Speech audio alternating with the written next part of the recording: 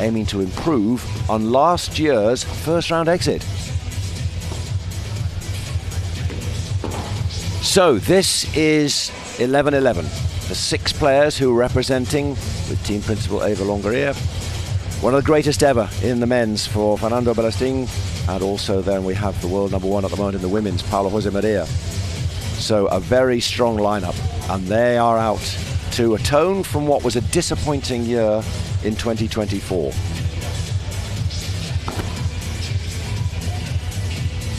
And they're up against team advantage.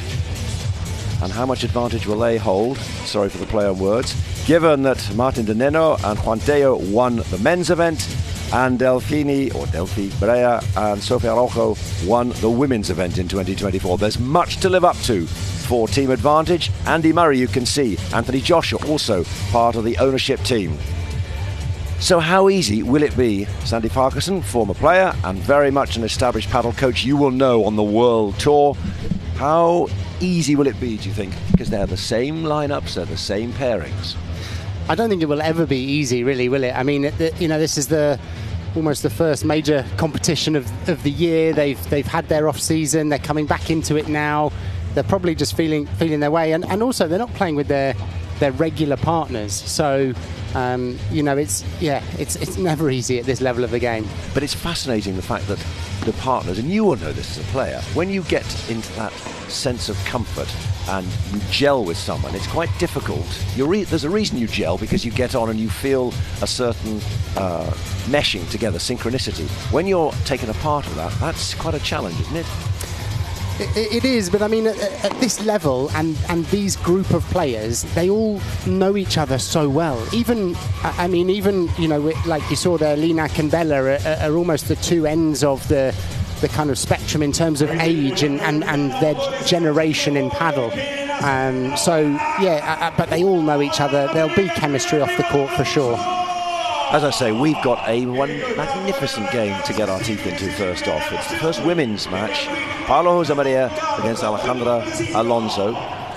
Paulo Josemaría ranked 1 in the world. Her usual partner is Ali Sánchez. She's also part of the tournament. Alejandra Alonso is ranked 16, a lot younger.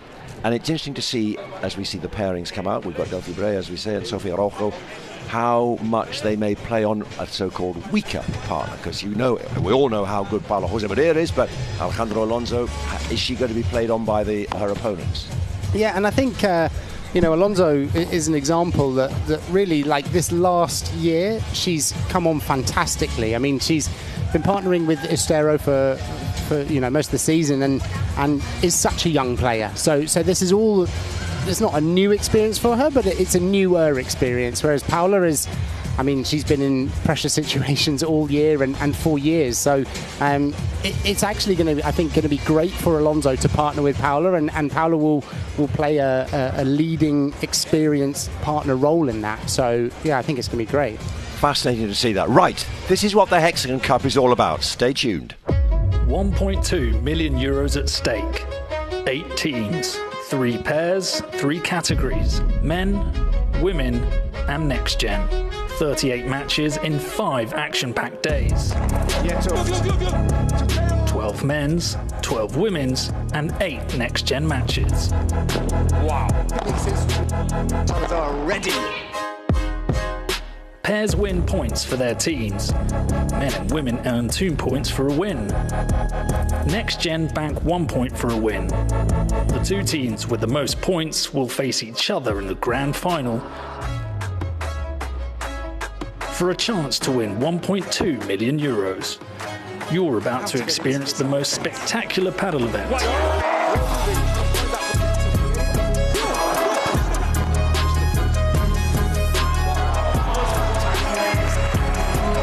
This is the Alpine Hexagon Cup 2025. And our first match is the 11-11 Team USA against Advantage. And we now need to meet 11-11 Team USA. Who are the stars who are going to shine for Eva Longoria?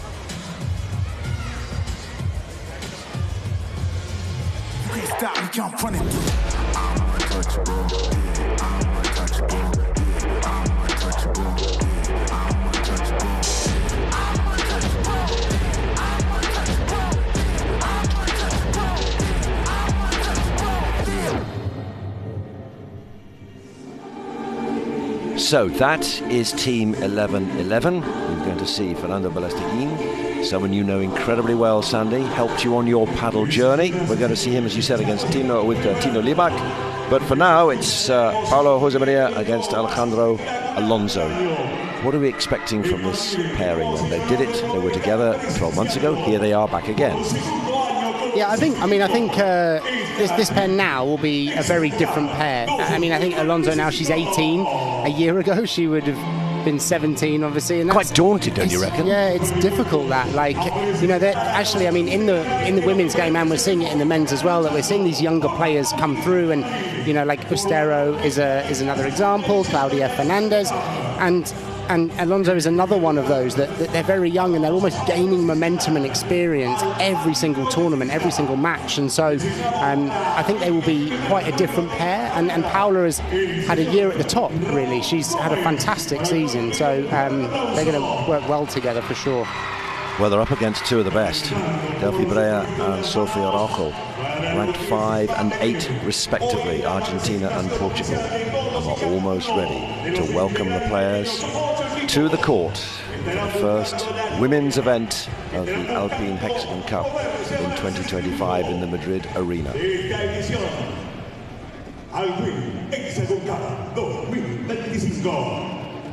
All these moments just building the anticipation. It's the first time on court.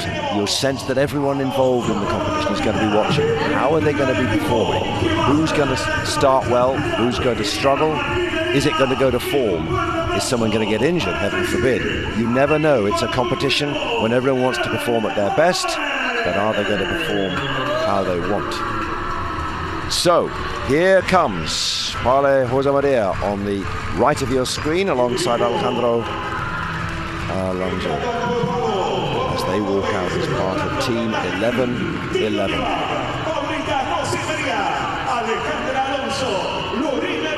All part of that team format. You're working together as a team. You're all contributing to one goal.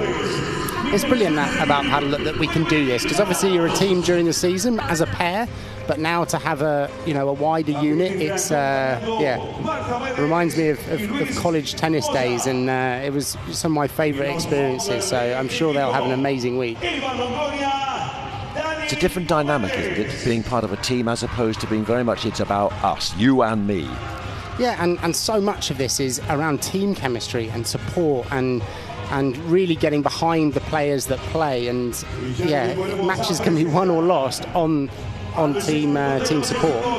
So team advantage waiting to be announced and introduced and make their way on court as well. Some of the best: Nenno, Tello, Delphi Brea, Sofia Araujo, and the next generation.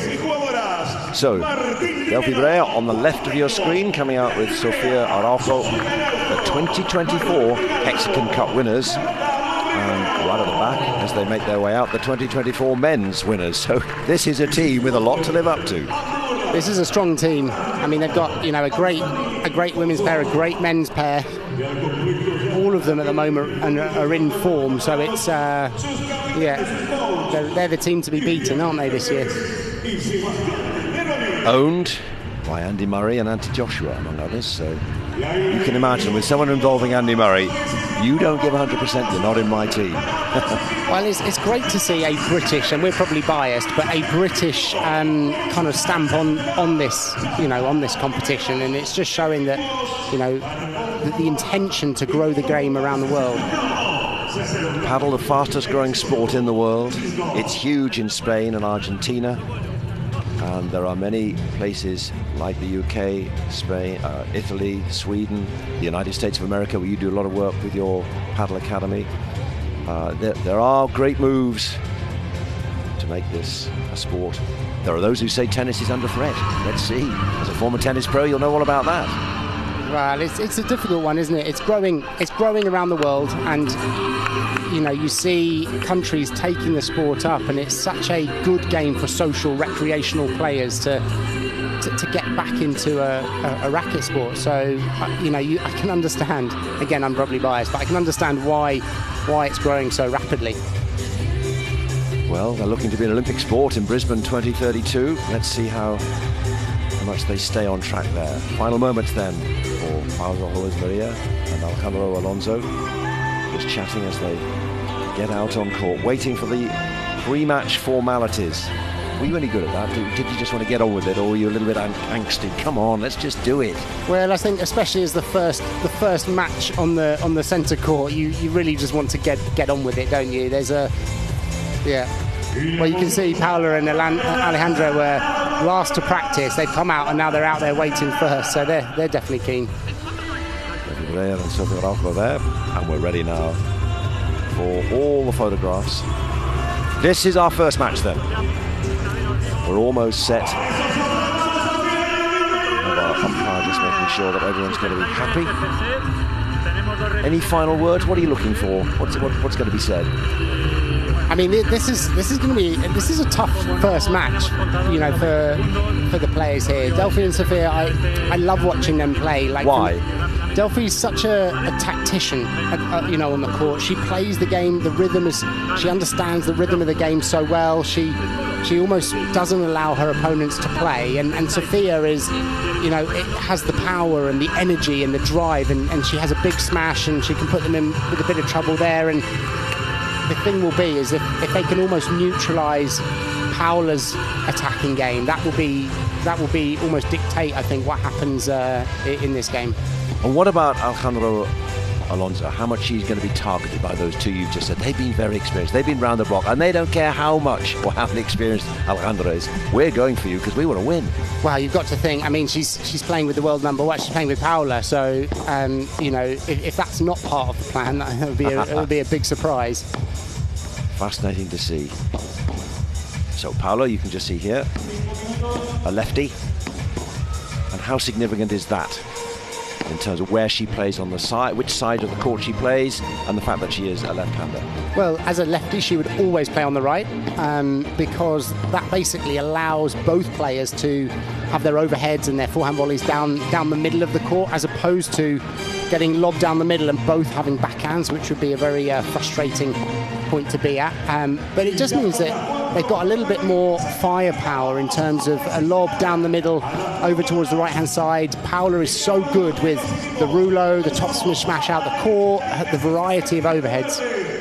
And Alonso now is, you know, she is basically playing a support role here. So she's playing a bit of a role as a right court player would play with a left court, because Paula's lefty. So her job here is going to be making lots of balls, being consistent, competing hard, and she knows that Sánchez normally plays with Paula in the season, and it will almost be to try and replicate that type of game, really. And I think she can do that. She's physical on the court. She's competitive. So I think that will work. Well, of course, she does play with a lefty herself, Alejandra Alonso, because Amanda Ustero is 17 years old. We're going to see her later today. Let's get down to our courtside reporter. Very good afternoon for the first time to Bruno Beccaracci. Good afternoon, Jonathan. Yeah, a completely different approach to the warm-up from both pairings today. As you said earlier, Paula Josemaría and Alejandra Alonso were out here warming up very early, just getting used to their surroundings. You can see just how close their team is here to the court. That will give them encouragement, some words of advice. I think for Alejandra Alonso, let's face it, it is a daunting prospect at the age of 18 to be playing alongside the world's number one. So the challenge for them today is team advantage over here. The defending champions, of course, presided, as you said, by Andy Murray, Anthony Joshua, two heavyweights. And they've got a lineup here that definitely packs a punch in Brea and Araujo, two established players. So it's a different, contrasting matchup here today. But the pressure is definitely on for team advantage, because, of course, 11-11 have already picked up a point earlier this morning with that win in the next gen. So let's see what team advantage can do out here in this inaugural women's game at the HEXAGON Cup. Thanks, Bruno. We'll be down there regularly. Bruno keeping us up to date on what's happening within the team environment, the team dynamic, what's being said, and what's being passed on. So now, let us meet team advantage. What makes them tick? I think it's time that they pay off. Let's go. Yeah, I bet on myself. Yeah, I bet on myself. I don't need you, I do it myself. Yeah, I bet on myself. Yeah, I bet on myself. Yeah, I bet on myself.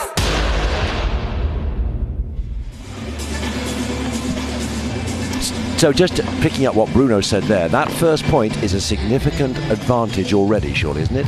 Definitely. I mean, it's interesting, the format for the tournament, where it's 2 points for the men's match, 2 points for the women's, and then 1 for the next gen. And that next gen is really, really important. It's an important point because now it means that 11-11 only have to win one of these matches in order to win. And so, in a way, it takes the pressure off slightly because they'll be out there thinking, oh, we can go for this a little bit more. We know we've got our men's pair that's coming on after us, so they only need to get one of them.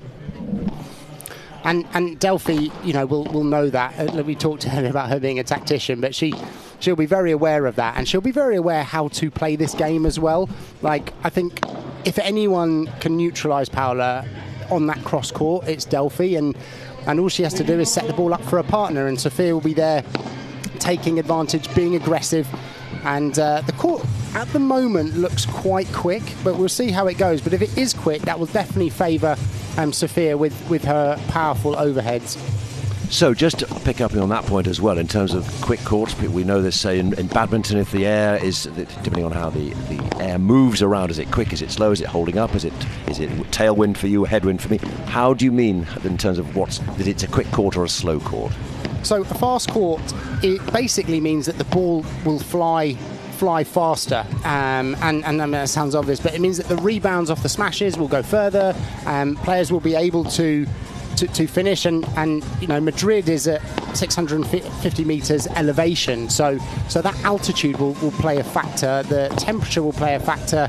As the week goes on, the court gets played in as well, so that will end up getting probably a little bit faster. There'll be more crowd in the arena, which will make it warmer, which will make it faster. All of these have quite a big factor on whether, for example, Sophia goes for a smash that she's slightly further back in the court.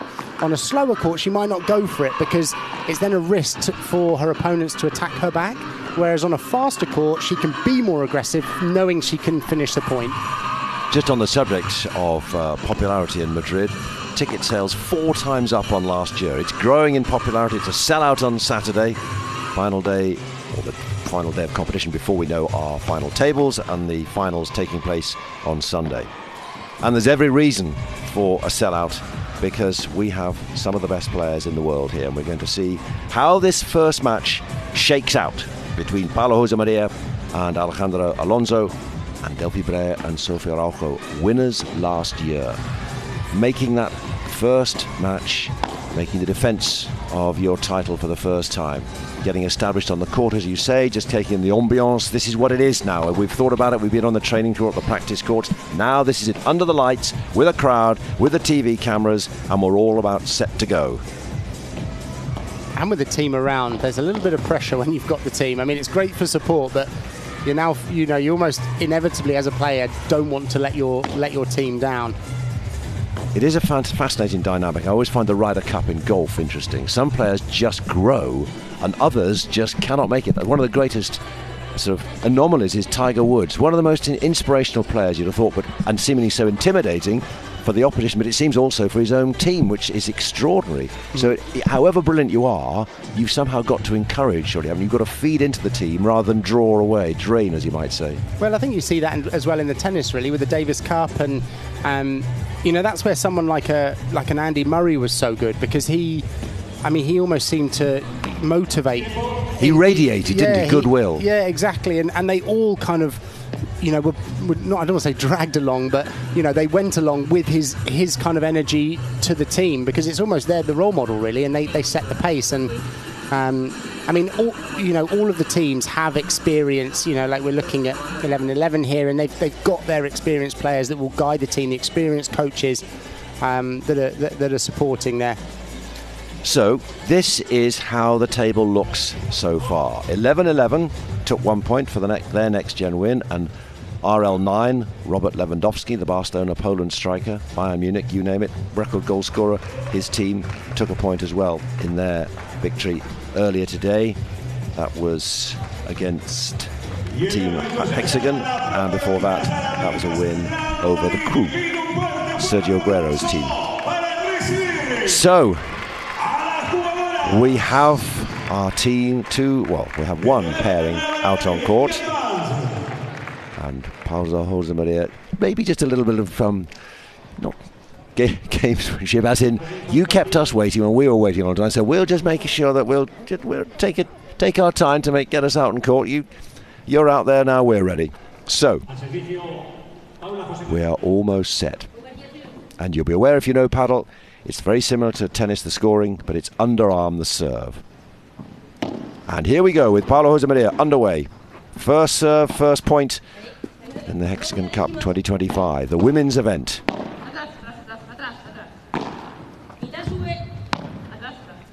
And we're already going into that cross-court rally, aren't we, of Alonso, Sofia.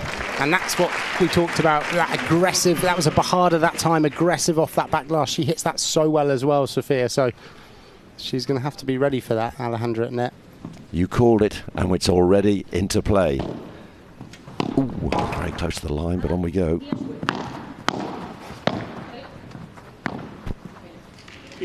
Unforced error, I don't see many of them. I mean, okay, it's the second point of the match, but someone like Sofia Araujo, that's one of her specialities.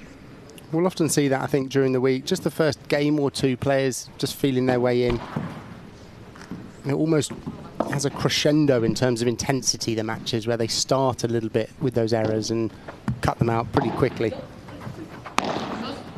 Yes, this. Some matches last 40 minutes, but you just sense, maybe courting and commentators curse, but this could, you sense, if things bed down as Paulo Josemaría would love, then Delphi Brea and Sofia Araujo are in for a long afternoon, and we're going to enjoy every minute and every point. So 30-15 to 11-11. Just out on that lob. So just to remind you, just to inform you, if you're watching for the first time, if it goes against the glass or the fence or the back glass without bouncing, touching the court, then that is a fault, and therefore a point to the team who were receiving from that particular shot. A few unforced errors here, and there's an unforced error there from Paula. Like we said at the beginning, they'll just be feeling their way into this game a little bit.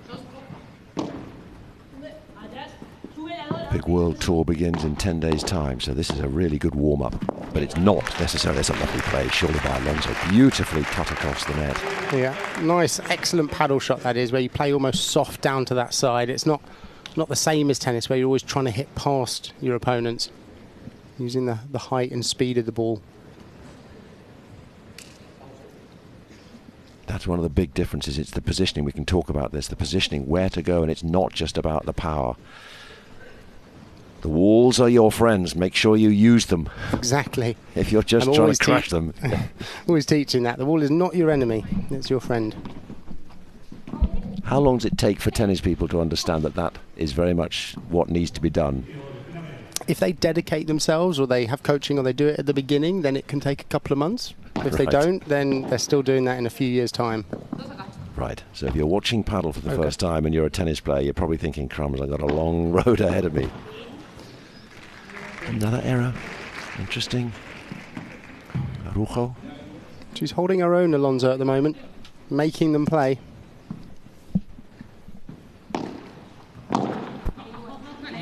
I spoke too soon.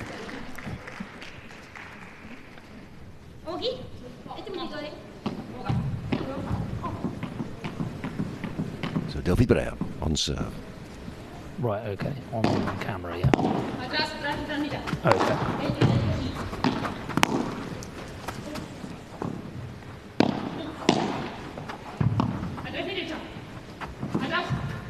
A lot of talking you'll hear between the players as they they're exhorting, encouraging, but also where to stand, where to move. I'm going here, you're going there.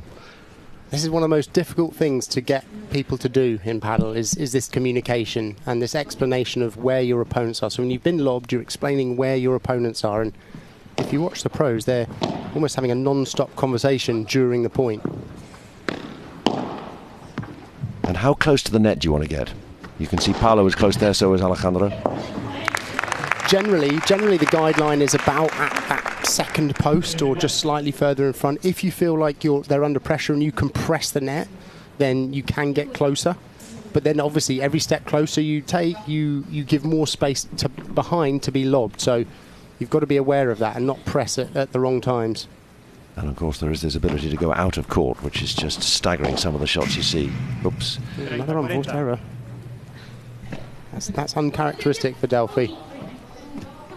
They need to tighten this up a little bit here now. Break point. Josemaría and Alonso. It's 2 as well because it's goal point.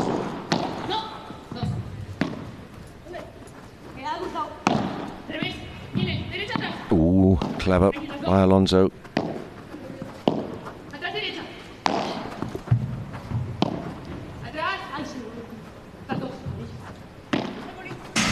Oh, well, there we go. Another error. There was a risky shot that as well, to play that backhand a harder angle there. So, Josemaría and Alonso take the first 2 games. Now the pressure on Alejandro Alonso. Her first serve in this match, and they're 2 games up. Oh. I think that was in, yeah. Oh, yes. Just before the glass. You could almost tell by the way it spanned. That was a precision shot there from Paula. Great volley. Well, this is going all to plan so far. Ooh, lovely change of direction Yes, there. beautiful. Such disguise as well. Yeah. And that's almost one of the most effective shots when you get in that position, almost to roll it down towards the fence. Nice lob. Yes. In 2 minds as to what to do, Josemaría. That's going to go somewhere. And it ain't coming back. You can see what she tried to do there, almost that little Chiquita followed by the lob, just didn't hit it anywhere near well enough, especially against Paula. Patrese out of the court over the fence.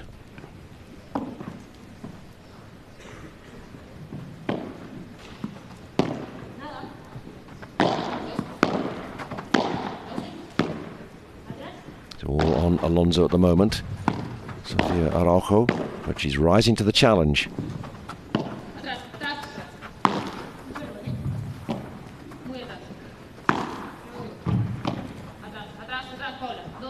It's good defending there from Alonso. Oof, that had some power on it. And that's why it's gone out. Even at this level, when you hit that lob and if it bounces too much off the back glass, look, you can see Sofia gets behind that ball, hitting almost a full speed smash at that. You either want to force them with the lob closer to the back glass or towards the corner if you can. One of the best smashers around, isn't she? She does. She hits it very well. Yeah. Very close to the, just over the net there from Delphi Brea. Oh, nice reactions from all of them. But it's still Josemaría and Alonso who hold the advantage and looking to go into a 3-love lead.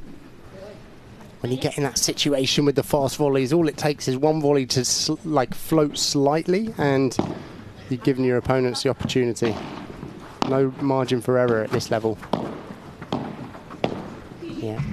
They're on Alonso all the time, aren't they? I mean, it's going to step up at the moment if they're doing as well as they are. Golden point. It's so good there. They played low down to the feet from Sofia. Golden point now. Yeah, this is a big one. So this is no deuce.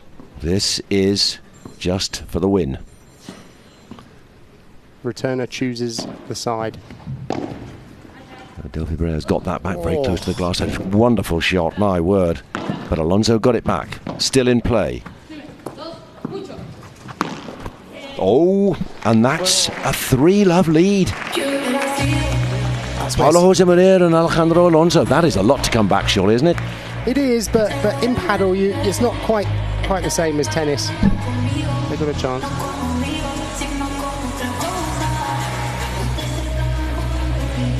Here we see one of that's a wonderful return, wasn't it? But how the balance and the poise to do that, not only meet it, but place that as well. It's very difficult as a smasher. When you've been lobbed down the line, it's very difficult to change the direction on the ball. So it's actually a really good tactical shot. So, Team 11-11 are looking good. Let's see what we can learn from our courtside reporter. Bruno, down to you, Bruno. Yes, Jonathan, the perfect start from 11-11. We did say they were out here earlier warming up. I don't know if that's had any effect on how they've come into the game, but I'm just going to come a little bit closer here so you can see the dynamic of this tournament, what makes it so attractive, the players and the coaches, but the teammates behind them. So everybody gets to have their say, everybody gets to have their input, and it's very interesting to see how this Paula Josemaría and Alejandra Alonso relationship is starting to unfold, with Paula Josemaría a little bit more serious, that sort of senior figure role, but Alonso definitely soaking up everything the world number one had to say, and so far so good for Team 11-11. You have to say that if you've got the world number one on your team, within your pairing, and you're not learning, then something's not right. And if she's as giving as she appears, and has been so encouraging, proactive, and obviously working so well with Adi Sánchez, then Alejandra Alonso is going to only improve, and that is only going to be the good of their pairing and their chances of success in 2025. Yeah, and it seems like Paula's got a lovely nature on court. Like, she's not, you know, like you can see here, she's talking to her, she's guiding her. She's not, you know, doesn't. It looks like Alejandra is comfortable playing with her, and that's really important. Sometimes, you know, when you have someone so much higher in the rankings, there's a nervousness, and they can put pressure on and be critical. But they seem so, you know, she seems so calming. Two Spaniards together on the other side of the net. We have Brea from Argentina and Sofia Araujo from Portugal. Game 4 with Brilliant. Josemaría and Alonso leading by 3 games to love.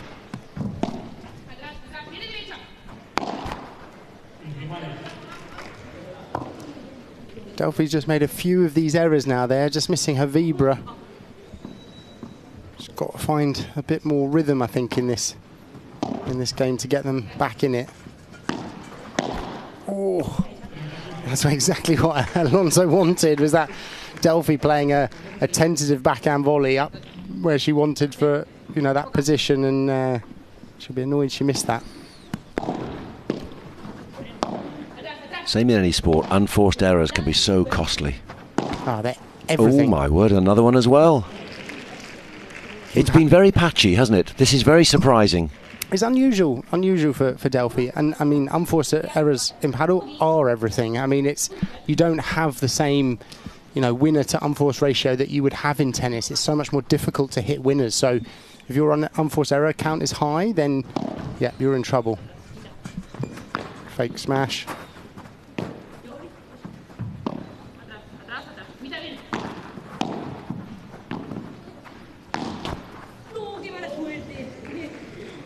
Ooh, what happened there? Hit the net. I think it just bounced disappeared, out to the door. Yes, but yeah. but if it didn't touch the ground before going out the door, then it's out, which I think it was. It was, but just to... How many times could you do that? Do the volley and make it run on the net and out the door. Probably not what she was going for. No. But yeah. Anyway, this is a big moment for Sofia Araujo and Delphi Brea. They need to get a point on the board or get a game on the board. Quick work. Oh. Ooh. Well, they've done it. At last. Yeah, they needed that. And even that smash, it didn't kick up as much as, I think, well, definitely as much as she was expecting. She was going for 3 meters there, and it just caught the top of the cage. So, Paula Josemaría. Second serve rotation, as you might say. Ooh. This is catching.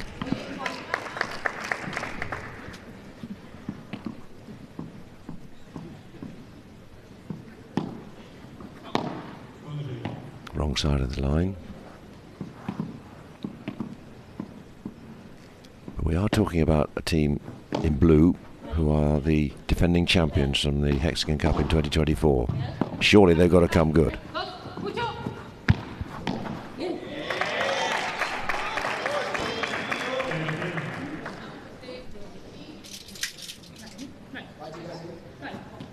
Sowing seeds of uncertainty there in that pairing. You wonder if that would have happened with Ali Sanchez and Paula Josemaría. They know their game, they know their play almost intuitively.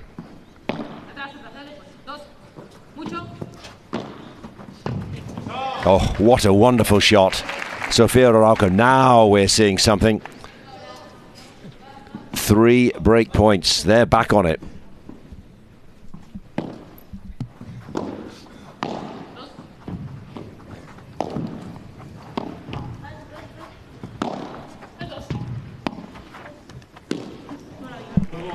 Good heavens. How many times have you seen that in 2024 by Paula Josemaría? Very uncharacteristic.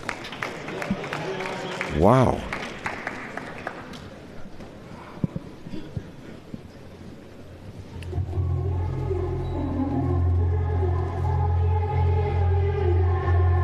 Right. We've suddenly got something. We've got a match on our hands. One stage it seemed, as they change ends and take a break, that Paula and Alejandra were on their way. Not so fast.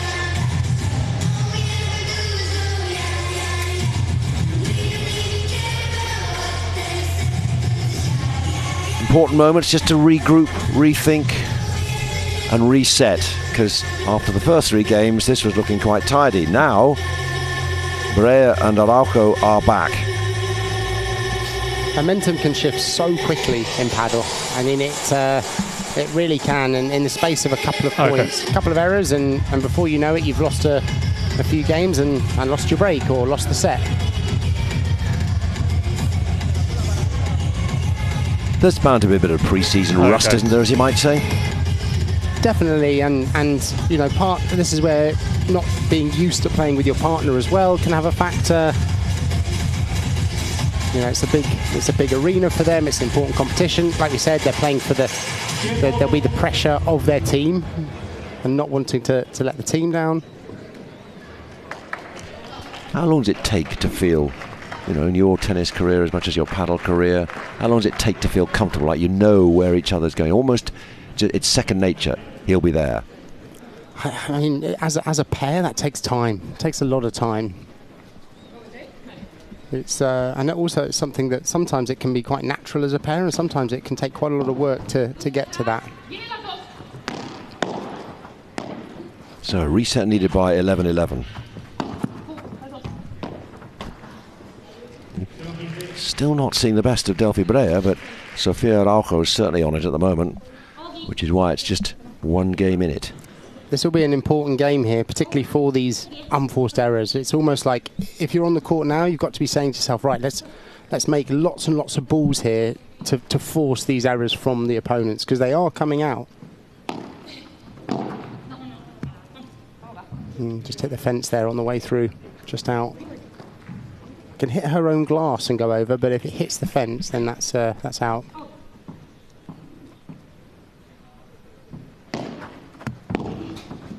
Oh, lovely. What a shot. My word. Little bit lucky. I don't think she was going for such an angle off that fence, but she will definitely take it at a time like that. Yeah. The fence, you're never quite sure what's coming. It's so unpredictable. Oh my God, and the same again on this side.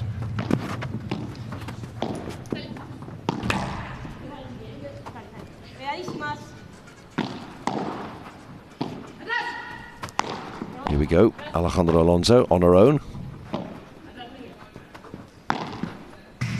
Oh, that wasn't meant to happen. Yeah, and at this level, I consider that an unforced error, really. That bandeja hitting the fence like that, she's got to make the balls at this stage. So, 2 break points for 11-11.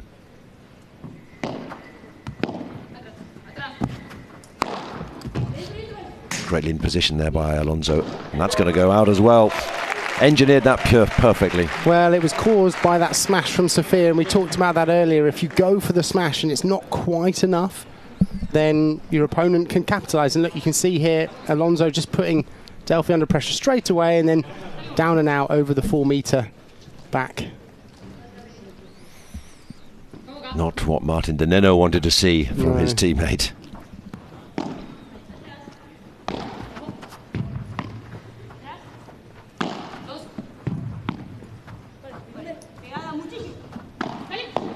is very much Alonso against Araujo, isn't it, really? Oh, hello. Delphi Brea's come into the equation. Well, I mean, I think that's what you would want if you're advantage, isn't it? You're really trying to put Alonso under pressure and hope that as a youngster she might not be as capable as Paula. Oh, wonderful. Nice slice down into the fence, creating that unpredictable bounce. It was risky for Paula to bring her in like that.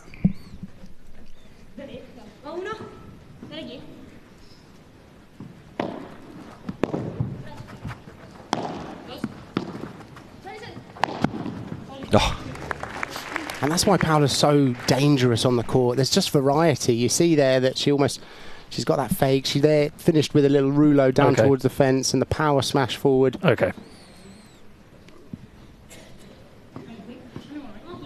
Back in the saddle at the moment. 11-11 on serve, leading 4-2, 15 all.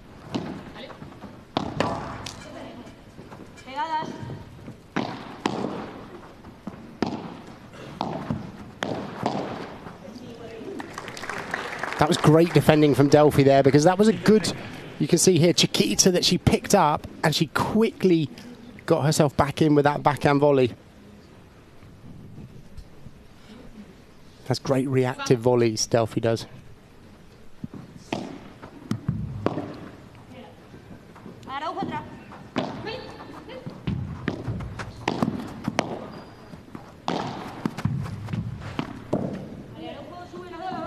Taking time, Alonso. Oh, my word, that nearly came off. Well, that was a risky attempt there, because Sophia was so close to the net, but pulled off. Now using these high lobs. You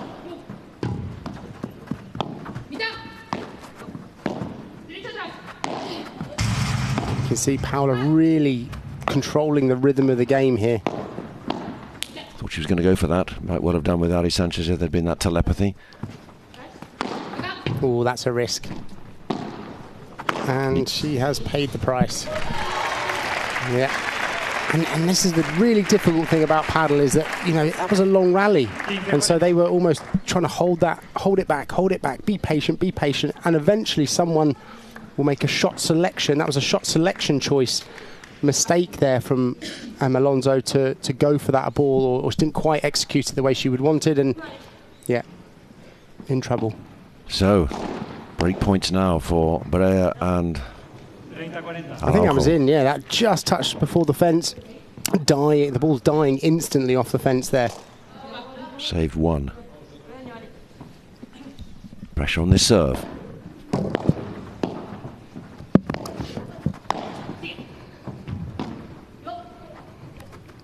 Paolo coming in and saying, I'll have that one.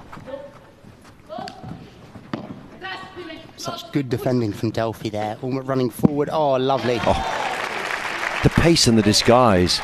Well, that's the difficulty. When you're against Sophia and she can hit hard, you're anticipating hard. And then she hits something soft to the angle like that, and you're wrong-footed. Beautifully played, 4-3. It's getting interesting again, down to Bruno. Yes, Jonathan, well, we knew that Delphi Brea and Sofia Araujo were two very established players, and it was really a matter of time for them to get back into this game. I don't want to come across insight here of the chair umpire and the players, but they're now being talked to by their two coaches. For anybody new to paddle, Seba Nerone and Cristian Gutierrez, they're two coaches, two of the best players in the world at the turn of the century, so they're very well advised in that corner, and I'm sure that everything that they're saying to their players is working very well, and it's showing their effects on the court, as we say, as Araujo and Brea have finally reacted in this match. Thank you, Bruno. So a great start by Paula Josemaría, if you're just joining us, but a great response too by Thanks, Mike. Sofia Araujo. Do you know how far across I can walk there? Delphi Brea to come to within 4-2, and now they're back to 4-3. Yeah. Sure. Okay, yeah. I lost them. I just wanted to make sure I wasn't getting in the way of anything. Cool.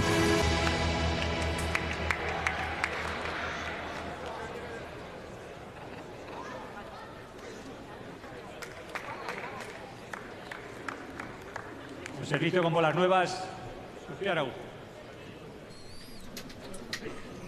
So, a change of ends, as in tennis. And so we're ready to go with Sofia Araujo on serve, looking to level it up at 4-all in this first set. And looks like that was new balls as well there, that she was just showing to her opponent. That's 7 games.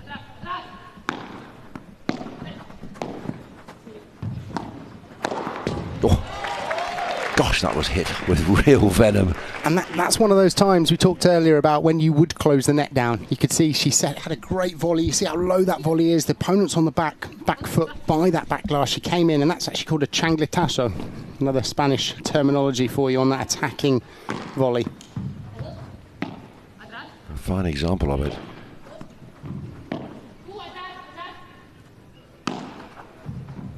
Oh, Paula's so comfortable. I mean, those are good vibras going into her corner, and she just made that look easy. That's why she's the world number 1. It's outside. It's gone. Yeah. You can see Sofia's warming up and now a little bit, hitting that ball aggressively. Now they're going to have to be careful not to give her any short lobs, especially with the new balls. She's very much in the groove. Delphi Brea still to find her way, although having said that, on cue.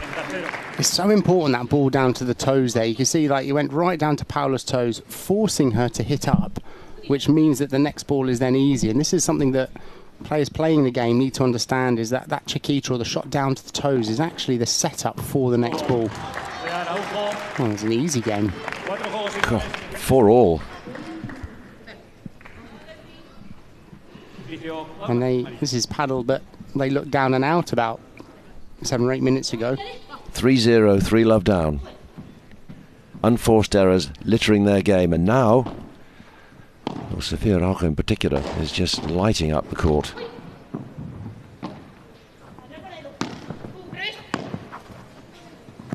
Great lob. Great, absolutely. A boast there by Josemaría. Let's see whether Alonso can manage to do something special. Taking charge.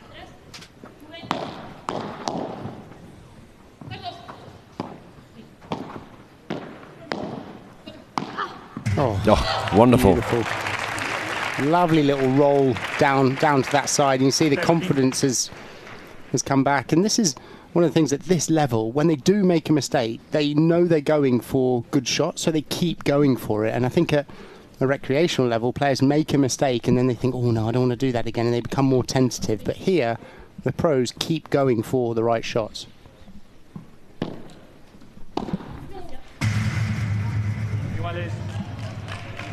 Straight into the fence. The noise almost just emphasises, doesn't it, that you've done something really wrong. It's almost as I was saying that.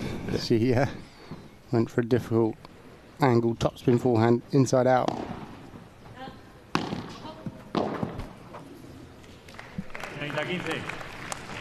Sofia's turn now to make a couple of errors. And that's almost as well with paddlers. Almost, can you find the point where both players are firing on all cylinders at the same time? And it's not usually the case. It's almost like you play a support role 1 second, and the next you're playing a bit of a lead role. As long as someone's got the lead, you're okay, aren't you? Really? Yep. That was always, you sense she was. Yep. She smiled, knew that was never. It was in the right place. Well, Alonso was lucky there because she went for this smash. She went for the 3 meters, but didn't quite hit it well enough. And she was lucky that Sofia didn't quite get into position there, or she would have been in trouble. So good service game at the moment so far for 11-11.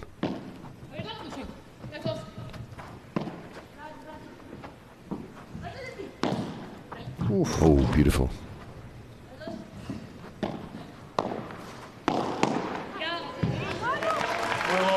Lovely power attack there from Paula coming in.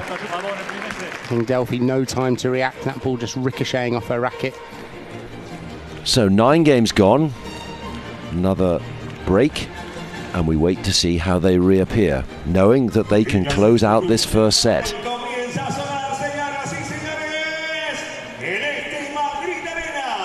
What was different then, do you think, in that most recent game? How did they approach it differently, or is it just one of these things? It's so difficult. I mean, this is so much the ebb and flow of a game, isn't it? That, you know, I mean, where they went 3-love down, we've come back to 4-all. Delphi's made a few errors. Delphi's now got herself back into it. That game, Sophia made a few errors, and it's almost like you've got to find that flow together. That, you know, and they do, and this is exactly how matches go. And it starts like this at the beginning, and then you often find that's often why you see so many 3 sets as well, is that it often takes a little bit of time to find that flow together, and it's almost like Delphi, it feels like Delphi's on it now, like she's playing well, she's controlling the game, and Sophia's made a couple of errors, whereas it was almost the inverse a couple of games ago. Yes. Team Advantage would like to announce that Delphi Brea and Sofia Araujo have now arrived on court, if you see what I mean. It's taken them time, but here's a big chance. But I mean, it's almost not taking anything away from 11-11. They're playing well as well. Alonso's doing a great job of, you know, keeping solid in the point. Paula now, you feel, is dictating a little bit more, isn't she? She's showing more variety of her overheads, and she's such a talent that it's almost like if they let her play too much, then it can go back the other way again.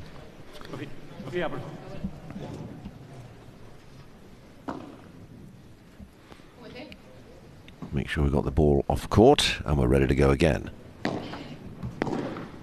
Delphi Brea.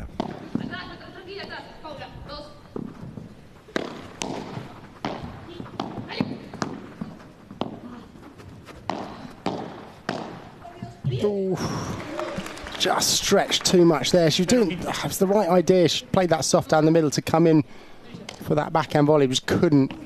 You can see it was almost too much of a stretch, really, to also control the racket head.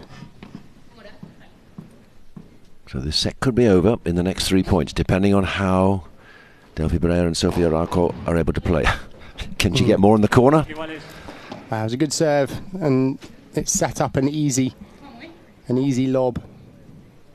And now that Delphi and Sophia are hitting their smashes well, they're definitely not going to get away with something like that.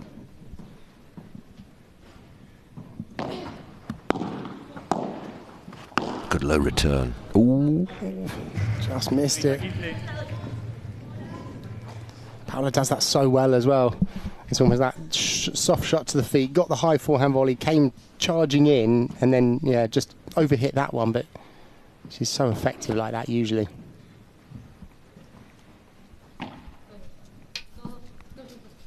Let, as in tennis.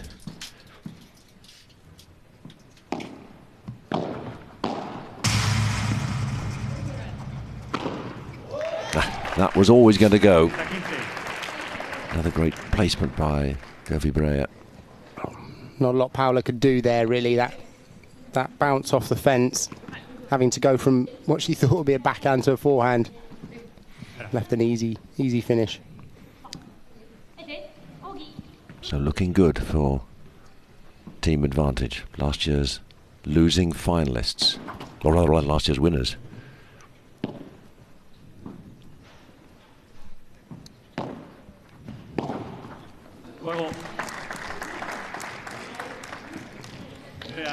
Kind of gave them that game there a little bit, didn't they? I mean, that was just a relatively easy serve for Paula to hit the return back in, but making another unforced error.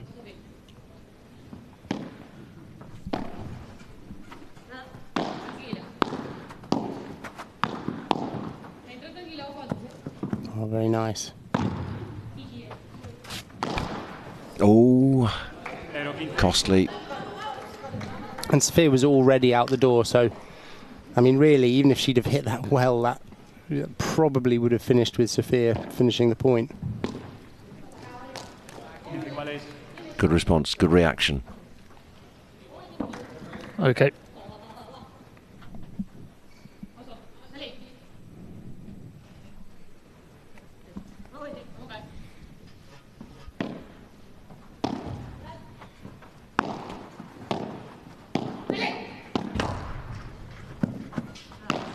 Late call seeming there for Alonso to take that. There's ever so slight miscommunication sometimes with the newer pairs. Oh, she's in trouble with that. Yep. And again, it's almost going for that smash at the... I don't know what to say, it was the wrong time, but the combination of, you know, wrong time and execution has meant that Sofia has played a ball on top of the net, and that's one of the dangers in padel, is almost going for that smash and giving your opponents the opportunity to then finish the point, whereas a split second ago you had that opportunity. It's important, you know, such important, the shot selection of it.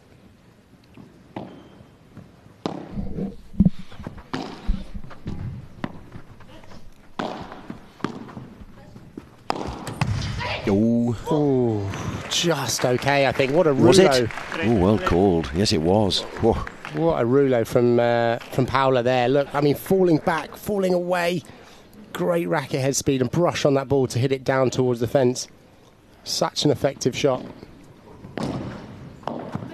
So low over the net, that. And that's a wonderful shot as well. The follow-up by... I think it was out. Oh, really? I think, yeah. It was a risky shot to come running in and to play that forehand angle back to that side. It's one of those where, had she hit it in, we'd have sung her praises, but...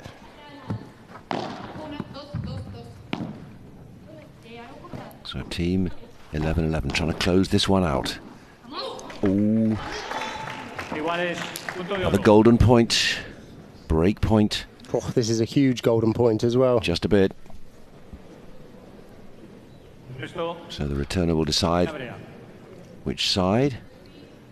The other thing is that this last year they've played the year without golden point. It's gone back to normal juices. So it changes the dynamics.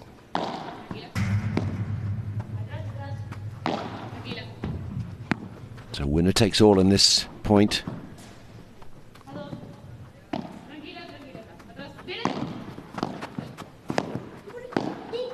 Ooh. Oh, again, that smash. Deja vu. Again, going for the smash. And for me, that's experience. That's experience. That's, you know, especially in this situation, especially if you look at the last few times she's gone for that, to go for it in that situation. I mean, that was almost the exact same thing that happened a few points ago, where Sofia then plays this shot down in the corner. There's not much she can do. She's right on top of the net, down and out.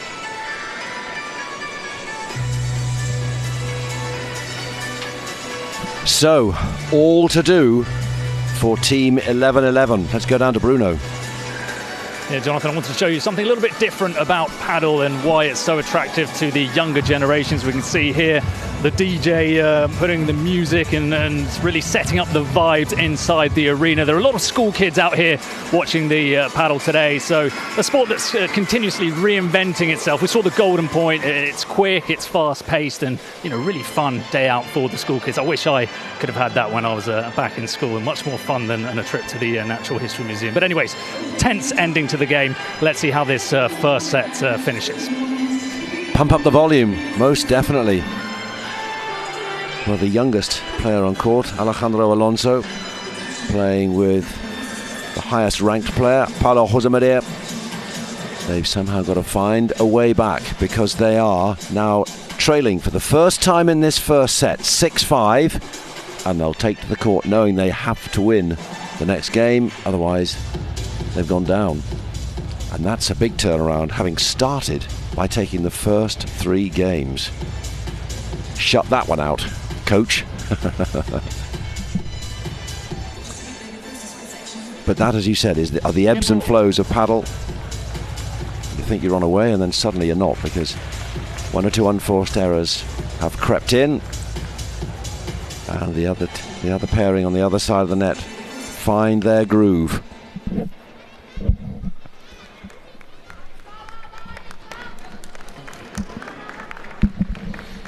This is an all-important game here now. 6-5. Sofia Araujo then to serve for this first set. Yeah, looked out. Looked just long.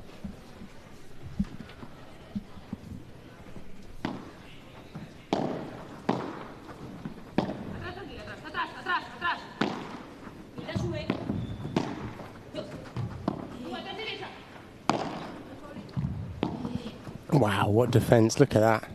Amazing. Makes it look so easy and so natural. Defending that Weber in the corner is anything but easy. When you get onto a court, Jonathan, you'll see that it's... I know, I have tried badly. Ooh. Oh, a little bit lucky there to hit that smash off the fence and take it all the way back. But you make your own luck, she'll be saying. Yeah. That could quite easily have hit the fence and bounced up for them. She would have been trying to go off the glass so that it would have carried all the way back to her side without taking that risk. So first point in what could be the decisive game in this first set. And there's another point. And they've really just firmed up their game, haven't they? There's, less of the unforced errors. They're almost choosing the right times to attack.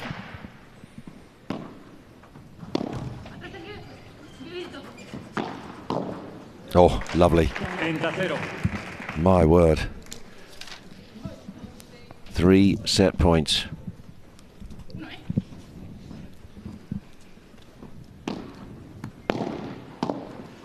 Oh.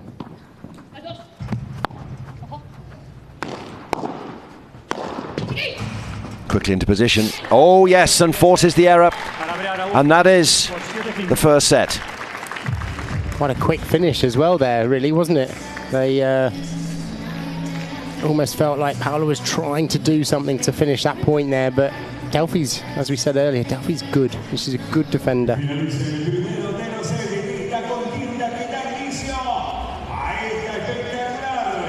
Well, what a turnaround. 3-0, 3-love in favour of Team 11-11, and then there's a look from Delphi Brea. Right, advantage, we're here. Next. She means business. Yep. They are, of course, the defending champions, so therefore, to lose your first match, the first match in your defence would not be a good look.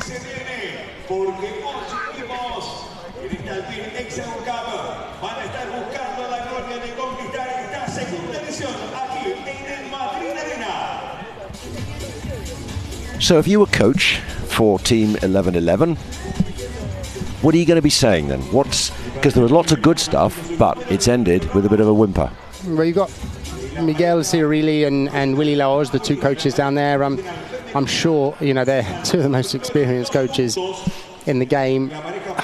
For me, I would be almost trying to get Alonso to be a bit more patient in a way. Like for me, those smashes and going for too much has almost been what's let them back in. Sophia didn't have the confidence at the beginning, but with this PA system, it's impossible. It's almost given her the confidence by going for those smashes that have bounced up and been aggressive. So I would almost keep the game plan like they did at the beginning, which is almost force long points. Lots of using the high lob down to the toes. They were doing a lot of like chiquitas down to the feet, and almost not feel the need to rush the point. Well, these are the highlights, as you can tell, of the first set. This is the one, exactly this. And we saw, well, I think kind of four or five similar types there, where it's just not the right shot choice. Cambio de lado, seguimos en el mismo lado. Chicas, cambio de lado. You can see, Paula's playing in those two locations, trying to get more involved, and she's coming forward. She's trying to get in there. You see the heat map there at the net, and back in her corner where Delphi is forcing her into that corner. Let's go down to Bruno. We'll go to delayed pleasure. Let's stick with the action then. So, set 2, about to unfold. 11-11 against team advantage, and it's Paula Josemaría, world number 1, who gets us underway.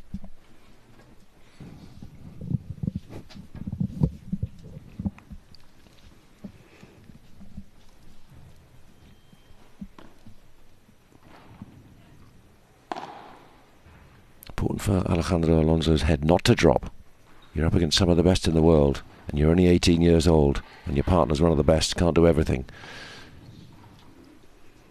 Keep it natural, keep it positive. Nice attack there from Paula.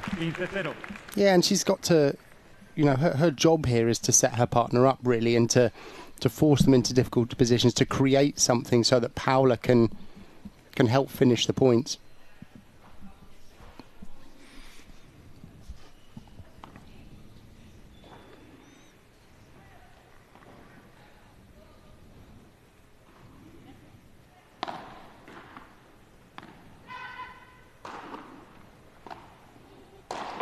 Go, go, go.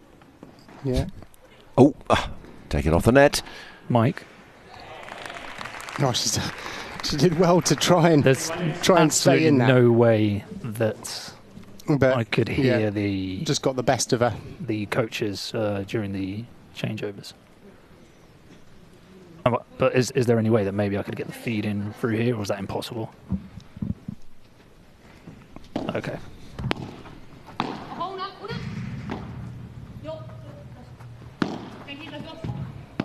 Josemaría taking charge of that point, or that shot. Look at the defence from Delphi, though. I mean, that was a good vibra that she hit in that corner, and Delphi's almost just playing the lobs over her head. And again, I mean, really, Paula threw what she could at her in those few smashes.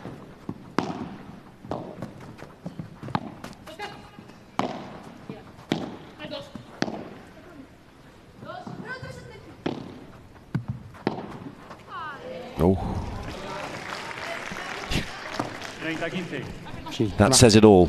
Yeah, almost missed the easy one. She defended all of those vibras that went in the corners and all the difficult shots, and then missed the easy one, which can often be the way. You apply so much concentration to the difficult balls and then had too much time to think.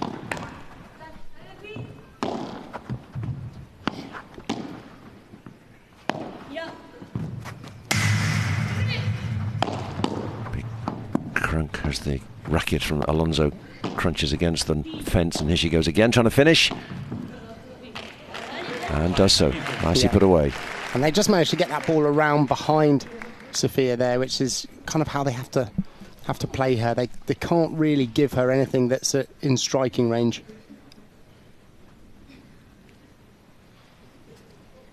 The big difference is where it is the playing around, it is the thinking. You use all corners of the court. Not just about the force or the placement. It's playing with space. It's the important part of paddle. Again, right down to her toes. Yeah, very nice. Very good. Dug it up once, but not twice. And that's the first game of this second set. Look at that, right down to her toes. And it's such an effective shot in paddle, is making the opponents hit up to then attack the next ball. Just to say, as part of coverage of the Alpine Hexagon Cup in 2025, you will be able to choose your player of the match. And the QR code will come up on screen very shortly. There it is. And you can vote for your player of the match using that QR code. Is it Paula, is it Alejandra, is it Delphi, or is it Sofia? Josemaría, Alonso, Brea, or Araujo? Who would you be casting for at the moment? Oh, it's difficult, that, isn't it? Right now, at this current moment, I think Delphi's playing the best, but she definitely wasn't at the start of the match. I think that was why my vote would have gone for Sofia, just keeping them in it. Let's see who will then apply the finishing touches if they're going to do this in 2 sets. Best of 3 it is. And if we're level in set number 2, we will be going to a super tie-break, which is the first to 10, which is the equivalent of and then a third set, as you might say, but it'll be points 1, 2, 3, 4, 5, 6, 7, 8, 9, 10, not the tennis scoring. Yeah, just enough there. She hit that power smash so that it would hit the fence, making it more difficult to defend. It looks like the court's quite quick, but not so bouncy, which is often happens when the court has been, you know, these are temporary courts that are put in, obviously, and it takes a little bit of time to embed.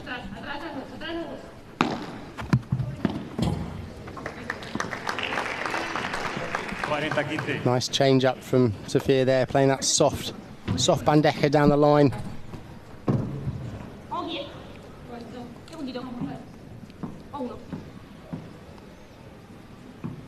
good response at the moment from Delphi Brea and Sofia Araujo.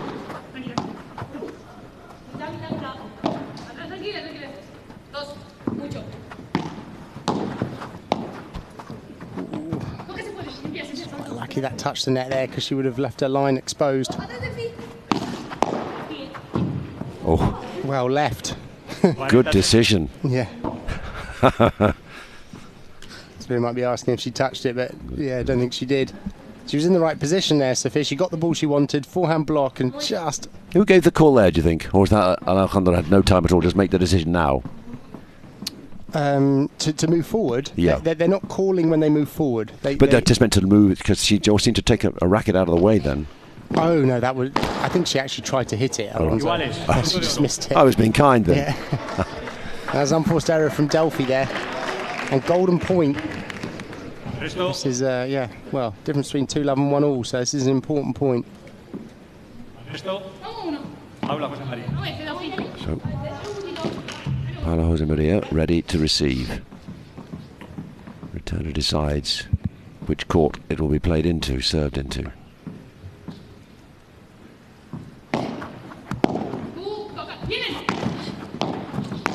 Oh, wow, from Delphi. That was great defensive play there to keep the net. Oh, Paula! God, that she would, if she'd have said, what ball could I possibly ask for off that shot, she would have said, can I have a high forehand volley that floats? And that's what she got.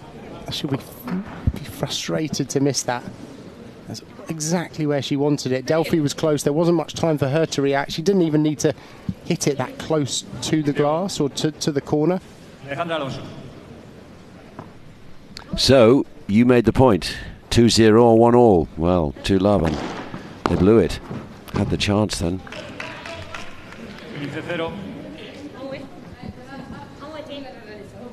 Okay.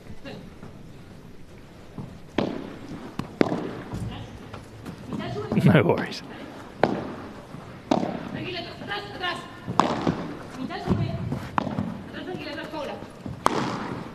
Good defending, nice out. Nice vibra there from Sofia, just a little bit more pace, forcing the ball further up the court, therefore Alonso having to turn that much faster and come with the ball. She wasn't quite able to do that. Yeah. Okay. Yeah.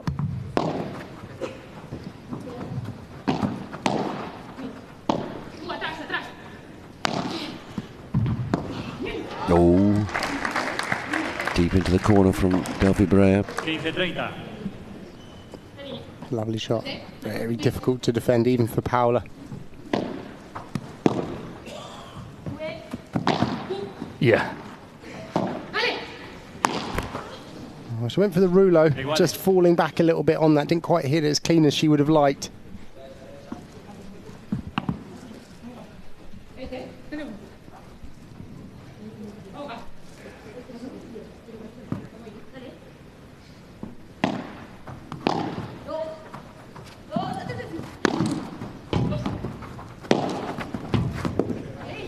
That's the one she likes, the one she wanted, wasn't it? That on that golden point was that high forehand volley.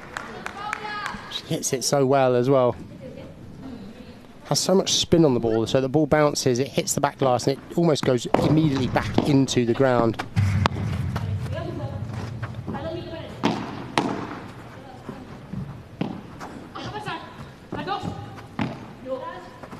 It's good. You feel like, oh, unforced error. I was just about to say that Paula and Alejandro are attacking well. They're kind of, I'd say, more intention in the points. They seem more in control at the moment than they have been. Certainly in the last few games of the first set, they seem to lose their way. They got a bit rattled, hurried. I feel like they've almost just found their rhythm a little bit and how they're playing. I mean, if they could just cut out like that unforced error, like a few unforced errors. All right, goal point.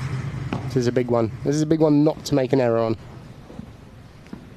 Remember those words, not to make an error.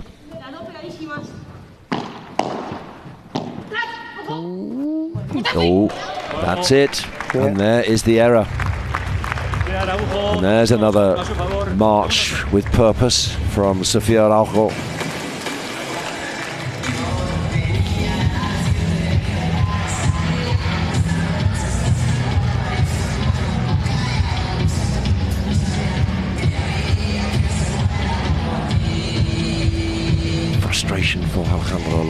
knows what she wanted to do, knows what she needed to do, but it didn't come off. And that's given an extra spring in the step for those wearing advantage blue. Let's go down to Bruno. Yeah, Jonathan, we're going to head back again towards the 11-11 bench. I was going to say dugout, obviously not the same terminology in paddle than in football, because things have changed drastically, haven't they, here for this team. They've got off to such a good start. You can see here how they're talking with their two coaches. It was such a good start, but it has completely turned around, and you get the feeling, seeing Paula Josemaría up close here, that we were talking about the pressure earlier for Alejandra Alonso, but how about the pressure for the world number one? She knows that she can't be making mistakes. She knows that she's the one that's got to really lead from the front here, and it's interesting just to see how the dynamic between these two players is playing out in this match. So let's see if they can respond, if they can get to how they were playing earlier in the match and turn things around here against Brea and Araujo. Thank you, Bruno. 7-6, 6-1 against Brea, González and Claudia Fernández in their opening match in 2024. It's always good to get a win first off in the first match, isn't it? Just to get that sense of, right, we're here, we've arrived, we've got a point on the board. The longer it goes on when you're struggling, it starts to build and it feels pressured. Absolutely. I mean, getting that win on the board is crucial, just to relieve a bit of tension, I think. And almost that's what you would say from the next gen winning that first match, is like, it's so important coming into this that there's a slight lead. How they would have loved to build on it, Paula Josemaría and Alejandra Alonso.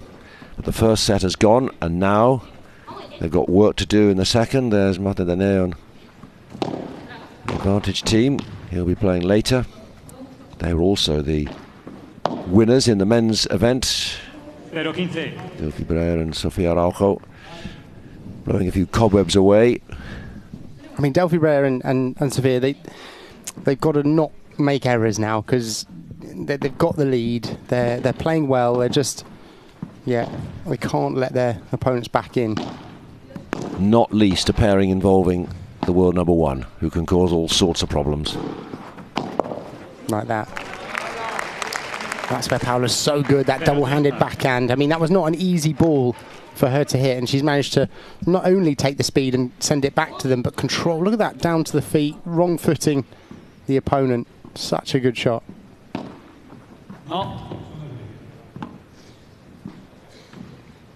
What makes her stand out? I mean, that sounds a silly question one way, because there are lots of different facets, but is there one or two things where you go, this is why she is just absolutely at the top of her game?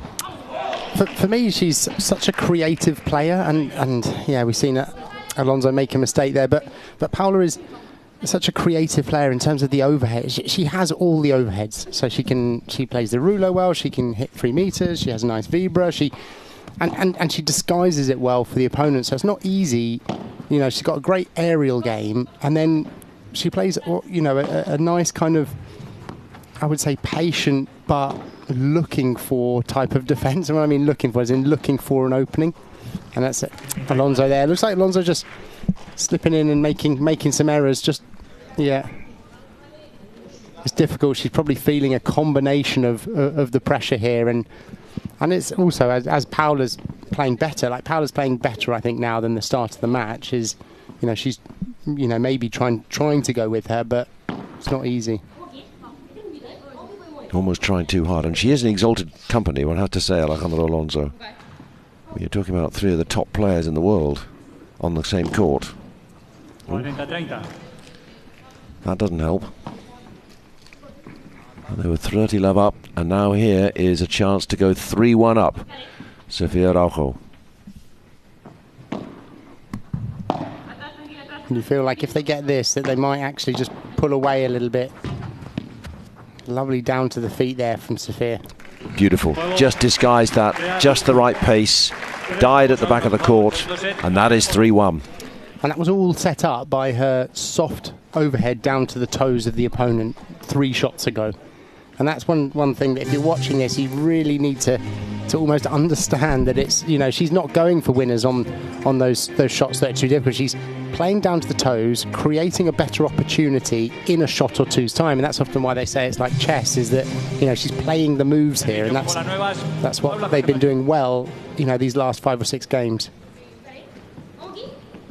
Yeah, chess or snooker, manoeuvring people into the position you want them to be in without them really knowing it.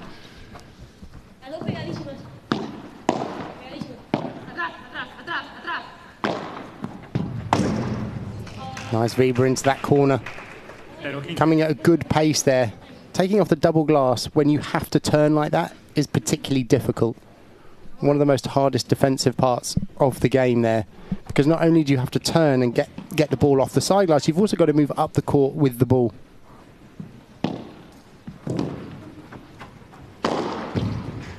Oh, she's out. Just... Yeah, that was a cannon fodder there for Paula. That was just a short lob.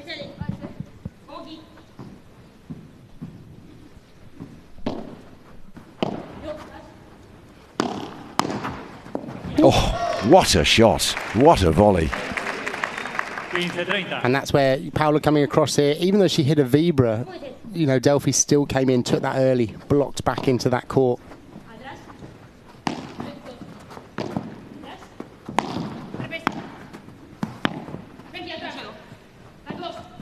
Just sense that Brea and Araujo sense a big opportunity here.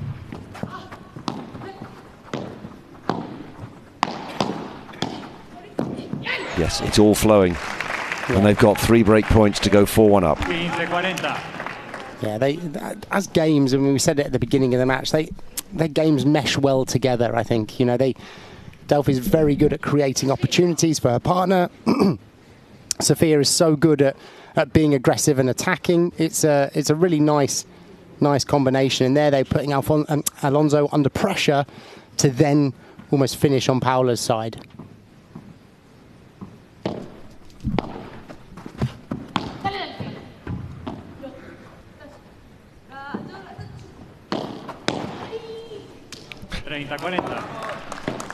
It's almost like every time we say something like that, the next point. Yeah.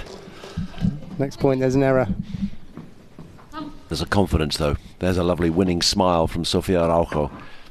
Sofia's always smiling, I feel. I feel like she's always having a good time on the court. Oh, well, don't know with the smile now. No. Try and plan for that one. Another golden point. To be fair, she was in exactly the right position. She was in the right position. You can't beat that, can you? She got the ball that she wanted. She was forcing Alonso back. Goal point. I've almost missed these. Makes sense to me, but let's see if everyone else goes. Short smash, yes. And yeah. Goodbye. So they got off a hook there. They got lucky. 3-2, that makes it very different. 4-1 would have been pretty much on their way. But 3-2, a change of ends. They've got to believe once more.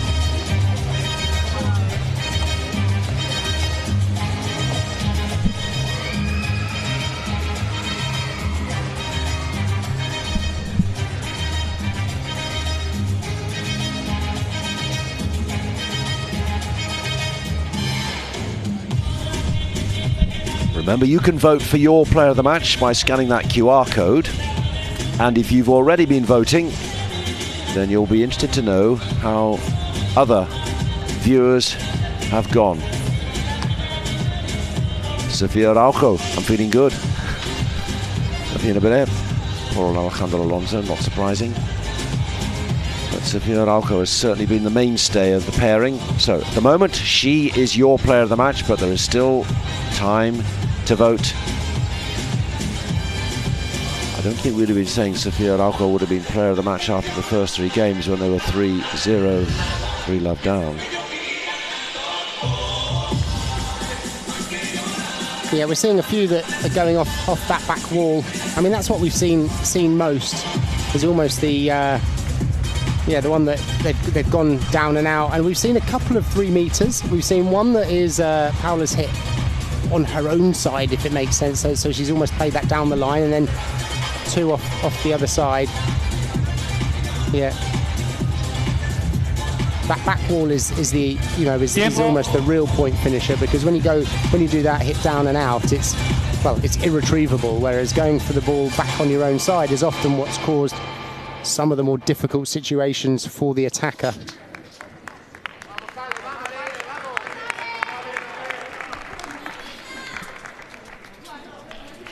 Just a quick look on court at both pairings, and you can tell by the body language who is enjoying themselves more at the moment. In blue, team advantage on serve, Delphi Brea. 1 set up and 3-2 up. And that's a lovely shot, isn't it? Yeah, that's the one. That's the one that she's been wanting to hit throughout the match. You know, wasn't a particularly easy one, but she caught it at the top of the racket where she needs to, got the right brush, and it just kicked nicely over the 3-meter fence. Oof, what a volley. That stayed low. Excellent slice on that ball into the corner. Didn't give Paula the time to turn there. You can see she ended up on the floor. And that in itself is a rarity, isn't it? So that tells you the quality. Just since Araujo and Brea is turning up the heat. They've definitely found their form in this. A hint of what's to come in this tournament if they can go deep like they did last year on the way to winning. Oh, beautiful. An unforced error there from Alonso. You feel like might have been the pressure or the situation. She won't have played a lot of these kind of team matches. She's played more and more, obviously, high-stake matches, but not so many of these team ones, so it's going to take a little bit of time.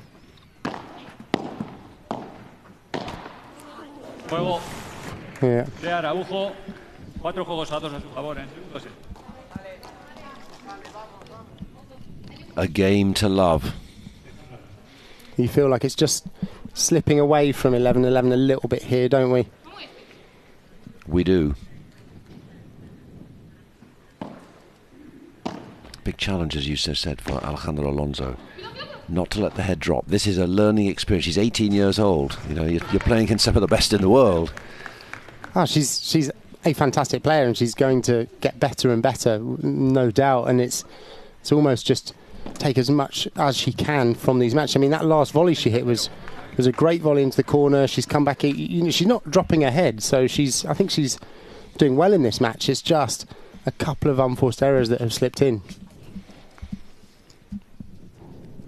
Number of a win last year in the International Padel Federation Platinum Series in Mexico. A few semi-finals, a couple of finals as well. It's all very much part of the learning curve, as opposed to, at the top level, the majors and so on.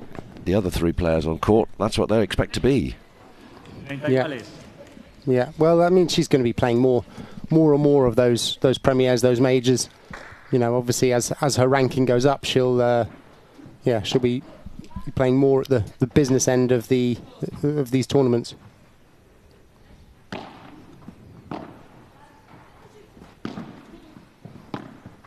Delphi's so good at changing the pace there. Defending one corner, coming across to the middle, playing that Chiquita with a backhand in towards the fence there, just making them play ball after ball in a difficult or uncomfortable situation. It's the disguise as well, because she had a whole court almost to aim for and just managed to hide that completely where it was going. And Delphi doing it again. Look, a perfect lob off a good vibra from Paula. Ooh, was that in? Just. A little bit of miscommunication with Alonso and Paula, which is normal really, because they haven't played a lot together. So. I think the writing is on a screen, because she's just looked up there, and a sense that this is drifting from 11-11, because set in 5-2 is not an easy comeback, especially as the momentum is firmly in Advantage's favour.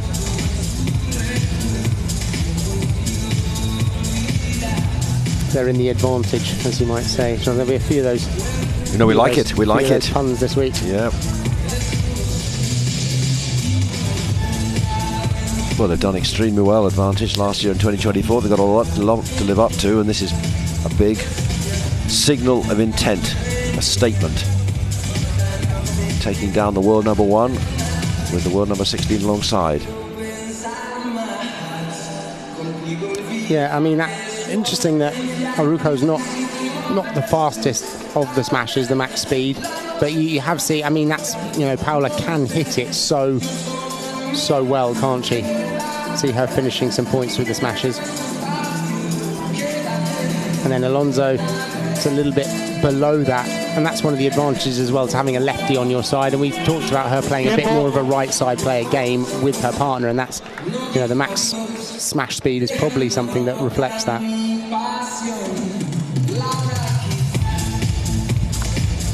So, Paolo Josemaría and Alejandro Alonso take to the court, knowing they have to win this game and the next one and the one after in order to stay in this match. That is a tall order, but let's see. They set off with 3 sets in a row rather, so want to end this second set with a flourish. That was a risky smash there from Sofia. Even if that had gone in, she was exposed on her side.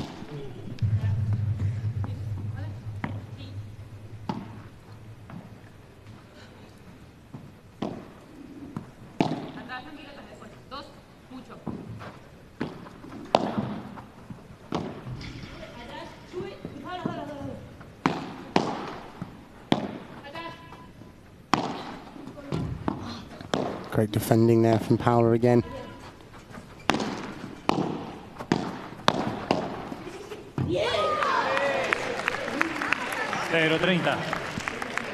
They'll like that. That'll do. Well, they 0-30. They can't get complacent here because, it, you know, as we've seen, it's a roller coaster. So they've got to keep the momentum up. Otherwise, it could very easily be 5-4, 5-all, and then suddenly you're fighting for the set. Trying to focus on Alonso. That's 2 shots in a row there.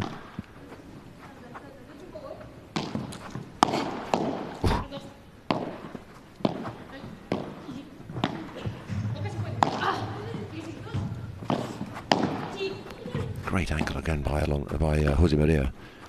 Great covering from Delphi to get in that position, and excellent play. There wasn't much that Paula could do there. She was forced against the back glass, and that's a great time to use that fast, flat smash of Sofia's, because it doesn't have to be as accurate when your opponent's got their back against the glass. They're all in the right-hand court, really, aren't they? Well, both of them, rather. So, well engineered, well manoeuvred.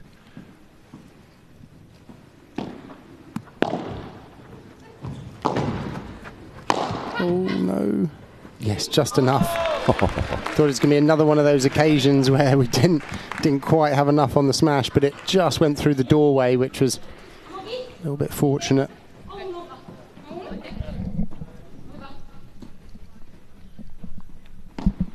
Big point. Oh,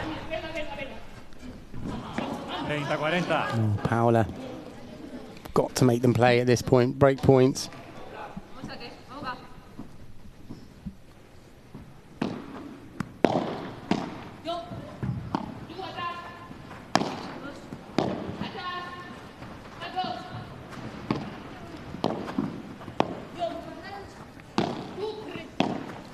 Lovely hands, these two on the cross court. Oh, done it again. And that is 5-3.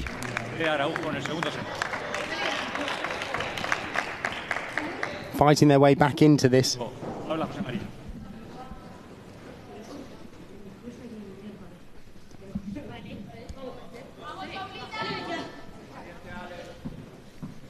So here comes Paolo Josemaría. What magic has she got in her racket to try to bring it even closer? Whoa.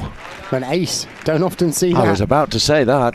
That's very special. There is some magic. Oh, I think that took a bit of a bounce off the glass there, and Delphi wasn't quite expecting that. Well, there's an indication what may come. Another good serve. Oh yes, beautifully played. I mean, Delphi just read that so well. She was in that position before Alonso would hit, and really Alonso's got to start expecting that. I think Delphi's done that a few times now, where she's come up the court, she's ghosted in.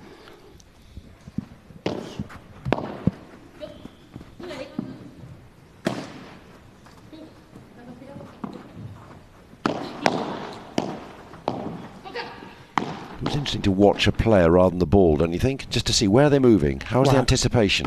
I mean, this is what makes the game so interesting, is that you've got to watch the play, you've got to watch the game situation evolve. And again there, Alonso taking the smash at the right time because Delphi was pressed against the back glass, and so then you can go for your smash with less risk. You see, look, her back is almost on that glass, and so now, if it isn't the best smash in the world, it doesn't matter because there's no time for your opponent down that line to come forward. Often call that the winter smash. The winter smash? Yeah, because the ball doesn't bounce as much in winter, so often you want to hit faster and flatter. God, down the line there. Or very close to the glass.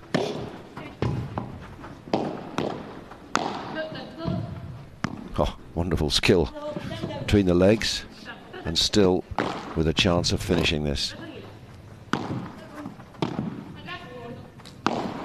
Oof, good change with the Vibra there. Delphi showing her array of overheads. 30 iguales. Almost hit that like the kind of fast bandeja on towards the fence there, but she had the angle. So 30 all, 2 more points, and this will be match done for Sofia Araujo and Delphi Brea. Pressure Oh, then. 2 more points, and it's 5-4, and there's a pressure on the serving for the match.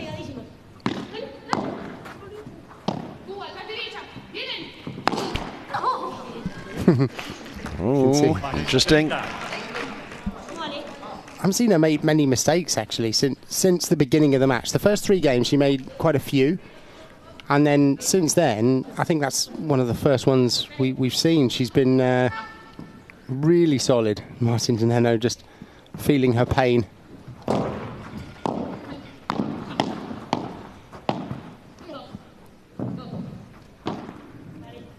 Is that in?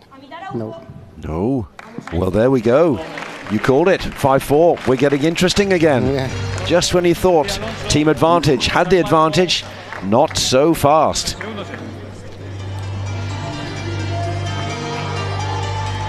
So, Bruno, this is getting quite tasty down court side.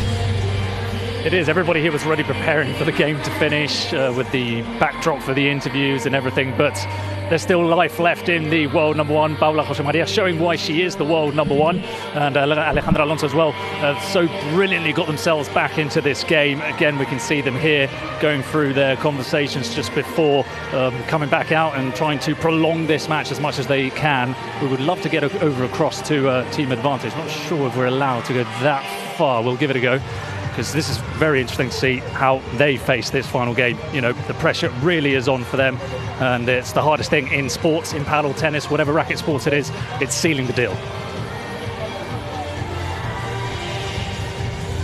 Indeed. Can Sofia Araujo and Delphi Brea seal the deal for team advantage? The defending champions played 3-1-3 in the Hexagon Cup in 2025, and they were looking on course for a record of played 1-1-1 in 2025, but it hasn't worked out quite as they thought. 2 games have slipped by. Credit to Alejandro Alonso and Delphi Brea. So placement here for the 18-year-old. Closer to the line, very few pushed out towards the fence or the glass. But she will be receiving, as will Paula Josemaría. We're waiting now for Delphi Brea. A chance to close out this set and match.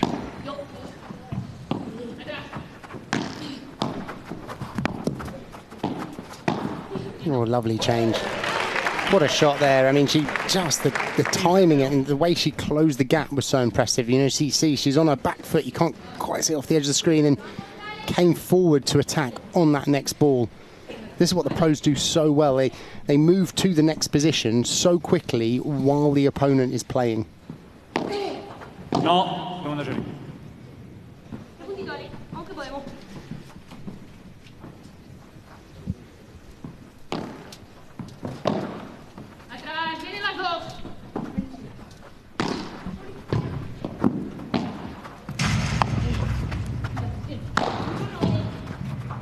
technical. Great combination there of Delphi using that angle and Sophia finishing the point as she does so well.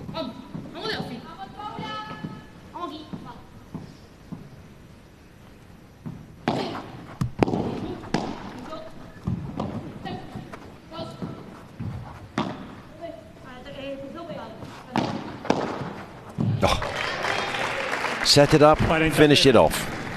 Yeah, and that's that communication as well. I mean, Sophia was right on top of the net, and she couldn't have been closer there. It's, you know, Alonso can't hit just an abnormal speed bandeja. It's either got to be fast or right into the gaps. Looking good. Here are 3 match points. And that is it. Team advantage. The defending champions have started as they mean to continue. In the HEXAGON Cup overall, it's played for 1-4. And they started 2025 in fine style. Bumpy to begin with, it's fair to say. 3 love down to their opponents, with a few choice words and also a realisation that they need to get themselves moving, playing how they'd expect to play, and it all fell into place. And what does that do to a team straight away? 11-11, didn't pick up a point, and picked up a point in the next gen, but they've missed out here. And here is the winning point. Yeah, and I mean that point almost says a little bit of the match, really, in that Sophia was going for the smash. It put in a little bit of trouble, but Alonso just didn't quite get on that ball there. I mean, really, that smash wasn't what Sophia was going for. I think she was going for the 3 meters. 3 meters would have won the point, and actually Alonso had a chance to attack that, but he almost felt like at the start of the match, Delphi and Sophia were a little, you know, there's a few errors in there, a bit all over the place, and then they just completely solidified their game and started playing really well from both sides, and it was almost Alonso who seemed to just find the pressure a little bit more difficult as the match went on, but that was a good start to the day and to the tournament. So here is confirmation of what we've just witnessed on court.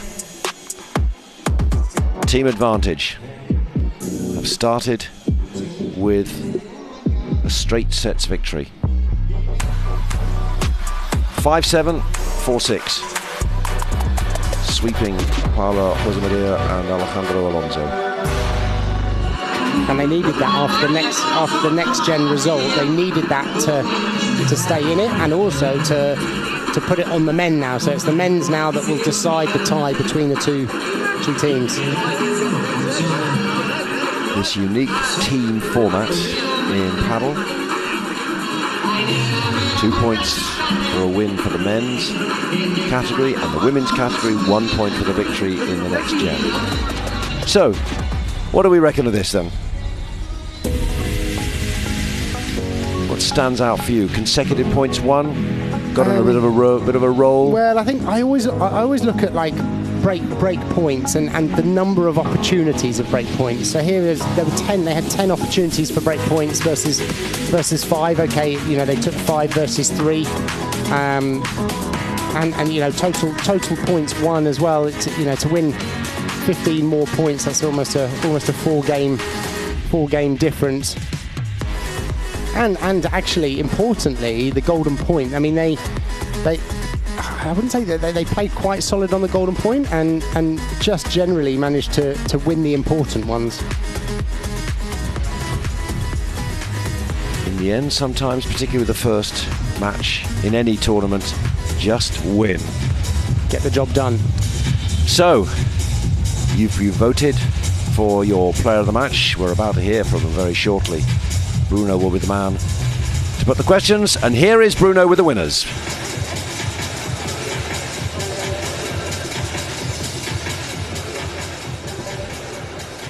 Estamos con las ganadoras del partido, Delphi y Sofía. Sensaciones después de esta primera victoria. How are you feeling after this first win of the competition? Bueno, la verdad que muy contenta de hacer un partido que sabíamos que empezábamos y teníamos que empezar a full, un partido muy difícil que el año pasado nos lo complicaron mucho, así que nada, feliz de estar otra semana acá, gracias a todos en Madrid que se acercaron un miércoles a la 1 del mediodía acá, muchas gracias, está buenísimo jugar acá y nada, mandarle un beso a mi familia que vino, a mi papá y a mi abuela que están ahí del otro lado, que mi papá no pudo venir y compartir esta semana con nosotros, pero lo tenemos presente, así que un besito. So thank you everybody for coming out here to Madrid to support on Wednesday afternoon. Very happy with the victory, obviously, and it was a difficult match as they anticipated, because they already played against this partnership last season. El principio del partido, Sofía, complicado, arrancaron un poco lento. ¿Es normal a estas alturas de la temporada, con el cambio de pareja, que cueste un poco empezar el partido? Sí, al final venimos de pretemporada, es el primer torneo que tenemos, siempre es complicado empezar, pero nada, muy contentas con nuestro partido, era un partido muy duro, pero ya tenemos uno para el equipo y muy contentas. Gracias Madrid, una vez más estar aquí es increíble, así que nos vemos mañana. Asked about the slow start to the game, said it was only normal, it's natural given that it's the start of the season and that obviously it's a change of partnership, so it took them a while to get going, but very happy with the result and thanking the fans as well for their support this afternoon. Y mirando más adelante al torneo, ¿qué cosas sentís que debéis ajustar o mejorar para los siguientes partidos? Bueno, creo que tenemos que esperar un poco también el equipo a ver cómo vamos y entre nosotras compenetrarnos cada vez un poquito más, pero ya nos conocemos de sobra. Creo que también se vio eso, que ya jugamos juntas y ya nos entendemos. Así que nada, feliz de estar con Sofi de vuelta en el equipo. So things needed to improve looking forward to the rest of the tournament. Well, they said obviously that they know each other as they've played together in the past, but it's just about getting to know each other and getting used to each other coming into the rest of the tournament. So good vibes for the rest of the tournament with the first point on the board for Team Advantage. Great stuff, Bruno. Thank you very much indeed. There are our winning lineup. And here is the table. Advantage take their 2 points from that victory against 11-11, who, as Sandy was just saying, took the next gen point in their encounter. Robert Lewandowski's team, RL9, also another next gen winner. But you can see there are 8 teams there, and the top 2 will go through. As you can see above the dotted line, they will go through to the final to decide who are the winners. And of course there is a 1.2 million euros on offer on this tournament. So we've learned about the court, have we then? You think it's getting into, you can see how the ball is playing, you can see how the court is playing. Yeah, it's difficult. I find it personally more difficult to tell in the women's games, because they often don't go for as many smashes as the men, so we'll really see in the men's lineup. And I think, if I'm not mistaken, is it Tapia next? And so, you know, he's going to definitely be someone that we'll be able to see if he's going for those aggressive smashes. But it looks like it's playing quite fast, but the rebound on the surface is maybe not quite there yet, in terms of the ball didn't look like it was kicking up an awful lot off the surface, but yeah, that's how it looked in this first match.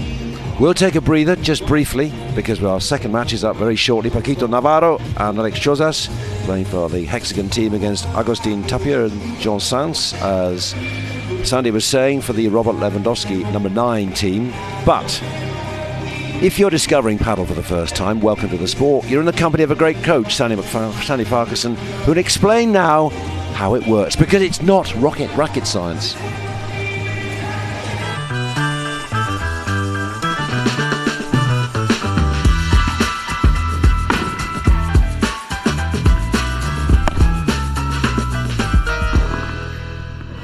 The serve is a really important part of the game. You start the point with a serve, so you can either start an advantage or a disadvantage. Here we're going to show you 3 target areas that you can aim for to get that advantage. Now the first of those is going to be in towards that side glass, so you want to get it as close as you can towards that side glass, and it's a difficult place to return because it comes quickly off the glass. You can't always be as accurate as a returner. So that is the first target zone. Target zone number 2 is down the tee or down the middle, and here you want to aim your serve as close to that tee as you can, and what that does is it forces your opponent in towards the middle, creating a space in that corner. And if they're a right-hander, they're also going to play a backhand on that shot.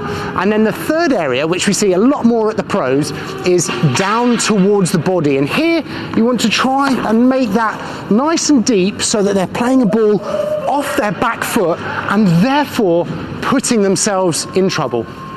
It's not racket science.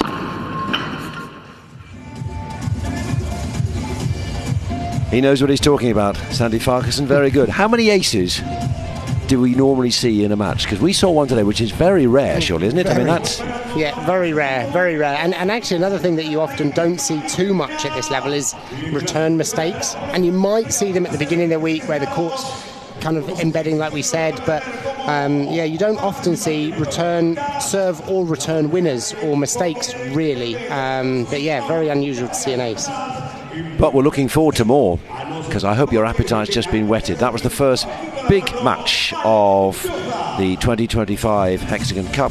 Paolo Josemaría, world number 1 against Alejandro Alonso, going down against Brea, Sofia Araujo. To come, Paquito Navarro and Alex Chozas against Agustin Tapia and John Sanz. Don't go anywhere.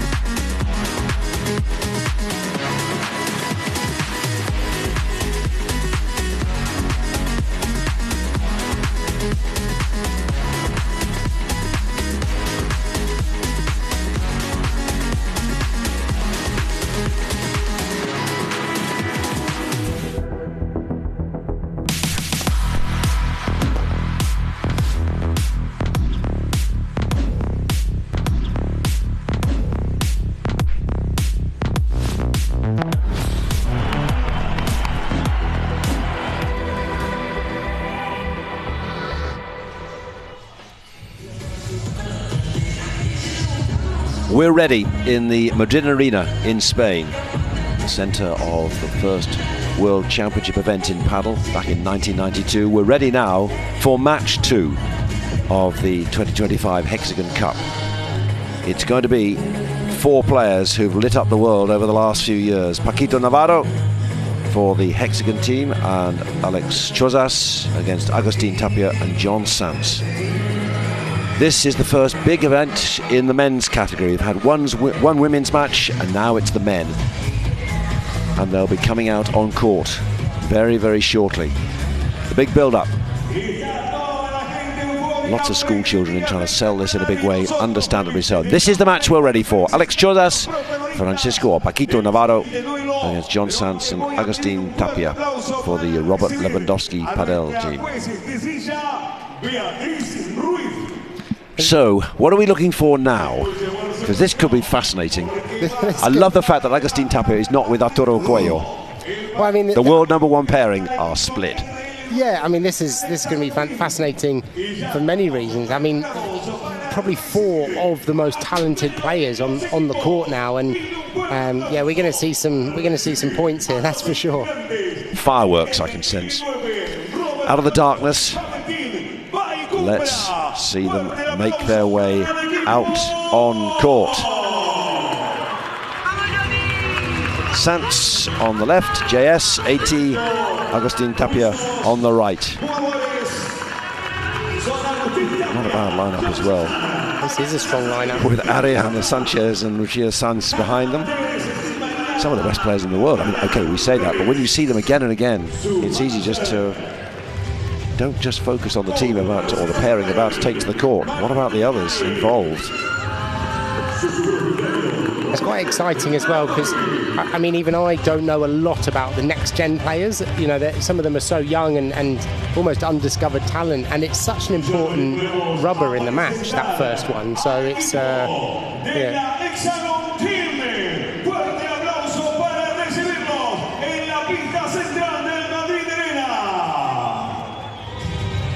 We wait now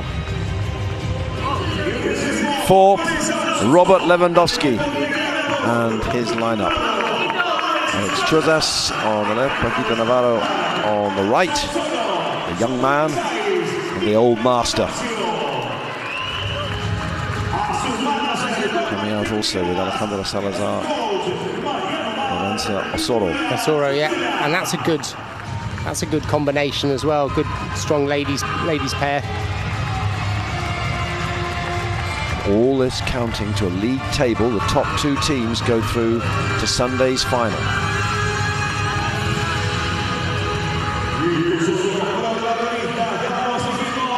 And let's just make a point. We're talking about the next gen. Alex Chozas was one of the next gen last year. Yeah. Played 3, won 3. He was the next gen champion. He's back now as a world champion too, wasn't he? So he's won with Argentina. So that's, I mean, what a talent he is then. Yes, yeah, and they can come through so quickly, almost to this, you know, the main stage. And now, I mean, well, yeah, now he's one of the most exciting players to watch, you know, at pro level.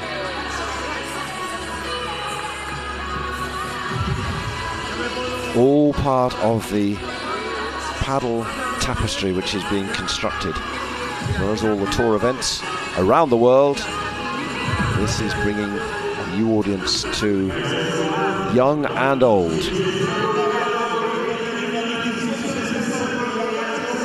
Here's a show of togetherness.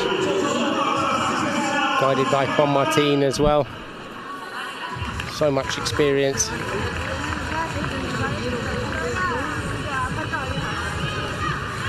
And was playing for HEXAGON last year with Paquito Navarro. And they always teamed up a lot for Spain as well when they competed for Spain as a pair. And they won, by the way, against Sanz and Tapia last year. So Navarro's done it once with an old man, now he's got to do it with a younger man. Let's see whether he can do it.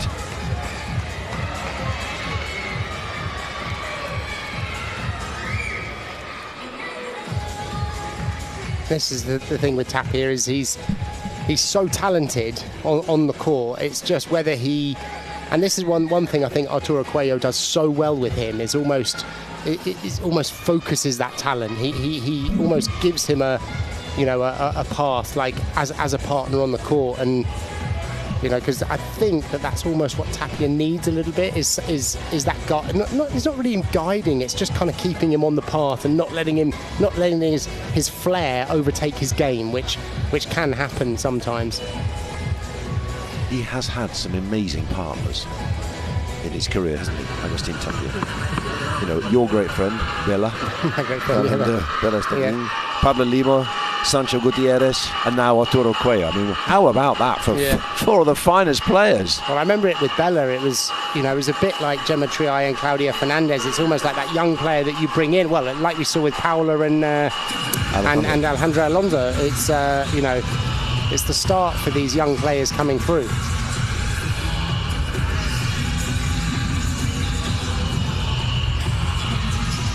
Took part in the quarterfinals in the World Championship, did Alex Chozas in Doha when Argentina saw off Spain.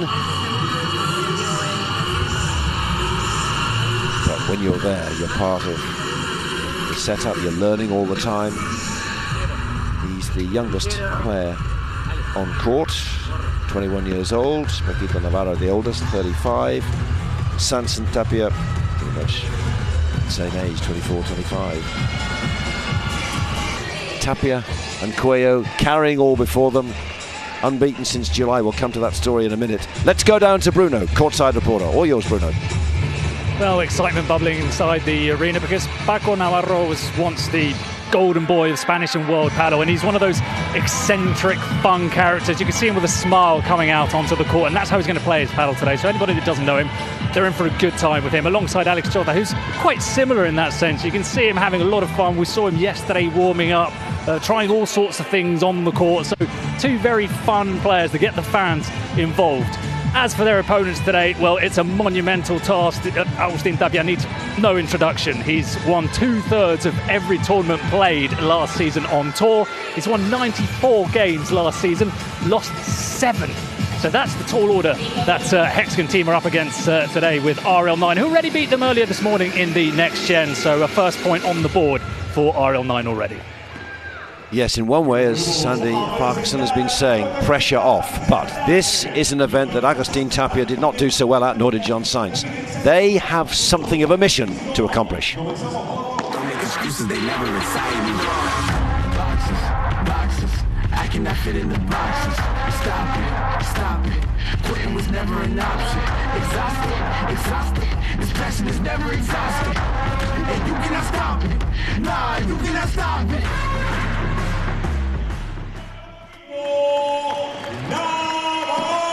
Went out in the first round, didn't get through to the semi-finals, the RL9 team, but for HEXAGON, here is Paquito Navarro, and as Bruno was saying, always expect something to happen with him. He is so passionate, isn't he? He's so passionate, and he's got so much experience, you know, winning at all levels. And I mean, he's an explosive and exciting player, like to watch and on court. And so, yeah, he can turn matches as well because he's so good tactically. It's you know, he just reads the game, understands the game so well. And you know, if for example Tapia has a dip or he has somewhere where he might be missing, Paquito will spot that and he will make the most of it. Turned down the chance to go with Arturo Coello. That wasn't the best strategic decision, was it? He was going to partner him, but he said, no, it's only our pass on that.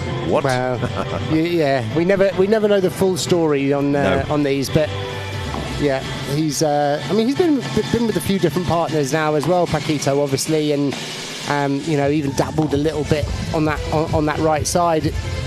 He just doesn't quite have the firepower, and his partner does, though. I mean, Chozas is a young talent. Again, it will be a little bit like this last one with Paula and Alejandra, where Paquito will hopefully guide him through this match, and Chozas is an exciting, talented player to watch. Ball just bounced on Tapia's head there. All in the good sporting spirit of the HEXAGON Cup. So, HEXAGON, for the fans, for the players, for the game. Well, they've got a star-studded lineup, and we're about to meet them.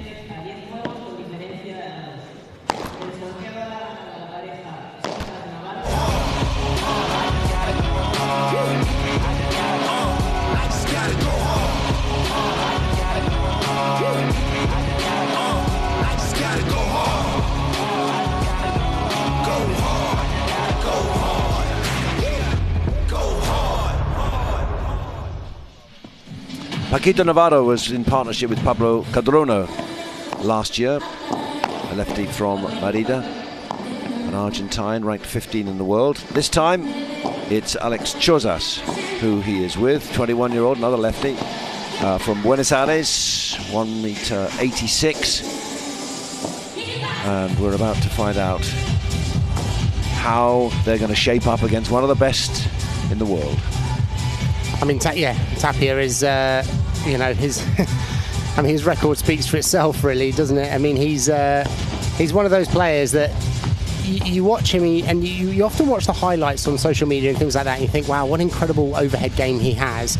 But then it's actually so much more than that, in that he defends so incredibly well. He can play shots where you feel like the point is over, he's completely out of it, and suddenly, you know, he's hitting a rebound through his legs off the glass and he's saved it. And in a way, John Sanz is similar, because he is so kind of good and talented, and a bit like Paula. I know I keep referring to her, but he's a talented lefty that has got all the overheads. He competes really well, like we saw in the tour finals with Nieto, and you know, they on paper are a really good pair. It's almost the interesting thing will almost be the mental side and the chemistry between them, whether they can allow one of them to be the talent, if you know what I mean. Like, if you think about the partnerships with John Sanz and Nieto, John Sanz is the one who is the flair, aggressive and going for slightly more risk, and Cocky is the one who's a bit more sensible, and it's the other way around with Arturo and Tapia. And so, you know, can they both work together? And it's always, you know, it's all there. Juan Martin on the bench. Not a bad person to have on the bench. 48 years old, but he can still probably wipe the floor with most people. Well, yeah, phenomenal. Yeah, with almost everyone. Yeah.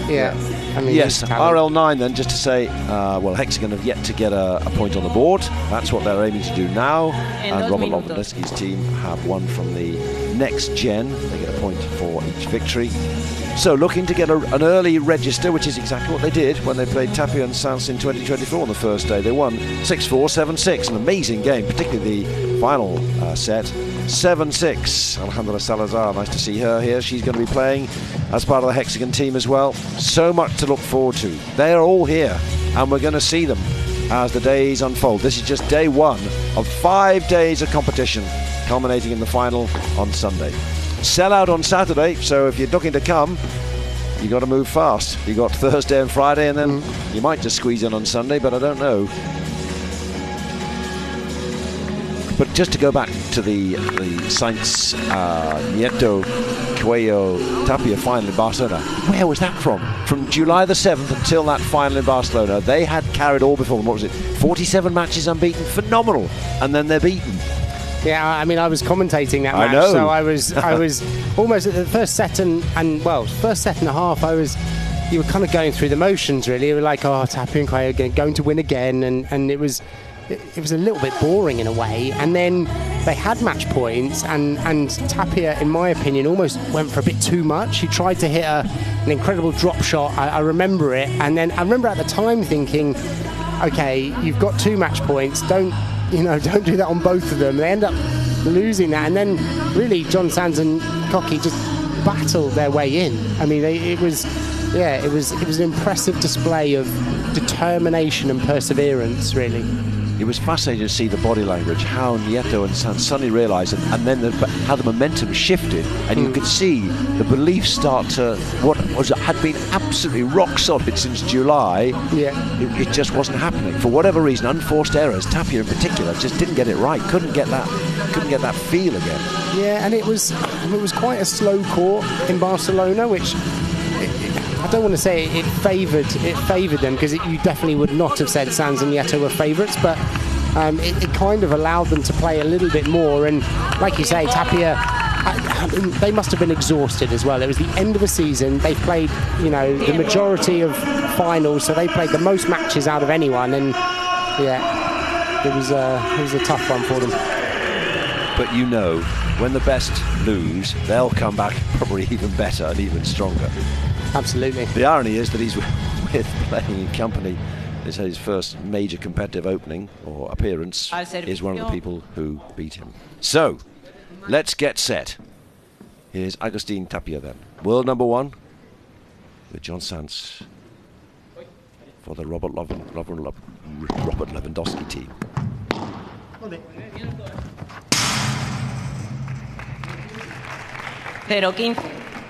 Nice little reactive backhand from Paquito down the line there.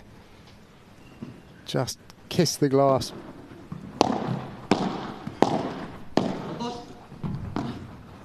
I sense we're going to see a different pace. Absolutely. Oh. Shows us getting into the groove straight away. 0-30. It's all right. And he's always struck me as someone who's not afraid of pressure situations, Chozas. Like, you know, he almost doesn't look like he will feel that much pressure. Going for the Nick Kyrgios look, don't you think, in every way? It's all about an attitude.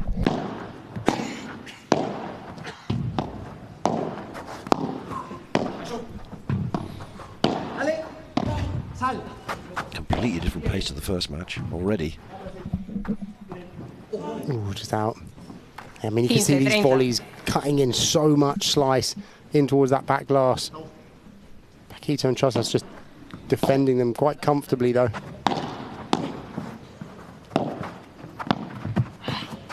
These shots around the feet are so effective. 30 iguales.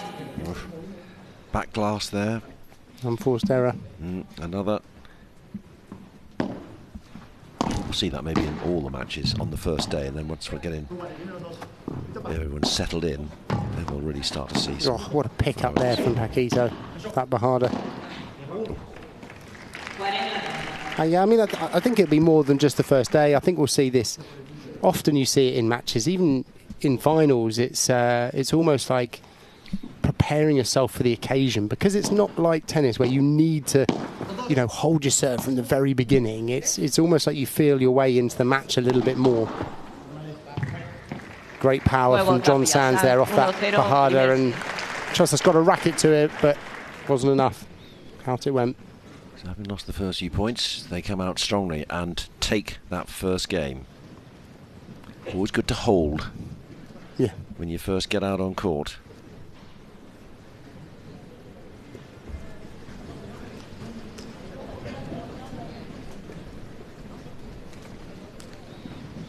Lots to keep up with, and you'll have your chance later when we show you the QR code to vote for your player of the match. Normally in the normal competitions, the coaches are not allowed to speak to the players at that first change of ends. They got to step away, but obviously not the case here. Al servicio, Francisco Navarro.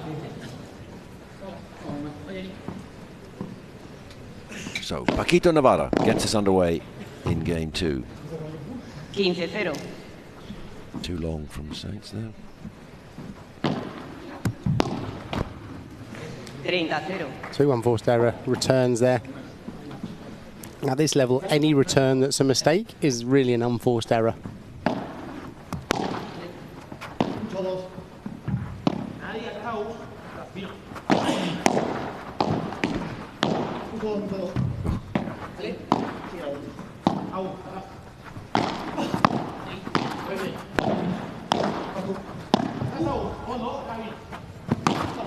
Nice change there from Paquito. Oh, what a chiquita. Absolutely. 30-15. Lovely little shot from Tapia there. Just forcing, when you hit that chiquita, you force your opponent so close to the net, opening up some spaces.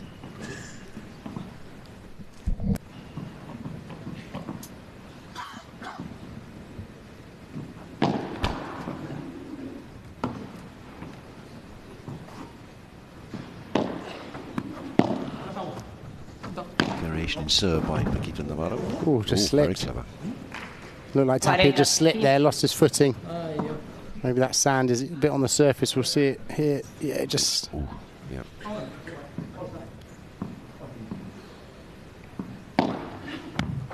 So a bit of a doubt, maybe.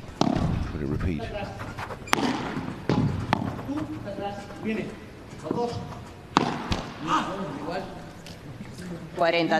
Difficult angle for Chozas to hit that when he goes across his closed body into that angle side, especially at that speed. Not a lot of margin for error.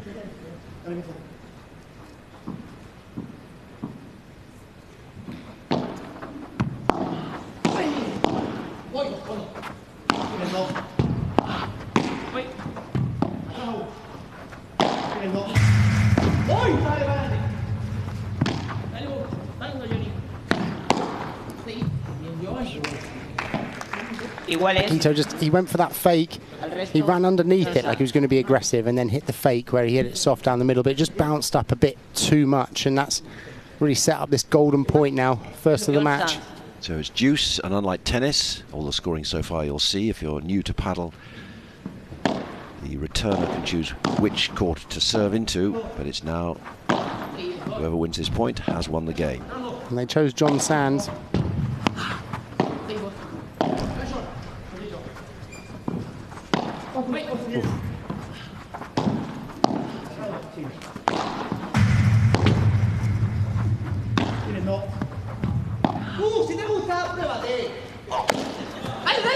Oh. How can you coach that one, Sandy?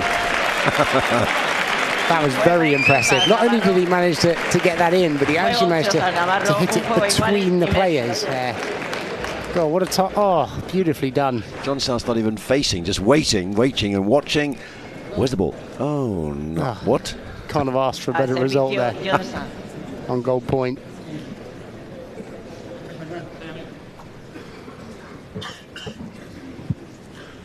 So, one game all. Segundo servicio.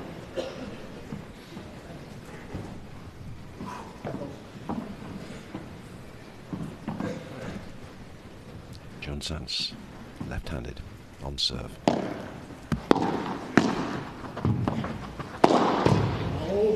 Yeah. Brutal. 15-0. I mean, it was set up again by a good low volley, that first one. It just floated a bit, and yeah, that's that. Changli Tatho just gave it a wallop.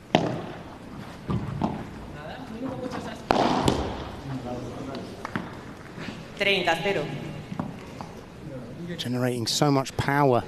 Didn't look like he was even going to hit it that hard, and then at the last minute just accelerated the racket head.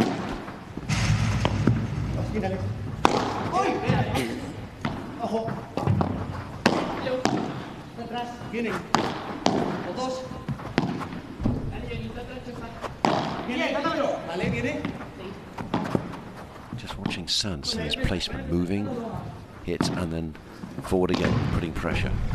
Just a lovely control on the speed. Oh, he almost didn't need to go for that. I mean, I think he probably could have played that with a normal forehand, but being the entertainer that he is, sorry. Let's go for the tweener. Yeah.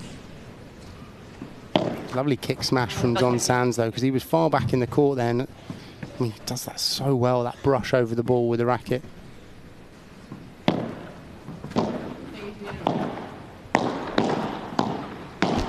Ooh. 40-15.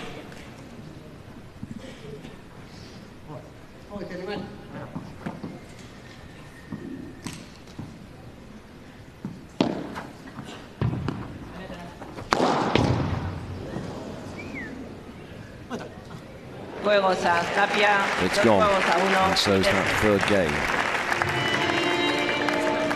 And the world #1 and his new partner in the HEXAGON Cup, as opposed to Ustero Coello, his partner from last year, starting as they mean to continue 2-1 up. Yeah, looking good at the moment, aren't they? To be honest, like of the two pairs, you think that they found their base, and John Sanz has come out nice and strong out of the blocks there, and it's been Nieto and Chozas that's just hit one or two lobs just slightly short. Still playing well themselves, but it's the start of the match. Match of the day so far, that was, or the shot of the day. John Sanz taking evasive action and realising things just dribbled over his head. Not easy to do that. Have you ever done that? No, I mean, I've hit smashes. The thing is, when you, at this level, you've got to hit near the top of the racket face, and so you often see players catch the top of the racket and it goes, you know, skying into the crowd. And it's why you see it more in this than you would in tennis, for example, because you've got to hit near the top of the racket. But no, I haven't effectively hit it that well, unfortunately. Let's see if we can fit it into It's Not Racket Science, shall we? That's your challenge before the end. Just a few takes. So this is the team that Robert Lewandowski, I have the fever for paddle, has at his disposal. We're watching Agustin Tapia and John Sanz. We've still got to see Ari Sanchez and Lucia Sáinz, and then the next gen, Yana Montes and Maria Eulalia Rodriguez. Keep an eye on them, because this time last year we'd shown you a picture of the Hexagon team. We'd have seen Alex Chozas, who's here now, right on court, right on cue, ready to serve.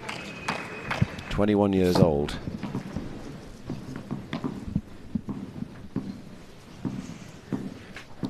Currently ranked 28 in the world.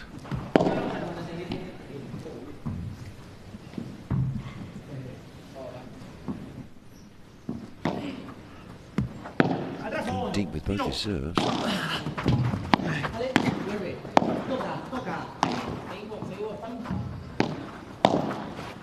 Oh, this is why John Sanz is so effective, so unpredictable.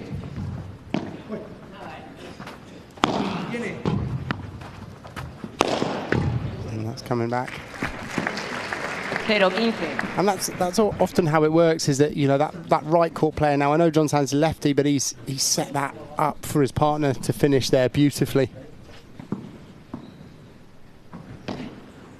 So if you're watching this as a novice to paddle, you can see how the teams or the pairings work. You have to work together, don't you? I mean, Oh, absolutely. Because if you need to go back, forth, whatever, how to contrive an opening. And there's so many more tactical dynamics than tennis. You know, they're in a smaller space. You've got the walls to contend with. You've got the, you know, you're in confined area. So it's, yeah, there's I find much more dynamics in the tactics than you would find in a tennis match.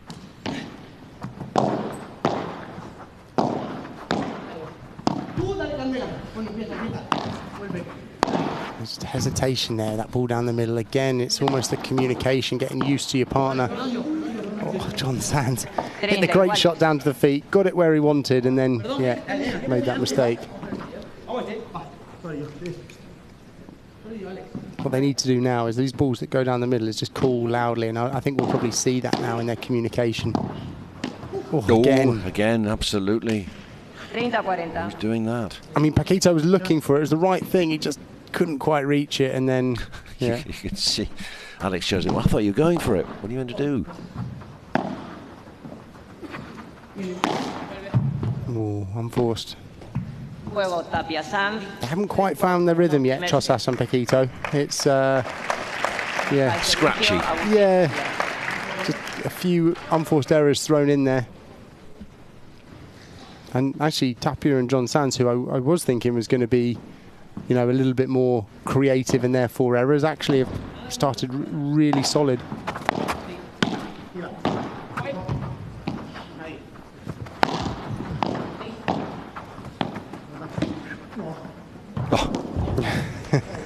How clever would that have been by John Sanz if he got that one? Or if he'd have left it intentionally and Tapia had gone behind him. Okay. Neither of which happened, but...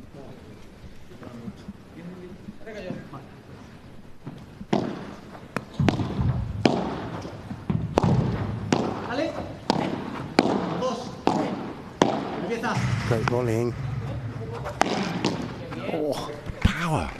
That rouleau there was just dipping down as well. That would have gone in, and there wasn't a lot of space.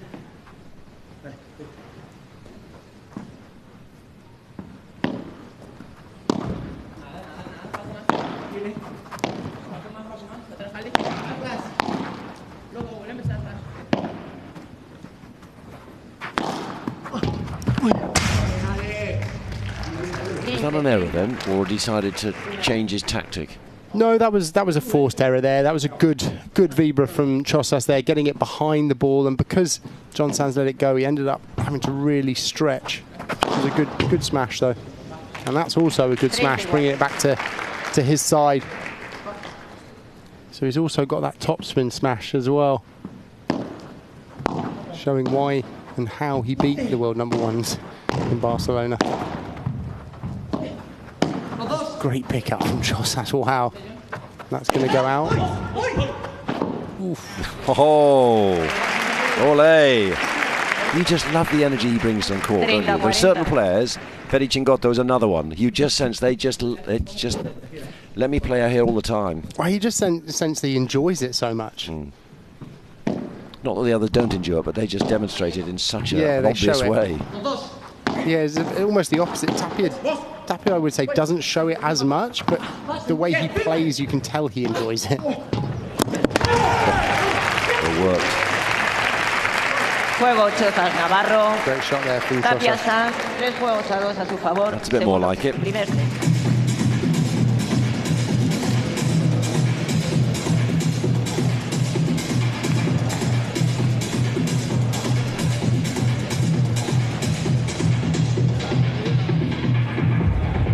Look at the expression from Garrido Navarro.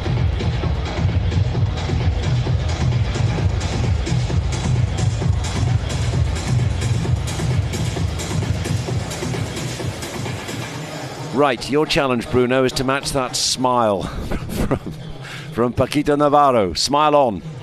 He's lived up to expectations, hasn't he, in terms of the happiness and that bubbly nature that he's got. I want to show something different. I want to show you the cameras and how we pick up all the action in paddle. It's obviously quite unique given that it's a glass cage and we've got all the latest technology here. You've got that little guy here behind me sliding across, picking up all of the action. So it's a unique challenge to try and film paddle, but you can see that we've got all the best gadgets here and sort of a sense that technology is taking over, isn't there? So I best make the most of this experience, Jonathan, Sandy, because I might not be here in a couple of years' time, given how things are evolving. But I'm sure you two will always be here. We need two top experts and professionals guiding everybody through this exciting afternoon of paddle. Just learn how to work the camera, that's all. Let's see. Let's see whether Paquito Navarro is going to be back again. He's now, what, 35? Been around a lot, but in terms of his enthusiasm, his energy, he'll be playing as long as his good friend Juan Martín Diaz, who was here age 48, starring in the HEXAGON Cup last year. And they won this corresponding fixture, put Tapia and Sanz in their places. So there's an element, not quite revenge, but they didn't live up to expectations. Particularly, you have to say, in the light of what Agustín Tapia and Arturo Coello, as the #1 pairing in the men's game, achieved last season. So many successes. 15-0. Good power smash from Paquito there, and again an example of John Sanz being right against that back glass and the winter smash, although that was probably a little bit more than a winter smash. If you're wondering what he's talking about, it's slower in the winter. Slower in the winter, so you have to use that fast flat smash more often or more effectively. Just out from Tapia on the lob there, overhit slightly. Doesn't hang around, Paquito Navarro, does he? Gets on with things. Yeah, he's got somewhere to be. And yeah, good kick. Nice. Oh, Blinken, you missed this game almost. Wow, look at that brush, the way he comes up the back of the ball. There's not many right court players that can do that as well. So effective. And they're going to ask that cameraman to step back because he is in the out of court play.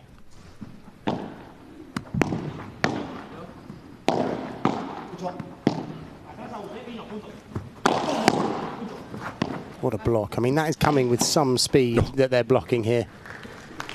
And again, it's John Sanz's rouleau down to the toes of Chozas. Very effective.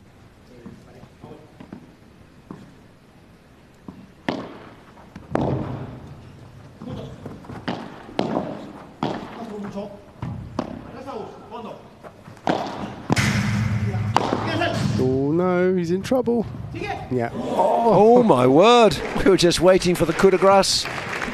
Well, yes, if it was anyone other than Tapia, they would have been, you know, gone for something sensible to finish. But he nearly pulled off an incredible shot, which would have gone into the net of the opponent. This is creativity. Oh, and then undone. 0-15.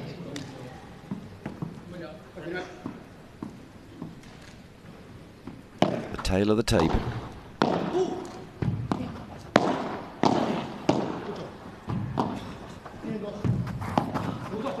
Great lob off that ball. Perfect. Amazing.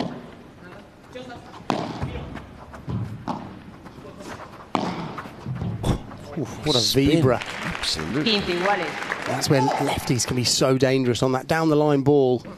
You see how low that stayed off the double glass. It gives no space for Paquito to turn. Oh, that's not now. I thought Tapia would have a go, but it was just too much. Just went out.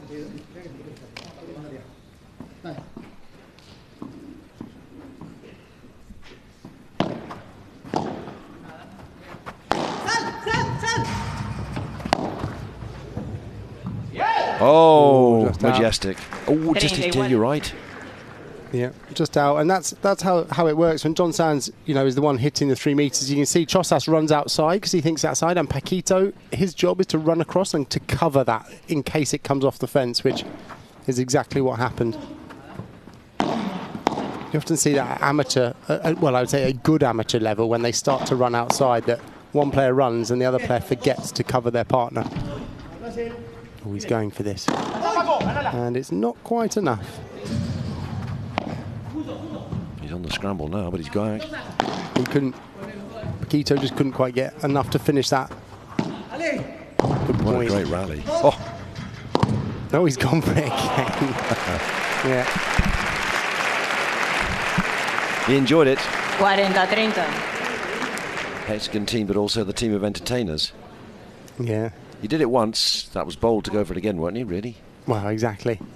And on the backhand side as well, so slightly further away from the side glass that time. Juego Tapia Sanz, 4-3 a su favor. Primer set. Cambio de bolas. Sanz. Tapia. Take a break. 4-3. Building nicely. It's just good recovery by Team Hexagon, Paquito Navarro and Alex Chozas. The most animated we've seen anyone during a break, needs to say. It's his former partner from last year. Yes.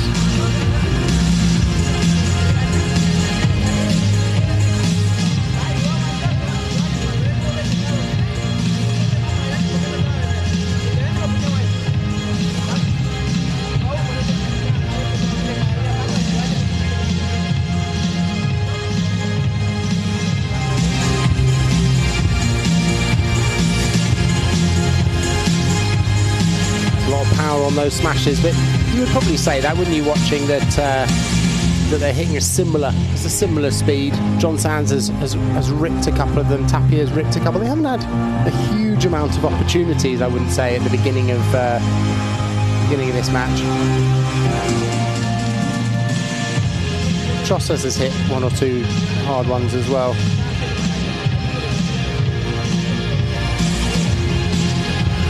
You wonder how much determination has come out into 2025 after losing last year. They've done so well. It did not end. Yes, they've done really well. They were number ones and so on, but to end like that, as you said, a scruffy performance, as you said, this is a chance to go, right, we're going to get back on the horse and we are going to show what we can do. Here's a chance, an early chance for me to get into it. It's interesting, isn't it? I mean, when I was commentating that match in Barcelona, I was saying at the beginning, it's almost like they'd forgotten how to lose, and I just felt like, in a way, it was a good reminder for him, really. That each match is you got to go in as a separate game. But I mean, they've both got their feet on the ground, Coello and Tapia. So I can't see it going, affecting them too much. No, I don't. I just mean it's going to rev them up even more. The disappointment, because that would have been an extraordinary achievement to come through, as in the end Paula Josemaría and Ali Sánchez did in the women's event. Oh, that's not going to be. Yes, it is. Oh. Just enough. He does that so well as well, running across. Look at this running, jumping smash to hit it down and to bring it back. He's not a small man, Navarro. Truly impressive. Well pulled off.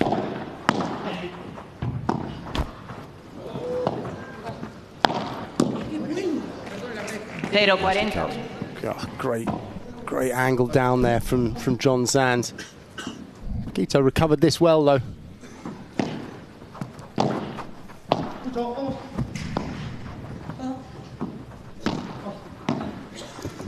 Now the door. Oh.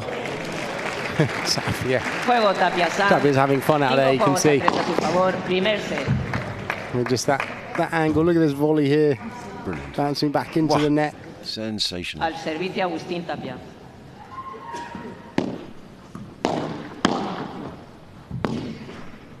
So chance to close out this first set for Agustín Tapia and John Sanz. Just out. 5-3 up. Servicio.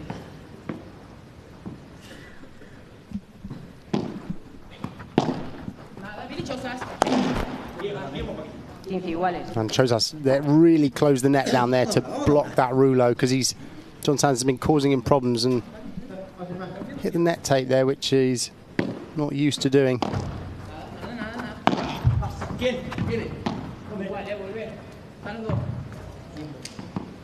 Almost error really there from Chozas.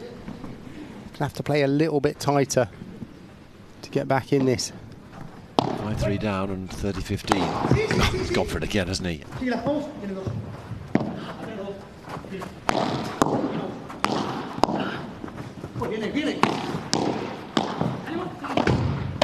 Oh, miscommunication there. Thought Paquito was going to attack that smash. Here goes Tapia again. Was that his ball? Probably not. I mean, if it was, then he is one to go and be a bit more sensible. He's gone for an angle there, Tapia, and this is what we were saying almost with Coello, is that he keeps him from having too much flair, I suppose. And yeah. There's not too much wrong with any of Sanz's smashes, and he was in a good position there. I mean, they've got good momentum now, so it's okay. But you know, you'd almost say they had good momentum in the tour final, and it wasn't okay. So it's yeah, it's almost choosing the time, I suppose. Set point. John Sanz is playing some lovely paddle as well. Tapia's coming through, and there's no one going to get him out of the way, and that's sweetly done. 6-3. First set to Agustín Tapia and John Sanz.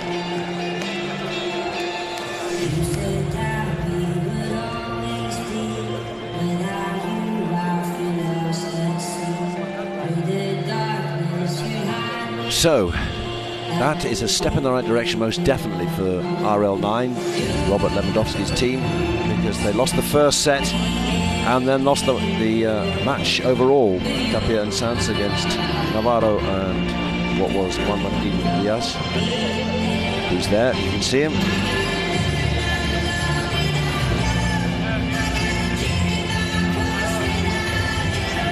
they've got a pot to recover, they've got a pot way back.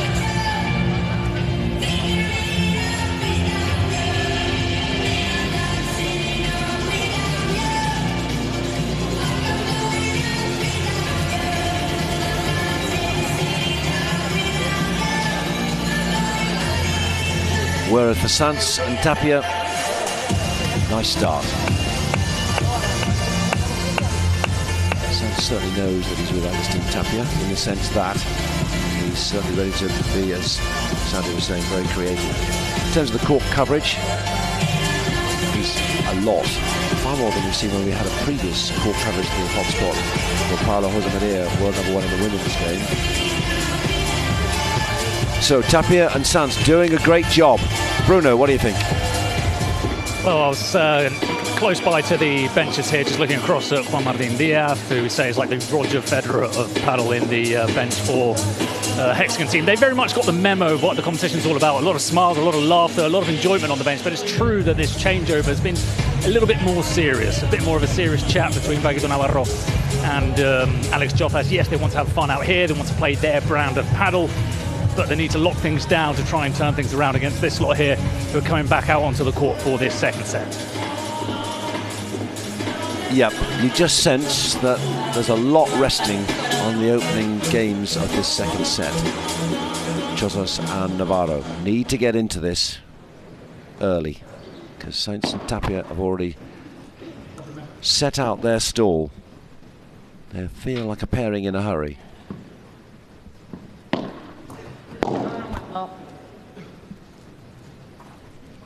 It's not what he wanted.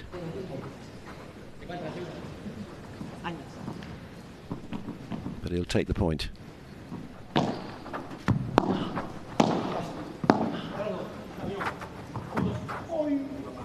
15 iguales. Beautifully judged. Beautifully judged. Very difficult to deal with that though. Going so low off the glass at the back. Shot just seemed to die there.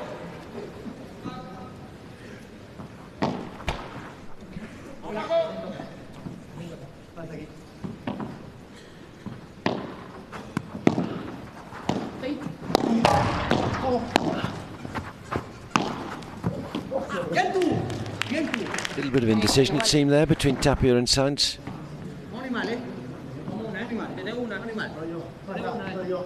Who was going for that one? Well, in the end, neither, really.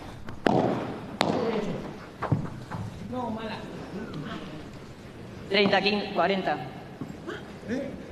30, 40.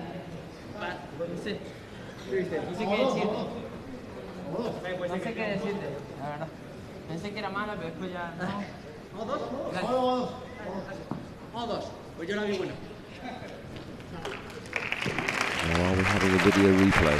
30 iguales. Nope, we're not. So on we go. 30 all.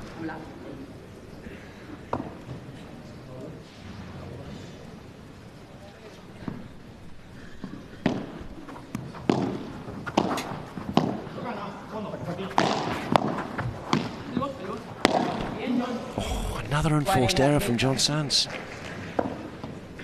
Vamos, Alex. Vamos, compa.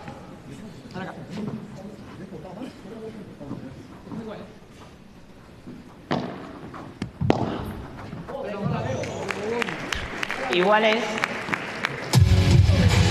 Al resto. Nice reactive winner there from Tapia for this goal point. Al resto, John Sanz. They've given it to John Sanz, even with an error.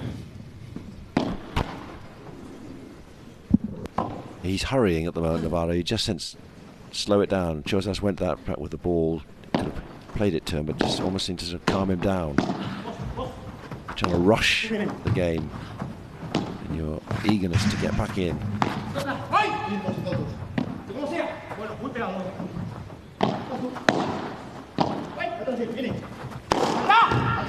Wow. I mean, when you have that shot in your capacity to be able to bring it back, I mean, that looked pretty comfortable as well. And I mean, Paquito didn't even jump because it looked so high. It wasn't an easy ball as well. When you run across the court like that as well, it's, I mean, I say there's few players can do it. There really is literally one or two that could do it. I mean, you could argue that LeBron could do it, probably not necessarily to the same. Galan could potentially do it, but really that's almost it. Coello could, but I mean, it's that movement across that he does so well and the flexibility. There's the QR code for your player of the match. And we'll give you the voting so far shortly. Interesting to see who people have gone for. Who will they choose? Al servicio Agustín Tapia. Thought it'd be either Sáinz or Tapia, but who's entranced those who are watching? For me, John Sanz is playing very well at the moment. I'd agree. Ooh. They're a bit lucky there because they ran across and bumped into each other at the net. And Tapia went through the legs that didn't quite make it. Might be conventional when it comes off so often. Maverick, indifferent. Now John Sanz bringing it back to his side as well, showing that he can also do that. He thinks he's got to fight his corner was to get the ball because Tapia's leaping across. And it's probably not often that he plays with a player like that. You know, most of the time, like Cocky will give him a lot of those balls because he's more of the, you know, the attacker in the air. I mean, if they get it well, lovely shot from Tapia there. What a slice volley! Wow, impressive. But if they get it well and they get the right balance, they can be so dangerous. Well, they're doing a lot right at the moment, and it's looking to be too much for those in hexagon colours.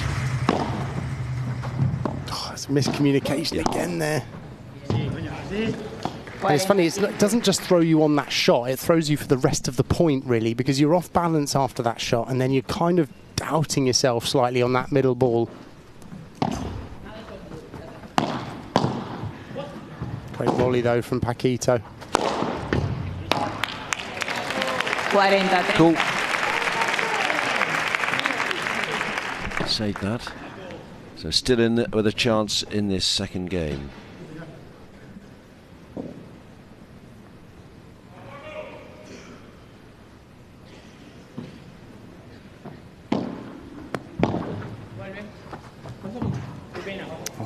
To do an unforced error there off the return.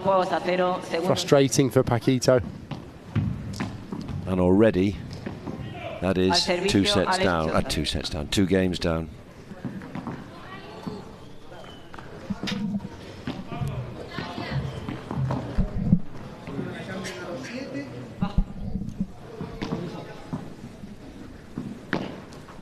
Big game this now, you sense, for Navarro and Chozas. Oh no, that's trouble. He was just a bit too far back in the court there, Paquito, to go for that, and unless you hit it perfectly, it's yeah, it's trouble, especially for someone like Tapia at net there.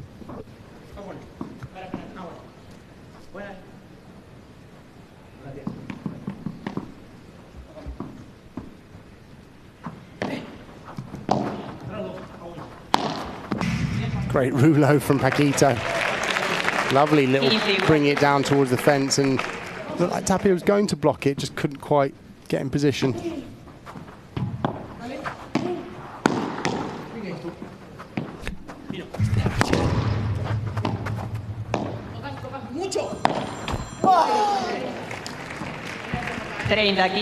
You could hear Tapia shouting mucho, meaning they were really close to the net there, so John Sanz was trying to guide it down the middle and just didn't hit the top of the net, unfortunately for him.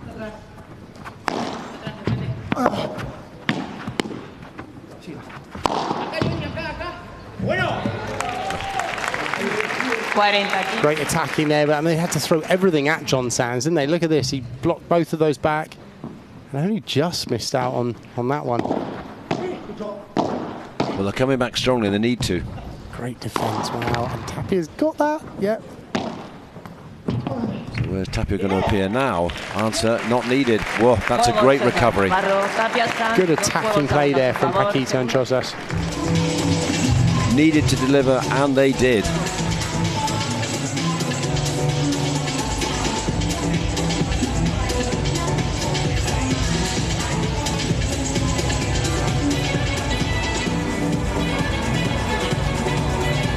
Well, that's picked up a few spirits in the team HEXAGON area.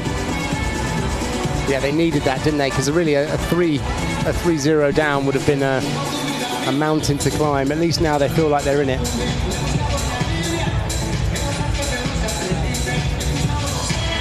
And it was so close in the first set.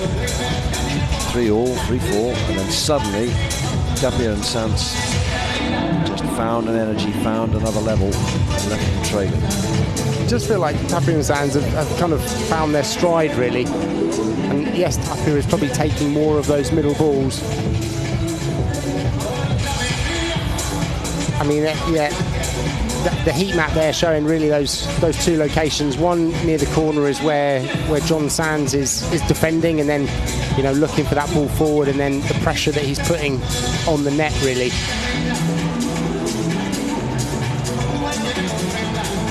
Is it me, or is it just knowing that's what Sanz can bring to a pairing? He is sort of having to play a lot of second fiddle at times, or am I reading too much into Tapia's antics and his athleticism? Well, that's what we talked about at the beginning, wasn't it? It's almost that flair. They both have that flair, and it's allowing the other one to be team leader. It's almost that kind of alpha thing of, you know, letting them do what they want to do, basically. And as long as it works, well, took the first set 6-3. Precisely. And he is world rank #1. Let's not forget that.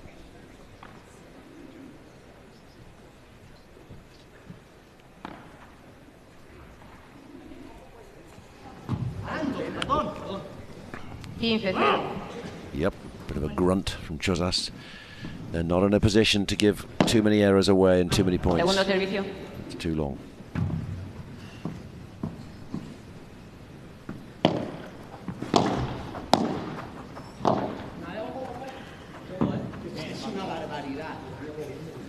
Just out, Paquito. They've got to make them play here.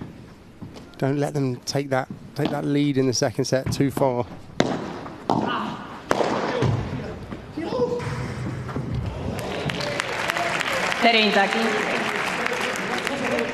Again, was that miscommunication? Could that have been Tapia? Then John would have stayed. This is the thing when you've got a lefty and a righty, that ball is fair game down the middle. I think, you know, it was the right play from John Sanz. He just didn't hit it well enough, and a couple of errors here almost allowed them back in.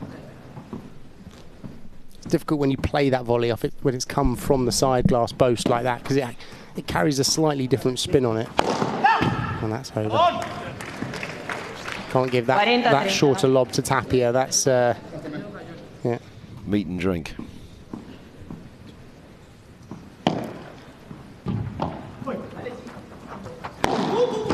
And that's trouble as well.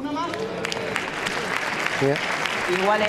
You got, I mean, at this level, if you go for that shot, it has to go.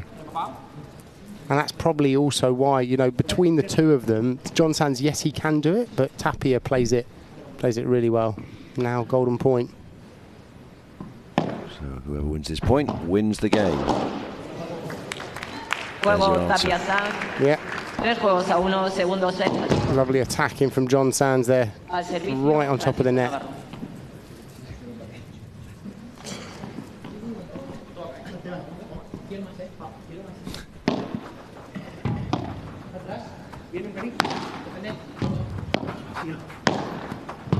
Oh, Tapia. Not quite. Not even him. Yeah. That was a great volley there with slice into that corner. Phenomenal. Just makes it look so natural and obvious. Backhand harder from Paquito. Oh, he's been unlucky with that net cord. Oh, present.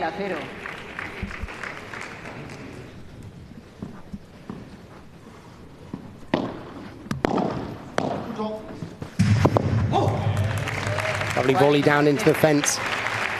That ball ricocheting into the ground meant that Tapia couldn't really get on that. It's a quick game again. But it's all working. That's the difference. Oh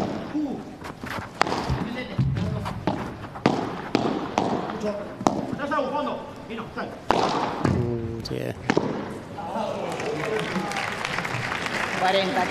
And they keep going for it.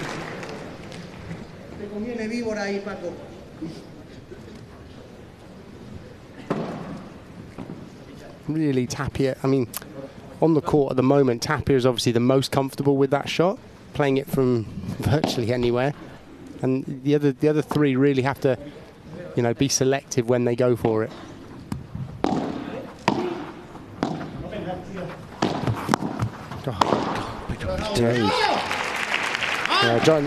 Tapia came across to block the fence because he knew that's where Paquito was going, but couldn't really do much with that, unfortunately. Well, that's a good response. Hold of serve for Paquito Navarro.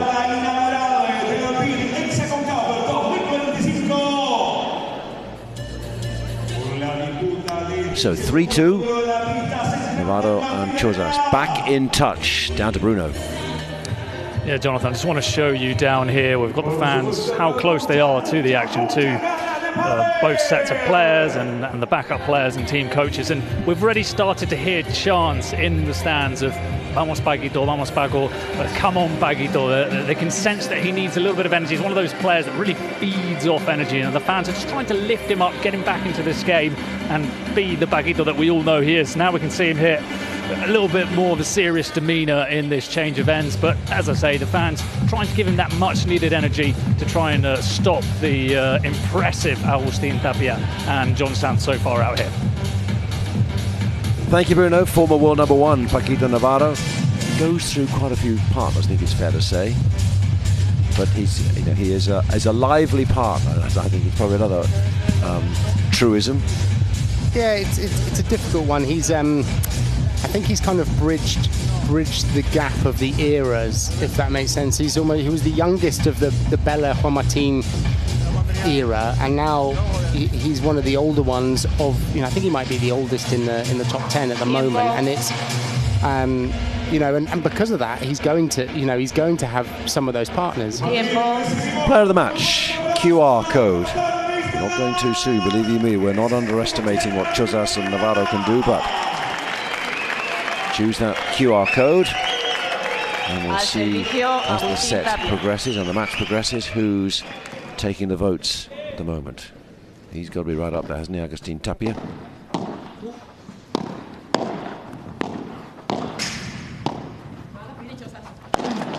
Oh, what a rouleau.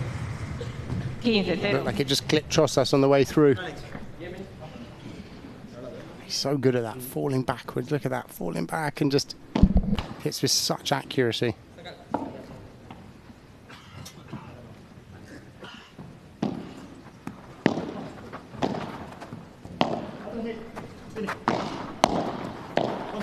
Lovely volley. Oh, well done, Paquito, for bringing herself back in that. Found a way back, but he's still on the run at the moment. Now he's taking the net. It's a great point from Paquito.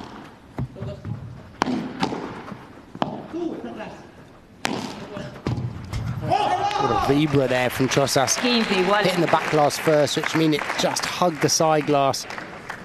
But Paquito was the one really to get them in that rally.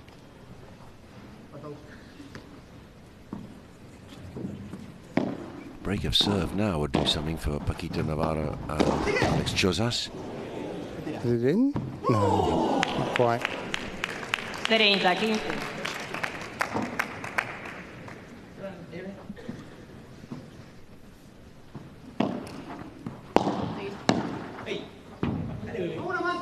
Iguales.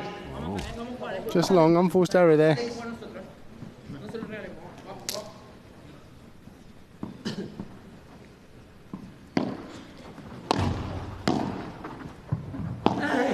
Volley from Tapia and a pick up from Paquito again.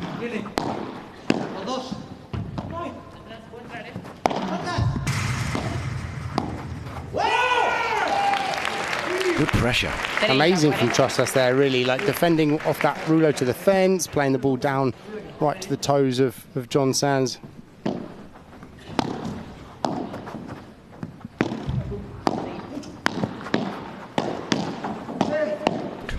Phenomenal response on either side of the net. Well read by Chozas to get back in getting position. that one. Oh, and Navarro almost got it back. Great shot from Paquito into the net there. A winning shot. Beautiful out-court play there.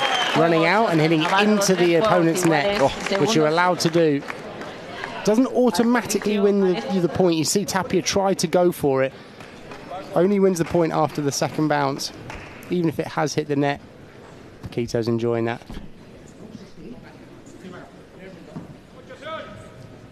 So's his team. So 3-all, break of serve.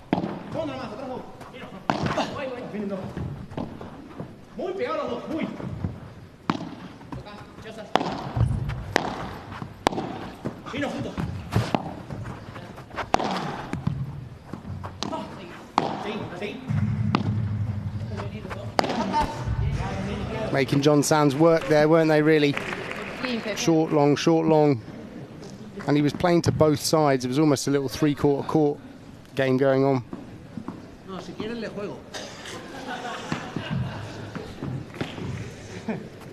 Paquito Navarro just getting in a bit of a chat with the crowd as well, loving it. And it's a good run of form, this. Really picking up 2 games in a row, giving Sanz a lot to think about. Well, he's been really active, Paquito, with his feet and moving around the court. You feel like he's energised a little bit, and it's picked Chozas up as well.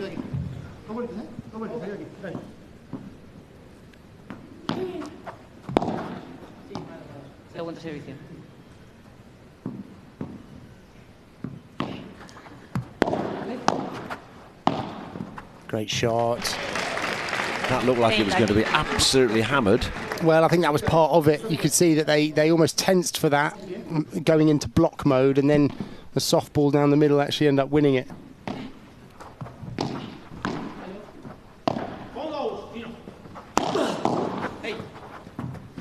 Oh, just in.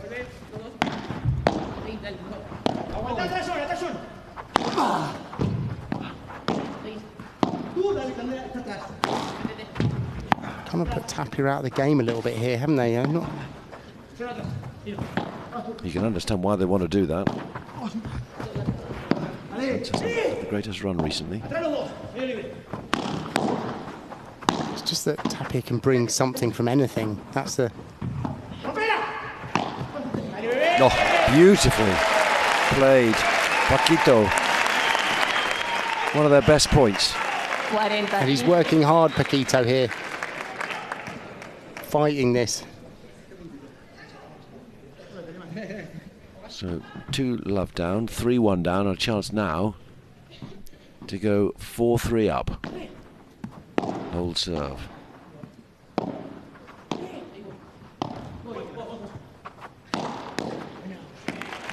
Well played, Paquito, yeah. That's what he needs to do. Play a very energetic game, and this will be a test of how good his pre-season training was.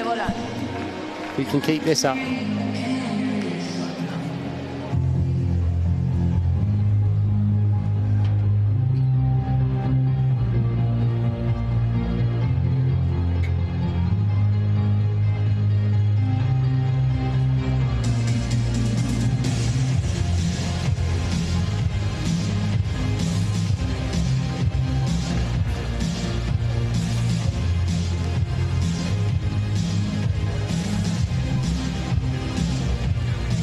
Seeing the variety from Paquito here, bringing that twice back to his own side, one for the down and out, not use the 3 meters, which you can understand against Tapia on the cross. It's a risk to do that.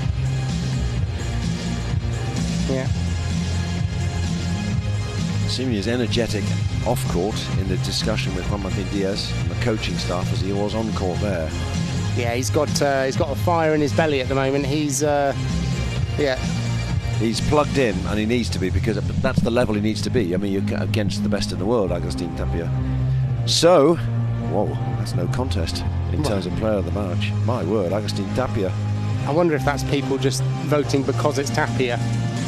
Whether, you know, even if they're not watching, they would think Tapia is on fire. To be fair, he is playing one of the best out there. For me, arguably, you know, him or Sanz are fairly level, and now Paquito is coming back up now, isn't he? These last few games, Paquito's been playing a good game, so plenty more match left in this, I think.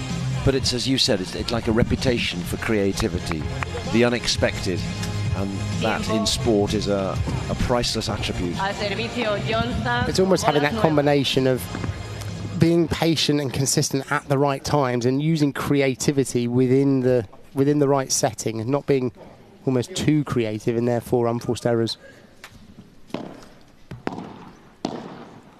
Pressure on Sanz now and his serve to come back. 4-3 down. But oh, still, no.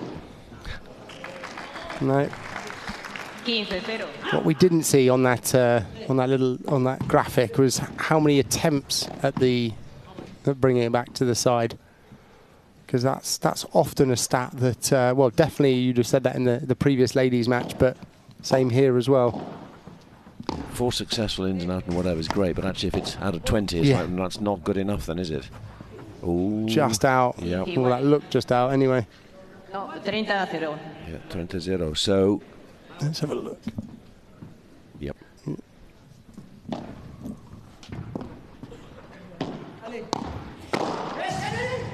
Oh, is he still playable? He's still playable. Oh, Paquito taking that bounce off the top of the fence there to give him a little bit more time to get outside. I mean, he set off from his own service line, so needed that. What a shot through the door. Just love it.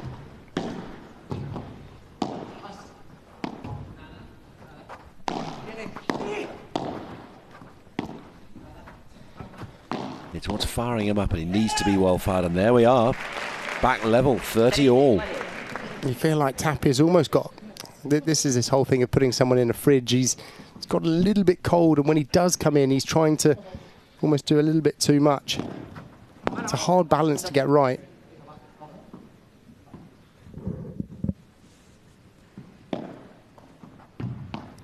Very close to that service line. What a block from Chozas there.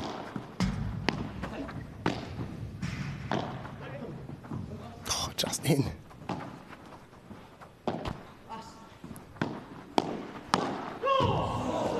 Oh. They had the momentum in that point as well. That net call really helped them out and got them on, you know, on the front foot, as it were, at net. And then that's a bit of an unforced error there from Chozas. Allowing them back in at 4-all instead of going by maybe 5-3.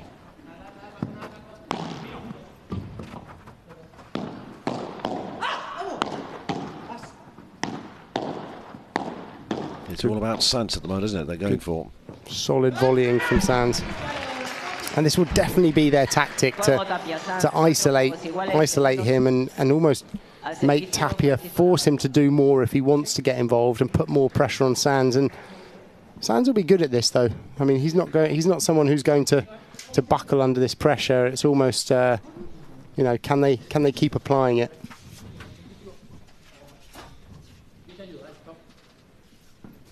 One of the world's top 10 players, John Sanz, winner of that Barcelona Tour finals. Bring it on.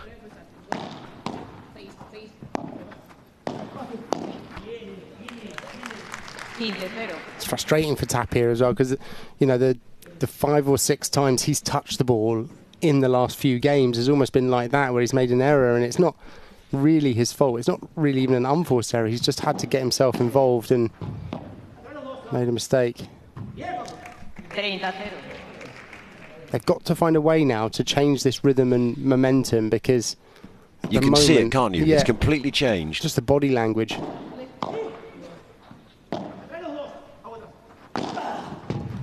They just give Tapia balls like that, and then they give the rest of it back to Sanz, and it's not quite. 40-0.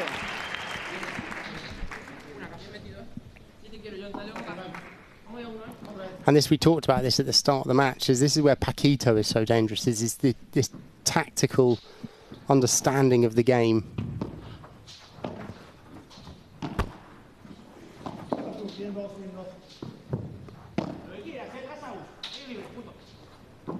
He's going to rip that.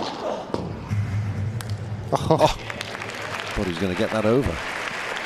Wow, well, that's a magnificent response. I mean, that was coming at pace, that Bajada. Look at that. Oof. You could see it coming, but there was nothing that Tapia and Sanz could do. Well, this is very interesting. 5-4. Navarro, Chozas, Bruno. Oh, the fans getting what they wanted. Definitely, they've brought Paquito back into life, and we've seen some of those trademark points from him, haven't we, where he's really got the fans up on their feet. Highlight moments, really, for today's action, and most of it has come from Paquito's racket. So he's got his team back into it, you could say. He's brought Alex Chozas back into this game with him, and you can see that the feeling on the bench is completely different now. People dancing, people laughing and really having a good time. And Paquito Navarro, when he has a good time, it generally means that he's playing well on the court. So a challenge as well. Let's see how the world number one, Agustín Tapia and John Sanz, react to this sort of change in momentum in this match out here. So Paquito Navarro was on serve. When they come back, it's Agustín Tapia who needs to make something happen. Otherwise, we're going to a super tiebreak to decide this. It's the best of 3.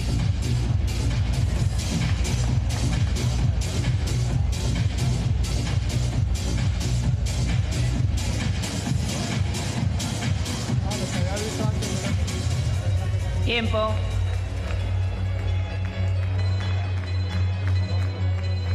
Tiempo. Classic Paquito Navarro. Crowd love it, he loves it. And he's grown in stature and confidence. Just one of those players that works the crowd so well that he G's them up, and then in return they G him up. Every sport needs players like that. Yeah, oh, absolutely. You don't necessarily have to like them, but if you get them on your side, the crowd, it all works. Good for the sport too. Great change. Lovely. 0-15. Lovely change from Chozas there. Tapia was looking for that ball, volley down the middle, and it just changed on him. Pressure on the world number one. Serving to stay in this set. 0-30. This is the thing here. Tapia's difficult for him to just keep his focus. That's why the fridge as a tactic is so frustrating at the social and recreational level, but it's actually a well-used tactic at high levels. 15-30. He has gone cold, literally, hasn't he? Nothing's really working for him. Whereas at one stage he was coming into John Sanz territory the whole time and winning, and that's why they took the first set 6-3. Well, it's like anything, really. It's rhythm, isn't it? He's got out of the rhythm. 15-40. And this actually reminds me a little bit of the Tour finals in Barcelona, where he almost went to pot a little bit because he missed a few balls, didn't quite get the chance. And actually, this is what Coello as a partner is so good at doing, is almost kind of pushing him along, keeping him, on his roadmap, as it were. And that set, that set's just flown by, hasn't it? Extraordinary. Player of the match, still Agustin Tapia. Paquito Navarro has Paquito's on fire at the moment, and even Chozas as going along with him now. Really, he's perked up. The coaches now on Tapia's bench here, this RL9, have really got to, G him up and get him back in the zone.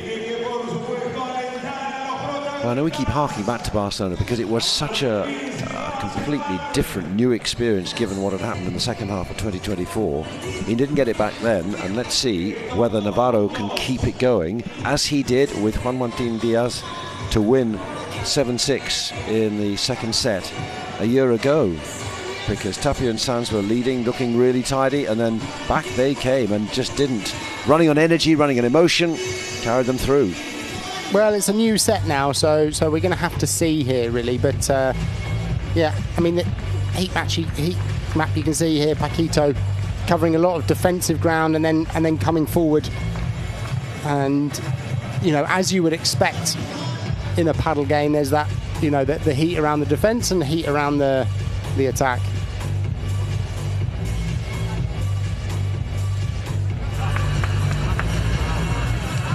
They're good to go. We're good to watch. So, let's have a look where we're up to so far. Just over an hour gone. Break points 1. That's for your key decider. 3-4. 3 and 4. Shows it's relatively even, which it is, I suppose. It's one set all now. So, set 3, super tie break. First to 10, getting 2 points clear. If it gets to 8 all or 9 all, on we go. Do we see a super tiebreak? One of the teams, one of the pairs just completely collapses. It's 10-1 or 10-3, never get going. Now let's see, she'll sure that... Important to start this well now, exactly. These first few points. Particularly for Navarro. Get Tapia still on the run and then you could be in business. Amazing result. Oh, lovely play, Chozas. He's come to the party, hasn't he? Yeah, he's definitely picked himself up here. A little bit of risk with that, but paid off. And this is all going to be about momentum. It's almost like the real question here is how pumped up for this will Tapia get and how will he play? Oh, they don't need that. 2-0, Chozas Navarro.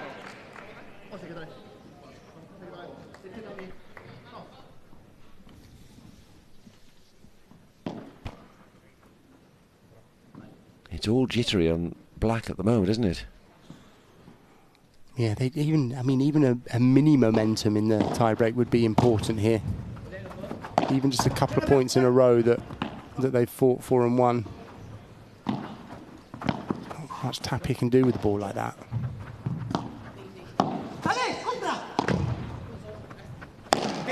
He's not getting a touch, is he? He gets that ball. He gets that ball that someone's run across the front and hit it right at his feet from a couple of meters away. Paquito's all over the court at the moment. He's inspired, and it's changed the whole complexion of this match. Oof. Bit lucky it bounced in there. He'll take that though.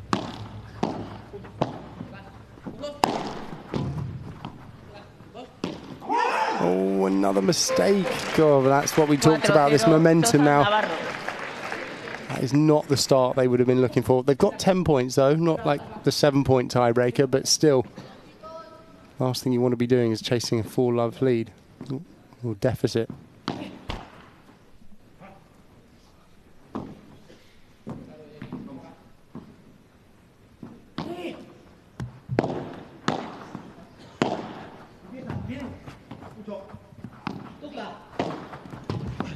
Oh, what a pickup from John Sanz. Tapia's having that one, isn't he? Absolutely. Oh, and that was just right. And that's where Chozas probably needs to come across a bit more. But it was so good, that one, because Paquito was outside waiting for that ball. And it almost bounced and hit the fence and bounced between them, which, yeah, couldn't have asked for a better result there. The moment I've got down Tapia touching it once per rally, per point. Yeah, and usually on a pretty difficult ball.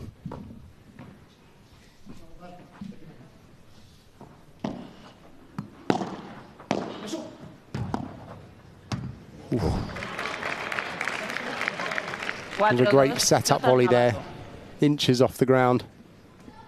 Change of ends at 6 points.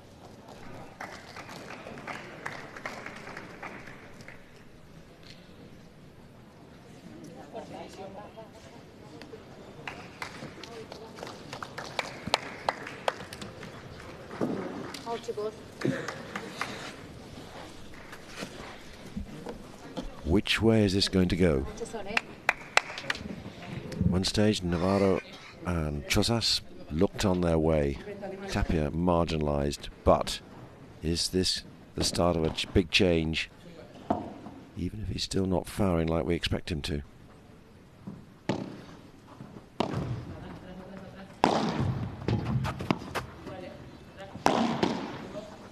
Great volley.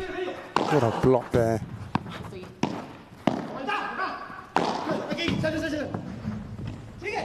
Oh, God, that was difficult because it only just cleared the fence. So Tapia, you could see almost right until the last moment, was unsure whether it was going in or out. It just meant he couldn't get a good body position behind it. He was there. He was there, but as you say, the position wasn't right. Just at the last minute, he made the decision to go out, mainly because, like we said, it was just so close over the top of the fence. Wrong side of the net, and it's 5-2, not 4-3.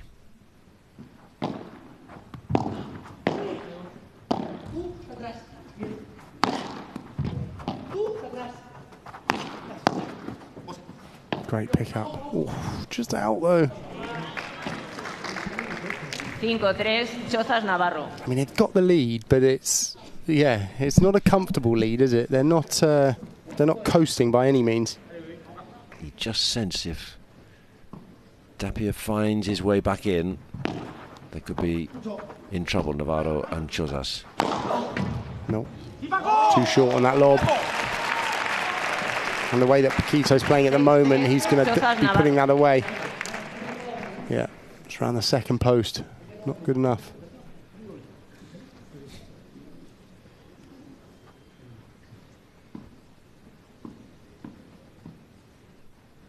They're chasing again. Still chasing. Oh, lovely shot from John Sanz down that line. He's playing down that line almost to get Tapia involved as well. So if he plays down the line, it's more likely Paquito will play cross. It's the easier shot option. It's actually harder for Paquito to keep playing back down the line. So you can see John Sanz is trying to get his partner involved more.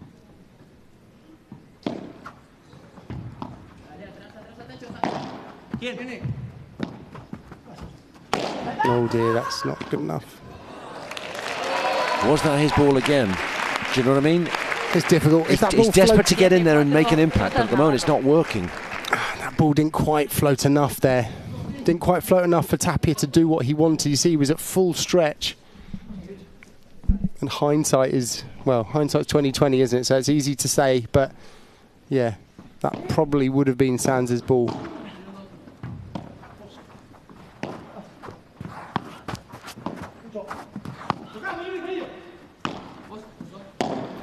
Oh, you see, that's the problem. 8-4. 2 more points, they've done it. What a turnaround. Yeah, it's just a shot choice, really. Shot choice and execution there.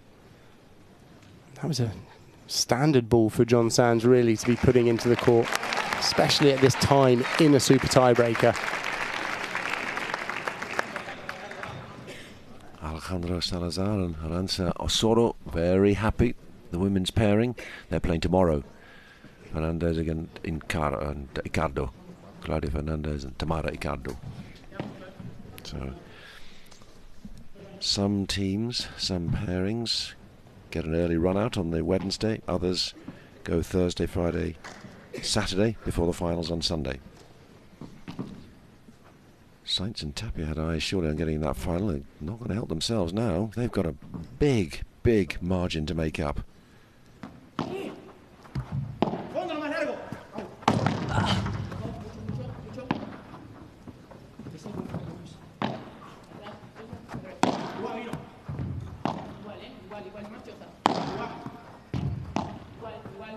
Paquito just showing he can also defend the right-hand corner. Nice kick. That's gone where he wanted it. Tapia's there. Oh, Tapia. What a shot. I think those 2 words say it all. Oh, Tapia. I mean, look at this. This is great. This is one of those where if he misses this, you say, what are you doing? But look at him. He's gone for the angle there, and he's been in a great position just to tap it down. We've seen some of the shots of the day so far in this match. Phenomenal. Maybe shots of the whole tournament. The one which he took off the top of the racket, or the toe of the racket. Tapia just then, and then Paquito Navarro chasing outside the court. Can this turn it round now? Like that shot like that from Tapia, a bit of a spring in his step. Now's the chance. Chozas gives himself a bit of a talking to into the glass. Tapia on serve.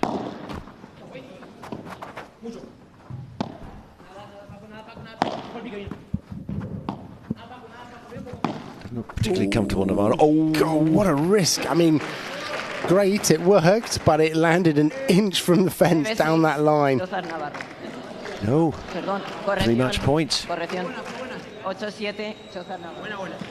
It was in. Yeah, originally the referee called it out, actually, but then, yeah, they've all agreed that it was in. 8-7. So not the match points.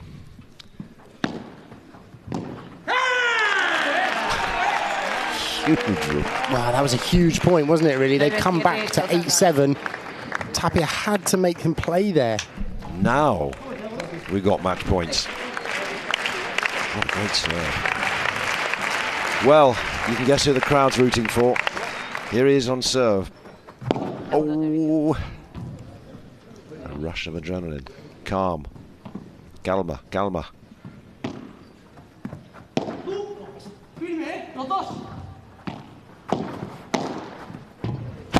Oh, that'll do it. Well, what a turnaround. What a performance. Paquito Navarro and Alex Chozas turn the tables on the world number 1, Alex Tapia and John Sanz. And just like 2024, they've taken them down. Yeah. And really, just Paquito's drive and energy in that almost lifted his team and changed the match.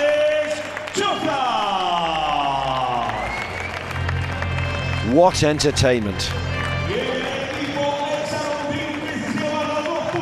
He's yet to lose, Alex Chozas, at the HEXAGON Cup. Won 3 matches in 2024, on the way to becoming the next-gen champion. And here's Paquito Navarro, very happy. And that'll be a happy team there, because on paper, that would be a very difficult match for them to win, and you almost need a Paquito in there to turn it around. We've just got to wish him all health, because he picked up gastroenteritis a year ago and he had to drop out. Momo González came in. So, Paquito, look after what you're eating and what you're drinking. Well, health is such a big part of it here, and I mean, it's a good finish again, putting John Sanz under pressure, and that was almost really the story of the match. Not letting Tapia get too involved. Well, we saw exactly what did happen when he was involved. Too involved, it completely obliterated them. 6-3, took charge. There was only one pairing going to win. Well, we've been massively entertained. And that's certainly given the league table a different look. It's also given Agustin Tapia something to think about too. Trying to pick up and get back to winning on a global stage. So far, Alejandra Salazar and Arantxa Osoro, that's a lovely pick-me-up. That's a big fillip to send them into their first match tomorrow.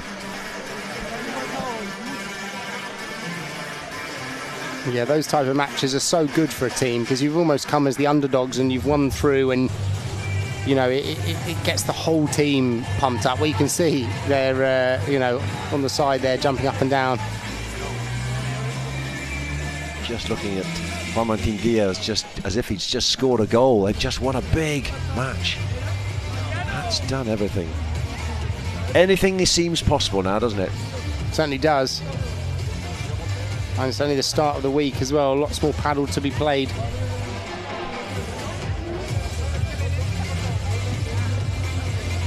We'll be hearing from the winners very shortly.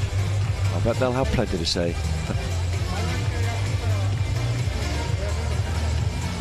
Interestingly, someone was saying that the chemistry between Sanz and Tapia wasn't as you might expect, or normally as for a pairing. Do you see what I mean? It's like you've already hinted at this. It's very difficult for players just to be thrown together. Right, go, produce. Yeah, I mean, it's that combination, isn't it? It's a combination of the kind of personality chemistry, but also the game chemistry. Now, I think personality chemistry, they were fine, but it was the game chemistry that was the difficult one. As they were two leaders, I suppose, finishers of the point, and there was just a bit of a mixed signals, and Tapia lost a bit of momentum, and so, yeah, I think it's something that over the week can be worked on, though. I think they need more, just probably need more matches. They probably, even though they know each other well off court, they've probably not played a lot of matches together. Well, they're back on court tomorrow against Alex Ruiz and Stupachuk, which is no easy return, is it? You know, I mean, okay, they're all the top players, so therefore it's always difficult. But let's see how that goes. But hang on, no, it's Ruiz and Stupachuk against Navarro and Chozas, whereas for Tapia and Sanz, it's Pelestagin and Libak. Right, we're going to get some reaction now, because we're going to go down very shortly to Bruno, who's got the winning pair. Happy days. Bueno, con los vencedores del segundo encuentro, Paquito Navarro y Alex Chozas. Empiezo contigo, Paquito.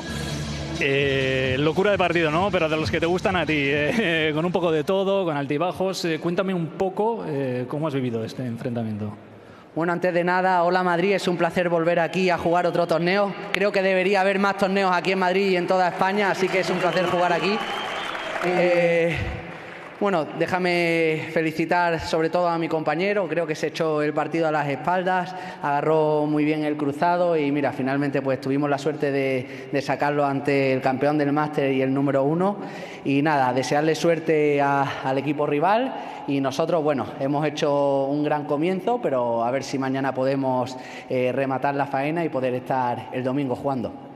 Mañana y pasado. Eso es, Paquito stating how important it was, how big of a win it was against the number one, but he said his teammate had a lot to do in that win. Alex Chozas played a big role. Alex, tú que eres disfrutón, que se ve que en la pista te gusta sonreír, pasártelo bien, vivir un poco también de la energía de la afición. ¿Cómo de sencillo te hace jugar en la pista, tener al lado a una persona que es la máxima expresión de eso? Bueno, buenas tardes a todos. Jugar en Madrid es como mi segunda casa, así que estoy muy contento por estar otro año en la Hexagon. Nada, jugar con Paco es un placer, lo miré por la tele muchísimos años cuando era chiquito, no lo pude enfrentar, pero bueno, ahora lo tengo de compañero y estoy disfrutando mucho, así que le agradezco por jugar a mi lado. Y bueno, sí, nada, fue un partido de locos, los chicos hicieron un gran año, de August no hay que hablar mucho, es el mejor de todos. Y bueno, nada, contento con el equipo, que nos estuvieron ahí alentando afuera. Y bueno, nada, yo creo que estoy disfrutando mucho este torneo. Este año me lo voy a tomar un poco más así, disfrutando, obviamente jugando en serio, pero tratando de no presionarme tanto. Y bueno, nada, quiero agradecerle a todos y un saludo para mi familia y para mi novia que nos está viendo en la tele. Abrazo. So Alex underlining how much he enjoys having fun on the court, and that's exactly what he did today alongside Paquito, the player that he said he used to watch on TV growing up. La última pregunta, Paquito.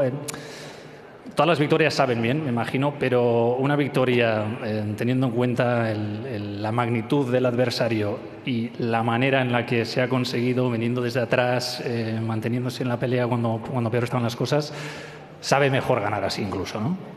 A ver, sí, y además más cuando, bueno, a Tapia no lo vamos a descubrir, John acabó el año impresionante, sigue en un momento de forma espectacular, así que bueno, le damos mucho valor a la victoria de hoy, fue muy sufrida, pero bueno, no nos da tiempo a celebrarla mucho porque mañana volvemos al ruedo y hay que rematar la faena. Como se suele decir, no hemos hecho nada todavía, así que a seguir en esta línea, que es la positiva, y bueno, a disfrutar. Big win, no time to rest, back to business tomorrow. Pretty much what Paquito said. Back to business. They were on it, most definitely.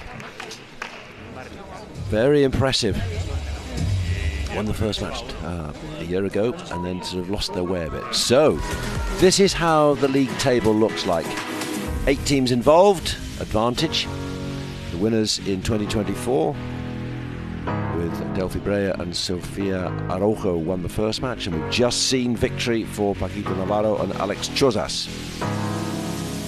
Surprising defeat then for Agustin Tapia and John Sanz for the Robert Lewandowski team. Still to come, many more matches, many more points to be won before we get to the final on Sunday between the top 2 teams, the teams with the most points from these team matches.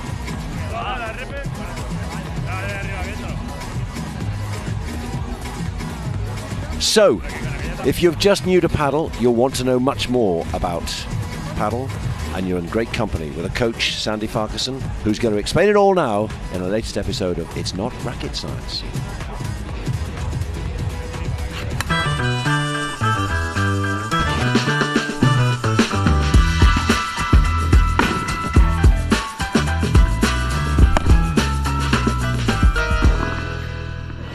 The serve is a really important part of the game. You start the point with a serve, so you can either start an advantage or a disadvantage. Here we're going to show you 3 target areas that you can aim for to get that advantage. Now the first of those is going to be in towards that side glass, so you want to get it as close as you can towards that side glass, and it's a difficult place to return because it comes quickly off the glass. You can't always be as accurate as a returner, so that is the first target zone. Target zone number 2 is down the tee or down the middle, and here you want to aim your serve as close to that tee as you can, and what that does is it forces your opponent in towards the middle, creating a space in that corner, and if they're a right-hander, they're also going to play a backhand on that shot. And then the third area, which we see a lot more at the pros, is down towards the body, and here you want to try and make that nice and deep so that they're playing a ball off their back foot and therefore putting themselves in trouble. It's not racket science. Sandy Farquharson in top form. How different does it make it for the server if you're playing against a lefty, which is often the case? It's not so much. It doesn't make a huge difference, but it does depend on the level. So at a beginner level, let's say the most popular or the best serve is to serve into the glass, because they don't know how to return with the glass. They really struggle with that. And as you play against higher and higher levels, they get more comfortable with the glass, and therefore you play more down the tee and more to the body. And at the pro level, you see a lot of balls down the tee or to the body. And so it's not so much around left-hander, right-hander. It's more around, like, can you force them into a difficult side glass or force them to the middle? So that's how you serve. How do you win? Well, we've just seen an example of that from Paquito Navarro and Alex Chozas, taking down the world number one Agustin Tapia and his partner here in the Hexagon Cup, John Sanz. That's 2 matches done. We still got 4 more to go. Do not go anywhere.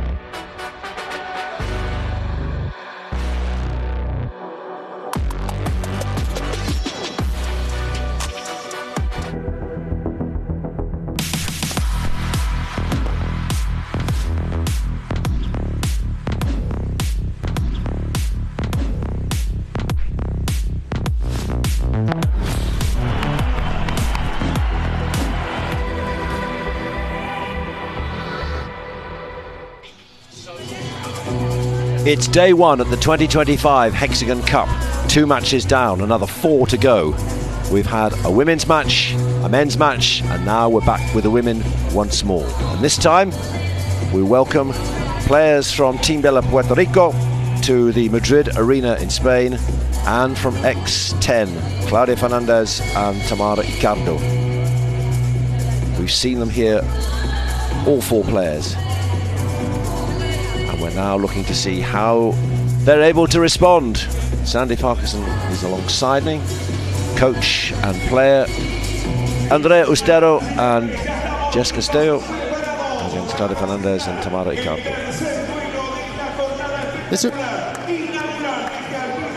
So we're now awaiting their arrival.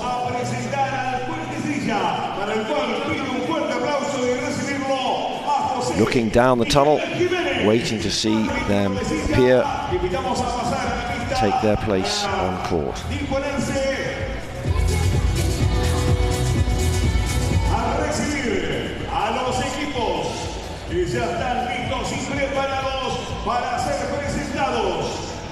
Crowd in, waiting, watching, being entertained royally, particularly in the last match with Navarro and Alex Chozas coming back from losing the first set 6-3 and looked in real trouble against Agustin Tapia. But now we wait to see. Here comes Jess Castello, and here comes her partner, just 17 years old, Andrea Ustero. When you have the young players like this, you often haven't seen them pair up. Like, I've never seen Ustero play with Castello, and it's going to be really interesting how they adapt. With these slightly older players, you've seen them either play at national championships before or trained with them or something. But yeah, it's going to be. I'm really intrigued as to see how Ustero and Castello will match up. 17 years old, but a big smash. I mean, she has made things happen. Lefty playing with Alejandra Alonso. Oh, she's a lovely talent. I mean, she's got all the shots. She's got great hands from the back of the court. She can really cause some trouble. And I saw her earlier in the season against Paula, and caused a bit of trouble for her, which is unusual. But yeah, she's a tricky player to have on the cross. So here is Team Bella Puerto Rico. There's Arturo Coello, who'll be playing with Nieto. And out of the white corner, as you might say, here comes X10 paddle. Claudia Fernández on the left-hand side against Tamara Icardo. 3 and 17 respectively ranked in the world. And these are some good pairs as well here. You see Mike Yanguas and Javi Garrido behind them. And this is a strong female pair as well. Claudia's obviously had a great season with Gemma.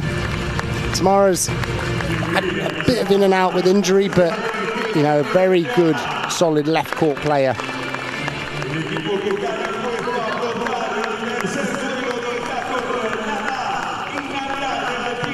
Mike Yanguas, Javi Garrido are the men's pairing for X10 paddle.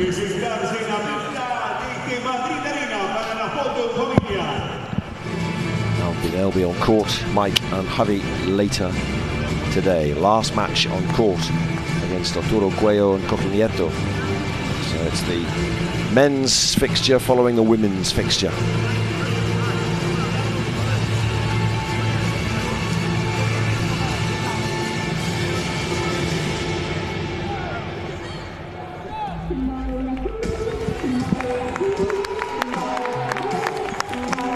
All smiles now. We can all feel confident. Anything feels possible.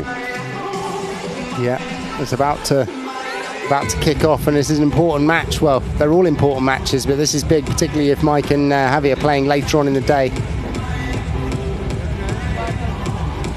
2 points for men's victory, 2 points for women's victory, 1 for next gen.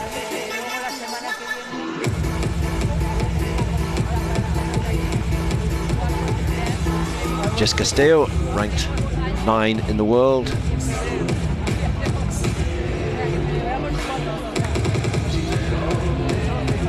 From Spain,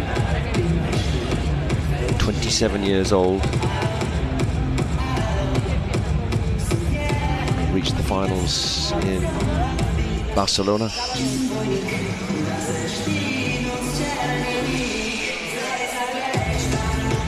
And Amanda Ustero, youngest player involved in 2025. She's only 18 in May. Reached the final of the tournament in Paris last year with Brea. That's an amazing achievement to do what she did.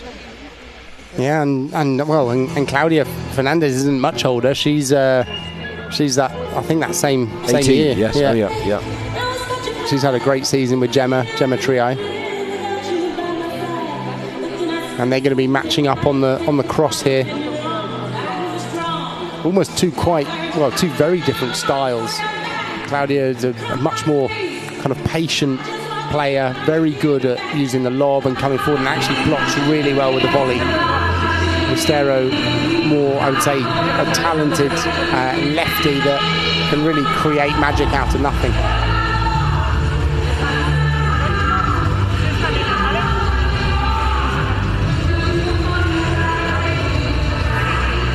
So, as I say, this is the third match which is on court in the Madrid Arena. We've had two already, and let's just refresh your mind. And also, if you're just joining us for the first time, welcome along. We've had two great matches. One women's, one men's. So 11-11 came through. That was Brea and Sofia Araujo. They went down to advantage.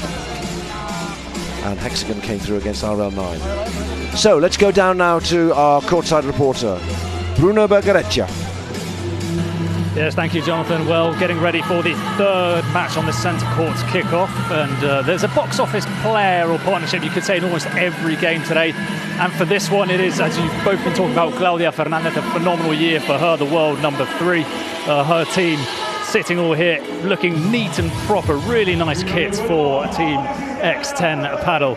And they're up against Team Bella Puerto Rico, who have got in their bench actually one of the best coaches in padel, who is Jorge Martinez over there, who actually coached me when I was a junior, and he didn't retire after that. So after that horrific experience, I'm very surprised he's had the strength to continue in the world of padel. But he'll be looking to try and guide his players today, as we say. The challenge is for them to try and beat the stronger partnership or the stronger player on court today, who is, of course, Claudia Fernández, with those 6 titles in 2024 to her name. That's a big and somewhat daunting tall order, but let's see, because Team Bella have got quality, as we're about to find out.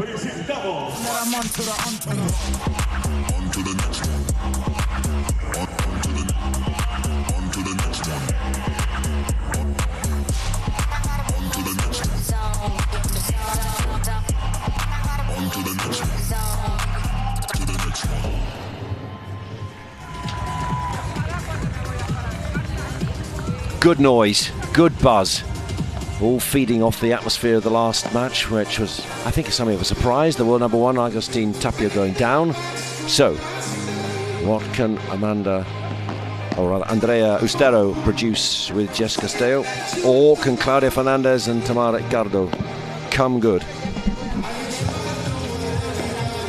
I mean, Ustero's just like you see there. I mean, 17 years of age, but again, like all of these juniors, and I've said this about Claudia during the season as well, is just a very kind of sensible head on their shoulders for such a young age to be competing on this level. And you see that in her paddle as well, like the shot selection, the way she plays. She's one of those that almost the ball goes in her corner, she never really looks in trouble.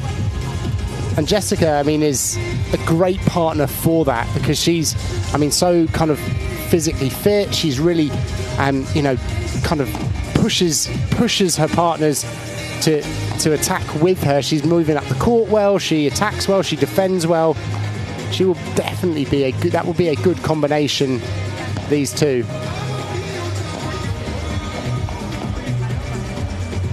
So that's one part of this equation which we're watching out on court. There are, of course, 2 players on the other side of the net. X10, team owned by Pierre Gasly and Loïc Perry, who's president of the Ligue 1 side Lorient. But for now, his eyes focused entirely on what may or may not happen on court with his paddle team.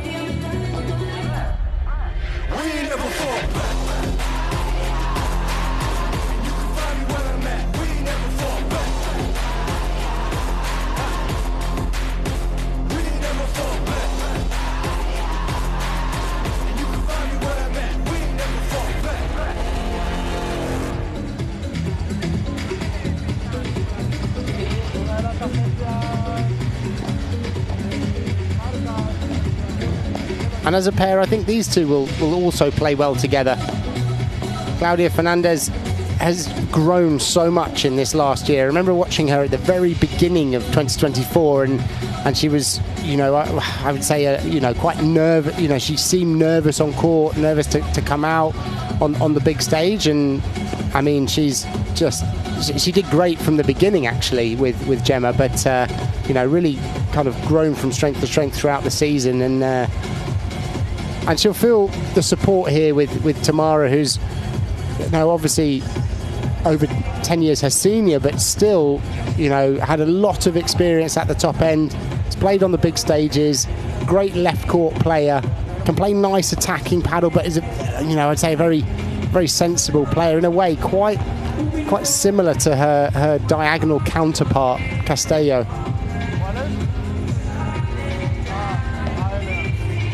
Castello's played a lot with Alejandra Salazar. There can't be too many better pairings, although they're not going to continue in 2025.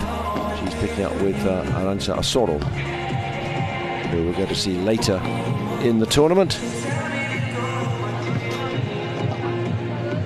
And Osoro and Ustero are quite similar type players, I think. They have a kind of court presence that allows their partner to play, because they're so good at receiving a very difficult ball and giving something very difficult back, and slowing the speed right down and speeding it up. And so I think, yeah, if she enjoys playing with Ustero, she'll also probably enjoy playing with Osoro. That's all still to come in the tour tournaments, which will begin in 10 days' time. For now, all eyes. There's Mike Yanguas, ready to go for X10 paddle. I have to say the kits look pretty cool, don't they? Actually, they've Have you done got your well iron with one all the already? kits. Do a little swapsy. Yeah, just wandering to the changing room, find the right size. But no, they all look good. Nieto and Arturo Coello there. Team Bella, Puerto Rico. Looking to add a bit of Central American magic to proceedings. Certainly got the moves off court. Let's see whether we can do it on court.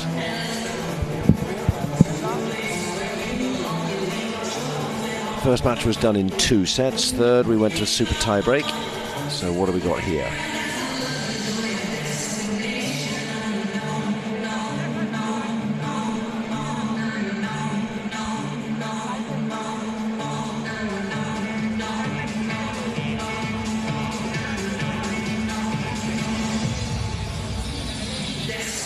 Game faces now for Andrea Ustero and Jess Castello.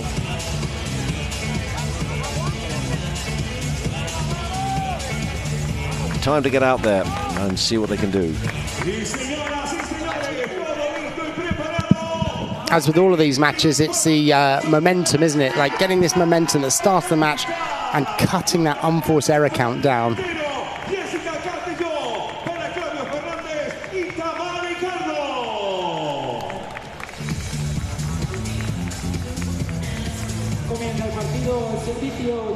So, Jess Castello for Team Bella Puerto Rico with the first serve in match 3.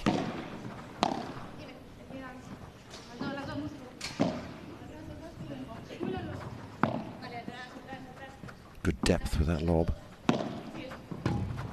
Nice bajada there from Ustero.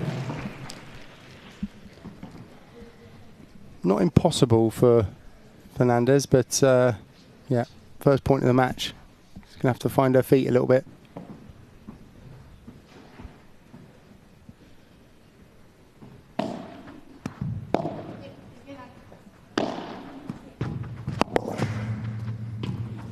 Lovely vibra from Castello there, forcing Icardo to play a very difficult low ball running forward.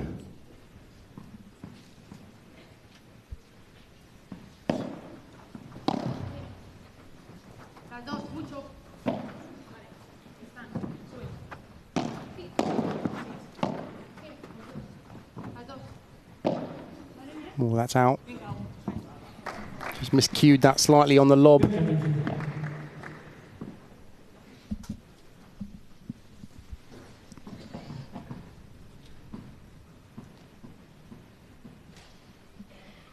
early feel of the ball, early feel of the pace of the court, which at the moment we think is quite fast. But these are the early points.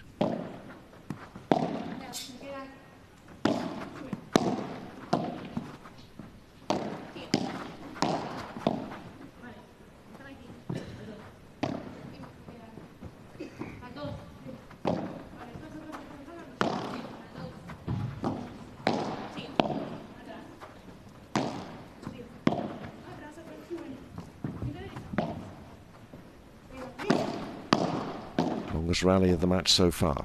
Well, I think we can settle in for a few of these. So there's going to be that type of match.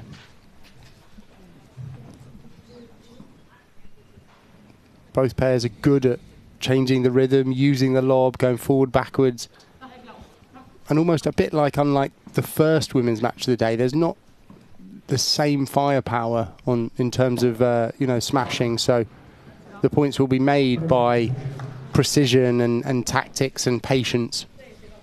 Yes. And unforced errors. Yes, well, they've been a feature of the opening two matches. Delphi Brea and Sofia Araujo, the defending champions of the HEXAGON Cup. Took a bit of time to get going, but then they really unfurled some of their great shots. The power of Araujo and the decisive action at the net too from Delphi Brea.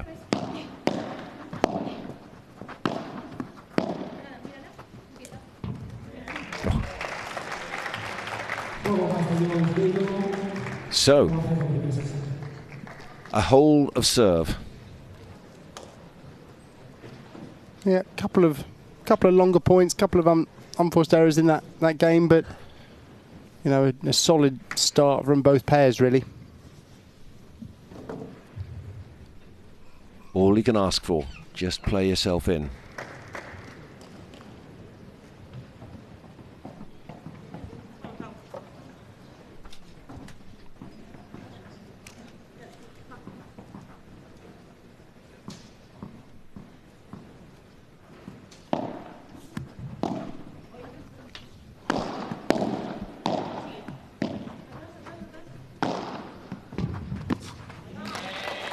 Great vibra from Icardo there. Again, finding that depth, making it stay low off that back glass. You can see here, tough for Castello to come forward and defend. Just Castello in because of injury, sadly, to Brea González. Had to withdraw a week ago.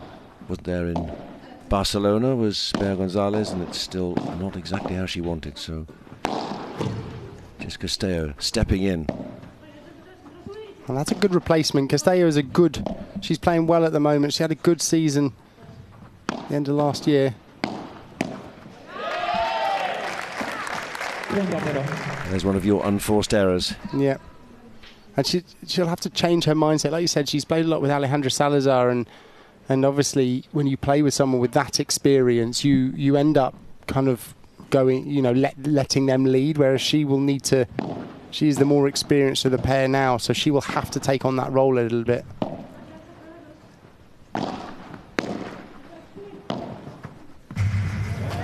Lovely shot from Icardo down towards that fence. 17 in the world, 29 years old. First top tour winner from Valencia. Been in the top 10 mostly since 2021.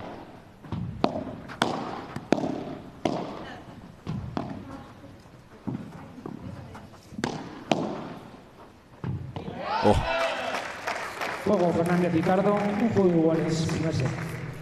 Cool as you like. Yeah, and it looks, we talked about the speed of the court and obviously the altitude. It looks like it's just, the ball is just coming off their rackets a little bit faster. You see here, and you saw it in the previous match as well, and it's the altitude that they're just blocking the ball, and their fast ball being blocked is often going out towards the back. It does mean they can use their faster flat smashes a bit more and faster flat volleys. That's a nice vibra. Her speciality. So good overhead, yeah. Lovely feeling on the ball. Unhurried. Just seemed to have time, age 17, phenomenal.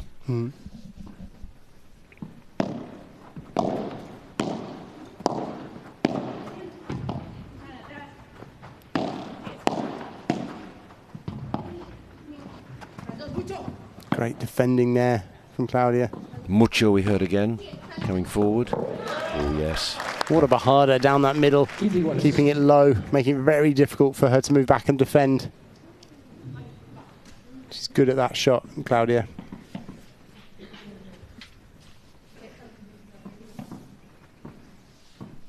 Six wins last season, Claudia Fernández on the tour. Very impressive player, 18 years old, winning like that already.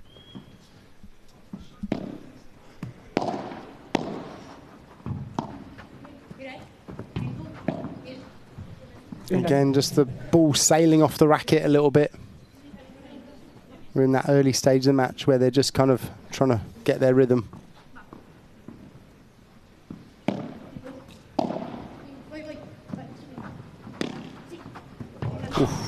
At one stage I thought miscommunication, yours, mine, okay, and then it seemed it caused problems on the other side of the net. Caused confusion for both.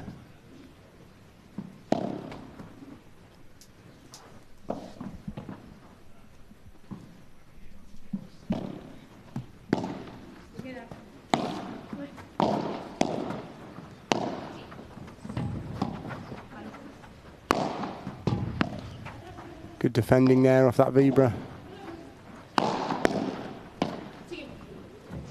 Oh, beautifully played. Oh, lovely touch on that. And even just the speed to think to do that is impressive.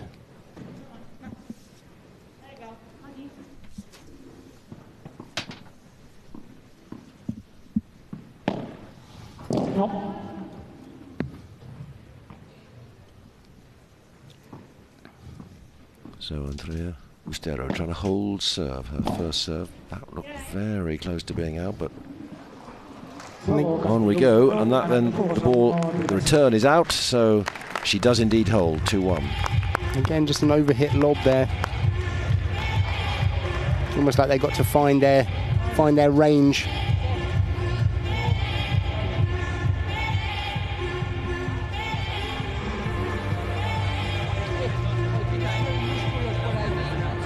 Calmly watched into trouble, as you might say, by Jess Castello.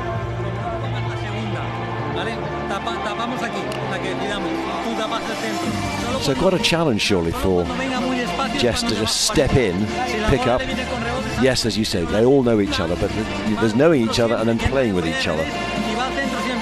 Yeah, and I mean, that's what we mentioned at the beginning of the match, really, is this idea of, because the partners are so young, they haven't had the years of experience with them around the tour, and, you know, it's not the same as Tapia playing with John Sanz, or you know, even you might see some of the female players playing with each other, even you know, like Delphi and Sophia, for example. You know, even though they might not have played a lot together, they will know each other quite well. Whereas the youngsters, it's almost like you've got to build that rapport on the court at the time.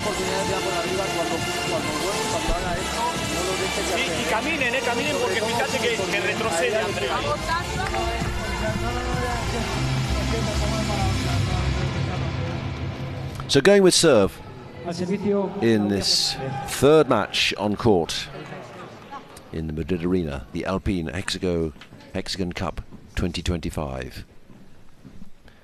First serve for Claudia Fernández.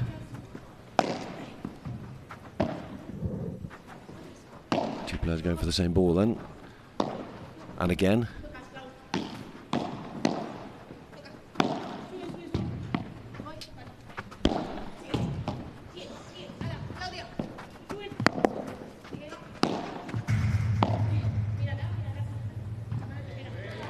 A lot of talking from Jess Castello, I pick up. Just that experience saying, right, you go here. There much more discussion, seemingly, and communication. Yeah, there is. I mean, especially as these points are longer and there's more manoeuvring, there's also more communication. Well played, Jess. Excellent play, yeah. Forcing her opponents there into a difficult position while she maintained a great attacking net court position. That's almost like the physicality that we were talking about at the beginning of the match.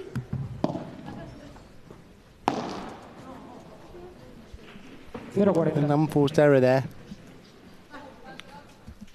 First break of serve. looming.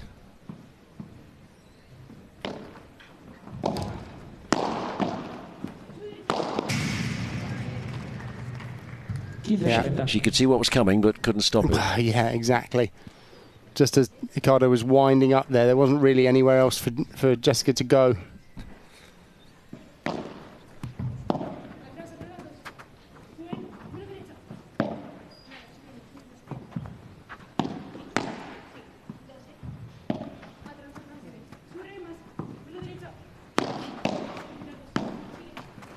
Oof, a risky volley to go, Chiquita volley off that. Almost didn't need to be so cute. As the opponent was a little step back. Al servicio Jessica Castello. So that was the break of serve, and this is a big chance now for Jessica Castello to take it on.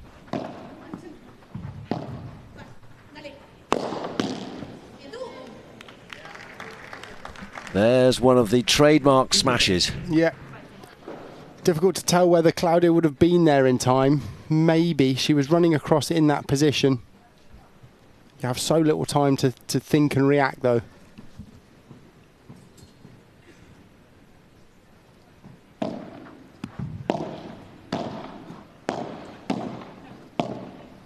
She's on this, isn't she, Jessica Ustero? You just give me, I'll go for every ball, don't you worry. Yeah, yeah. She's being assertive in the game, which is good, which is what she needs to do. It's how she plays. And as you said, with Salazar as your partner, you must gain, you learn from that. You know what to do. There's a certain great experience, expertise. Oh, look at this. Just running through this service game. There's a few errors, really, isn't it? I mean, so far this set, in these first 4.5 games, it's been mainly errors. I consider that an unforced error, really. It wasn't. I mean, it was a decent Bandeca down the line, but not amazing, and just hit into the back glass again. Well, there's a scoreline which didn't seem likely after the first 3 games. 2-1, all going with serve, and then suddenly Jess Castello and Andrea Ustero moving fast. Seemingly in the right sort of position. Transition here, Sandy. Ready to go forward, go back. Yeah. She's looking at that middle zone to try and make her way up the court, what she does very well.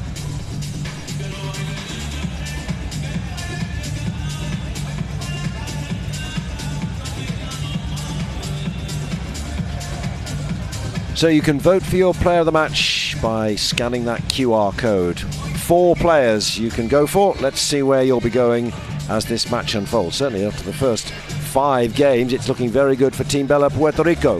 That's all still to come. For now, we're down to Bruno courtside.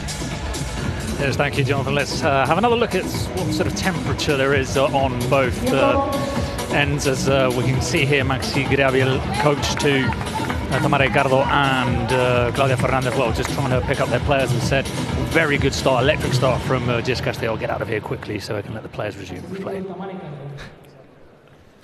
Just give me a coaching session if you like, Bruno. They'll want to hear. For former paddle player or paddle player yourself, you know what you're talking about. Well, if Jorge Martinez could teach Bruno, then I'm sure he can lead these 2 forward. They both, a bit like we say with Tapia sometimes, it's almost you need a partner. You get used to a partner picking you up, and just needs a little bit of a, I feel like they need a bit of a push at that end. And again, this goes down to the chemistry of the partnership. Wow, lovely hit. That has some power on it. Late to the party, but I tell you what, she's on it straight away, Jess Castello. What an impressive performance. I don't think we've seen anyone start a match this well. And this is the 3rd match of the day. And Claudia's struggling after having, a very good last season and excellent results. She's not probably started the way she would have wanted. It's good though, because I mean, Jessica and Castello and Ustero have really piled on the pressure here at the start of this match, and it's well, they're getting the reward for it. That's a lovely vibra there from Tamara, managing it to bring it down to the toes of the oncoming Castello. Still looking at a break of serve. Oh, hello.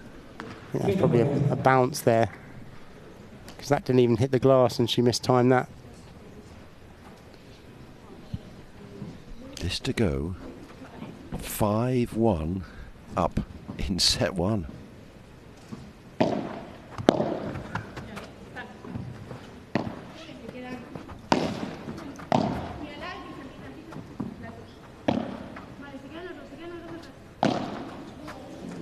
Well, would you believe it? At this stage, they've just got to be making more balls. It's not, can't really get themselves in the match if they're not getting high enough consistency, if they're making too many unforced errors.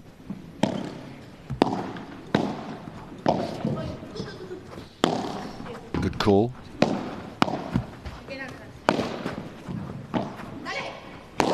Yep. Too good. If you give Andrea Ustero that sort of well, it was a nice service, you're in. Nice set-up Rulo there from Castello, forcing a difficult defensive ball for Icardo, and yeah, got the ball she wanted. And again, that fast, flat smash. Player at the back of the court, if she just generates enough power, it really can win the point.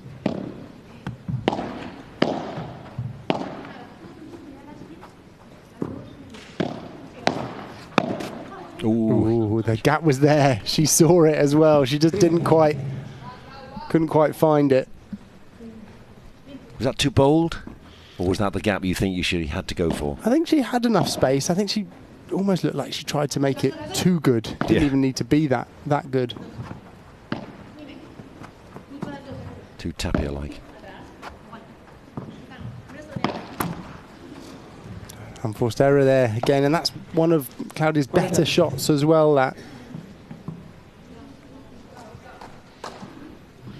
So 3 set points.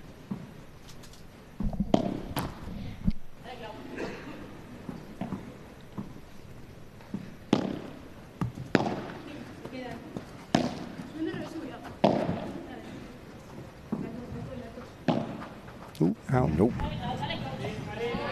Just changed. Looked like she just changed her mind slightly there. Was going to lob cross and then thought to go down the line. So a few words from her more experienced partner.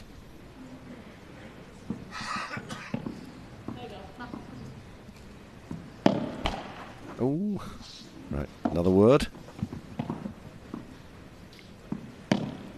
Well, we're in play.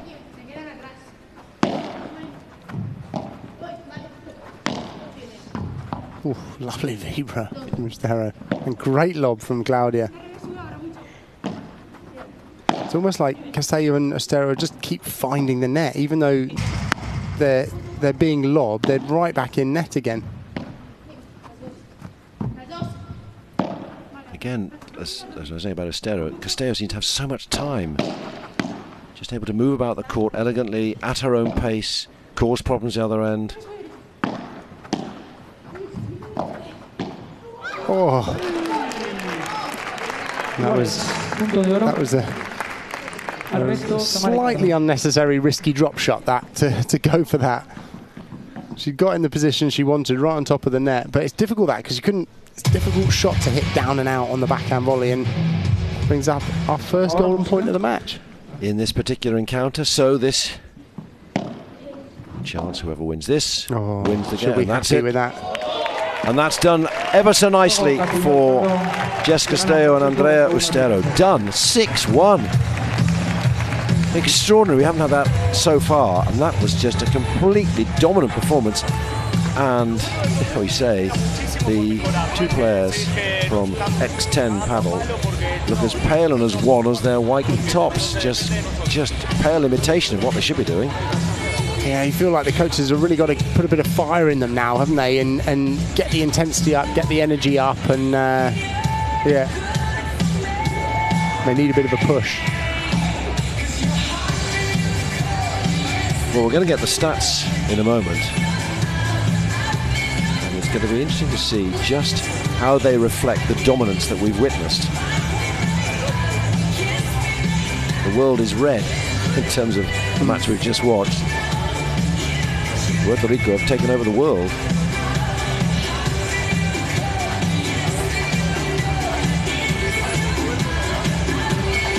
You wouldn't think that this pairing had just been thrown together in a matter of days. Okay, 2 of the 5 break points. That's your big one. Well, look at that. They've had 1 break point, didn't take it. No further questions, my lad. Yeah, and almost double the amount of total points won, really. So, complete domination. Let's talk to our reporter, Bruno Bergareccia. What can he tell us? Well, complete domination. I think it was not expected behind me from this section of the ground that there would be so one-sided, and I think it's left a little bit of a flat environment inside the arena, a bit of a flat atmosphere. I don't think people were expecting it to be so one-sided. You can see it's a completely different look on the face of the players on this side. Obviously, they've come out of the gates running. Now it's a question of, can you keep it up? Coello Fernández is still one of the best players in the world. So I'm sure that Jorge Martinez will be doing a good job of keeping their ground on the feet, and their feet on the ground rather, and making sure that they continue doing what they've done so well in this opening set. Good stuff, Bruno. I mean, Tamara Icardo was the losing finalist last year, with Alejandro Salazar playing for the Hexagon team. But at the moment, there is absolutely no reason, of course, why just because you don't well one year you do well the next. But it's just, there's nothing which looks like she's found any rhythm, any momentum. It all looks as if they've just met in the hotel. Ooh, was that in? Looked like it might have been out, yeah. I thought that went straight into the fence, didn't it? Yeah, well, in the back glass, in the corner, by the looks of it. It was a very easy miss. If you're missing those chances. I suppose at least they went for it. At least they're going for it, you know. And I'm sure their coaches at the side would have said, right, we need to, you know, step up the intensity, get yourselves into the match a bit more.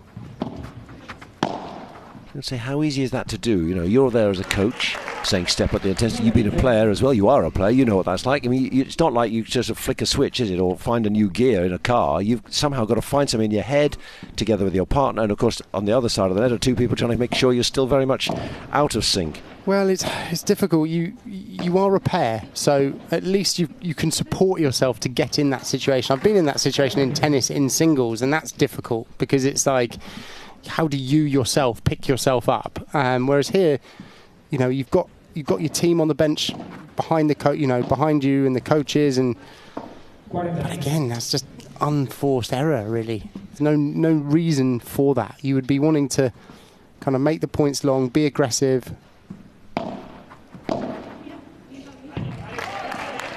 Wow, well, that's a collector's item at the moment, isn't it, for Claudia Fernández and Tamara Icardo? They won a game, and they didn't play a great game either. I mean, they won it, but it was that was really a game of unforced errors from both sides.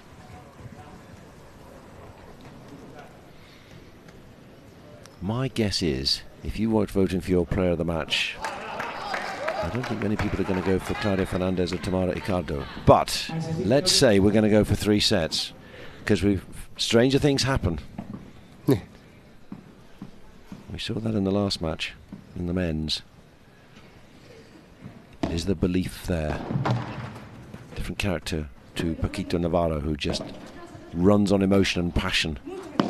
Well, even him, you know, it was the same, right? He had to pick himself up, and he didn't start particularly strong, and he pushed to get to that position. It's almost what they need to do.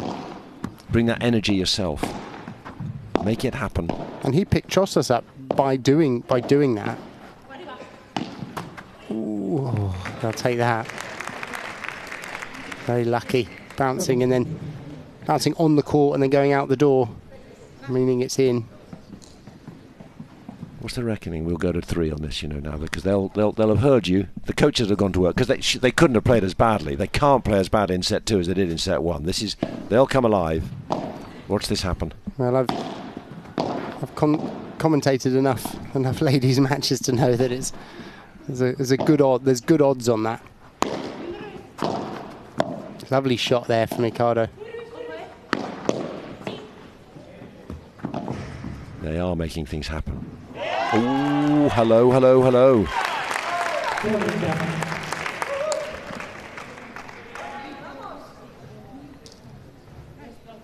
Is this a big momentum switch?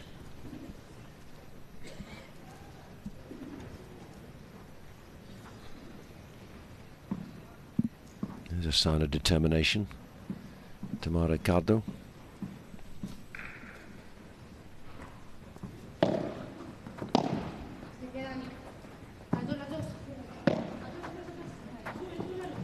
Lovely shot.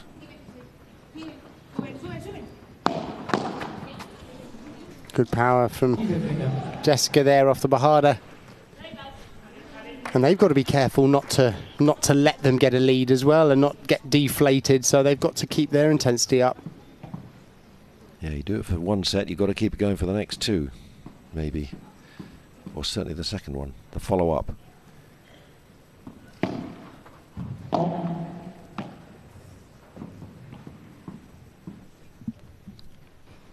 Be fair, it'd be difficult to keep that intensity up because 6-1 was just completely overwhelming. Everything worked.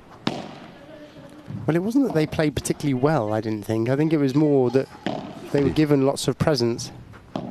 Got to take them. That's true.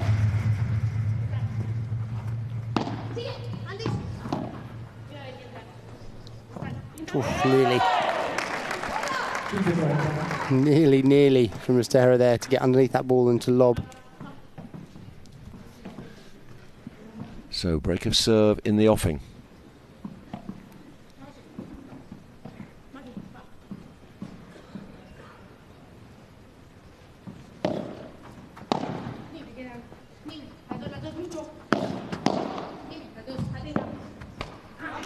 Could see that hesitation, never going to go over, and that is 2-love. X10 back with purpose.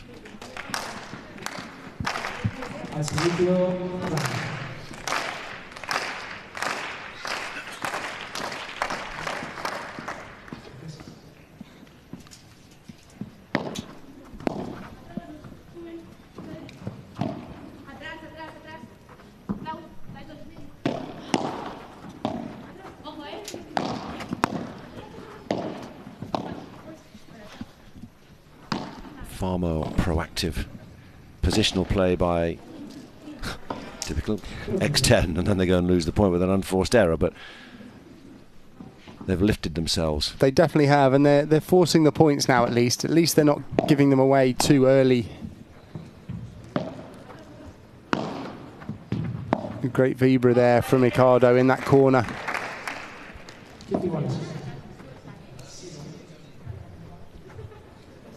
She thought the serve was out, I think. It did look a bit long.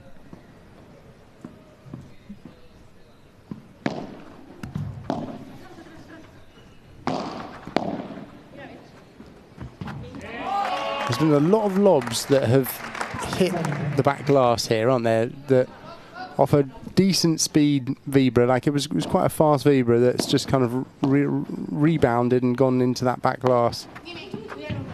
Which supports your assertion and reading that this is a fast court. And there's another just not going well. Does look fast, doesn't it? I mean, yeah. Whether the court is fast or the conditions are fast, it's probably more of the conditions, the altitude that's making it feel a bit like pinball at the moment.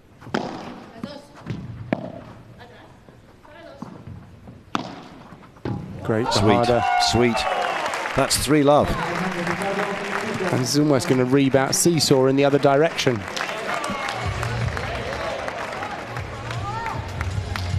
Way too passive, I would say, if I was the coach for Team Bella Puerto Rico.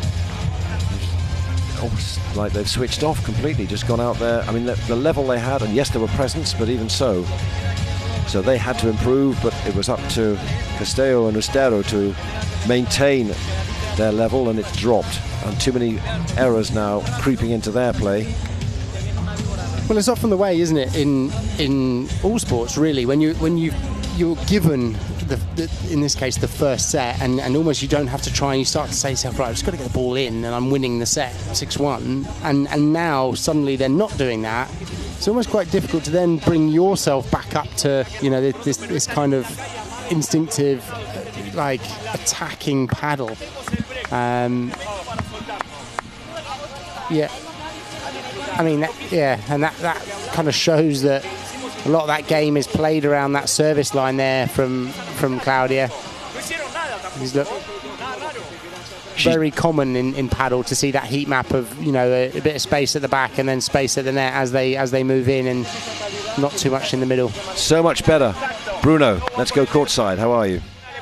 Well, do you know what I think has been very important in this turnaround in fortunes? It's, if we look here, that back row of people in black tracksuits, which you'll just see in shot now, they've been absolutely pivotal. They've been getting a lot of energy across to the players. They've been sort of clapping and applauding and trying to make sure that there's a bit of noise coming from here. So when sometimes you can't find the answers yourself, you can find it in external sources. And in this sense, it's a team sport today. It's a team event, and they've done a very good job of that. They sure have. This is very much the team spirit, and this is what you've been talking about, Sandy, so often, about the motivation, the dynamics within a team. And we're seeing an extraordinary turnaround here. A lot resting on just Castello to come back in. Find that assertiveness that was so obvious in the first set. 6-1. They took it, as you can see, but now nothing like that dominant.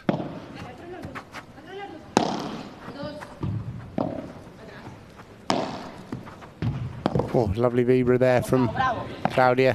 And they're also hitting more accurately as well, putting their opponents under more pressure. Lovely brush round and just touching the back glass.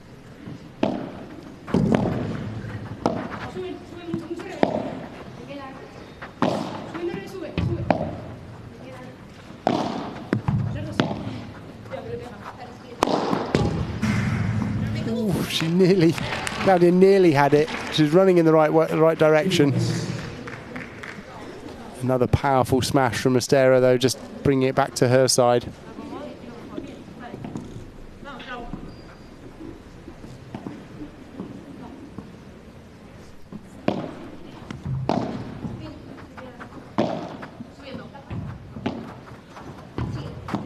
Oh, straight through. Wonderful play. Bisected them and then completely had them in the backcourt with the finish. And read it so well, didn't she? I mean, Claudia was almost there with her racket before Ustero had finished hitting the shot.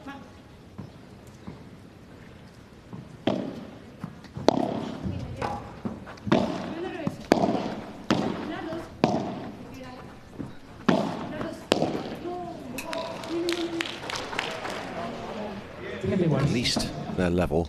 And they're trying to hold serve, because if this goes down, 4-love. That's set 2 gone, and we're into a super tie break. And those super tie breaks, they're anyone's game, really. It's almost a bit like we saw in the previous match. It's who can carry the momentum into that.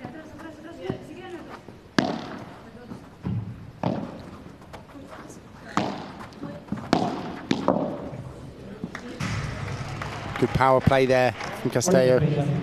Almost a slight miscommunication, it felt like, with Icardo and Claudia, who's going to take that ball down the middle, and a little bit of hesitation just took some time away.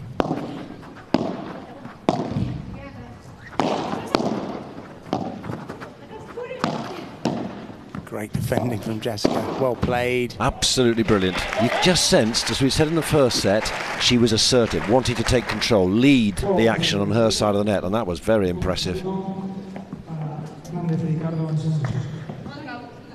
She needs to maintain that now. Almost needs to want to get on that cross-court battle with Icardo. So at least they held serve, but still 1-3 down. Great play from Claudia. Backhand volley into the fence. It's a big game, this.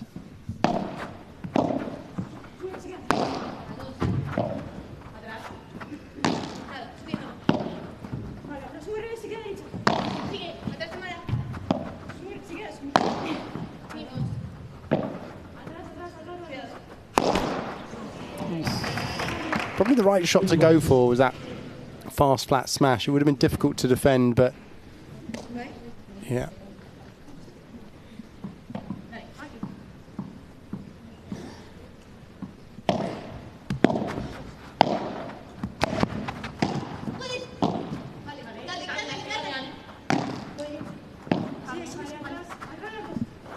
Back into familiar positions. Yeah, using the lob to make that change back. Oh, an overhit a lob again. It's not what they need if they want to get back in this set. They've done plenty that was looking good. 2-3 is tidy. 1-4, big trouble.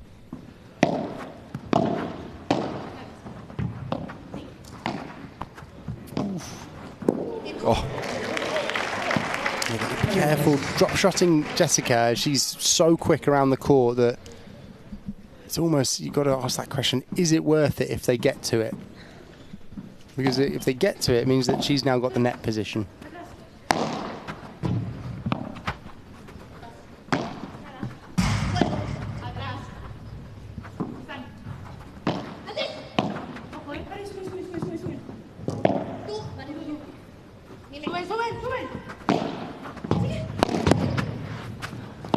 Oh, great defending. I've got to say, remarkable. Icardo. Well, that looks like it's gone in as well.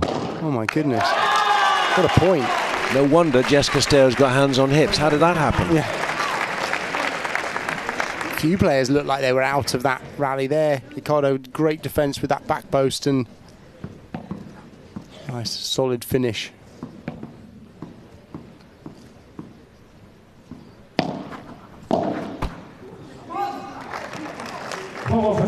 Unforced error there, really. 1-4. We've had this before. And that was a 6-1 overwhelm for Castello and Ustero. Well, at the moment, Fernández and Icardo look like saying tit for tat.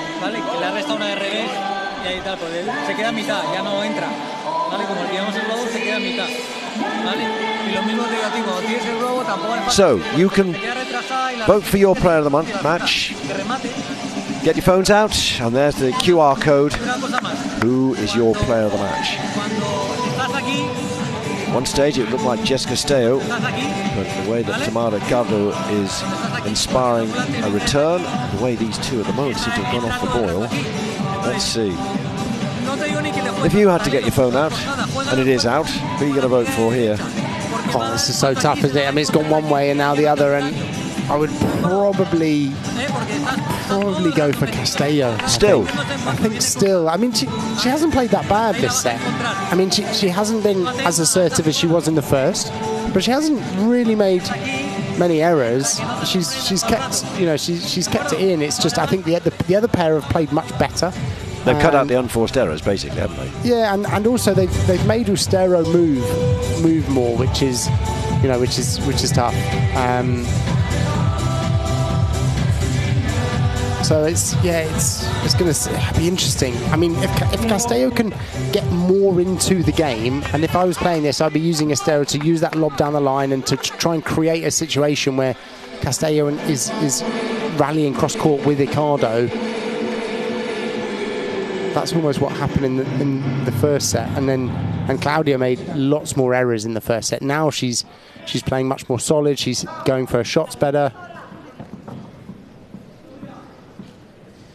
So Jess Castello to try to haul Team Bella Puerto Rico back into contention in this second set. Otherwise, we're on our way to a super tiebreak. Nice placement. Yeah, good shot selection there. Tempting to go for the wallop in that situation, but soft into the back.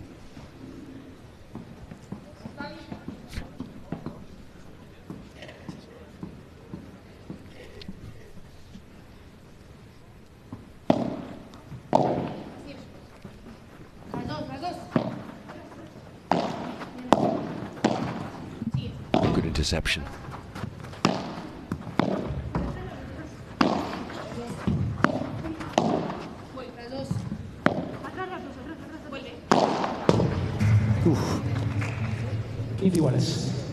Oh, that went way out. This time that looked like she almost decided between a Vibra and the flat smash and then hit something in the middle and it went into the back glass.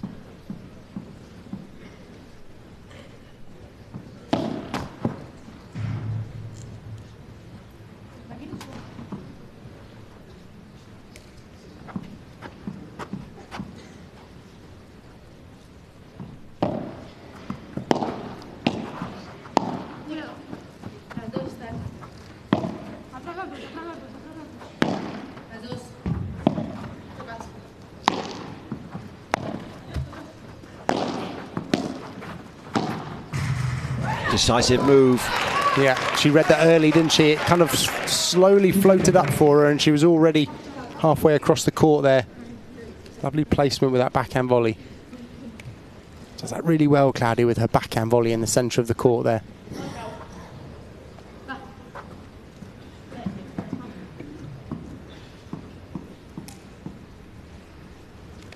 Pressure back to once more on Jessica Castello. Oh my word. Well, if that's going wrong, then they're in real trouble. 15-40. That's not what you needed, was it? To go for break point down now. Relatively easy forehand for her.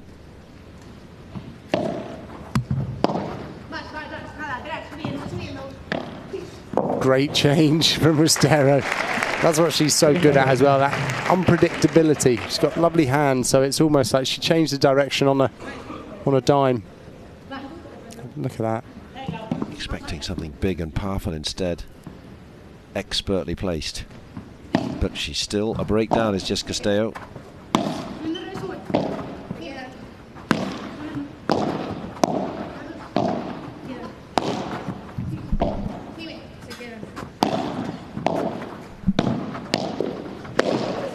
Oh, no, that's not enough.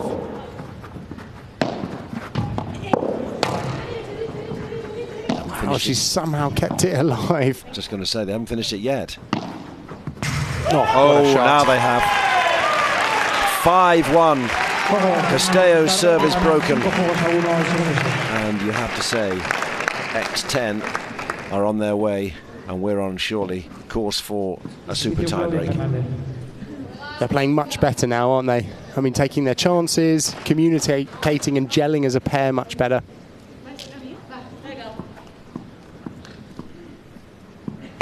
So Claudia Fernández to try to finish this off. That's not what she wanted with a serve.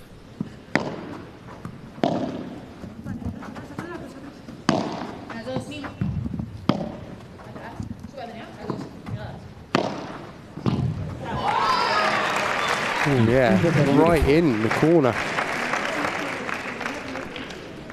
With minimum fuss. With minimum vigour, as you might say, but it's just the placement and the pace was so well judged.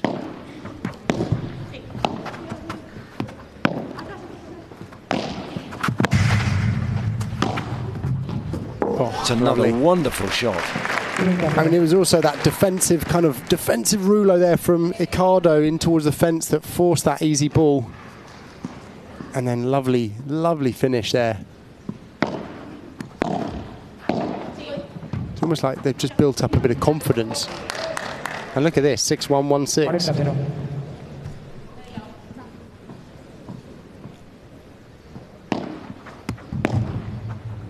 Oof. Yeah. Not yet, not yet. Not yet. It's a lovely return. Bit of a lucky return that off the side glass.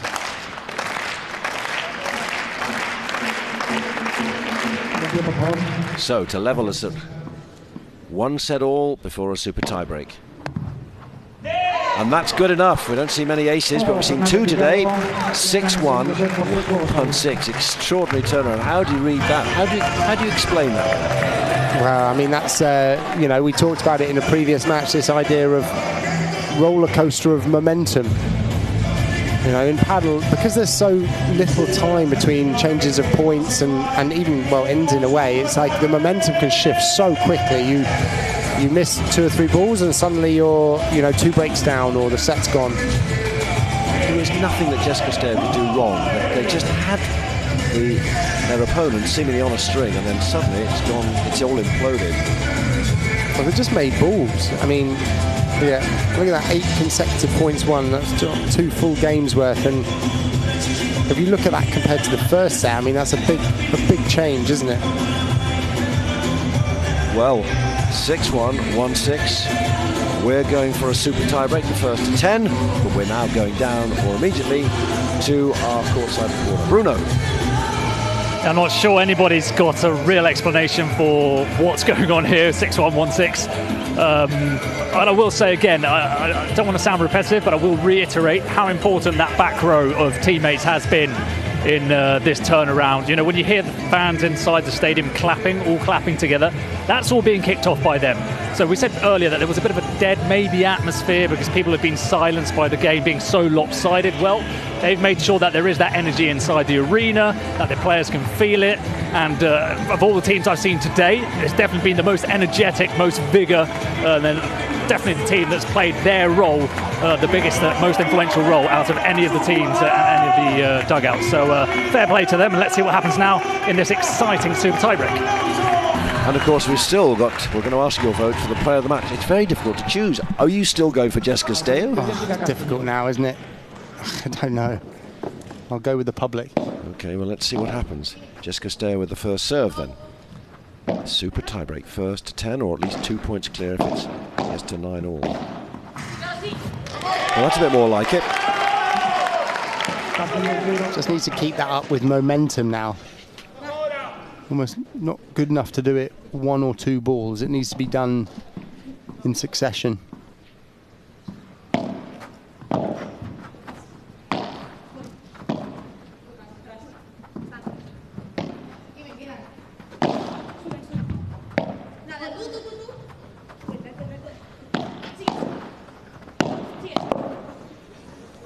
This could be interesting. Well, if you feed Amanda Ustero those sort of lobs, then you're in trouble. Well, she did the easy, did the hard work, got the easy ball.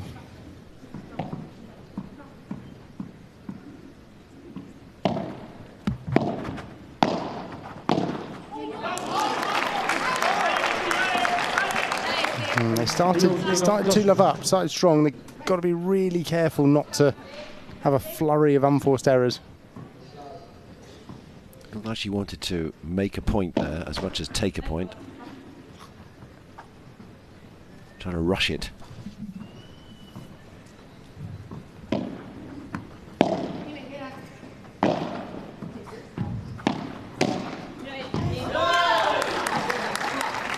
Another unforced error there. She's played some great points, but she's also missed a few, hasn't she? And in paddle, that's not, yeah. Not good enough.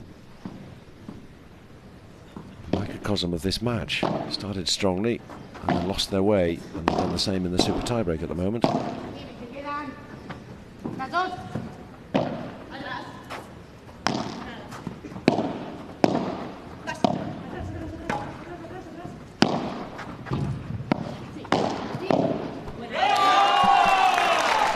That was a forced error that time, but still an error nonetheless.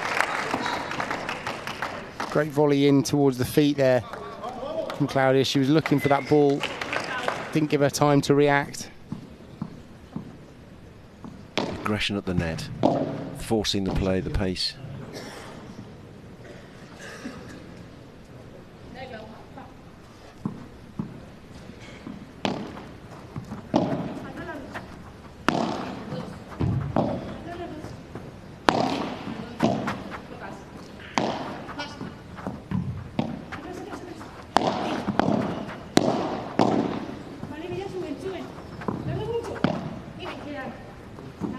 Judged.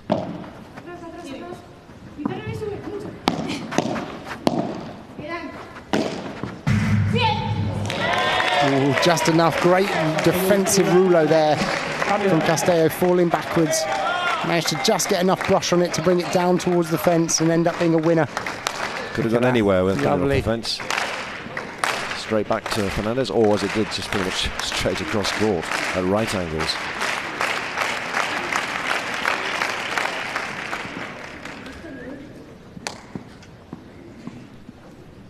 So we're level at 3 all.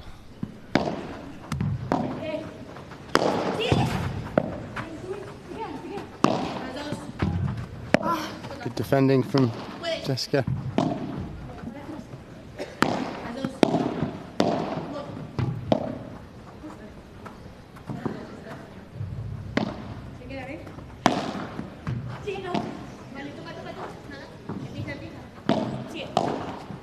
This is what Claudia does so well as well, is like moving them round, giving them difficult balls. Oh, well played, Jessica. That was very nice. Coming forward, managed to just catch Claudia out of position there, going round her towards the fence.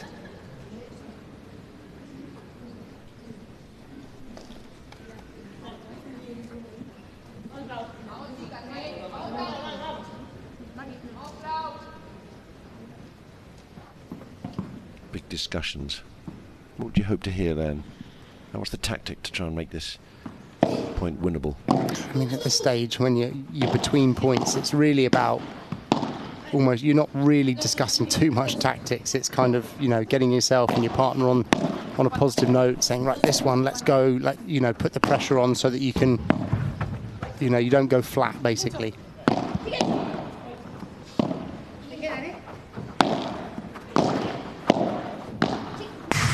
Oh my word. And she knows it. That brings it to 4-all, doesn't it, in the tie break. That's the shot she likes as well. She had it where she wanted it. 5-3. Or 5-3, apologies. Yes. Bit of breathing space now for Jessica Castello.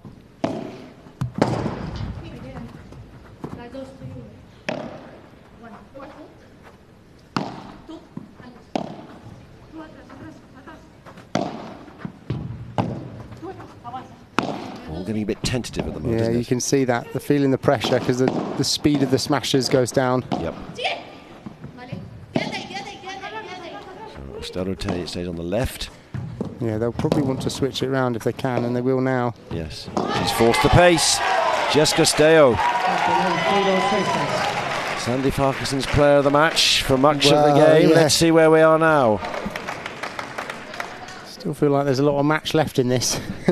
I think you're right.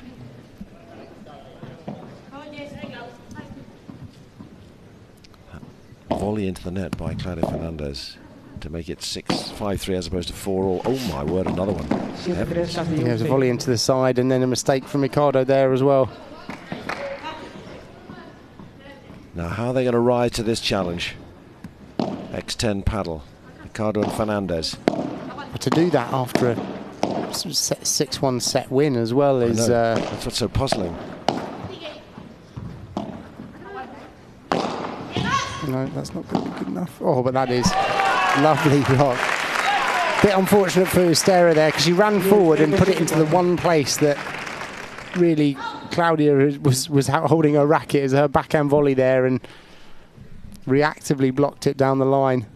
You make your own luck, don't you?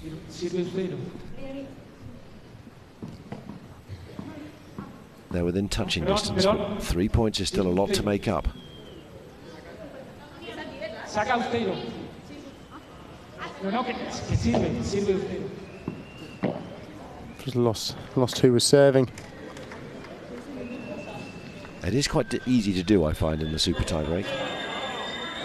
Particularly when things have gone so 6-1, 6-1, your brain's a bit scrambled. Yeah, well, in tie breaks in completely general. forgotten.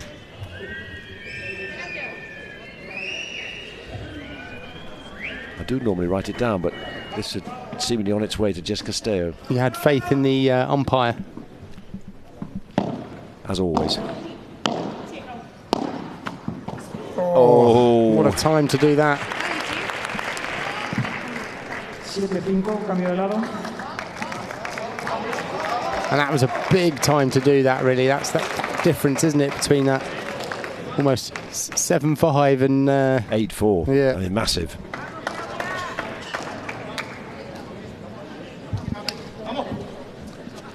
So, another change. We go again.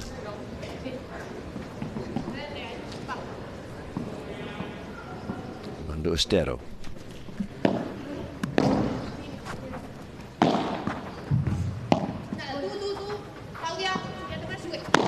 Oof, what a shot. Look at that power. That's what I like about Ustero. She, even though she's so young, she still goes for it. There's no fear there. Just giving that everything. Was that a call or her decision? Well, they'll never call to tell them what to hit. They'll only call where the positioning is of the opponents. So, I mean, she herself made the call, but yeah. I know that's not a stupid question one way, but given the experience of Jess Castello. Well, no, Ustero would have just been going with her gut instinct there to hit that. Ooh. Just what Castello would have wanted, straight back at 9-5. 4 match points. Well, if you saw that coming, well, certainly better than me. I did say Castello for MVP. So. You're never wrong, Sandy. When was the last time you were wrong? Probably the last match. Hoisted high.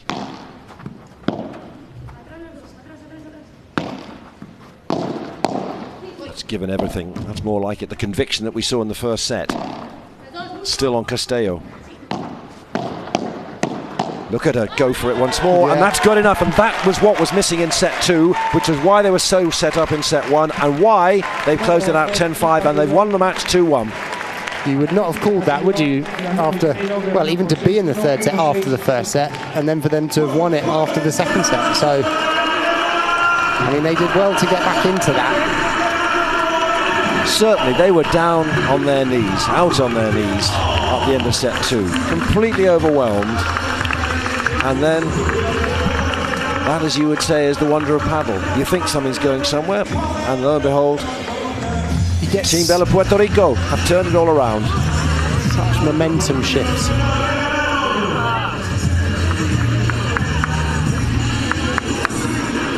Time to celebrate. I bet they didn't see that coming. We'll get to hear from Bruno shortly. They can dance now, I'm sure, but wind the clock back about 20 minutes. I bet Arturo Coello and Clocking Nieto are thinking, crumbs, we've got a bit of a work on our hands here to rescue this one. Yeah, after that second set. Yeah. Here's how it all came to fruition. Just such decisiveness. That's what she was doing so well in the first set, coupled with those errors on the other side of the net. Which is almost dominating that game, coming forward there, looking for the next ball as she's hitting the first ball, and you can see the pressure that they're feeling on the other side of the court. So she wasn't even due to be playing in the Hexagon Cup, Jess Castello, but this lingering injury for Brea González means she's here and she's a winner. First time out.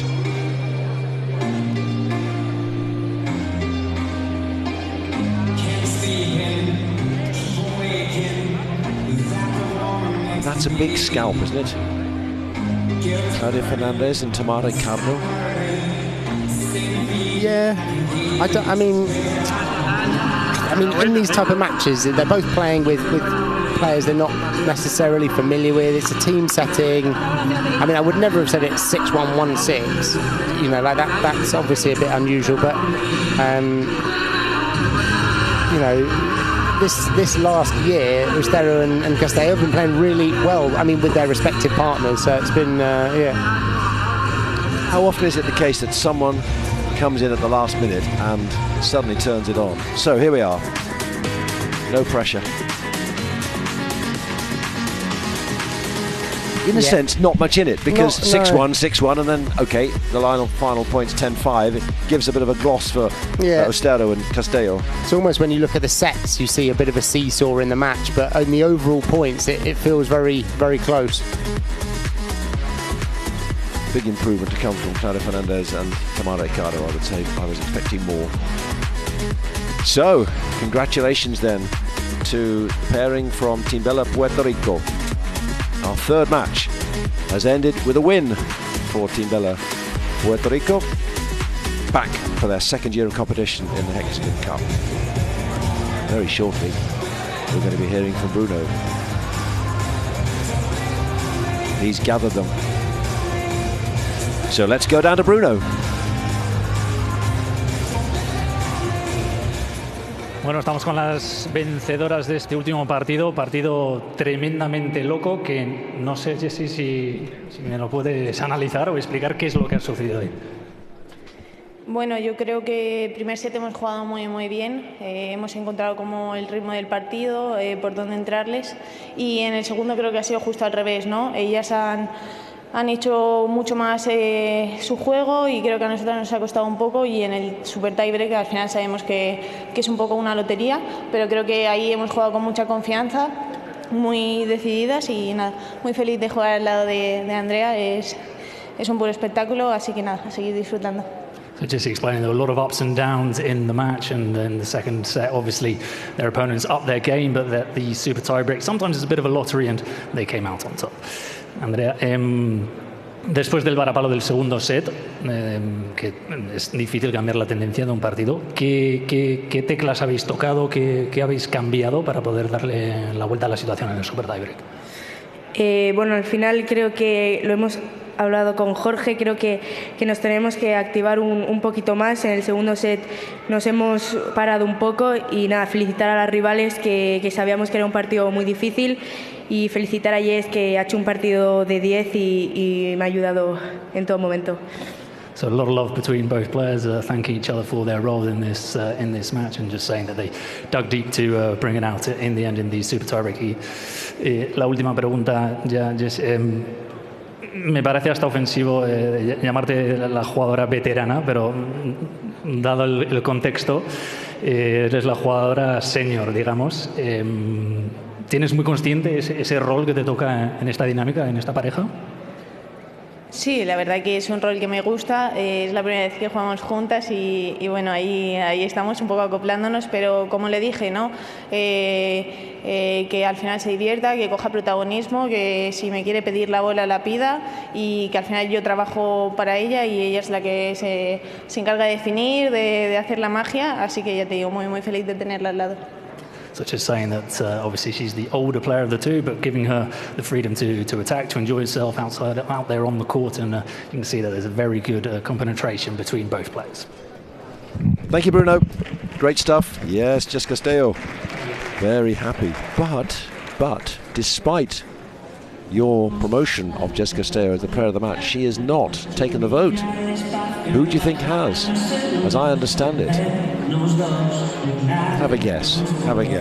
I bow to your knowledge, your expert analysis. I suppose it's difficult, isn't it? Because you give the vote during the match, and so Claudia Fernández, and you would say that Claudia had a really poor first 4 or 5 games of the match, and then, you know, if you said, right, who was the best in the second set, I would say, yeah, Claudia Fernández. But it was, it was such a seesaw of a match that it was difficult, wasn't it? Well, let's hear what Claudia Fernández has to say, because Bruno has Claudia Fernández, our player of the match. How did she do it? Estamos con Claudia votada como la MVP por los aficionados. Me imagino que sabe a poco después de lo ocurrido en este partido. Analízanos un poco desde tu punto de vista lo que ha sido este encuentro. Bueno, creo que el primer set hemos empezado muy frías, con poco volumen, y creo que en el segundo set hemos entrado más agresivas, hemos entrado con más volumen, y creo que hemos jugado muchísimo mejor, y ya en el Super creo que ya hemos tenido oportunidades pero no hemos sabido aprovecharlas, pero nada, contenta del partido que hemos hecho, también felicitar a las rivales y al equipo Team Bella, y nada, esta tarde-noche estaremos apoyando a los chicos que juegan, así que nos vemos en un rato. So just explaining, there was a slow start, that they tried to get themselves back into the game, but fair play to the opponents who played a very good super tiebreak. Hablas del equipo, de los chicos. Se ha visto mucha energía desde vuestro banquillo. ¿Cuánta influencia ha tenido eso en levantaros en el segundo set?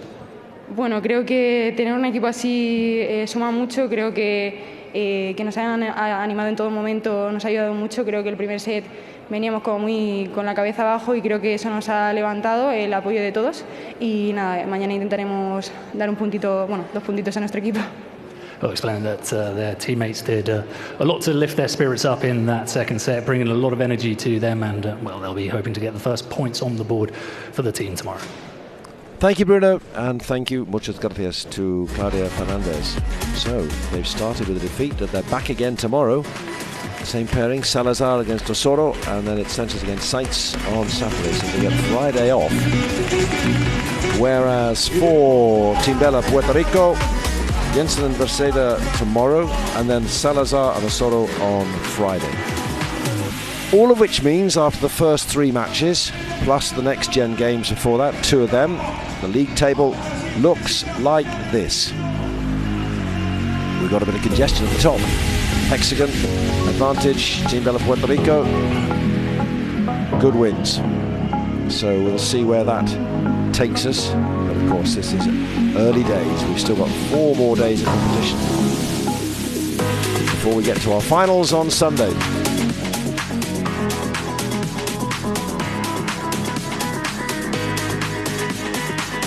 So we'll confirm the results now as we have the midway points of the day and the broadcast. So advantage it was who saw off 11-11 in the women.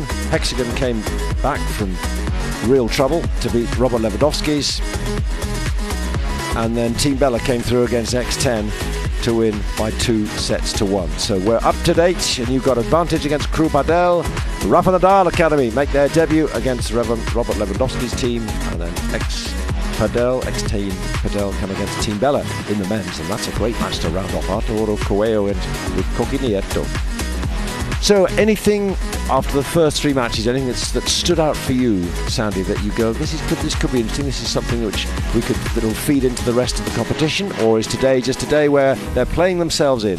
I think they're playing themselves in. It's looking like quite a fast court. The ball is rebounding quickly off the rackets. We're seeing, quite a few almost block shots that are then going and rebounding on their own glass. So it's almost like can they do a good job of controlling the speed, but like you say, it's the first half of the first day, so there's plenty of paddle to be played, and it will be getting themselves into it.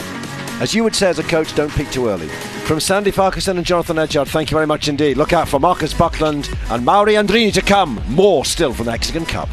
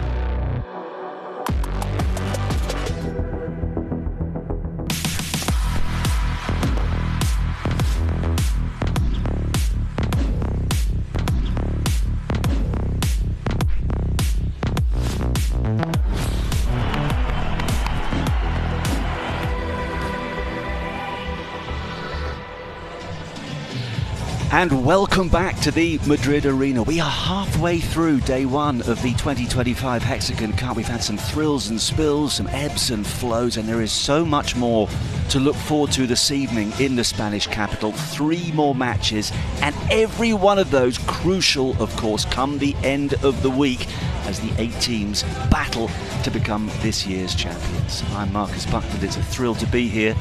Terrific atmosphere inside the stadium as well. They know how to put on a show in Spain, of that there's absolutely no doubt. Jonathan Ledgard and Sandy Farquharson did a sterling job throughout the afternoon. Jonathan mentioned that ticket sales are up considerably from 12 months ago. It's a sellout on Saturday, and with players like this in action, that is no surprise. Coming up in just a moment for Team Advantage, Martin Di Nenno and Juan Tello, defending champions. They're going to take some stopping, but if anyone can stop them, well, it could well be Federico Chingotto. What a character, what a player he is and has been for some time. And alongside him, Momo González. Could this be his moment? Hopefully you can sense that atmosphere, that excitement. A lot of youngsters in the crowd today. That's got to be good for the development of the sport. A lot of school children earlier. Better than a biology lesson, of course. This evening, some slightly older, wiser patrons looking forward to the twists and turns that we are guaranteed to enjoy. We are waiting for the sports superstars to sprinkle their magic dust. And here come team number 1. This is a team to keep a very close eye on, of course, as defending champions, saving a match point in the final last year. I'm delighted to have Mario Andrini alongside me, a former player, a top coach, a general inspiration in the world of paddle. These two are pretty, well, those two are, I'm sure, are pretty useful as well, but the 2 players there are fantastic. Well, welcome everybody. Thank you, Marcus. It's going to be a pleasure being with you here. This pair, I mean, this is in, there are 3 Argentinian players and 1 Spanish player in this match. But I think both couples are quite similar in terms of the tactical part of the game. So let's see what happens. Mauro, as a very proud Argentinian, is delighted that 3 of his countrymen are involved. And of course, paddle, for now, and that's been the case for a long time now, has been dominated by Argentina and Spain. There are definite signs that other parts of the world are starting to flex their muscles. It'll be a few years yet before we have a whole host of international countries pushing to be number 1. But that's the plan down the line, and it's a generational thing as far as the spectators are concerned. And here's team crew. I mentioned Federico Chingotto, one of the great characters, Momo González as well. Do you expect them to gel, Mauri? Well, Chingotto, we all know, you know, the current pair number 2 in the world, and also Momo González, who will pair John Sanz this year. They end up, you know, playing such an amazing event in the Master Finals last year. So let's see how Chingotto and Momo, they never played together before, you know, but I think they, you know, Chingotto can adapt to any player. Of course, it's a team thing, it's different, it's unique. Paddle is about doubles, so you're not totally on your own, as are, of course, all singles tennis players, but it's not just you and your partner that you're representing. It's the rest of the team, 2 men, 2 women, 2 next-gen players in every team, plus the owners, the trainers. Yes, we have Maxi Sánchez interest. There. Yeah, Maxi Sánchez there is as well. He's ex number 1 in the world as well, together with Sanjo Gutierrez, who is not in this event. And also Vero Vicerda. There we see Claudia Jensen, the left-handed player. So, yeah, we're ready to rumble. I'm very looking forward to this match because we've never seen this match before. Only in HEXAGON Cup we can watch these kind of matches, you know, against players who never play against each other and with each other, maybe. Yeah, that's the beauty of this particular event. Of course, in the world of paddle, there are lots of changes when it comes to partners, but these have been forced upon the players. How are they going to respond? They are superstars. They should put on quite a show. On Planet Paddle, galaxy of 48 champions shining bright, where the greatest of all time unite with those hoping to emulate the idols, like moons orbiting the star. But in this universe, they don't compete for individual glory. They fight as a team, together and united, where familiar friends become formidable foes. In this solar system, which stars will shine the brightest? Hola, no soy Bruno, soy Cristina. Soy la nueva Bruno. Hi, everyone. Yeah, French. Cristina, I'm the new Bruno. Well, you may have just caught the voice of Cristina in the background, and she's going to be on the ground for us throughout the evening. If anything happens, she will spot it, and we'll go to her in just a moment. But I love the catchphrase from that little promo. Friendship has to be put on hold. Your enemies, your best mate is on the other side of the net, and metaphorically speaking, you want to knock his head off, Mary, don't you? Well, we had that. Now we see here Chingotto together with the Momo there, Mr. Nenno, Martin Nenno, the right side player, very, very well-known player from Ezeiza, Argentina, actually next to the airport. If you fly to Argentina, ever fly to Argentina, you will land in Nenno's house. Similar, at the airport, but close to Nenno's house. Well, that makes it dangerous for him to practice his lobs in that case. Let's get courtside. We had a little tease from Cristina Goulon, who is with us this evening. Good evening, Cristina. How are you? Good evening, guys, and welcome to the second edition of the HEXAGON Cup. As you mentioned, I'm Cristina Goulon, and I'm going to be courtside. As you can see, the players are already warming up, so that means everything is almost ready. Now, I want you to show you something that is really, really special. I want you to see the drainage tunnel and the path that the players will have to follow just a few seconds before entering into the cup. Now, imagine that you are the top players in the world. Imagine that you are Tapia, for example, Chingotto, Arturo Coello, the boss, Fernando Velasteguin. In a couple of minutes, I'm going to get back to you and I'm going to show you exactly what the players will see just a few seconds before entering into this beautiful court. Good stuff, thank you, Christine. Yeah, she's got a bird's eye view of what should be a dramatic evening. So we need to get a little better acquainted with Team Advantage.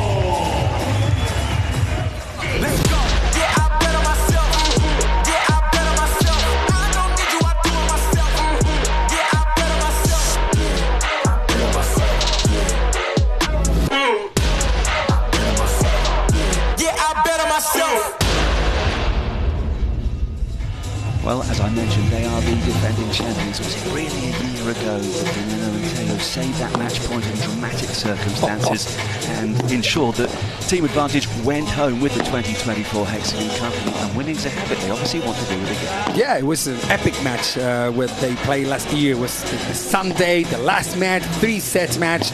Was absolutely amazing. Actually, they were losing the match, but then all of a sudden they came back and they got the title for the Team Advantage. So there we have 27 years of age, plays on the right side. Always Martin Nenno played on the right side. As in panel, we all know, that the more you get used to one of the sides of the court, then, sometimes you say, no, I play anywhere. Well, better get rhythm of playing in one side because you become a master in your side, trying to play then with Sanz, who is a master in the other side also. And there's the man on the other side, Juan Tello, 29 years of age, currently ranked 20 in the world.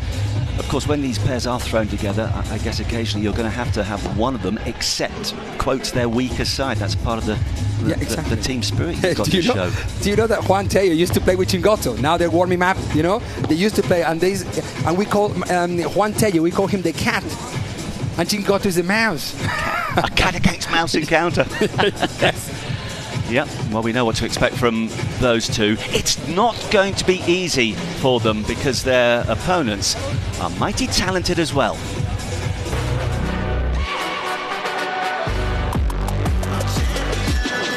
This ain't no regular thing, came for the ring, you know what I mean. I shoot my shot and it's clean. This is my city, yeah, this is my team. If you talking and talking ain't nice, better get right, I'm champion.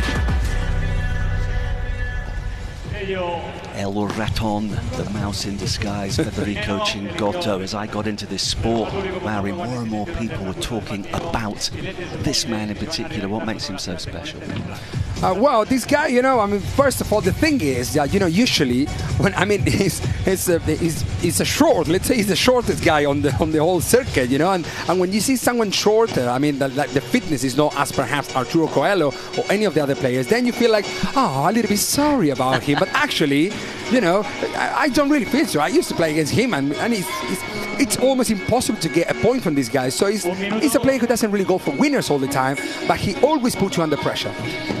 Yes, do not feel any sympathy. What he lacks in stature, he certainly makes up for in terms of tenacity and natural skill. His partner is Momo González, who's currently ranked 13 in the world, 27 years of age. I think it's fair to say he's got great defensive ability that should go well in tandem with Chingotto.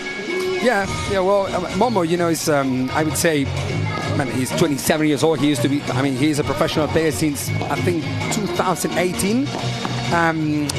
And the last 2 years, he's been like, you know, really pushing forward his padel career because, you know, nowadays everyone sees that padel has a future. And even though these players are now, you know, monetizing at some point as well, didn't used to happen before. Now it does. And he's not a very aggressive player, but he's kind of Chingotto, but a little bit taller, but with some more skills because he's a very elastic, how do you say, very flexible player. Yes. You will see some very good rallies for sure from this guy. Yeah. He's a bright man as well because he's got a double bachelor's degree in business administration and management. So if it does eventually go pear-shaped for him on the paddle court, he's got something very useful to turn his attention to. Yeah, there we have Ramiro Choya, the coach of Paquito Navarro, a well-known coach, Ramiro, together with Maxi Sánchez, ex-number 1 in the world, current player, still competing in the main circuit, and yeah, they are both the coaches of their team. Crowd building up, and one of the great advantages of having Maori is that if you hear anything, and they'll get a little bit vocal at times, you'll be able to just, well, as long as it's not anything that we shouldn't hear, be able to tell us what's going on courtside. No, there we have, there is, with the guy with the cap is Seba Nerone. He's a current coach, a professional coach, ex-number 1 in the world as well. Man, here at the Hexagon, everyone is ex-number 1s, you know, it's amazing. Together with Christian Gutierrez, a magician, a magic player, now retired. And now they both will be the coaches of the Advantage team, the last winners. Ex-number 1s everywhere. I mean, you, junior level, certainly in Argentina, you were el número uno. Well, no, I was world champion in juniors, which is, yeah, but it's fine, it's fine. Yeah. I was number 1 there, and years ago, and then... Well, interestingly, during the course of the next few hours, we'll have a chance, I'm sure, to learn more about Maori, but you decided paddle wasn't really for you at the age of 19 and didn't play for 6 or 7 years before coming back into the sport. Yes. Is that a decision you regret at all in hindsight? No. And actually, I went to London, you know, I went to learn some English when I was 26. For the good weather? Yeah, exactly. Well, no, not really. Yeah, but you know, I learned what it means about in the UK. Yeah, that's why then we came back to Spain and we live in Barcelona now. But yeah, that was more or less, as you said. You know, I found paddle again in the UK. I was coaching the national team for many years, and then with our academy, we started to work around the world. And here we are now. I'm with you, and I love to be on your side, just giving some tips about these beautiful matches. Looking forward to learning a lot over the next few hours, all about paddle and Spanish too. We've got the Spanish terminology. I've got the list in front of me, and I'm learning slowly but surely all those wonderful different phrases. And Christina courtside is going to be interviewing in Spanish and English, as Bruno was earlier. So it's a win-win situation for all of us, paddle experts and bilingual, come the end of the week. Warm-up is complete. Final words, brief instructions. Now, with your coaching hat on, what are you saying to your players at this point? Well, you know, in the beginning, I mean, to these two players, the good thing that for their coaches, the good news, that they are more kind of players who don't really put much intention on their shots. It's like for them to start the match will be like easy at some point. Like, okay, just hold on, just wait until to see how are the conditions, how you're feeling, and then we're gonna start. So for them, it's gonna be easy. For the Gato Tello, will be a little bit harder because he's more aggressive. So if you're the coach, you got to tell, hey, Gato Tello, slow down a little bit, and then whenever you get the rhythm of the match, then we start pushing as you like. Good stuff. Here we go then. Pretty fast court surface. We're at altitude in Madrid as well, which of course makes a difference. Looking forward to this enormously. Let's not start with a double fault.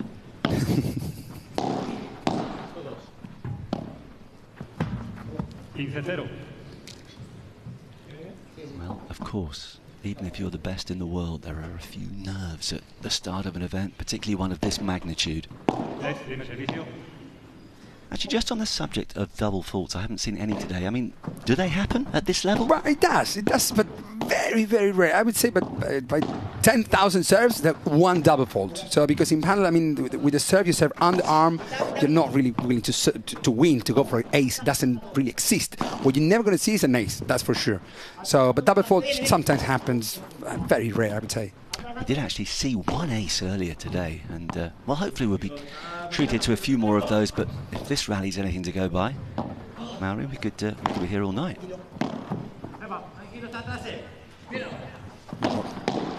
Fantastic glove there from Momo González.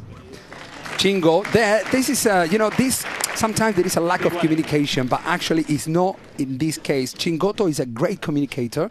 I would say, communicator, I mean, when the ball is in play, then when the player does a lob, he will give you all the information about what your partners are positioned, what to do with the ball, you know what I mean? So, and the same thing for Nenno. For example, they play a lob to Tello, and Nenno will say, both are at the back, both are coming, play steady shot, go for a winner.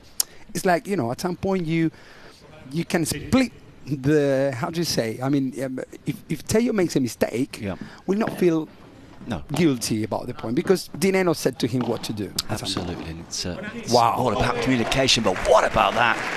That is a winner. We all know that is a winner. Yeah, I mean, these players can do it. That is very difficult. It's half volley with the backhand crossing, and they're not doing the point to you or to me. No, it's to Tello. Oh, I love those short angles. Fabulous stuff.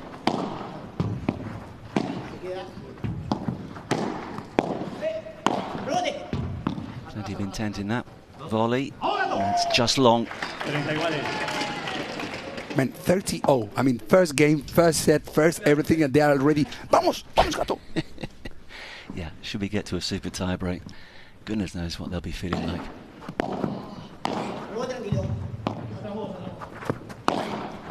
Into the corner again. Looking to just benefit from any little gap you can find on a paddle court. I was hearing from Sandy earlier and he was saying there's so much more in the way of tactics in paddle as opposed to tennis because you've got such a short space, you've got the walls to use as well. 100%. I always say that tennis is very technical, it's much harder to be technically correct. But in paddle, to be a master, you need to be very tactical, and paddle has thousands of different tactics to use. Well, first game to team advantage, Tello and Nenno leading this first game. Yeah, and if you were looking at the scoreboard and getting a little confused, one or two gremlins that led to a slight error there. But as opposed to the main circuit, players cannot talk to the coaches when it's the first change ends. How to say? I mean, when it's 1-0, they can't. Yeah, they cannot. Exactly. But right. Here we do. Yeah, I was going to say, otherwise they are blatantly breaking the rules. Well, we're not breaking rules at some point, but it's part of, it's like we do super tie-break in the third set. That is magnificent. I mean, it's fantastic. But this is a show. You don't forget the players are in the preseason, and that the matches are in the third set super tie-break. That makes the match a little bit shorter, but excited as well at the same point, at the same time. Absolutely, the golden points. I love that as well. It's all about big points, isn't it? In these racket sports, that is drifting out of the court. Juan Tello, no man's land there on the transition from back to forward, a little bit late. And if you're late against Momo González cross court, then you're in trouble. I bet you are. There's a gap.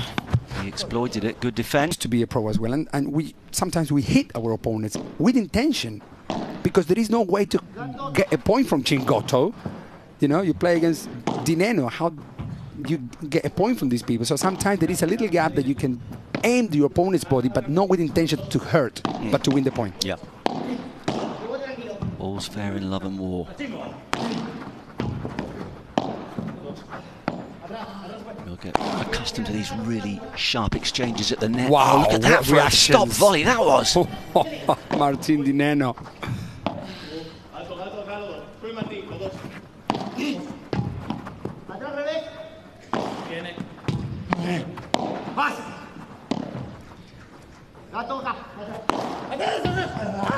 These two pairs have not taken long to warm up. Have a look. Four of them are moving all the time. I mean, at the moment, tactically, it's like the usual. Like just play the lobs to Chingotto instead of Momo, or play the lobs to Di Nenno instead of Tello. Well, it's fine. But it's like all four of them are changing positions all the time. Because in paddle, as you said before, that is very tactical. One shot will be good or bad depending on your opponent's position. Yeah. So have a look. Di Nenno now is both going a little bit forward. Now they go back again. Well, he's coming at him very quickly, and on that occasion he couldn't quite master the little angled backhand volley that he was looking for. Just in terms of the positioning as well, Mary, it's not a case of me telling you what to do. It's all automatic, I presume. When I've played, I have to say I find it very difficult to know exactly where I should be standing. Yeah. When you see the players, it seems that, you know, it's like they play for long. Well, no, there are 2-3 positions in paddle. We don't move all around the court, you know, unless there is a purpose, unless there is a game situation that calls you to go and do that thing. But otherwise, you got your position, you know. You play a lob, you stay a little bit forward just in case your opponents play a smash. Otherwise, you're defending. Just to say, not break points again. We'll sort that problem out. It's 40-30 on serve. Great depth from González. Yeah, perdón, Gato. He said Chingotto apologizes to his ex-partner, Mr. Juan Tello, and this is 1-1. It is. Game apiece, yeah, ex-partners. I mean, that happens in just about every match because it's a conveyor belt, Mary. Now, is this because people just fall out with each other every other week, or is it just you're always searching for that partner who's just a little bit better than the last one? Well, that's, you know, you think about the circuits and paddle and everything. Now all these, man, we just came from Miami, as I told you before, and they were together there. Now after this event they go to another event, and so they spend so much time together. So it's not only the technical or tactical part of the game, but also I would say the emotional part of the feelings between the players. Sometimes, unless you're pair number one, that even if the feelings are not good, you will carry on playing because you are number one. But all of the others, man, if you think about all the pairs, all of the pairs, as from rank number 1, rank number 2 in the world, they didn't divorce, I would say, but all of the others did, which is incredible. Never happened in paddle before. Well, everybody is searching for that number 1 ranking. Of course, it's not broke, don't fix it. Oh, there was no fixing that one. Tello is everywhere. Huh? I mean, his fitness, he's a very strong man, very, you know, he's a very aggressive player, so you got to bear in mind that, you know, if you're going to play lobs, they're not playing high lobs. That surprises me a little bit from Momo, González and Chingo. You know, they're playing lobs under pressure, as Chingotto did in that shot. Well, let's see what happens. It's 2-1 to Team Advantage, who are leading in this first set, Marcus. Yeah, a comfortable service hold there. And they will sit down and again now have a chat with the coach and any other member of the team who wishes to give them a little bit of encouragement. It's always an intriguing part of these team events. You need to know what to say. Of course, sometimes you're going to have a better relationship with the player than at others. You might not necessarily know them all that well, so that's a skill in itself. As a coach, do you tend to have the go-to statements, or do you depend very much on who you are talking to? Exactly. You got to know who you're talking to, because at some point, you know, there are some times that you say, hey, you are doing okay, and then the other is thinking, well, I'm not. I'll tell you what, we're going to have a quick word now with Christina.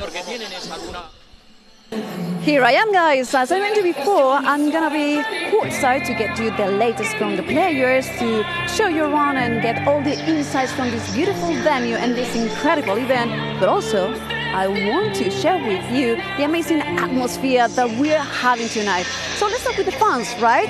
I'm going to get these two guys over here. Guys, if you can come here. I'm going to switch to Spanish because do you speak English, Spanish?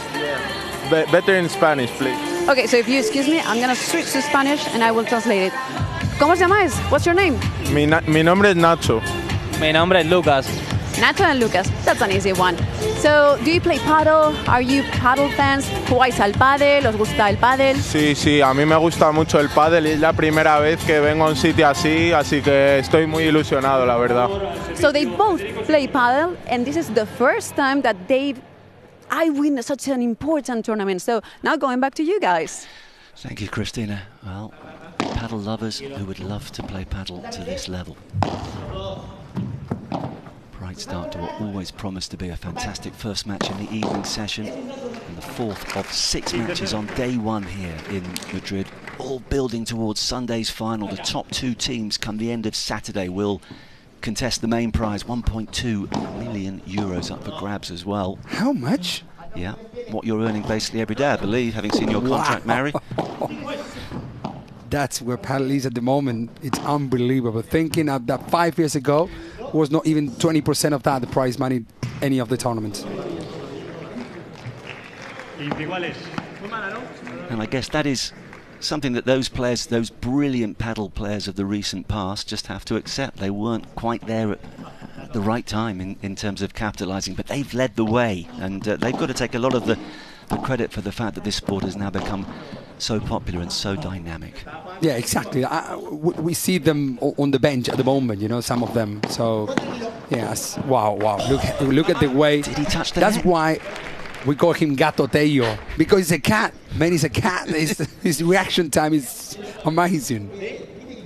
The thinking if he touched the net or he didn't, because, you know, sometimes when you are playing there, you don't know if you do touch sometimes the net.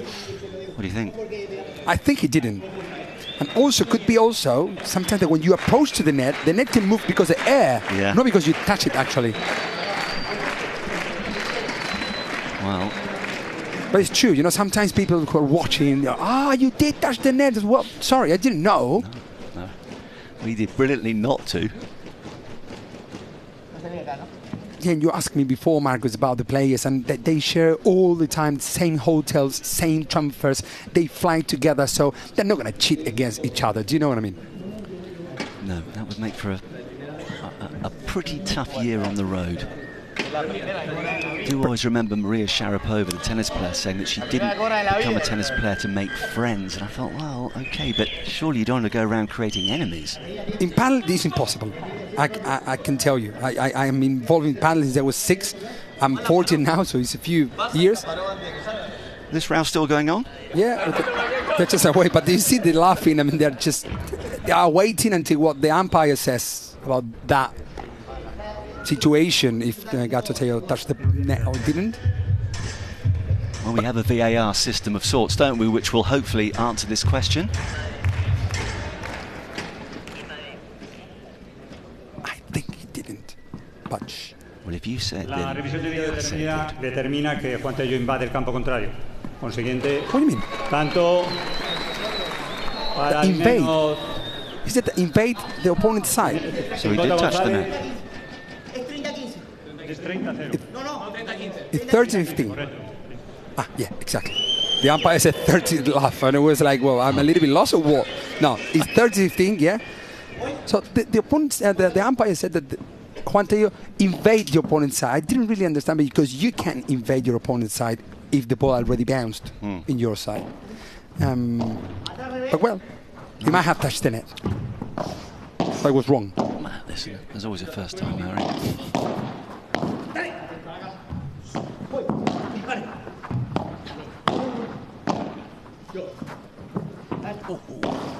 Well, wow, just in case. I mean, great defense, and then perfection with that final shot. And that shot actually hit the edge. So you never know sometimes, depending on how the ball goes, after the edge, you know, after the back wall and the surface. And that was a little bit tricky, but Momo said, hey, it's not tricky. Have a look. Boom. No. Oh, the wonderful feather-like touch. Behind his neck.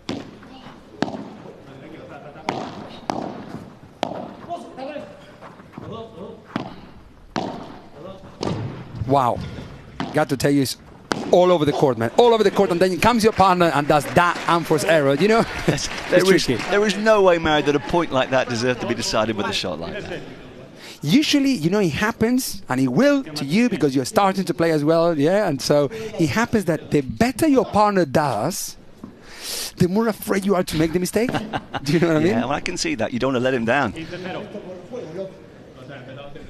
Nothing to choose after the first 4 games. Scoring system, as with tennis, will, if necessary, have a tiebreak at 6 games all. Can somebody manufacture an early-ish break in this opening set?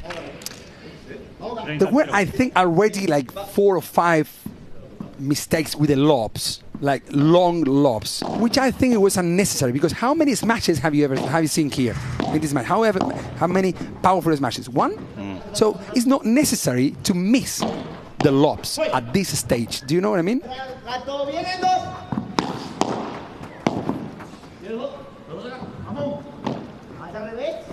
That lob is more than enough just to keep the back position defending properly for Juan Tello. Well, this is terrific defense again. There's that angle. There's that short angle that's working so well so far tonight. Well, I think Momo, what makes more unpredictable that Momo will do that is the way that he reaches that shot that quick. Because usually, in the way he goes, that shot should have been down the line because he's going to impact the ball uncomfortably. But because he goes very quick, he got so much time to cross that shot with the backhand. Amazing shot. Not quite the same outcome with that backhand shot. So, Nenno and Tello at 2 games all and an opportunity here to sit down in front on serve.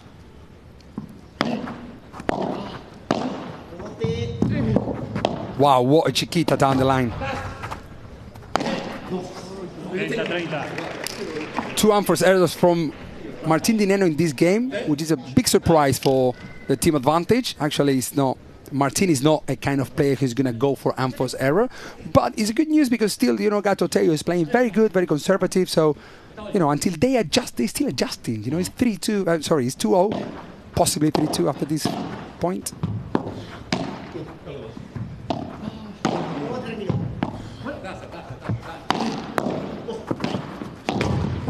Wow! There you have the Gato Tello. Por 4. That we call it por 4, Marcus, yeah? Yes. There's the por 4 and then the por 3 as well. And amazing. I'm going to get you to explain all that terminology in due course, but I just love these replays. You get the full effects of the athleticism, the dynamic movement, and the intensity of the shots as well.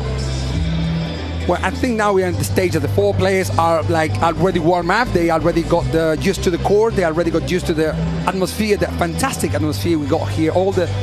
I could tell I've been here the last time of the HEXAGON Cup version 2024, and it's been not even 20% of the people that we see today on stage. There's a QR code. Do get involved. We'd love to be as interactive as possible. You can vote for your player of the match. I appreciate it's still pretty early on, but why not give a little indication as to who you think has impressed most out of the quartet so far? If you were to vote at this moment, Mary? That's good. I will vote you.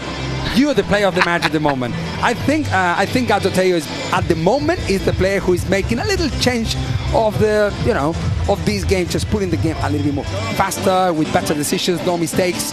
So I think he's been a little bit on the mood at the moment. Extra word of instruction for team advantage.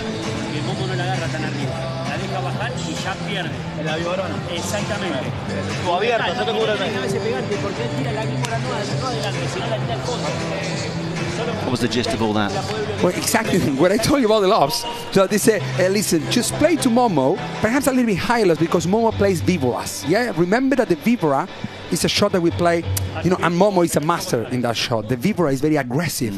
But if we play high lob, the Víbora becomes a little bit weaker. Yeah. But that's what they say. When you're going to play a lob to Momo, just make sure that you play a little bit higher, not deeper. Makes sense. That lob, do you see? So the Víbora becomes easier for Tello to block it. Absolutely. This is very tactical, man. Look. They should now look at the coaches and do like, yes, this is for you. Well done. You're doing your job. We'll endeavour to do ours on the court. Sí, si me los ponéis, por favor, os lo agradezco.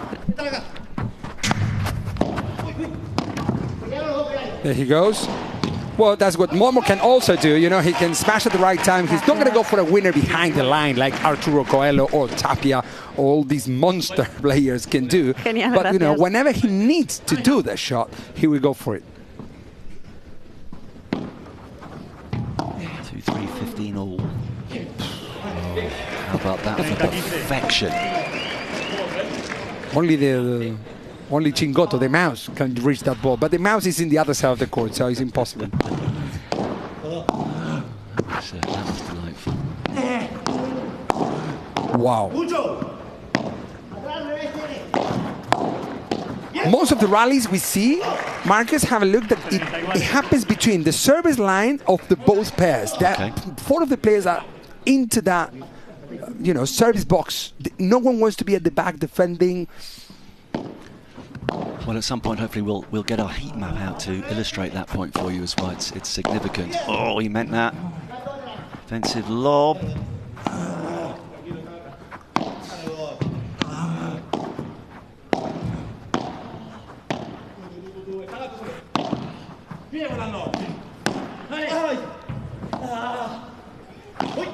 Tiny bit of hesitation, but what communication! This, I mean, this is paddle at the highest level.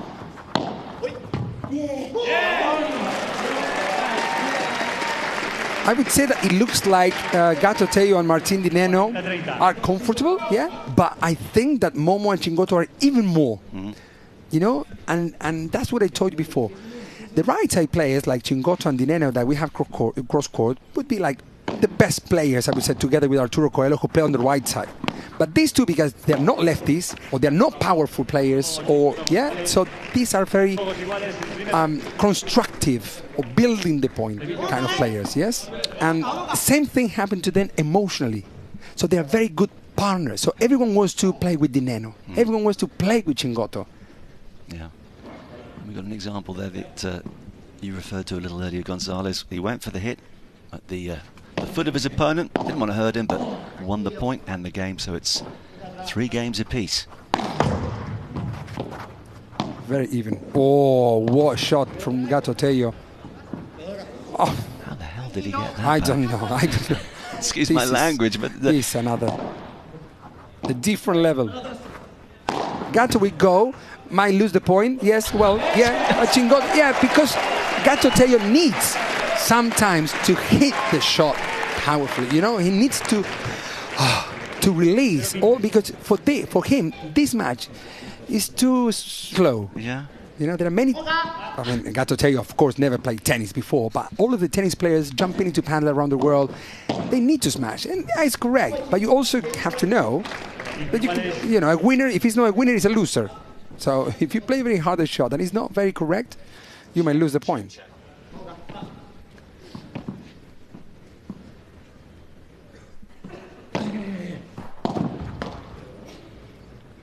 Yeah. Okay. I thought that was going to drop long again. Positioned to perfection.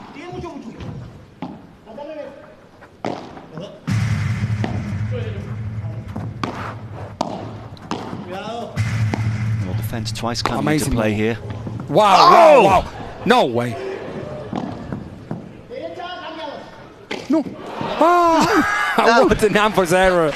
That was so much time to think about the shot. But what Di Nenno just done is amazing. Yeah, fantastic. Fantastic point. Very spectacular. Love it. That is from the sublime to the ridiculous in the space of a couple of seconds. I always say, you know, the more time you have to think about what to do, you know, the worse becomes the decision.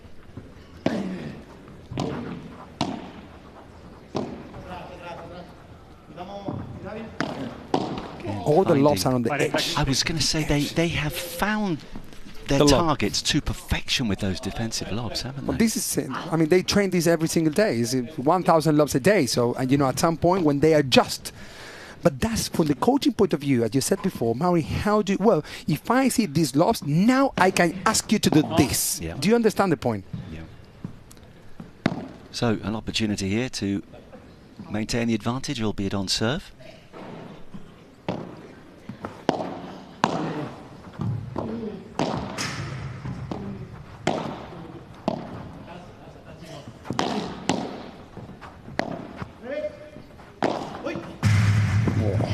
Revés again. Revés. Chingotto said revés. Revés means the player who plays on the left side. So Momo knew that Tello was going forwards. So Momo had to either decide play slow down the line, that Nenno was at the back, and following the information of Chingotto, or go harder to Gatto Tello, not allowing him to block or to go for anywhere. But that's a really good deep serve, and it's enough to hold serve. So the players will sit down at 4-3, and we're going to head back down courtside again. And I can just see Christina getting into position, so I'll give her a moment. Calm down, Christina. Yes, you're ready. It's over to you. Yes, I'm ready. So I'm going to show you more things about this unique venue. As you can see behind me, there's a court. But if we look up, we have this dome that has 11,000 square meters. Now, this venue, the Madrid Arena, has a capacity of 12,000 seats. And as you can see, with this dome, we also have a skylight that can be opened to allow the sun to go inside the venue. Now, more details about this facility. It was built in 2002. As we mentioned before, it has a capacity of 12,000 seats. And also, for those who are coming for the next couple of days by car from the city center of Madrid, it will take you around 10-15 minutes to get here. But also, you can take the metro and walk like for 10 minutes, something like that. So now we're going back to this beautiful court to get back to the action where the magic happens. Thank you, Christina. Talking of magic, I don't know if you just saw it, she moved so quickly to get from her position off court, ready to make that little presentation. I mean, she's an athlete herself. Wouldn't look out of place in this match. Is she a power player? She might be. Well, she's football as well, yeah? Well, she's certainly fleet of foot. That there is no doubt. So, here we go again. 7 games in, all on serve. It's 3-4.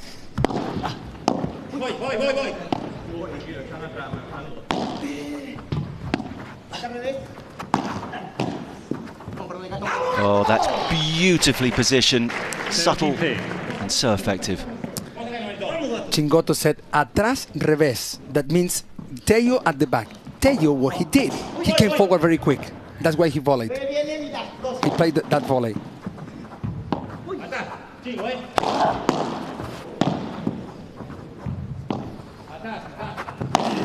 Now they change positions, and yeah, usually happens that when you change your position, it's like Messi now is a goalkeeper. No, doesn't work. You know what I mean? Exactly. It's like, you know, that's why sometimes when you see in an emergency game situation, I would say that the players change sides, then you will play high lob in order to get time enough to go back to your own position. He's frustrated with that return though. Just long. You know, knowing Lionel Messi, he's probably a good goalkeeper as well.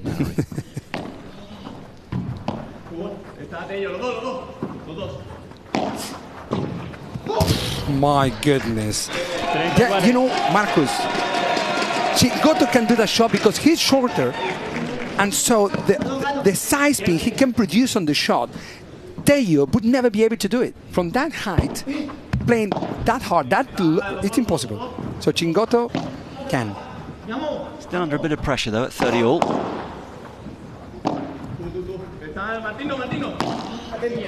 Martino means Nenno back. Martin back.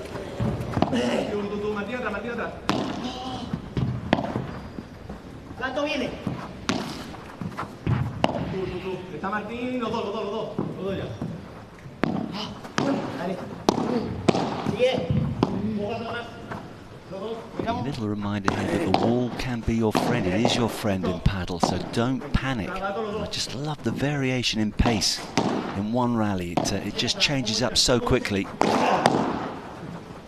The only one who changed the rhythm of this point, I would say, was Tello. And Nenno, Chingotto, wow, what a smash. Oh, just a fraction long. I mean, Chingotto could be playing 7 months in this space, you know, no problem. Tello cannot. Tello needs that, give me power. That perhaps pushes you to make a little unforced errors, you know. But I think 4 of the players are now, at this stage of the match, on fire, all of them. Which is great news for all of us.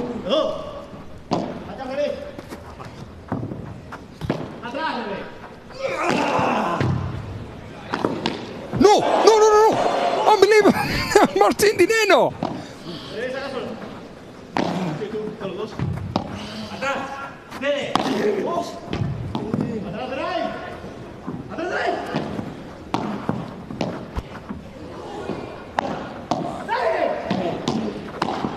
Wow, wow, wow, wow, wow, wow, wow. It shouldn't be wow, wow. It should be meow, meow, meow, because it's the cat. Yes. Unbelievable. Martín de Nenno blocking that por cuatro. Look at that por cuatro. Look at the beautiful blocking. It became like more natural shot, which actually is a complete crazy shot from these players. Yeah, absolutely. Cat and mouse. Cat pounces, and we got a golden point. Silencio, por favor. Gracias. Gracias. It's beautiful because they changed all the colors in the stadium. If you ever would like to watch a match live, this is the event because it's very quick, it's very spectacular.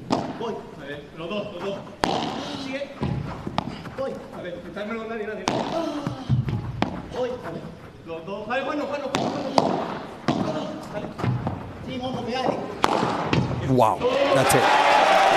That's quite a way to win a golden point. No break. Preserve your serve. You're absolutely right, Mary. Still nothing between these two after 8 games. It's 4 apiece. Are we heading towards a first set tiebreak? It does look like it at the moment. But that was just an opportunity. More than a semblance of a chance for de Nenno and Tello. They couldn't quite take it.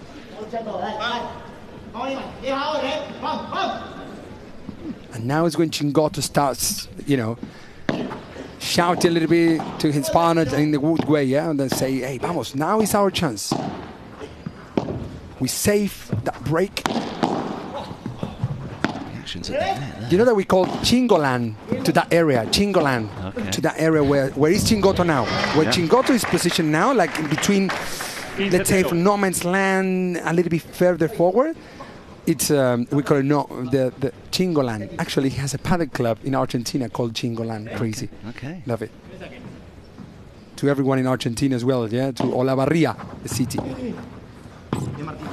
When he's not playing paddle or looking after his club, he loves fishing. He says he fishes for hours to try and relax and get rid of all the adrenaline that tends to flow through his body on a normal day. Tello didn't find his smash yet. It's not, you know, but he's still trying. You know, he's still trying because he says like, how my smash is not working? Well, sometimes it could be because the conditions, because the core, because his power, because I don't know, but it's not working properly. He didn't win more than one with a powerful smash. By 4, he did few of them by 4 meters. So he tries per 3. That would be a little bit more effective for 2 reasons. First, if the ball goes by 3 meters, at least the player outside has to just play a steady shot back too. Yeah. Okay. But in the other hand, if the ball doesn't go out, as just happened, the ball would stay in, but hitting the unpredictable side fence, you know, which it makes more. Wow, Chingotto, Chingolan. That is a Chingolan. I think the ball bounced twice, and Momo González is very fair play. Yeah, of course. It was 5-4. But you're right about Chingolan. Watching the way he is manoeuvring himself. Okay, he's got the low body advantage in that regard. But that is pure magic. You keep your votes for your player of the match coming in, and I'd like to get a little taste of who you want so far, at least. And it's a tough one to call because they're all producing moments of magic. There's the QR code. The choice is yours. Don't forget, as we listen again, still 2 more matches to come after this. Mary, translation time. Sí, totalmente. Y vamos a invertir un poco en el globo ahí, pero si queda cómodo, vamos a colgar a un globo. Te voy a seguir con los globos porque está dando resultados. Si queda alguna, voy a invertir, a ver qué onda.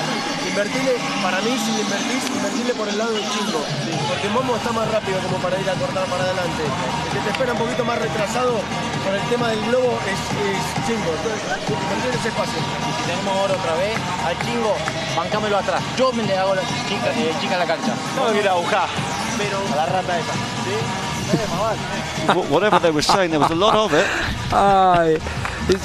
he said something about Chingo, I will tell you now. And he says, to that rat. Yeah? You stay back and don't push it because to that little rat. In a good way, because they know that the cameras are there, you know, at some point. And so they will just have laugh afterwards. So they were talking about the lob. Both pairs, actually, they say, okay, let's just hold on a little bit more with the lobs. And they say, in the side of advantage team, Tello and Nenno, Tello said, hey, whenever, yeah, exactly this, just wait. He said, wait until, wait cross court to Chingotto. Don't be that close to the net as he's doing now. You know, Tello said, hey, listen, when you're going to play cross court to Chingotto, you a little bit more at the back. There's a lot to fit into that little period between the change of ends. Margins here are absolutely critical, so little between these teams.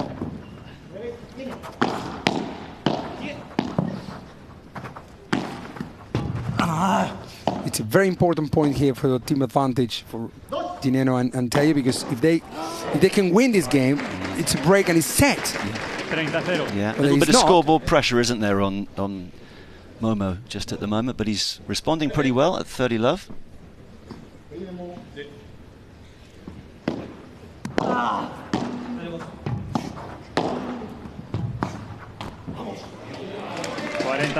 That's Momo González. 1.7 billion shots the same, you know, and going for the winners when he has to go for winners. Well,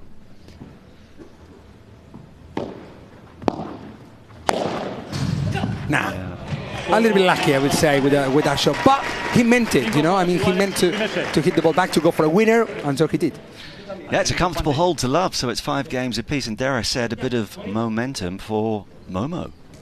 After that, it was a potentially awkward service game. When you're serving second, you've got the scoreboard to keep an eye on. No problem.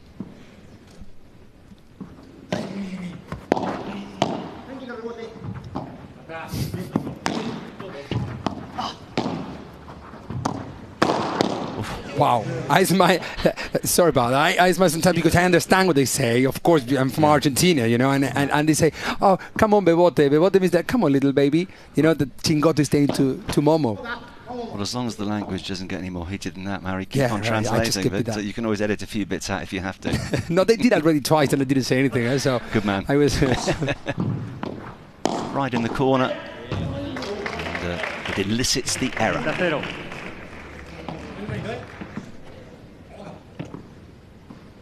It's funny always how Gato Tello, when he plays, look how he starts moving. Yeah, have a look, and look when it ends. Look, very slow. He's like a beast. Yeah. You know, it's like boom. Yeah.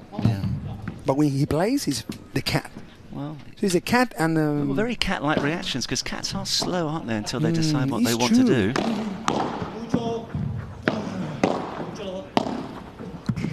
Wow, that's good. That's really good.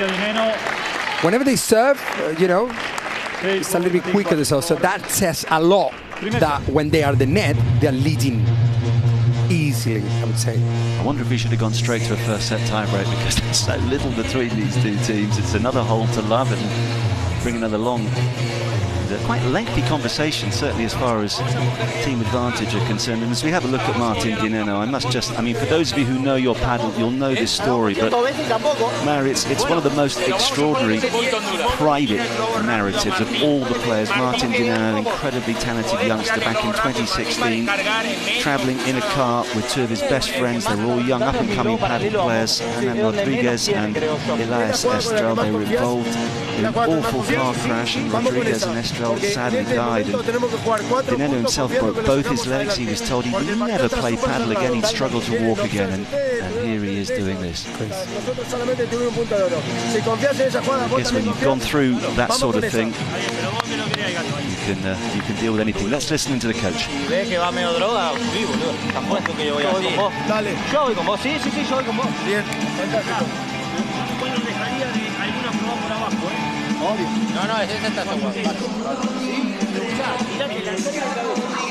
All quite demonstrative there, Mary. Any change in the instruction?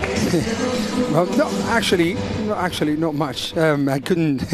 I meant to talk. I'm close to Martin. I'm close to his family as well. I know where they have been through. I couldn't talk about what you said. I become quite emotional about this situation. And actually, both of his best friends who died in a crazy accident. One of them was the #1 in Argentina, was one of the best players in the world. It could have been easily in this match as well. So, yeah, it's an awful story. Nenno at least has come back, and I think he probably feels as though he's always playing for his two friends too. Exactly. He has had that opportunity. There is an opportunity here to close out the set, but first point of the 12th game goes the way of the serving side.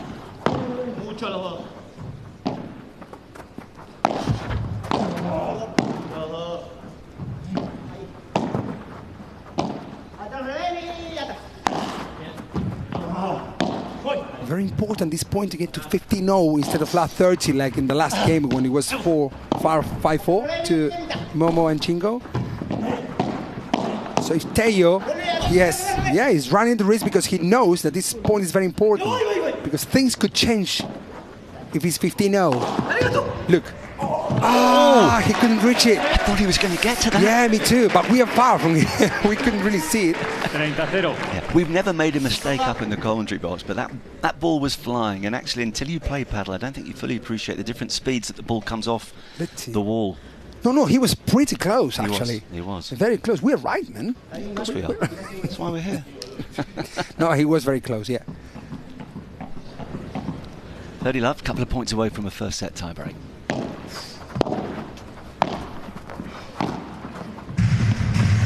Bit ambitious, perhaps. Be careful there, because what Momo, I know that Gato Tello has just played an amazing shot cross court, yeah? But Momo González tried to do the tricky thing because we're 30 love up. But now, what happens if there is a lucky shot from Nenno with a 30-0? 2 points to lose the set. So there are some points which are game changers. Yeah, you can never relax. Por favor.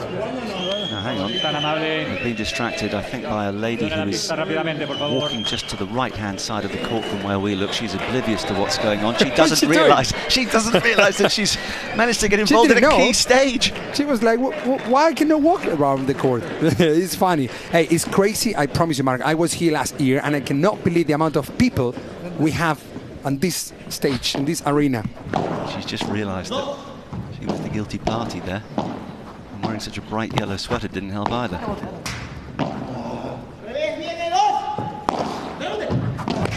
Look at this, and that's what I told you. Now 30-0, and let's see what happens, because if Team Advantage get this point... I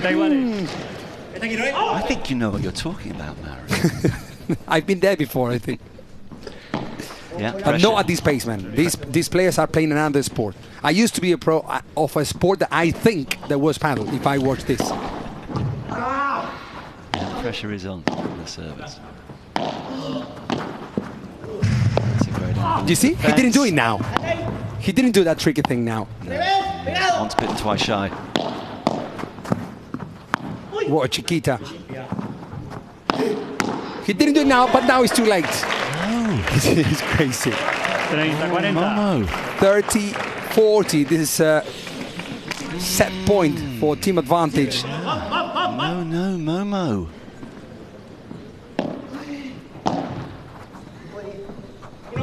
Ooh. Golden point. Shall we go to golden or platinum point? Because it's more than golden point, this point. This is platinum. What it's all about. It's either the set or it's going to be a tie break. How's your nerve?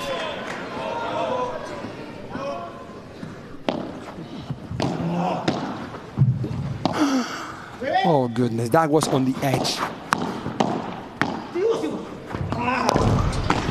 Whoa, no way. Here we go for Gato is gonna do it. No way. He did it! A fantastic point. This is set for Team Advantage, Marcus. We can't believe what we watch here. Wow. Nenno and Tello. When push came to shove, they had that little extra, and Mary made a really good point there at 5-6, 30 love, maybe just a slight loss of concentration, the wrong shot in the circumstances, and it came back to bite them.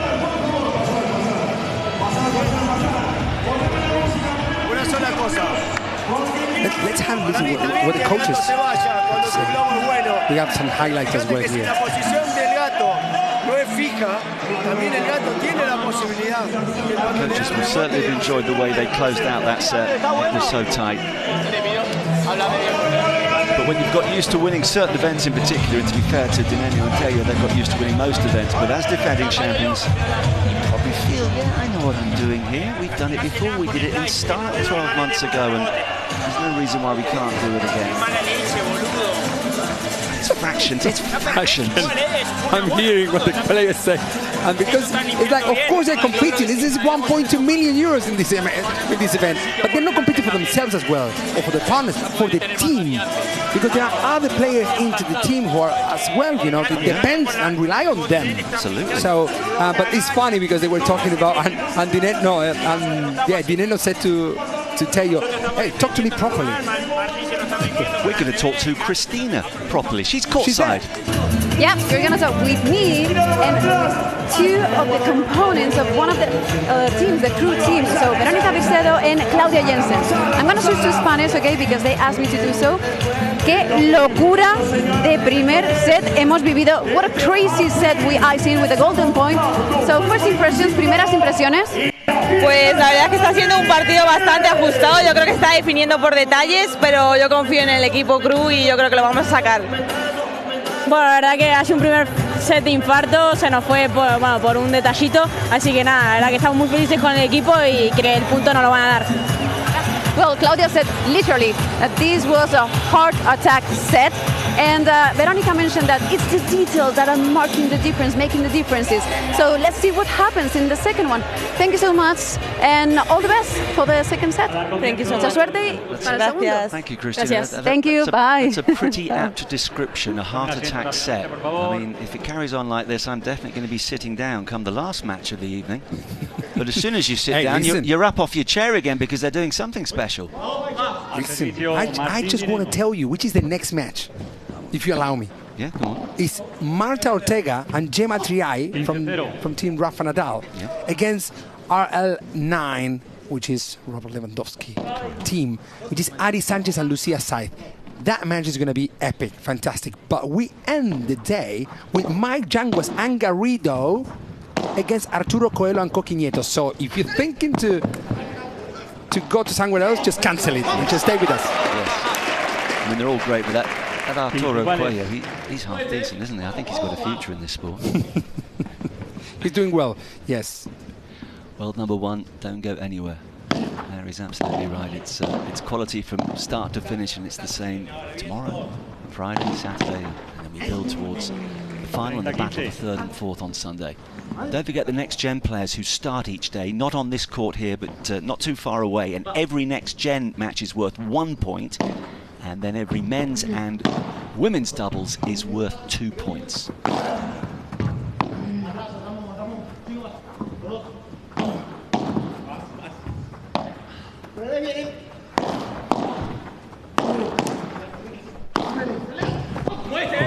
It's like winner, winner, winner. One of them should work. 30 iguales.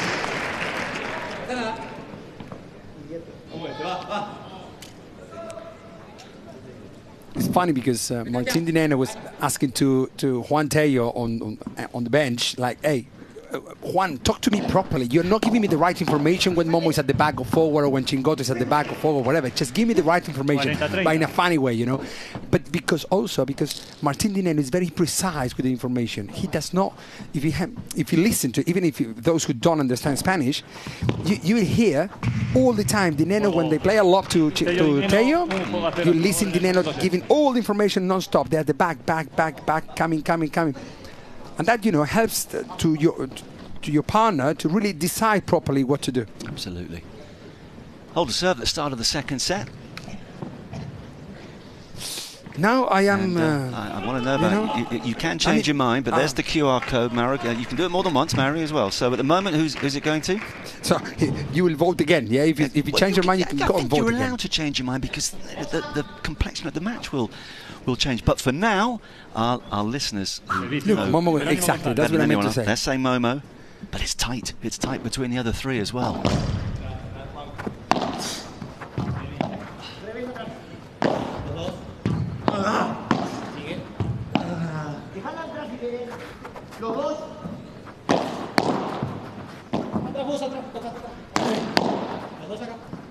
Not there, as Chingotto said. Not to Chingoland. I cover this side.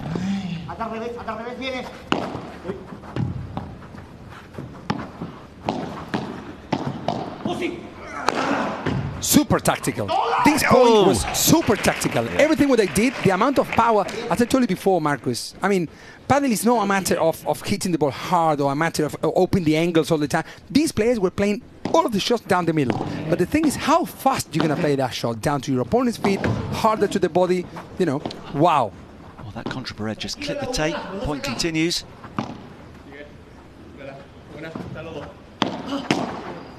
Both covering the middle. That says a lot about how's the connection between these two players.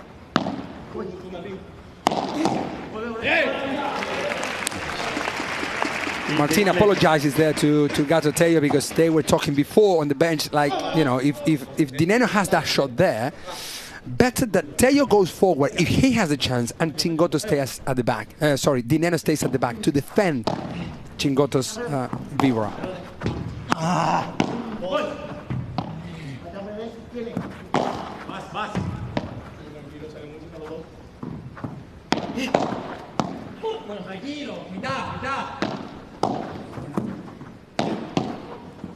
No way, no way, no way. Getting everything back.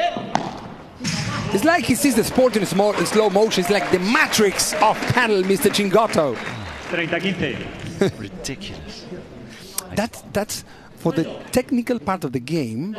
It says a lot how short he prepares his shots and how much you control. You know, how much he controls the game. The longer you prepare for the technical part of the game, you become more powerful but less controlling. Yeah. And Chingotto, because he controls the game, he can also do like that quick volleys at the net.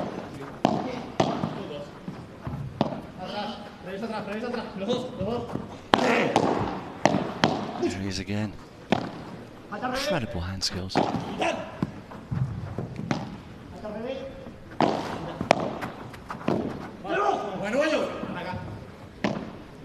Good communication from Team Advantage. Continues. And Chingo comes up with a touch more magic. The slice on the backhand side, the clenched fist. He enjoyed that.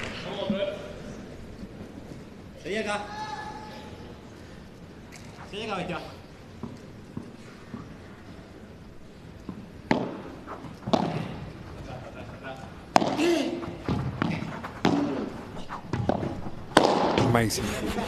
Fantastic how that is the ABC in padel. You serve a little bit to the corner, down to the opponent's feet, then you play slower to the siphons, and when the player goes to the siphon, you play to the middle, and then, you know, if they keep defending, it's because they are.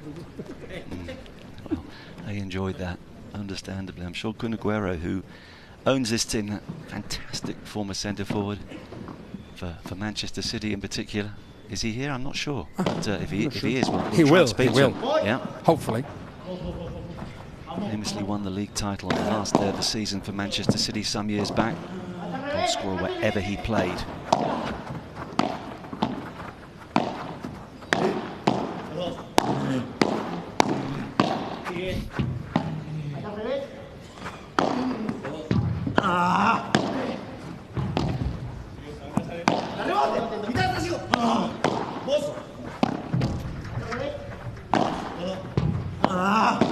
Oh my goodness! I mean, they are that much conservative. Now the ball hit the siphon.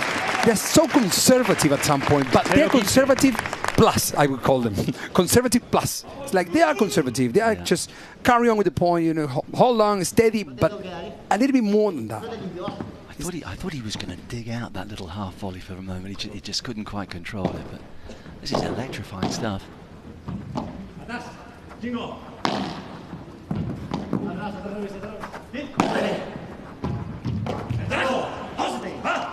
I promise you, everything is about communication at this point. At this point, the only thing that makes the change, the game changer of this, is that how they communicate. If they communicate properly and the opponents don't do any move, at the time you give the information to your partner, then usually you win the point. Apologies for the lack of the score up in the corner of your screen just for the moment. A few gremlins again interfering, but I can tell you that it's love 130-15. That's a really good serve. And that's a pretty good smash as well. Well, he was lucky enough that the ball hit Chingotto. Otherwise, Momo would have reached easily that smash from Tello. So, you know, faster doesn't mean better in paddle all the time. Very, very true. I mean, the temptation must be, especially if you've played a lot of tennis and you start playing paddle, the temptation, I think, is to hit the ball far too hard. And, of course, to not let it go past you, which you have to do.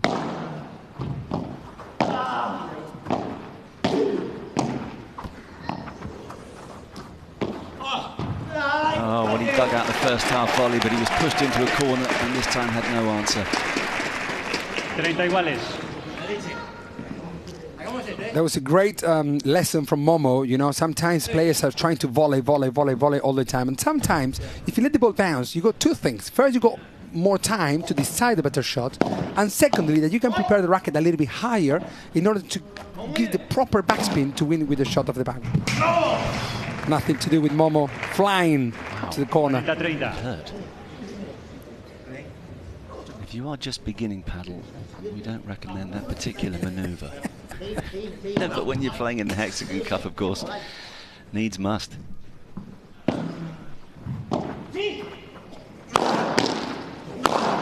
What? What is this? That's incredible. No, Momo is a wall. Wow! Momo González at his highest. Unbelievable. Well, listen to the crowd. That's the biggest shout of the night so far, and no wonder. Pure brilliance. Block it, down to his feet. Amazing stuff. Well deserved for the Spanish player, Mr. Momo González. Jerónimo. Well played. The chant going. Important point now, because emotionally wise, I would say, Momo is on fire. Chingotto is always on fire. So, yes, a little bit danger for Nenno and Tello. Comes down to a golden point, of course, as we've already discovered, and that one, well, he's Chingotto leaves the court. Straight off the court, but just jumping up and down with a degree of frustration. And shouts there. And loud. To release some of the pain that love have caused to him. Well, what I do like about this Mary in the Hexagon Cup, and it translates to other team sports, okay, one team's got to win, one's got to lose, and they're going to give their all, but the camaraderie, we just glimpsed that from some of the other members of the team, laughing, cajoling, having a bit of fun too. Yeah. But I think that the Hexagon Cup about, I mean, the players are competing not only for the team or for the money, because they are competitors. Man, I play exhibitions or I play with them for fun, and there is no fun. I mean, we laugh, but we want to win. I don't want to lose just because. So the good thing about this is that they are not under pressure, I would say, because first of all, they're not the partners. Secondly, they're not playing against people who they know how they play. I mean, Momo and Chingo, it's a new pair. How do you know how to play against that people if you don't even know how they're going to match together? So, but now, as the match goes through, you know, we talk about more tactics and how they're feeling and what they can do, what they cannot do. Well, the excitement's building inside the atmospheric Madrid Arena. We've hosted some fantastic events through the years, big-time tennis. A whole host of different sports have been staged here. And it's for the second year running that the Hexagon Cup is taking place. 6 teams 12 months ago, 8 this time around. Ticket sales up by a considerable margin on 2024. A sellout on Saturday. It'll be a sellout on Sunday as well. Chingotto to serve.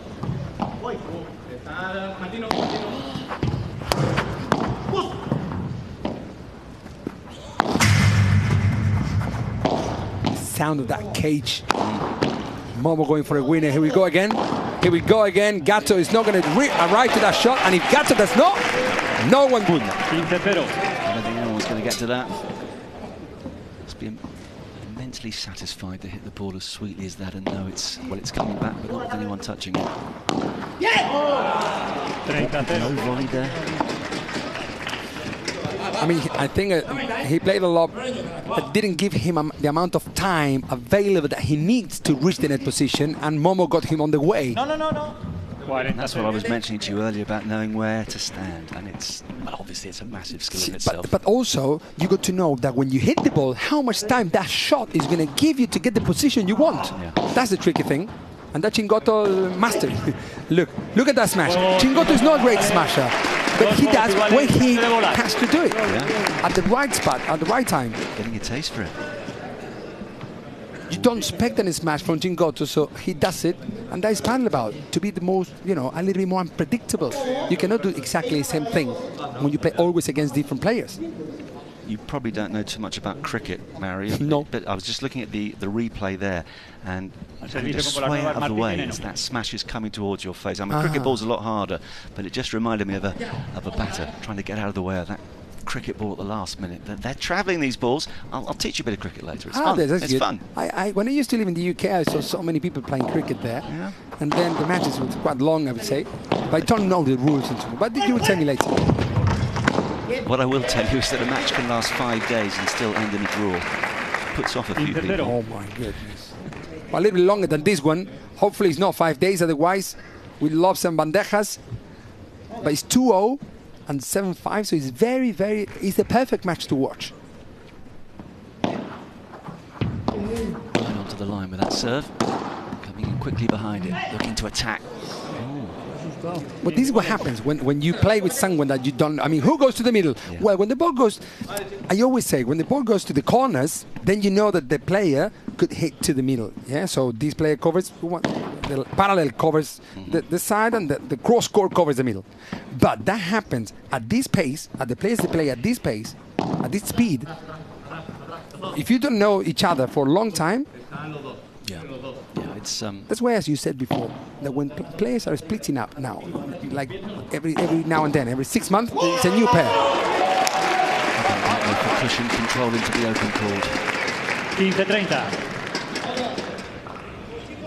Chingolan.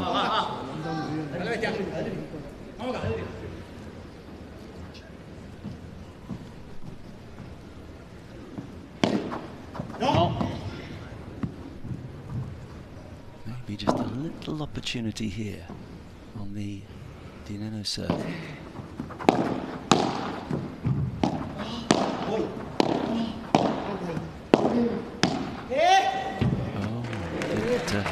Well, got caught in two minds, I suspect, there. It's 5-40, huh? Yeah. 15-40 to crew team. They got to do something. I mean, come on. I mean, they got to win this set in order to go to a super tiebreak in the third set. So this might be their chance to break.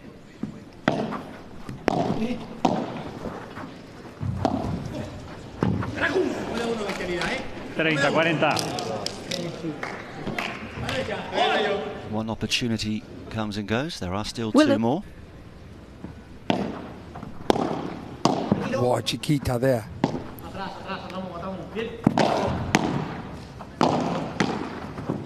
Yes.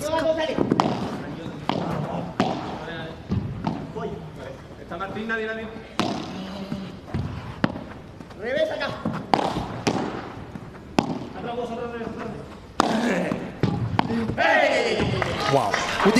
But you hear the communication. I just, and now it's a golden point, which is a very important point for both teams. Yeah.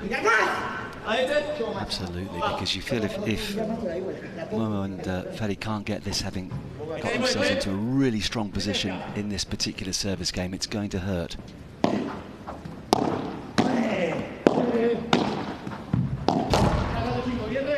What a lot from Chingotto, covering the middle there.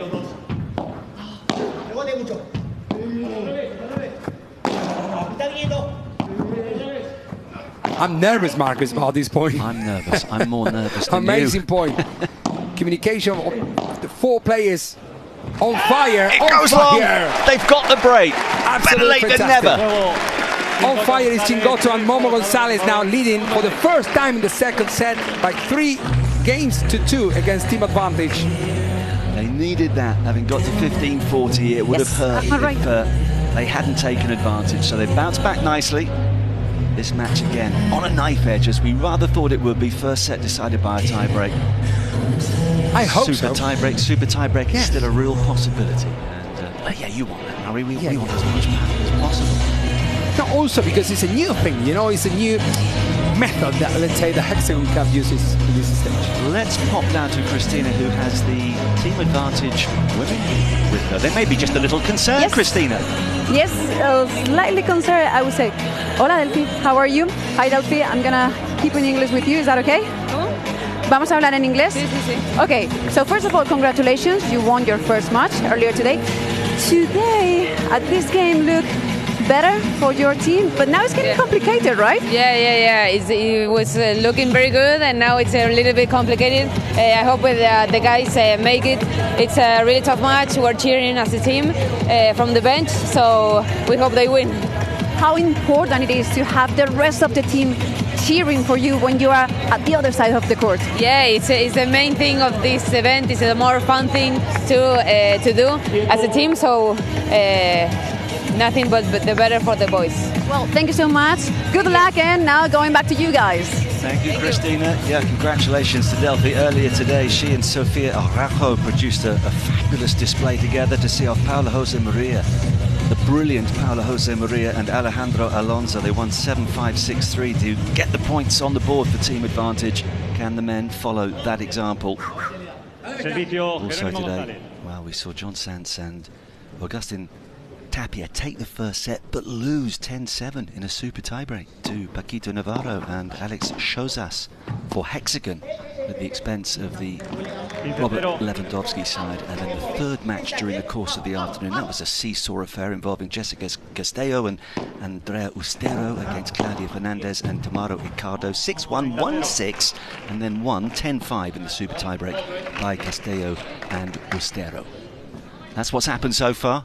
Harry mentioned what's still to come on this action-packed day one, but what's going to happen in the next few minutes here? It's critical. 40 love for Chingo and Momo. You could tell the Nenno is not, you know, he doesn't get the feeling of, you know, of his way of playing, which is more conservative, and he's not feeling great. That's why the result. You see, he's not taking the right decision to go forward. He goes, well, to a Chingotto, you're going to play a volley and then go forward. I mean, Chingotto is the greatest thing he will do is volleys. Yeah. But he does everything great, you know, but the last thing you want is to play volley to Chingotto. That was a cat walking into a lion's den. 2-4. I like to see Delphi Brea actually talking in English. You know, she's, yeah, most of the pros are Spanish or Argentinians, you know, and usually, I mean, they don't speak any English, as padel has been growing the last, 4 or 5 years. So there's no time enough. They go to train. So, and padel has been growing big time in the last few years, and now players are starting to take English lessons, which, you know, says a lot about where the sport goes, hopefully globally. Well, that's the plan, and you know, they hope it's going to be an Olympic sport in Brisbane in 2032.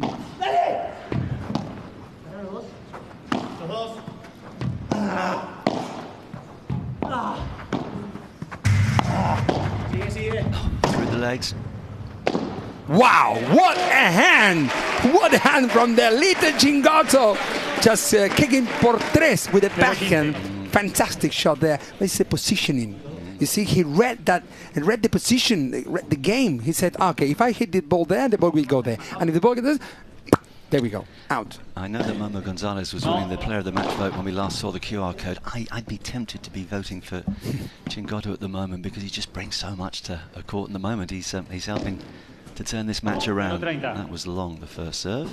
And long, the second serve. Oh my goodness me, the double fault that you told me I would never Yes. see. Yes, you've seen the first match. Welcome. Okay. It's also not also because how Chingotto is playing, but I think also for the emotional part of the game, he's very supporting Momo. Momo wasn't feeling great in the last, like, let's say, part of the first set.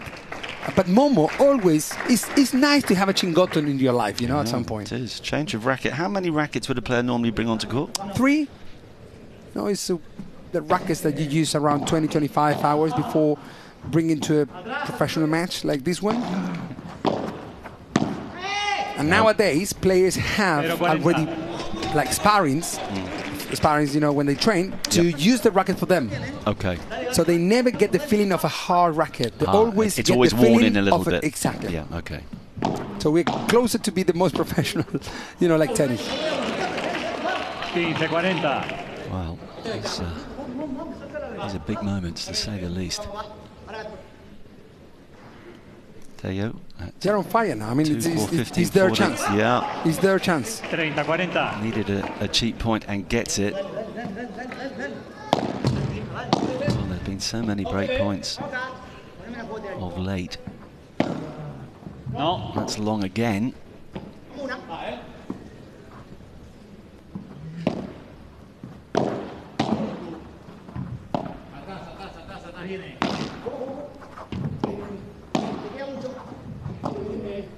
Well, now it's a golden point.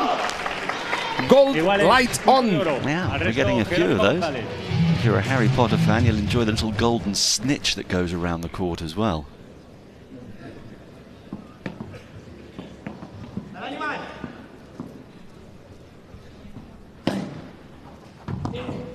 No, man.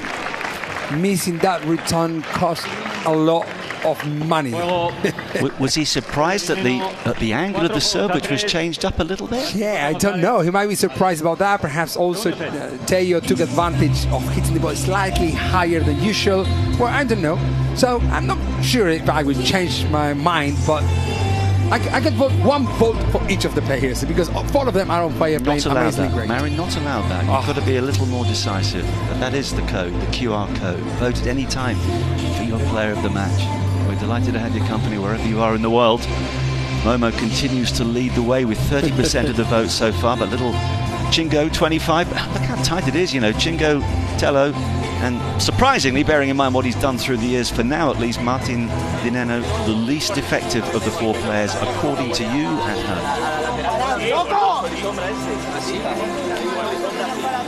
Chingo is confident. He says like, "Vamos, loco! Come on, guys, we can do this." He's such a character, super fit, very warm individual by all accounts. He says he's a person full of love. Sorry, Marcus, look at this. Well, we were talking before about the transition area that the players are playing there most of the times as well, and the ball bounces around that area all of the time. That says a lot how conservative these players are. Yes. They're not playing so many chiquitas or many deep shots. Yeah, that's interesting. That's why it's a long rallies, you know. They're back out on court quickly. Team advantage, just a couple more points to hammer home. Chingotto says reading the game is the key. And I love his catchphrase, even with limitations, great things can be achieved through effort and training. And that is something that all aspiring sportsmen and sportswomen should bear in mind. Give it your all. And who knows, if you can do it with a constant smile on your face, like Federico Chingotto, then so much the better.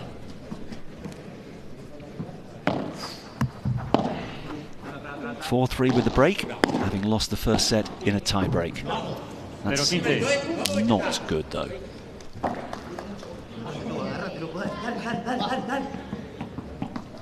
Agarrate, loco. Stay here. Stay here. Di Nenno asked to his partner.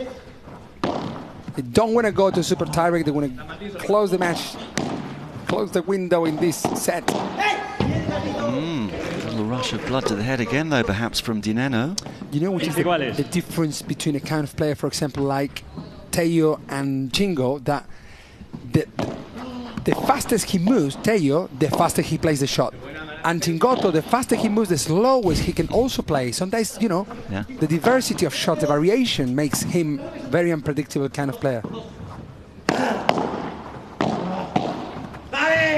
I think for me, Marion, and perhaps for many who come into paddle, it's the variation, the constant variation in every point in paddle, which is so different from tennis, where you tend to get, you know, used to the same sort of rhythm. Exactly, and you play behind the baseline in tennis, and you go 25 meters away from your opponent, and here you don't know, because unlike in other sports, we got the bangles, we got the lobs. In tennis, if you play a lob, it's because you're under pressure. You have nothing else to do. In paddle, you play a lob for a tactical point of view, for the tactical reasons.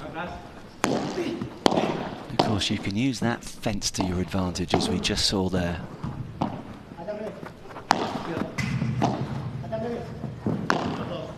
Rulo, Vivora. Vivora again. Wow. Well-deserved game for the team crew. Chingotto and Momo were leading 5-3 in the second set, and smells a little super tired. I think they do. I think they do, Mary. Well, let's see if advantage can at least force them to serve for the second set.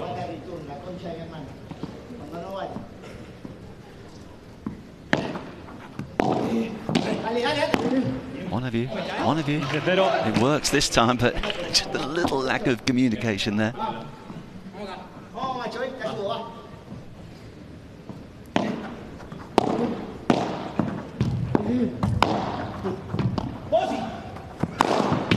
Wow, that's power. Boss C. Di Nenno said Bossi, like now, yes. I mean, say it again. Bossi. And Di Nenno said now, see. Now, see, like now, yes. So, okay. So I think two things happen there. So when your partner helps you with the information, wow, beautiful shot from Chingotto there. The perfect amount of power, impossible for any of the players. So what I mean is that Di Nenno said to the partner, now, yes, go for it.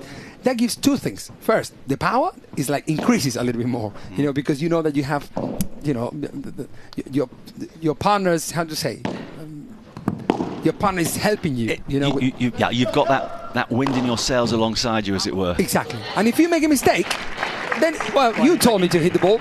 You know what I mean? It's your fault. Exactly. We share the, yeah. So he says now, see, so he's speaking half English and half Spanish as well? Was he saying now, or did he say... No, in Spanish. You said now, I thought... No, I just tried to translate it to you. So for those of us who want to know the Spanish for now si no is... empezamos a hablar en español, no tengo ningún tipo de problema. Slower, please. What is the Spanish for now? Now, ahora sí. Ahora sí. That's what I wanted to know, yeah.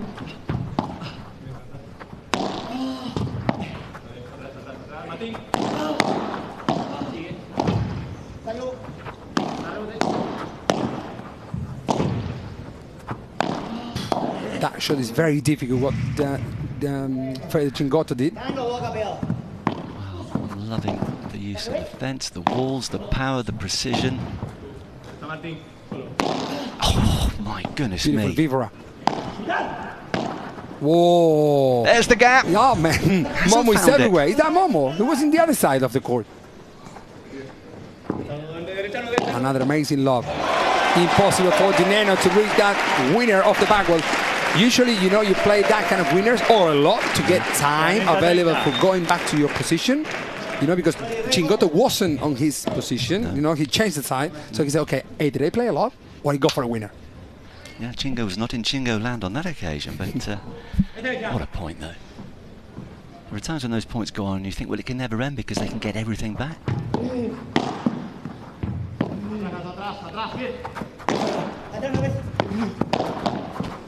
No way. Lucky Chingoland there. Chingoland is home. Maybe he was aiming for the take there, Mary. You know, he's that good. Just to add to the complexity. It helps, doesn't it, when you get that little feather touch off the top of the net. Set point for Team Crew. Let's see if they can handle this, Momo and Chingotto. So it can lead us to the third set. Remember that all the third sets in Hexagon Cup 2025, it's a super tiebreak to 10 points. Very excited.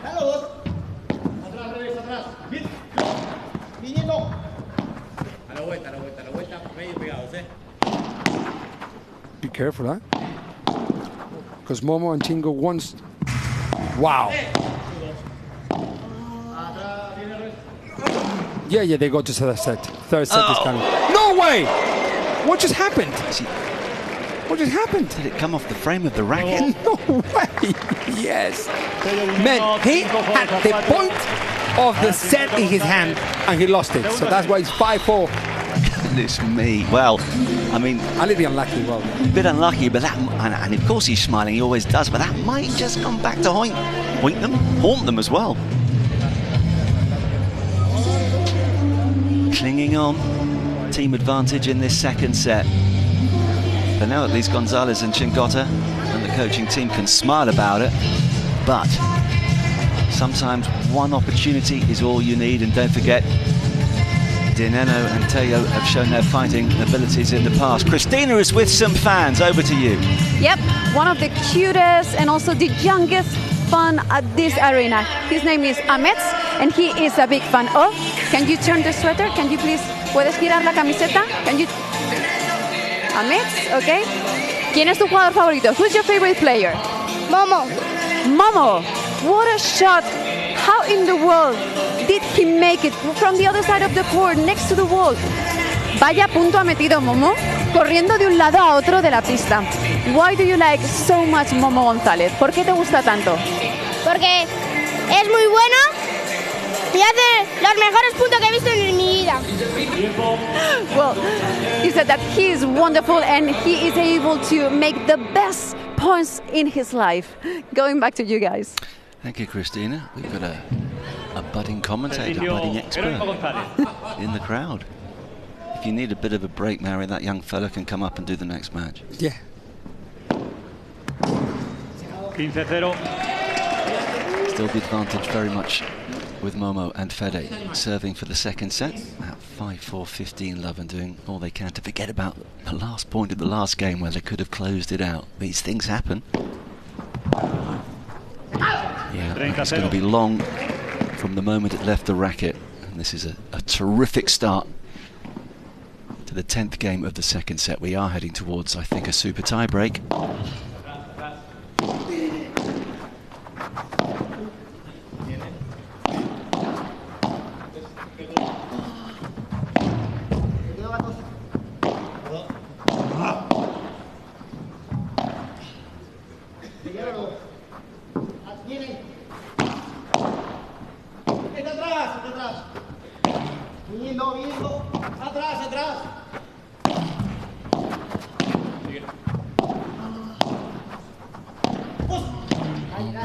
As all four players get involved. Well, there we go. It's 40 love. I mean, it's what we were looking for at some point. I'm not sure that Nenno and Tello were looking for this, but well, no. At some point, is what it makes these pairs that spectacular. They both are very. I told you in the very beginning of the match, they're very similar. Oh, man. Okay. Chingotto, you are absolute different level. Have a look at the shot. I'm definitely voting for him now. Keeps dicing with the net. They got a bit unlucky at the end of the last game. The crucial touch to that one, and we are going to a super tie break. And that talks a lot about, you know, how he feels at the moment to end up the set with that amazing drop shot. Have a look on that. That on the edge, super. There is no any other centimeter to hit that ball. Only Chingotto can do such an amazing drop shot. Wow. And he has the decency to say, oh, sorry, I know it got a little bit of the top of the tape. Exactly. Actually, that's what I really feel about it.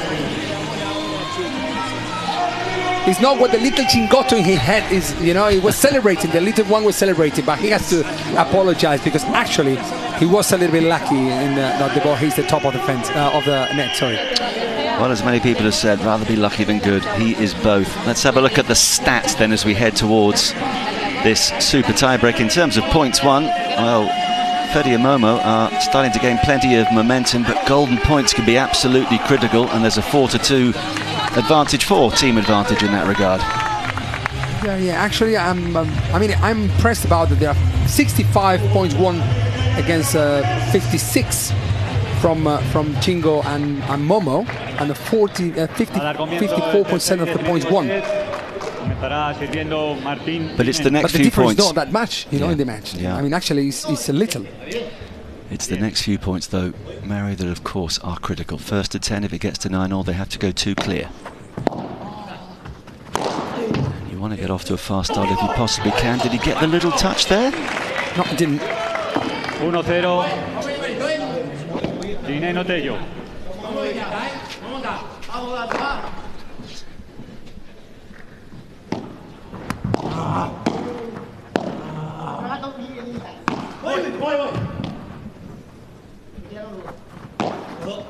Very conservative there, Momo. almost the service line, playing that kind of bande vibra. It's no vibra, no bandeja, but it's a very steady shot at some point.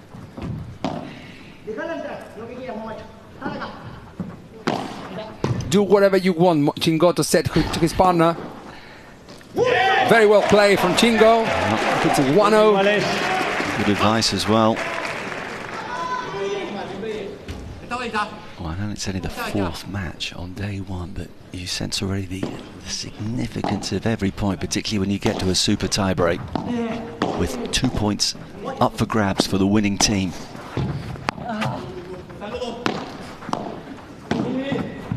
That's not coming back. Martin Di Nenno was defending very good those 2-3 shots from Chingotto until Momo realized that he could go for that and reach that shot with a forehand volley. Amazing. Let's try to rascar una. I don't know how to translate it. Chingotto said, let's try to get one of these 2 points somehow when the opponent serve, yeah? Yeah, get the mini break. Let's try to get a mini break now. They're going to Momo, huh? Yeah, the fridge tactic. Yes.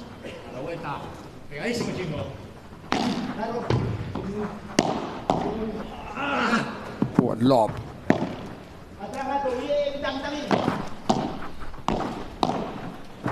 From back to forward, Momo is absolutely on fire, just going from back to forward in that transition with the volleys, and the definition of that movement was amazing, finishing with a powerful flat smash down the line. Well, that has to feel good, and it could prove to be significant. One mini break, another would be even better, of course.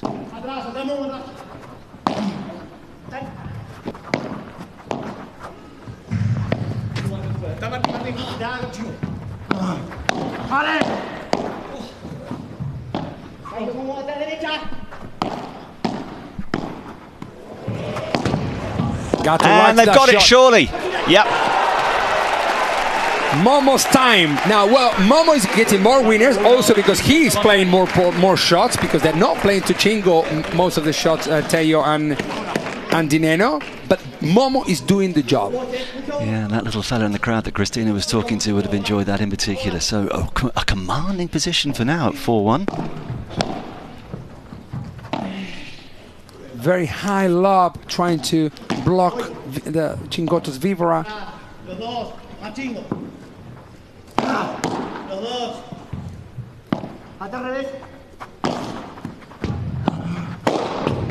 And there he goes, Chingotto, and there he goes, and got we go. No, listen.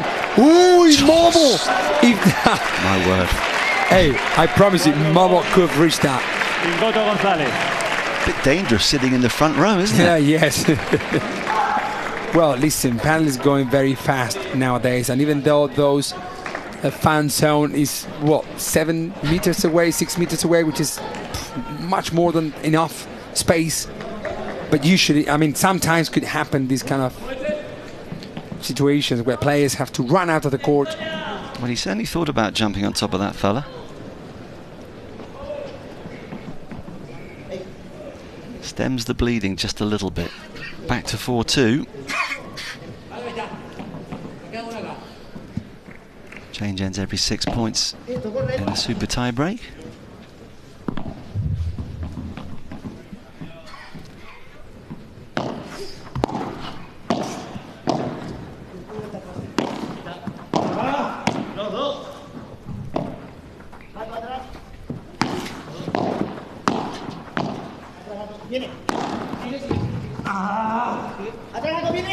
That's great defending, and now they go on the attack.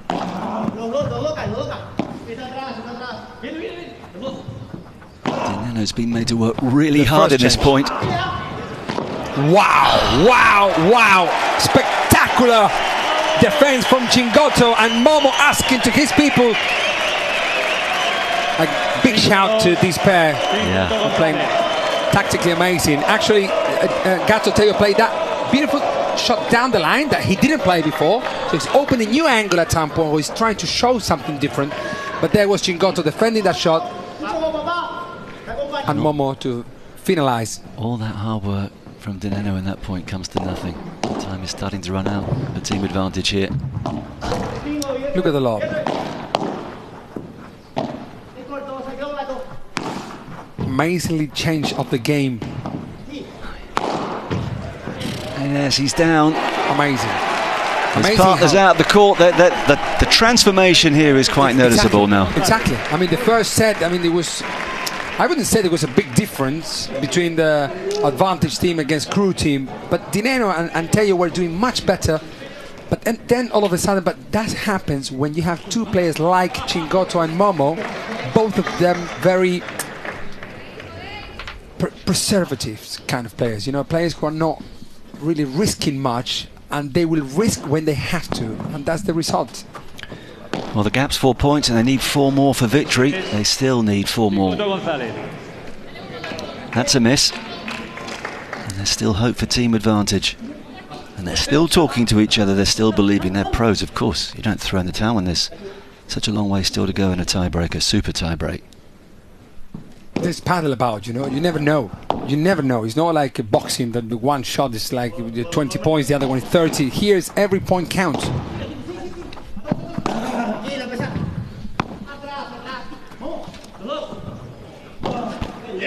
What a lob from Momo González. Unbelievable shot.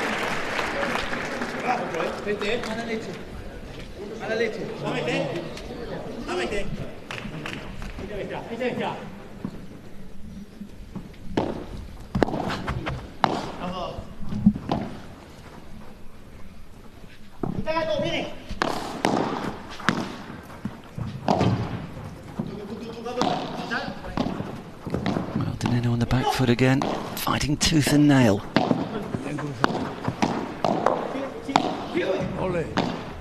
What a rulo.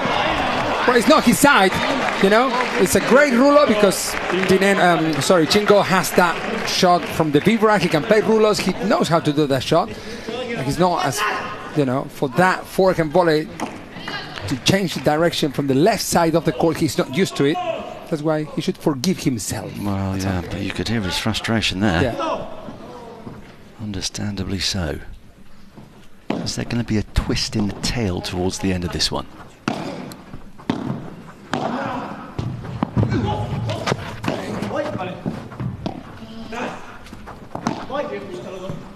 Faking the smash. Nenno on that shot.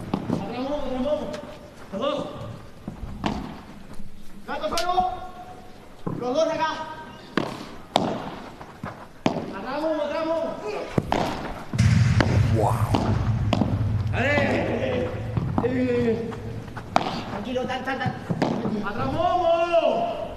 Incredibly tactically, that point is incredible. Also because the communication does not stop and the players are moving backwards and forwards and are waiting for the right moment to come, and then the mistake comes from a lob. It's crazy, yeah? But people have to understand that winners, lobs and chiquitas are all difficult shots. Chiquita because the net is close to you, yeah? The net is there, so the chiquita, you have to play the shot close to the Just for those who are new to the sport, an easy, simple definition of the chiquita is a shot that you play down to your opponent's feet when they are at the net position. Yeah, okay. So you're at the back, you want to reach the net position, so you have to play a slow shot in order that gives you time to reach the net and your opponents don't attack with the coming shot. Good. That's one ticked off my list of key terminology. Yeah, chiquita is a good one. Obviously, you'll hear a lot of that. Chiquita means little in Spanish. Grande, big. Chiquita, little.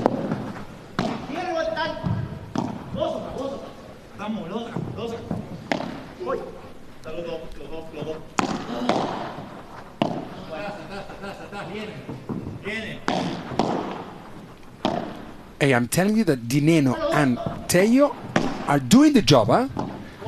They're not gonna lose. Yeah, look, they're not gonna lose. That Momo and Chingo win the match does not mean that Nenno and Tello lose the match. Yeah, well, they've cut the deficit from 6-2 to 7-6. So precious little between the sides again now. Man, this sport is crazy. I mean, how it goes and comes, and you know. Still the mini break though in favour of Chingotto serving, and that's going to get put away. Don't play lobs when you are under pressure, otherwise the lob will lose quality, and that was exactly what happened in that shot. Yeah, that's food and drink for a player of his quality.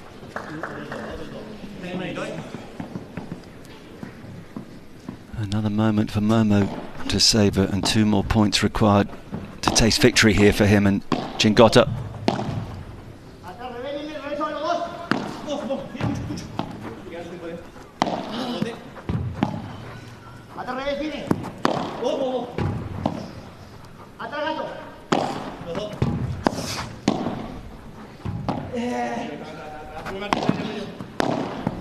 Again, Momo crossing. Yeah. Again and again. Momo did this like already 4 or 5 times throughout the last set.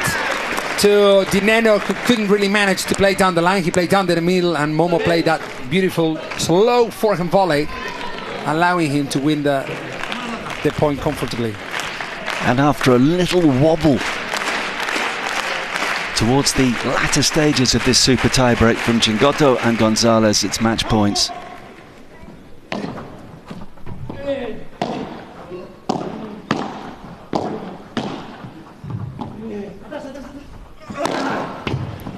Wow, now this match is working. Well, a little bit late, perhaps. Hopefully it's not that late. Never too late, Maori, but there was some real intensity in that. So 1 match point is safe, still 2 more to deal with.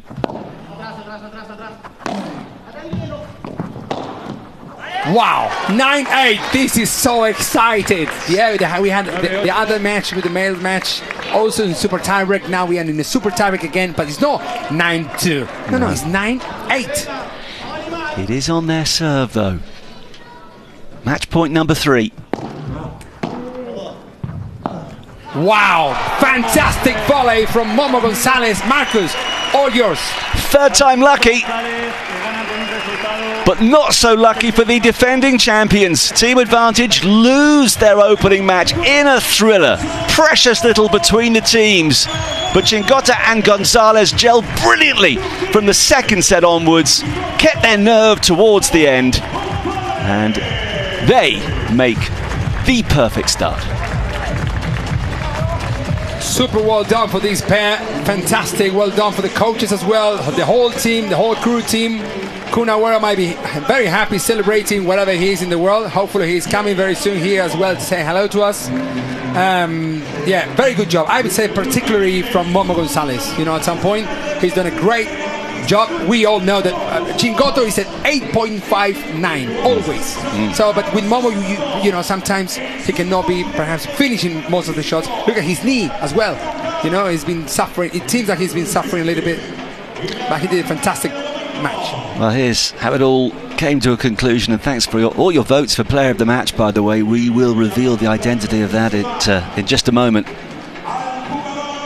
But 4 quality performers produced exactly what we wanted from them. In the end, one team had to lose. Team Advantage, one of their owners, by the way, is Anthony Joshua. This is not a knockout blow. Losing your first match does not mean the end of the line. Obviously, it's a disappointment because that's the pair that won it for you last year. It's a team effort, though, and with so many matches to be played over the course of the next few days, they can bounce back from that. But I would suggest that it's a huge boost for their opponents today, who are keen to do a little better than 12 months ago.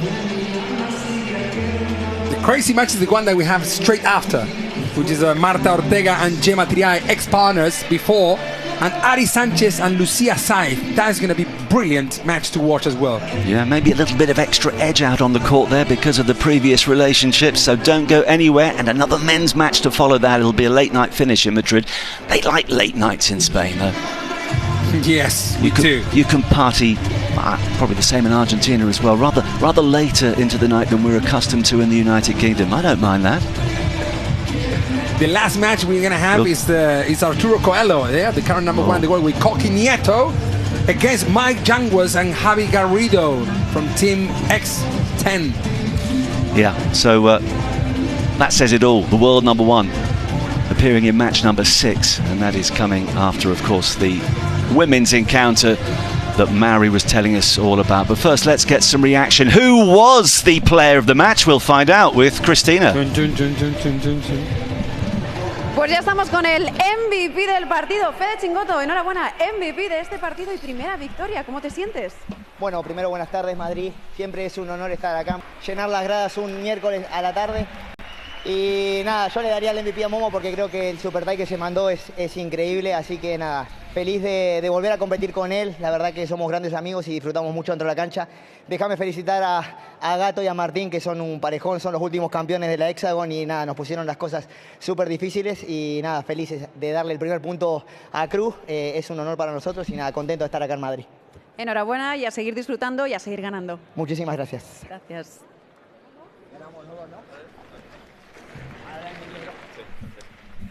He just said that he would give given the MVP to his partner. That's what Chingotto said. That's why having a chingo in your life is always a good option. El equipo al completo, Momo, Fede, enhorabuena. Vaya partidazo de locura. Nos habéis tenido en vilo desde el primer momento y encima con el añadido de que os enfrentabais a los vigentes campeones. ¿Cómo lo habéis conseguido? ¿Cómo se vive desde dentro de la pista? Well, Cristina is asking, how did you change this match over? The first set didn't seem that it was good for you, but now, how did you do it? Thank him first to the people who came. There's so many people in this stadium today on his Wednesday. Durante todo el partido creo que lo que mejor he jugado el tiebreak final, pero bueno, la verdad que Fede me ha ayudado mucho a encontrar esas sensaciones. The Fede helped him a lot until he found his Momo González at the end of the match in the very super tiebreak that he played his best. A mí no me estaban saliendo las cosas. He said, I didn't really feel very comfortable in the beginning, but thanks to Chingotto, inglés para la señal internacional y también para nuestro público internacional que está hoy en la pista. No, os voy a traducir muy brevemente. Fede Chingotto was the MVP of the game. He was extremely happy, but in an attack of humility, he said that he could have won the MVP also because Momo played a fantastic super tie break. And the key elements of this victory, well, from less to more, we could say, and especially in the second set and in the super tie break, you were absolutely brilliant. So congratulations. First 2 points for the crew team, and also you also fought against the current champions. So again, a big, big victory. Congratulations again, and keep enjoying this party of paddle. Thank you. Muchas gracias. A disfrutar de esta fiesta del pádel. Well, I tell you what, Momo González has got as big a smile as Fede Chingotto. Yeah, that says it all. That is a super tiebreak, I would say again. This smile. Not a little laughter. And by the way, obviously your translation was spot on because she said exactly what you'd already told us. And here we are then, Nenno and Tello, not after the start they wanted. And, anything in particular of significance that surprises you with regards to the... Well, actually, you know, the golden points were better played by Nenno and Juan Tello. That says a lot. You know, when you play golden points, and there is no chance. I mean, you lose the point, you lose the game. And in the other side, they didn't win. That says a lot how conservative that Chingotto and Momo were throughout the whole match, giving them this option, you know, to be winning more of the points, most of the points, and be more accurate in the winning points, but 54% against 46% from the team advantage. Yeah, well, terrific fight back, having lost that first set against such a talented team as Martin Nenno and Juan Tello. I'm looking forward to seeing how they respond later in the week, because as defending champions, they will not want to see that crown wrestled away from them without an almighty fight. And they've got a very talented team alongside them as well. So all is not lost as far as they are concerned, but Team Crew, well, they can't open the champagne yet. But they're up and running, and of course the leaderboard will constantly change. Advantage for now, level. Several teams on 2 points. Of course, sets won and lost could prove to be critical as well. Team Advantage played 2, won 1, lost 1, but they won 3 sets to 2, which is why they're just ahead of Team Crew. Hexagon have also got a win under their belt. And Team Bella Puerto Rico are also on 2 points, but it's going to be tight, isn't it? You've got RL9 team on the leaderboard already, 11-11-2. 10 paddling. Rafa Nadal Academy have yet to play, so there's no disgrace for them being in last place. But I'm thinking this is going to be almost too tight to call when you look at the different partnerships in these teams, Mary. Yeah, 100%. And also, you know, this is just the very first day, and you know, you never know. Rafa Nadal Academy can be the winners. I mean, you never know. And actually, also, I'm thinking about also the sets won and lost. are very important as well. So players, I mean, the match, you should very careful in every single point and every single set, because it could be very even at the end of the table, you know. Absolutely. But every set counts. Okay, well, I mentioned that Rafa Nadal have not started yet. They'll be on court shortly for the women's match against RL9. But before then, it's an opportune moment, I think, to learn a little more about the skills of paddle. It's not all racket science, you know.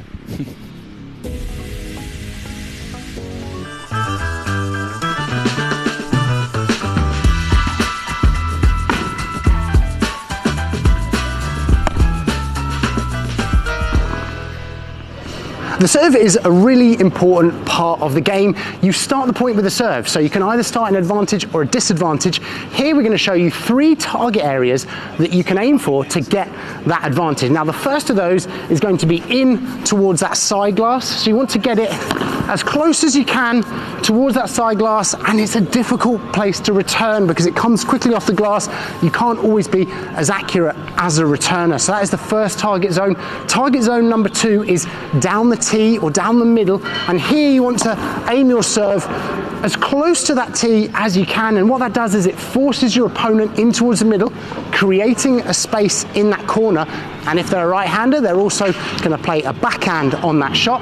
And then the third area, which we see a lot more at the pros, is down towards the body. And here you want to try and make that nice and deep so that they're playing a ball off their back foot and therefore putting themselves in trouble.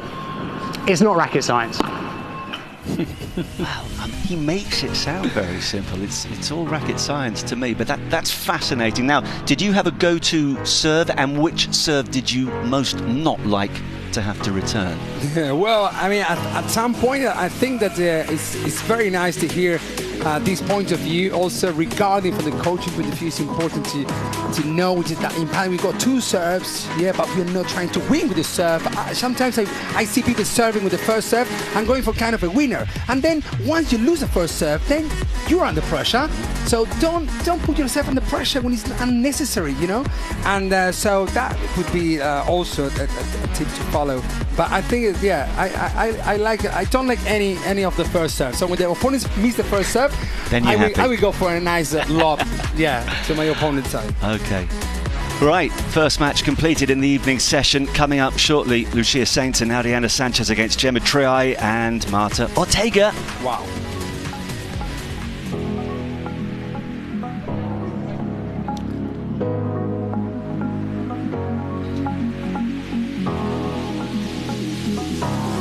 Yeah.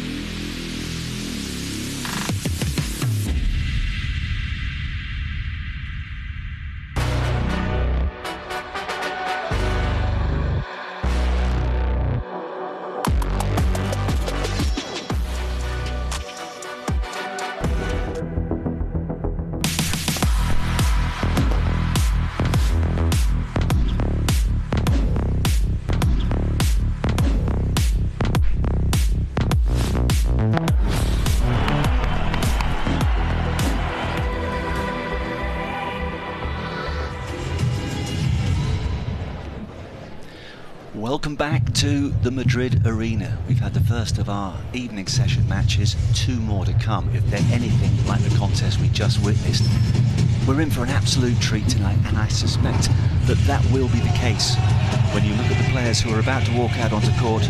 Marta Ortega, the doctor, representing the Rafa Nadal Academy, alongside Gemma Triay, ranked 3 in the world. What a team they should prove to be. However, the Robert Lewandowski paddle team have got Lucia Sáinz, so experienced that, of course, she's been around for such a long time. And Magic Avi Sánchez, the world number 1. Para poder estar disfrutando del quinto partido en la pista central de Madrid Arena. Well, the crowd's built up as the afternoon has turned into the evening. I've mentioned that we've got a sellout come the weekend, certainly on Saturday, probably on Sunday too. And no wonder, because everybody wants to see the best paddle players in the world contesting the HEXAGON Cup here in Madrid for the 2nd year running. Team Advantage walked off as the champions 12 months ago. We've just seen their stars from last January. Martin Nenno and Tello lose an absolute thriller to González. And Chingotto, who was the player of the match, smiling his way through, devilish character, wonderful skills in Chingo land, as Mariandrini, who's alongside me, mentioned. He's lethal, and the players we're about to see aren't exactly short of talent either, are they? Yeah, vamos, vamos, vamos, they say. There we have Gemma Triay and the doctor, Marta Ortega. Marta Ortega, she's playing home. She's from Madrid, and Gemma Triay is from Menorca Island. Such a beautiful place, yes? Yeah. Well, let's see there. We have also Franco Stupatsuk. We got the coach, Rodrigo Vide, as well, champion on court. This team, last year, they've done a very good job. Very good job. Actually, it was Stupa and Alex Ruiz, actually, who went in the final that they lost against Nenno and Tello in the very last match, in the very last point. And we have also for the next gen Noah Canovas as well, and Rafa Nadal's sister is here with us. Well, quite right. She is that power behind the throne as far as the Rafa Nadal Academy team is concerned. We're so lucky to have some very high-profile owners of all the different teams. We've mentioned Robert Lewandowski, who'll actually be in Champions League action tonight for Real Madrid away to Brest. I'm sure he's keeping half an ear on what's going on. We've mentioned Kun Aguero, Team Advantage, owned by Andy Murray and Anthony Joshua, along with Danny Valverde. Some big names looking to will their teams on, and we'll focus on those as the tournament unfolds. But for now, the camera is being trained on the doctor. So named because she has a degree in medicine. Yeah. We've got clever people, you know, here. All the smart players also. You know, think about, as I told you before, Marcus, that, you know, the sport of paddle just started now to take off. So all of the players were doing other things before. You know, there's someone who's a lawyer, the other is an architect, doctors, and we've got magicians as well. We have. We've got Magic Avi Sánchez, 27 years of age, the world #1. Born in Royce. I hope I correctly pronounced that in Spain. Reus. Reus. I should have mentioned it. Yeah. Moved to Barcelona, I can say that. That's where you live Very these good. days, Yeah, of both of them are from Catalonia. Both of them are very close to Barcelona. Avi Sánchez and Gemma Triay is from Menorca, and Lucia Sáinz, yeah, both of them. Actually, they train nearby. I live in Barcelona as well. We train nearby. I see them sometimes, every now and then, every week, at the padel clubs training. And I think these pairs, you know, the very good thing about these two pairs are very similar. But think about that, we have the pair #1 and pair #2 cross court, let's say, not the pairs, the players. Yep. Avi Sánchez cross court to Gemma Triay, which is #2 in the world. So it's going to be very tough. And there's a bit of history between them as well, isn't there, which is going to just add an extra little touch of spice. Yes, it will, 100%. We'll explain that in more detail as the match developed. As we touched upon a little earlier, though, of course, there are so many changes in terms of the partnerships. More often than not, they head off happy happy with each other. Occasionally there's just a little bit of a bitter taste in the mouth. Here's confirmation of what has happened so far. 11-11, getting off to a great start against Team Advantage in the first of the women's singles matches. Hexagon, well, we haven't mentioned them too much, but that was a really good victory against RL9 team. Team Bella coming through against 10 Paddle. Most of these matches so incredibly close, notably the one we just saw a few moments ago with Paddle beating Advantage by 10 points to 8 in the super tie-breaking. Fantastic win for Feli Chingotto and Momo González. It's not like football, like it could be draw. It's win or lose, so you get the point if you win. Absolutely. 2 points in the men's and women's doubles, and it's 1 point for each next gen victory. And there are 2 of those matches every day. They start the programme, and then from 1 o'clock in the afternoon we focus on the 3 matches that come first, followed by the 3 in the evening. And this is the second of those. If you haven't seen Magic Harry in action before, you're in for a treat. But the experience of Lucia Sáinz, who actually won 6 doubles titles on the ITF women's circuit before she switched from tennis to paddle, as a lot of players have. She's a former world #1 back in 2020. Comes from Barcelona as well. With Triay together. He's our referee for the evening. I always love that sound actually when they just open a new set of balls. It sounds the same like a drink. Yeah, like a drink.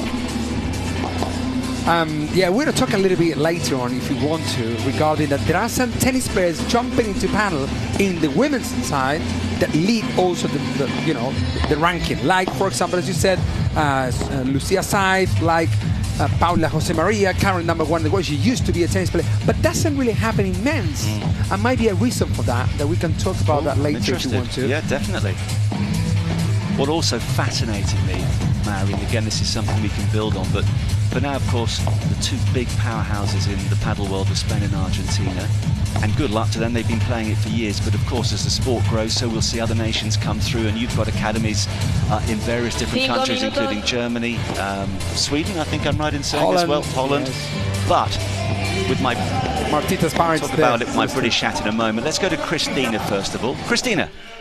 Here we are again, my friends. So if you remember at the beginning of the evening, I told you that I was going to show you something very, very special. Actually, this is something unique because this is the Players Tunnel. Now, I'm going to have our cameraman, Pedro, to take the lead because it's only like 12-15 meters, but this is the path that Martita Ortega, Triay, Ari Sánchez, and all the top players in the world who are fighting against each other during this HEXAGON Cup will be doing day after day.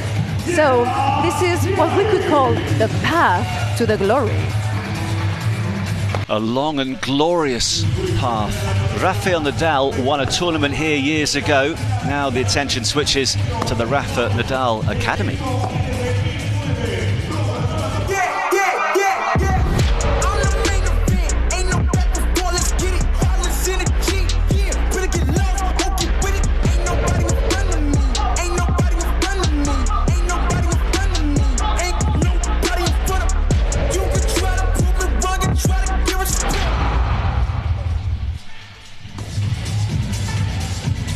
Well, this is their first match as a team. They've had to wait a long time, late into the evening.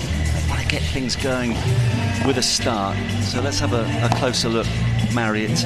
Marta Ortega, the doctor, as we've mentioned, currently ranked at 7 in the world, 27 years of age, from Madrid, so she's going to have plenty of backing. What makes her a top talent in your opinion? Well, I think it's, if you should look for a male version, let's say, or female version of Martín Di Nenno, that would be Martita Ortega. Martita Ortega is a very conservative player. She's a very clever player. She's very consistent. But, at the right time, at the same time, she's a very good partner, that will help Triay, that sometimes could go up and down. That we have her there with 32 years old, 32 years of age, playing on the left side of the court, current #3. Actually, it says #3, but she's pair #2. So that's how we count in panel. We play in couples, but we count individually in the ranking. Interesting story actually with Gemma as well, because she's another player that started in tennis. She gave that sport up at the age of 19. She went to Barcelona to study languages, and then she thought, hang on a minute, I'm not finished with racket sports.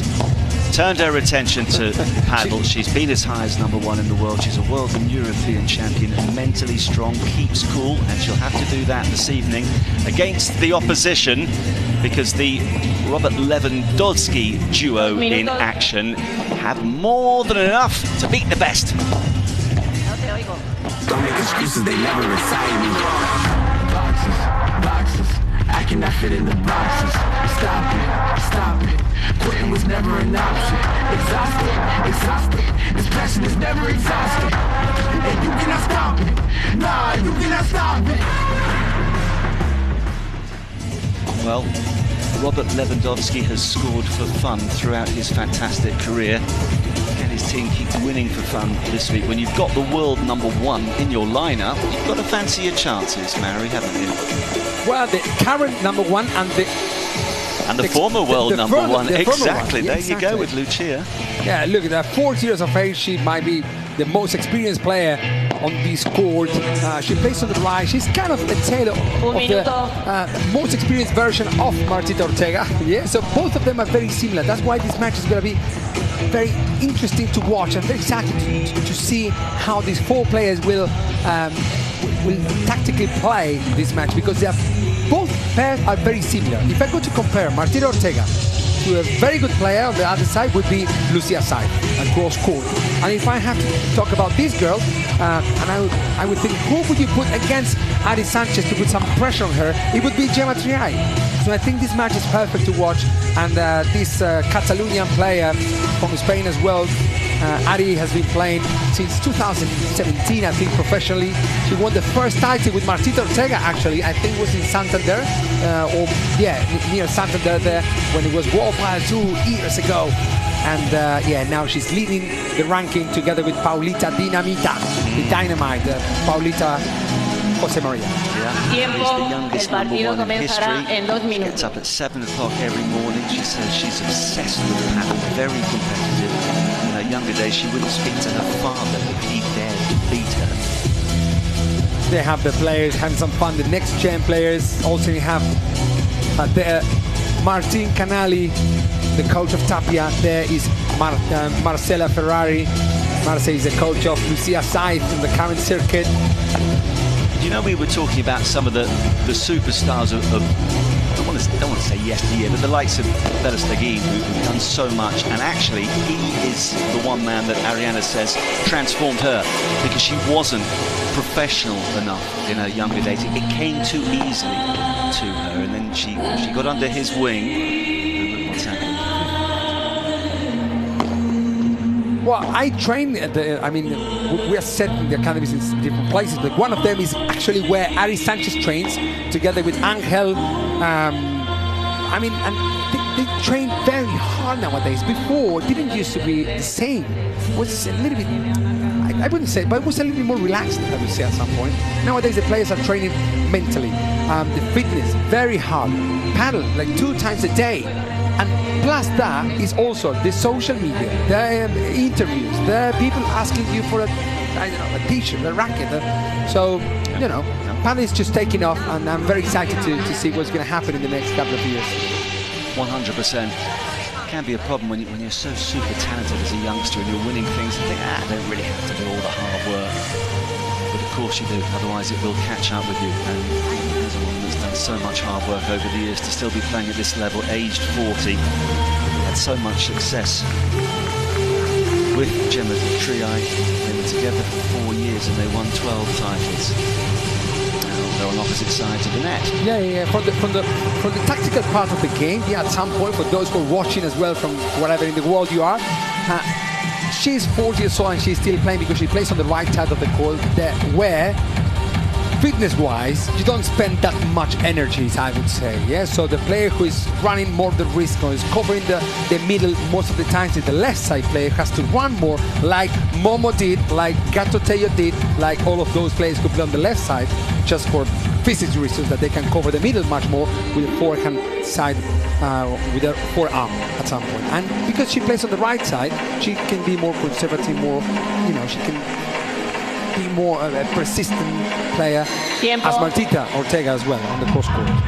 Hey guys, you're on the big screen. I think we should give some kudos to our resident DJ, by the way. There was one lady just now that we saw who was really getting into her moves. A bit like Mary after he's had a couple of beers Tiempo. in the hotel bar. You a good dancer? Well, I'm quite good. I'm not bad. You know, in Argentina, like in South America, we are born with, you know, Brazil. We like dancing. You've got natural flair, you guys. Natural ability from the 4 players on court, but which 2 are going to edge this one? It will be fascinating to find out. Buen partido. They all deserve each other. Have a very good set each other. Have a very good match. Segundo servicio. Buen partido. Good match. Have you all a good match? Buen partido. Muchas gracias. That's good, man.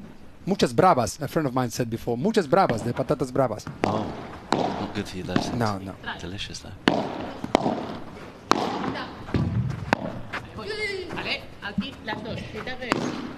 Wow.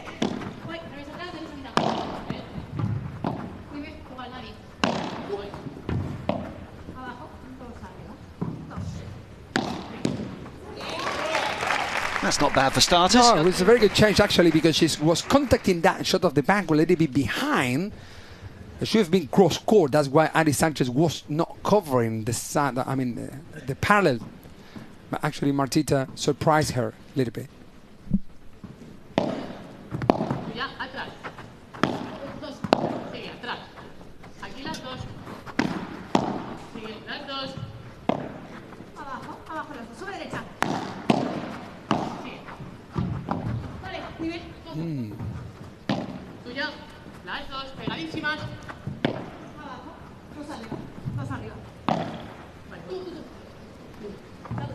No, not quite. 15 iguales.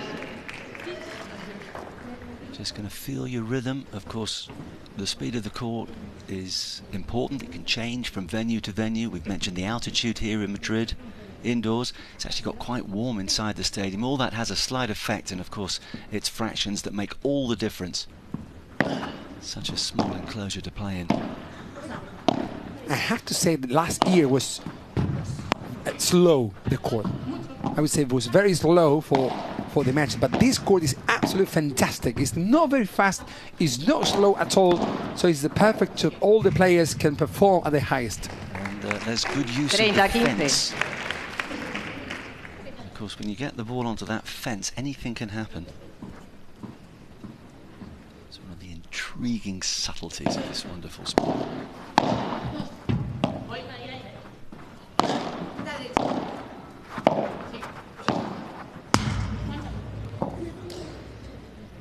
Well, that was 40-15. either you call it a fortuitous bounce or an unlucky one, depending on your point of view.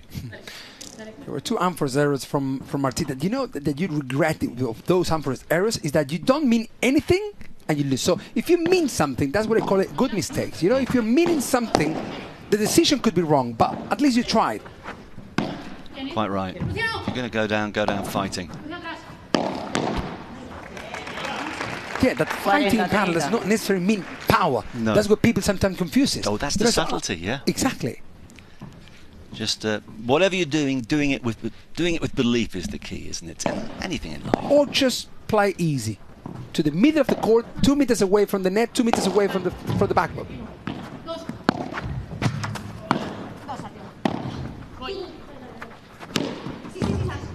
Well, she hit the ball with with handle, I think. I don't know, with the heart of the racket. It worked. Gave the point to Sáinz and Adi Sánchez. You know that Lucia Sáinz is wearing the glasses because like 1 or 2 times happened to her that the ball bounced. When they train, you know, they don't train. These courts, for example, have a little amount of sand. You know, you need that sand on the court. And it happened to get that the ball bounced and hit her eye. Ooh. Yeah. nothing bad with this, but yeah, some of the players use it. Also, Patti Yaguno also wears the glasses. Many people who are doing it. It's good for the save. And actually, it's worth mentioning too, just in case you've never even picked up a paddle racket, you have to make sure that you wrap the little cord around your hand to ensure that your racket doesn't go flying and hit either your partner or your opponent on the back of the head. Yeah, more because people think that, no, because my opponents are far away. No, actually, if you go to play a Vibora or any shot, and your partner is in front of you, yes, so it's a must. It's not something you can decide either to wear or not. It's part of the regulations of the sport of handball. Wow, what a ruler cross court from... She's very tall, you know. Josemaría is not only very tall, but also her hands or arms are very long and flexible, allowing her to play that kind of shots cross court, covering a lot of court. Yeah, she's an imposing figure. There's no doubt about that.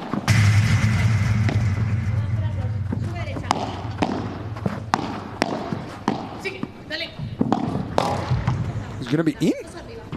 Oh, I thought that, oh my goodness. You know, Marcus, this kind of event, like the Hexagon Cup, different level events we're watching here, is very good for the players because they're in the preseason, so they're watching as well what she has been training. You know, like for example, Josemaría had played like 3 rulos that we call the rulo, that kick smash, but slow to the siphons. She did like 3-4 times. I didn't see this smash from her last year much. So, you know, they can more or less watch what's happening. Yeah, that's invaluable. Of course, as a player, you've got to continuously just evolve your game. She's got to 2-3 in the world, but there's always another little trick up your sleeve to ensure that you stay there. As soon as you stand still, of course, someone overtakes you. And I think in some ways that's a reflection of the longevity and brilliance of Lucia Sanz as well, as we've been saying. She's 40 years of age and still near the top of the game, and she's not rested on her laurels at all. Goes in. Ari Sánchez trying to speed it up a little bit, to change a little bit direction of the shot. Actually, it was 40 love. So this is a good decision. Even though she makes a mistake, it's still a good decision because you're telling to your opponents, hey, I can also change and I can also vary the speed of the ball whenever I want. So, you know, she went for a winner. Okay, it's good.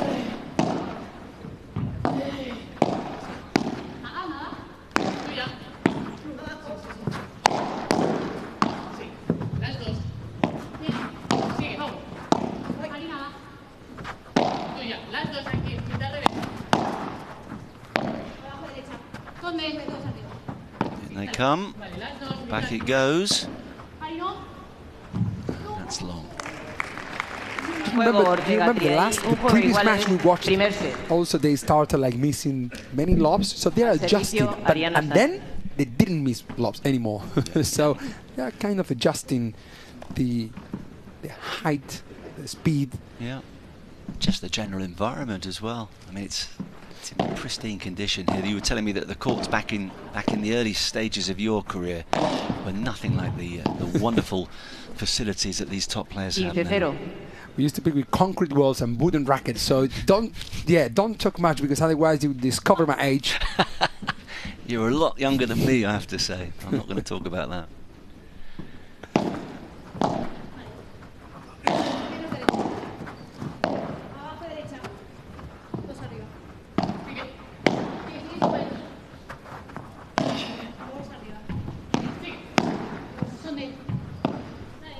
Martita playing down the line that shot just to not let Ari Sánchez to get to the middle of the court much, opening the angle. So you know what I mean? I mean, Martita is playing sometimes shots down the parallel in order to show to Ari Sánchez, hey, Ari, don't cover the middle, because she wants to keep playing cross court with Lucia Sáinz. So if she plays only to Lucia Sáinz, Ari, at some point, will go and get a winner. Actually, I wanted to ask you about this fridge tactic that I know is considered controversial in some ways, where you effectively just play to one of your opponents. Is that a tactic that you like, that you feel is effective? Well, you have to use it. I mean, this is padel about. I mean, you're playing against 2 players. One of the players is better than the other one. well, that's it. The thing is that at some point, you know, you can escape from that fridge at some point by playing lobs down the line and stepping forward, by, you know, for the mental part of the game, by playing some more winners down the middle in order to not open much angles. I mean, there are little gaps too, but you go to train for that. The thing is that people, it's like, Mauri, how can I do it? Well, I can tell you how to do it, but you got to practice it. And also depends who the player you're playing with, who is your partner, to help you out for that tactic. So the fridge, is used at any level.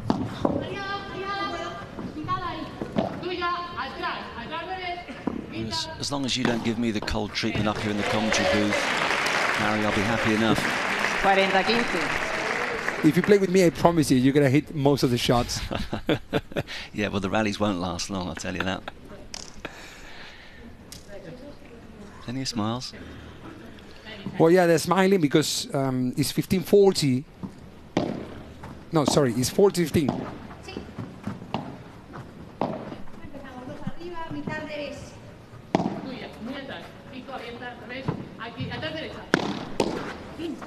Very good, and nice game Sánchez. Sáinz, for the 2-1 a su Rafa favor. Nadal team. Yep. I've had to wait just a little bit. The Rafa Academy, Rafa's sister in charge of proceedings. There's tennis fans around the world still coming to terms with the fact that the great man has retired, hung up his rackets. Great to have your company wherever you are in the world. I'm Marcus Buckland, alongside Mauricio, Mauri as we call him, Andrini, but Mauricio to give him his full name. Fantastic player back in the day, as I was mentioning. He was a brilliant junior, decided at age 19 there were more things to life than just paddle. Came across to England, learnt the language, but more recently he has become one of the top coaches in the world. He's got academies all over the place. Basically, he's ruling the paddle world. We're very lucky to have him here, and of course one of his great skills is translating what's being said down in the dugouts. Lucky me to have you, Marcus, helping me out, because otherwise with my English man you will struggle, all of you, wherever you are. Okay, let's have a listen what his hair has to say on the coach, Marcela Ferrari.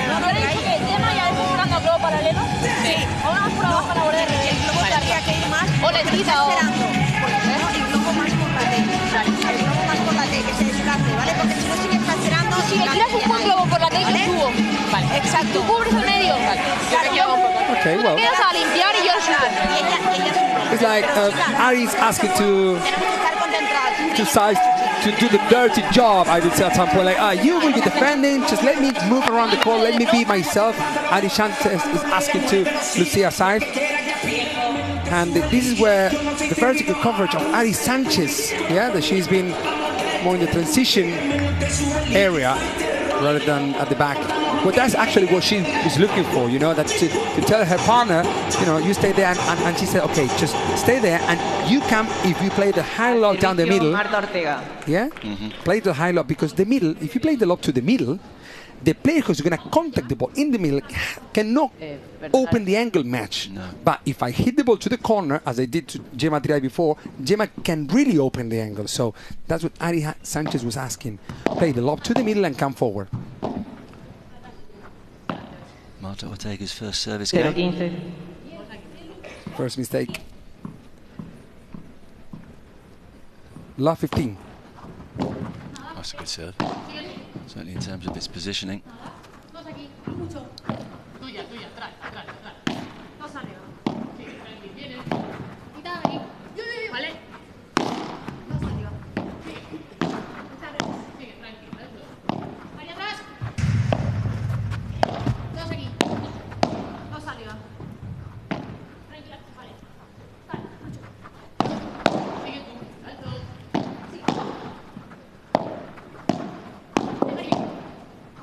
Well, Ari covering back again.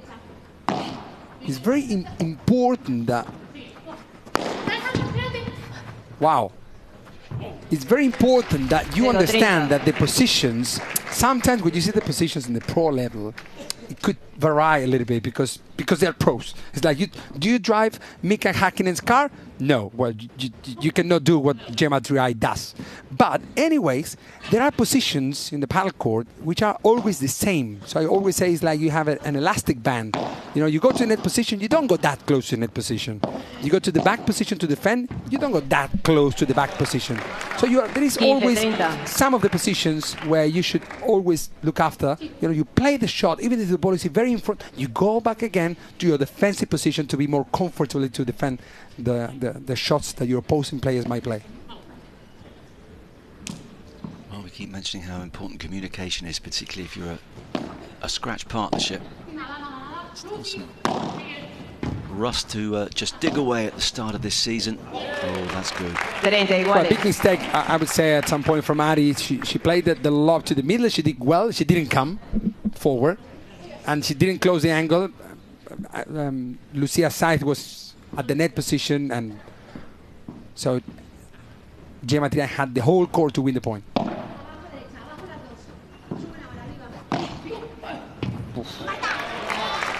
40-30. Well, that should give these two a lot of confidence. A couple of good points. And from 15-30, an opportunity to get back on terms again. Did you see that shot? How high, was the height from the net, that ball? It wasn't that risky, but effective. That is a proper padel shot. So train those shots. Not only train, no, I want to por cuatro. Yeah, no, you're it's good right. also. Yes, but you've got to get the bread and butter right. 2 points already won by Martita Ortega without risk. That's clever. A servicio Lucia Sáinz. It's a discipline, though, isn't it?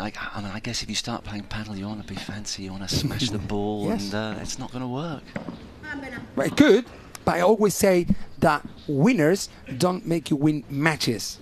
You know, I mean, like, oh, an amazing fever, yeah, but amazing fever is one shot. Yeah. But being persistent and being conservative and doing this kind of lobs, train those things, because we'll give you the advantage to win matches, not to win points.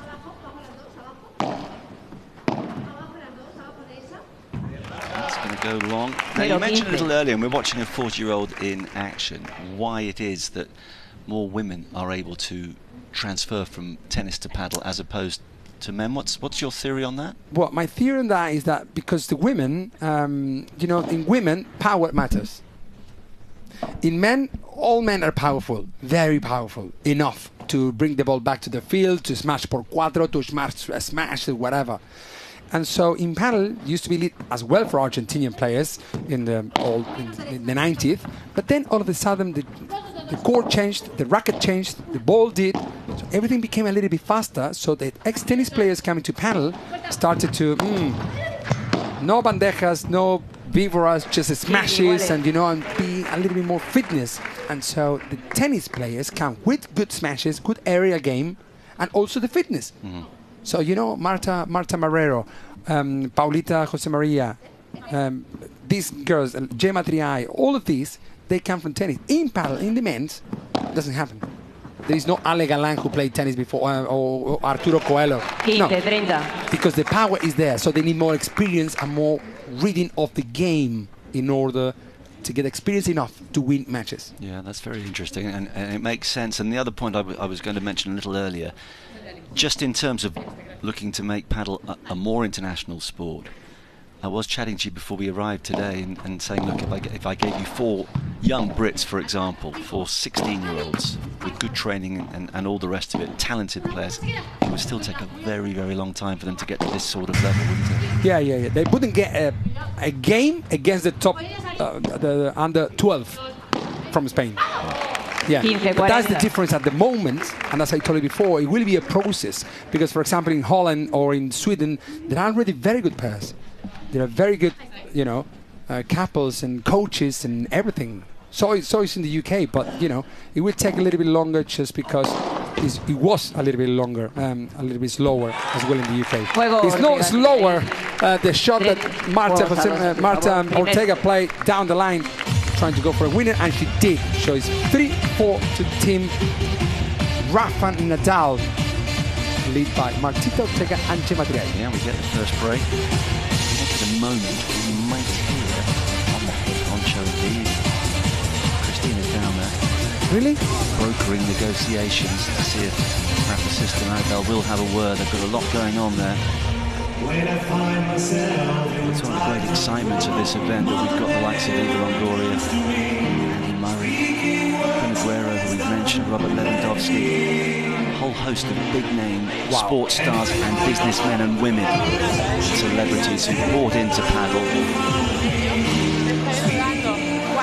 Just chatting away, not this change of ends. A little later we get the thoughts of Maribel. The team had to wait, as Mary and I have mentioned, until the second match in the evening session to show what they can do.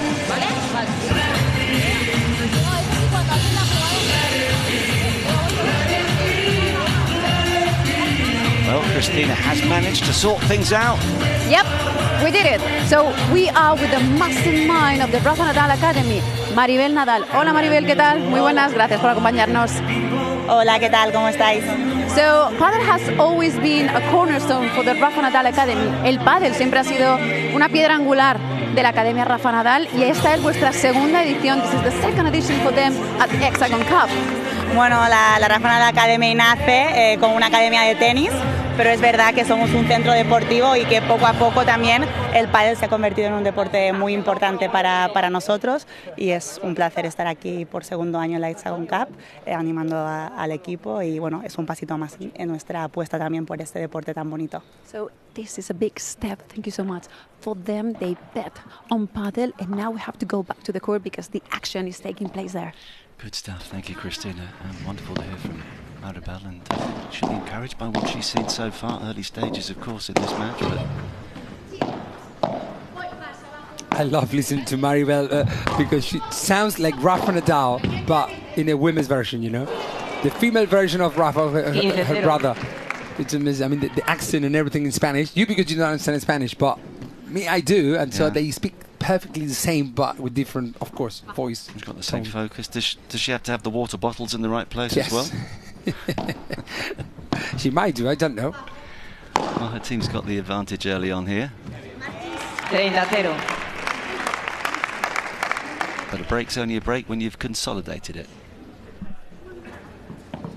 Maribel clearly, you know, has been instrumental in making sure that paddle has taken centre stage in that academy, along with the tennis that's produced so many stars and brings forward a lot of young players who certainly come from the United Kingdom as well to enjoy the facilities of the academies there.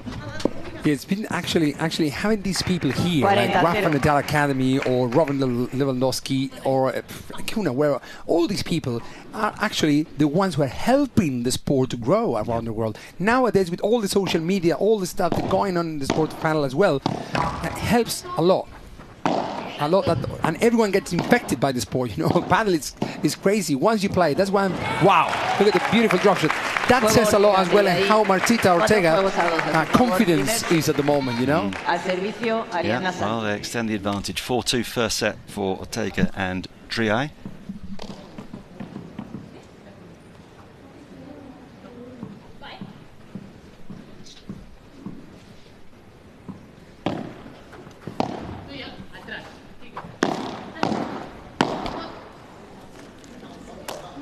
Well, 0-15. Even the best can err.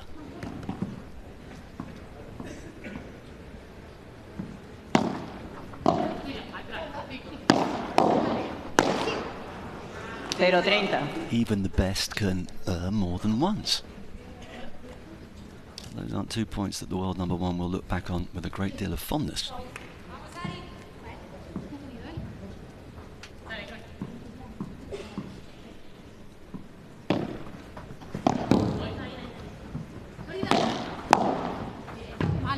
That's a good lead. 15-30.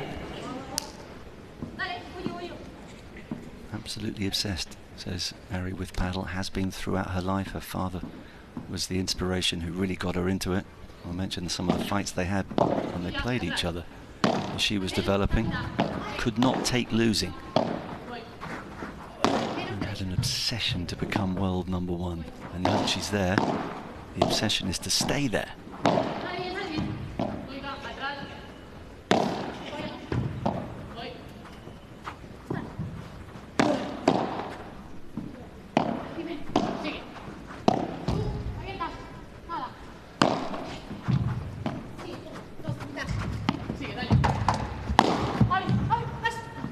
That's good.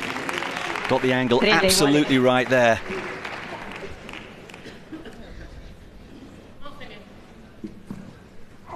So after those 2 errors, she's on her way towards rectifying the situation, but still danger at 30 all. 30-40. That is long. So a couple of break points. And this really would, I think, probably be curtains in the first set, were they to go 5-2 down. Iguales. One save. Al resto. And that means a golden point. And Sánchez will breathe a huge sigh of relief if she does get out of this service game. There goes the snitch. Have to be very quick to catch that one. Even Harry Potter would struggle.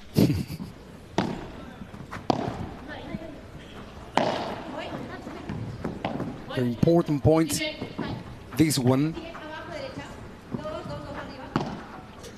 Great chiquita from Martita Ortega, giving the break again to lead 5-2 this first set. Yeah, there is a big difference in confidence, I would say.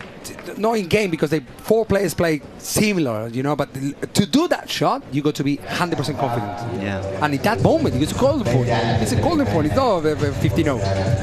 Well, that's not a game that Ari Sánchez will look back on with fondness at all. 3 errors from her. It has proved costly. The lead is 5-2. The first set is all but done and dusted. You never want to take anything for granted, of course. Paddle, but there's a real sense of control about the leading side at the moment. So an opportunity early on, perhaps, for you to tell us who you think the player of the match has been thus far. That's the QR code. We'd love to hear from you. We changed our mind midway through the first of the evening matches. Petty Chingotto. In fact, at one stage, Mario wanted to give all 4 players the player of the match award. Well, I guess you can if you want, but For I'd rather have one. For me, it's this girl, Martita. At the moment, Martita has made the difference, and yeah, and you know what? I tell you something. Martita and Josemaría last year played together again as well, but they lost a very bad match, and they split. They were current players. They were playing in the main circuit, and they split in this event. So Josemaría went to play with Claudia Fernández. So now it's like, because they play again together, for Martita, because Martita didn't play very comfortably that match last year here. I think it's like Martita saying, hey, listen, I remember we played last year, but look what I can do if I played with you together. Okay, yeah, she's got a little extra reason to sparkle here. Well, she's serving spicy, for... you know? It's spicy. It's very spicy, all the circuit. We do like that. She's serving for the first set at 5-2.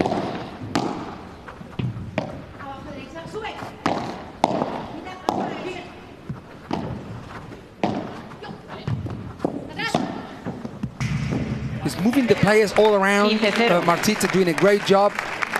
Of course, leading on Josemaría's shot as well. But, you know, Josemaría is the only one shot she played.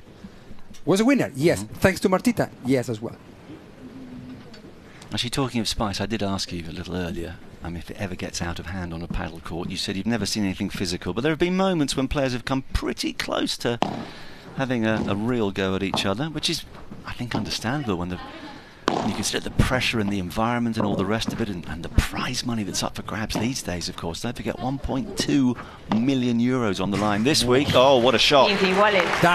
That cost 1.2 million, and that shot was absolutely fantastic as well.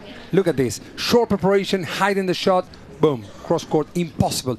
Risky, super risky. So, you know, Lucia will not go again for that shot in the next 10 minutes, perhaps. But she did it, showing to the partners, hey, listen, here I am. 15-30. Yeah, well, that's, again, you were talking about the need to be spectacular at times, but to go with the bread and butter, and that's the temptation. When you pulled off one shot like that, you think, well, I'd like to do it again, but you're right, that's not the percentage play. Not every day is Christmas.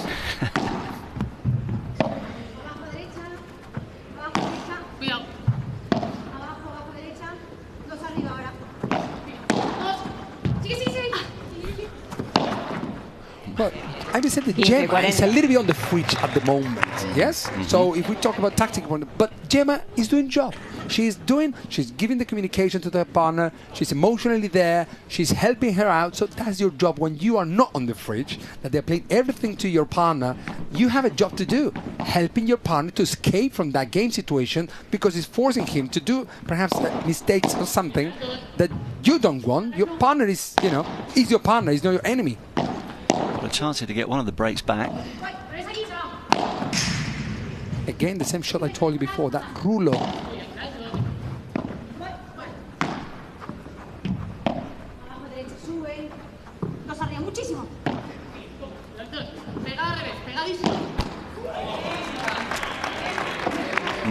Steady love from Martita Ortega, pushing Ari Sánchez to go for that winner. Actually, the ball goes in. It was the right spot. There was the perfect middle between the two players. But 30-40, huh? Yeah. Still a break point.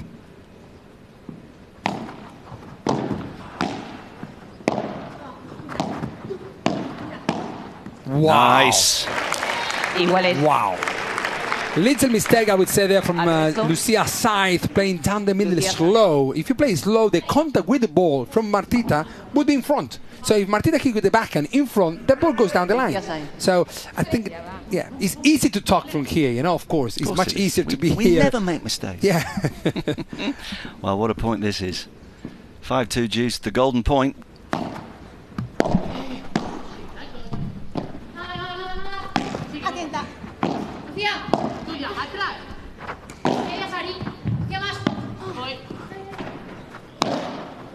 Oof. That was just on the edge, but that wasn't on the edge. Nice break.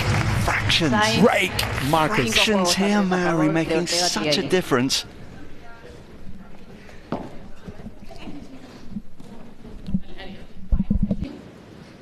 Al servicio Lucia Sáinz. Lucia Sáinz now to serve. They got back the break. Now there's still one break for Gemma and Marta. Yeah, they've got a little bit of leeway, but suddenly it's not quite as straightforward as it appeared to be 4 or 5 minutes ago.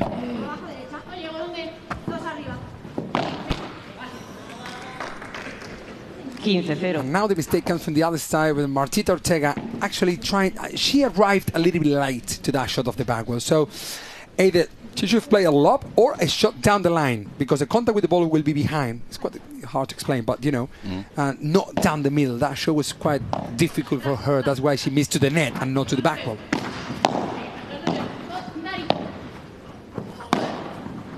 What a shot. Bandeja. Yeah.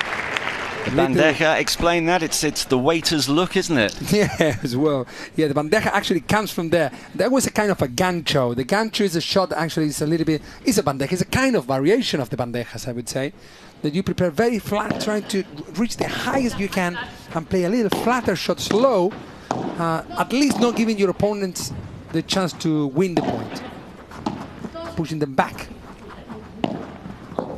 All right down the middle. And it's so cool because basically it's like a waiter with a tray holding his drinks aloft, or her drinks aloft. Yeah, is that right? Yeah, exactly.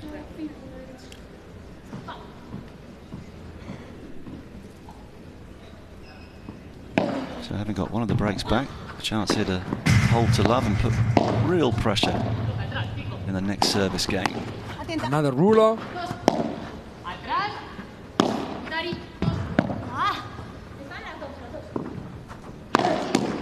What Take a that. shot off the back wall. Bajada, the killer from Lucia Sáinz. Yes, a little bit of an extra touch of oomph from that winner. Shot preparation, controlling. Actually, it's a winner, but controlling winner. It's not a shot that is complete and controllable like the smash. That you go, you move the wrist, and you. No, she was controlling a short preparation and gave the amount of power she could, as from there forward. I gave the point to her.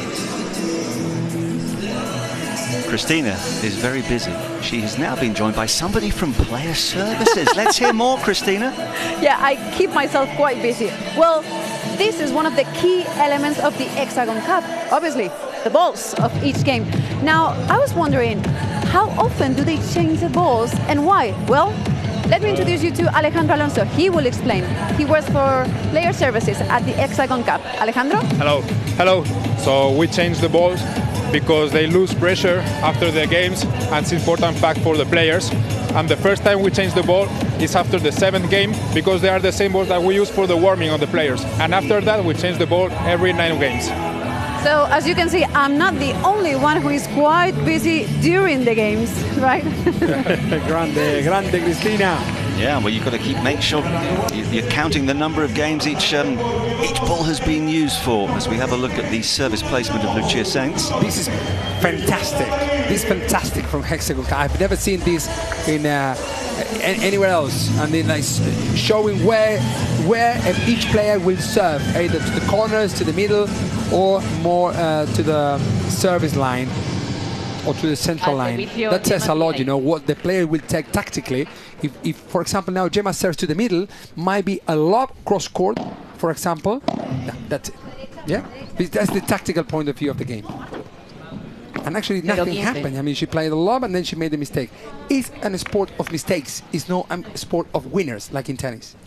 Well, for Triay and Ortega, there's just a growing sense of concern here, serving for the set but losing the first point, having been in a real position of authority, a double break-up. Yeah, they were 5-2, don't forget. Yeah, that's right. And look at now. Look at now. It's amazing how quickly the momentum can shift. They need 1 point, and it has to be this one. Has to be this point. Otherwise, we'll love 40. I'm not sure they will be able to. Oh, well, what a terrific serve, though. I think the bounce was a little bit tricky. Skimmed off, I mean, it seemed to skim off the line and keep low, yeah. But yeah, she'll take it. You're right, that was an important point, but so's this one. Another amazing first serve. And look at this. Forces the error. Everything comes with a beautiful first serve. And it's interesting because obviously in tennis you can see when someone hits an ace, you know why, but here, actually, the subtleties of the serve that Sandy was telling us about are so important. Wow, reaching Ari Sánchez, that beautiful shot before the back wall. Now using the back wall. I think it's the most important point of the set, huh? I'm telling you. 30-0. And they know it. That's good. Look at that. Look at that.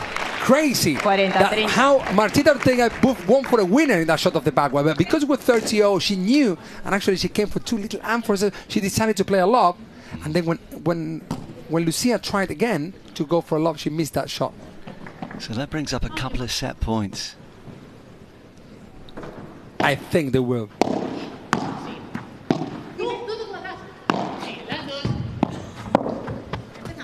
Great defense from Magic Ari.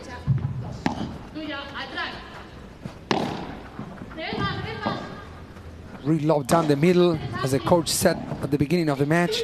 Now making them doubt.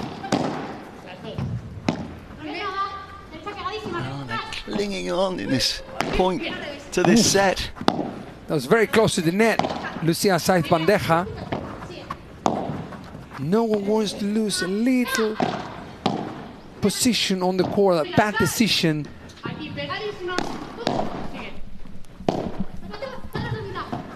I went for a winner. What a block! And it carries on. Fantastic. How did she keep that block under control? Go for a lob again, down the middle again. Wow! Stop it. No, that's going to be out. And that was por tres. Por tres, but without a bounce. And a very bad for the team roughing it out. But now, listen, this is a very super important point. It's a golden point. Yes. So it could be set or 5-0. And if our nerves weren't sufficiently frayed after that last point, I think they will be over the course of the next 30 seconds or so. That's the pain when you can't actually do anything about it on the side of the court. That's a typical, oh, come on, that hurts. The boss is watching. Don't mess up. Hi, Rafa. And so now, They got to do something if they want to win this game. And so the set.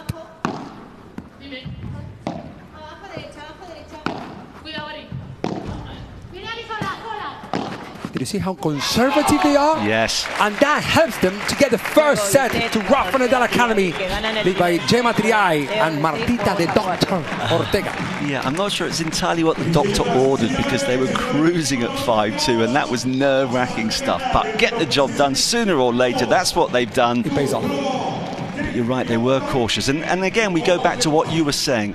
Occasionally you want to go for something spectacular. Equally, you've got to play the percentages. But come big points, you can't really wait for your opponent to make a mistake, can you? Exactly. So that's why I say, you know, tennis could be a game of winners. It makes sense because technically it's more difficult, you're longer distance with your opponents, and so it makes sense that it's more winners. But in padel, it's less mistakes that makes you a better player.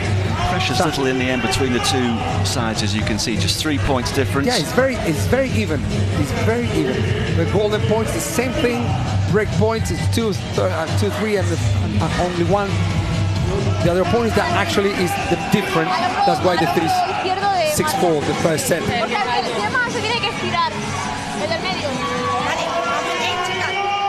It's almost impossible actually to hear what they're saying because they've got the crowd going. There's a terrific, vibrant atmosphere inside the Madrid Arena. If it's like this tonight, goodness knows what it's going to be like come the weekend. We'll have these sellout crowds.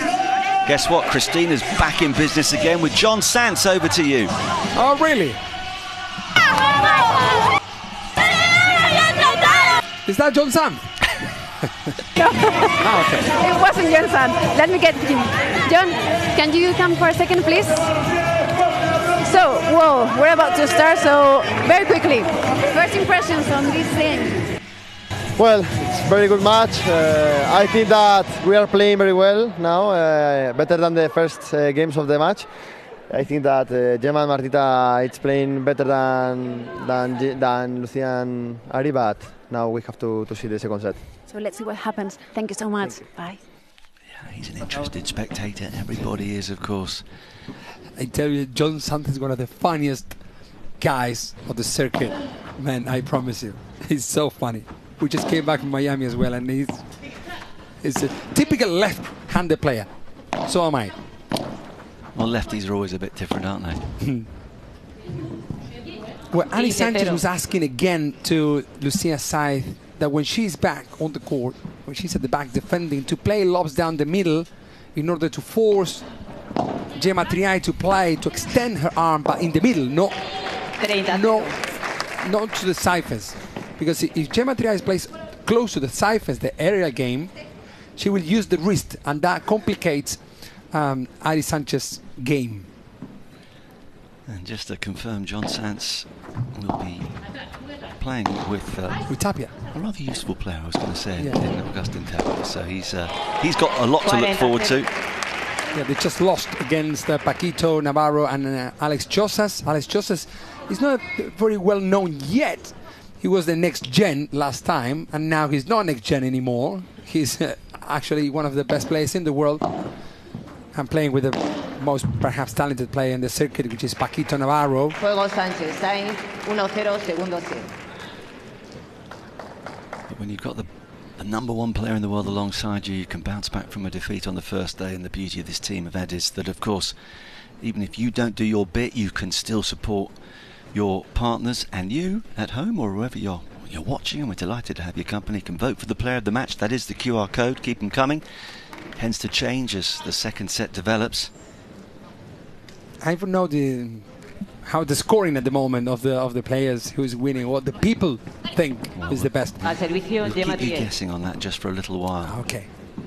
Next few games may make a big difference here.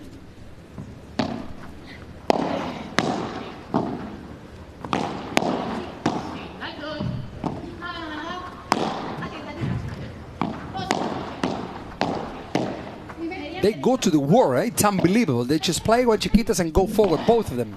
Both of the teams. Wow, beautiful fake smash from Lucia Sáinz. Love it. Yeah, showing that she's going to go for it. So because winners, if are not winners, are losers. So she has to bear in mind that if she's faking that smash, you know. But perhaps the next time she's going to be slightly behind and she will go for a smash. Yeah. So it's more to unpredict. Don't show to your opponents what you're going to do. Yeah, well, she used all her experience to great effect there.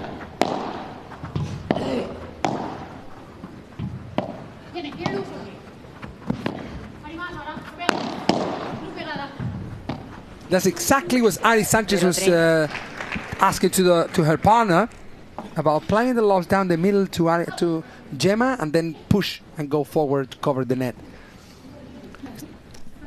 That's how Gemma Triay plays a little bit more uncomfortable, you know? Yeah, that's a good couple of points for Sáinz. Let's see if she can have 3 in a row here.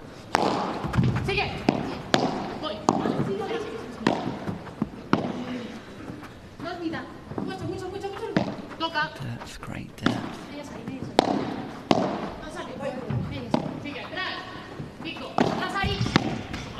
Oh, there was a gap. She saw it and she exploits it. That's very, very difficult shot to do. Actually, Ari Sánchez, this kick bandeja, they call it, that ruler, wasn't that bad, I would say. But, you know, Gemma Triay really covered perfectly with that half volley backhand, which is very difficult to do it down the line. Oh, my goodness.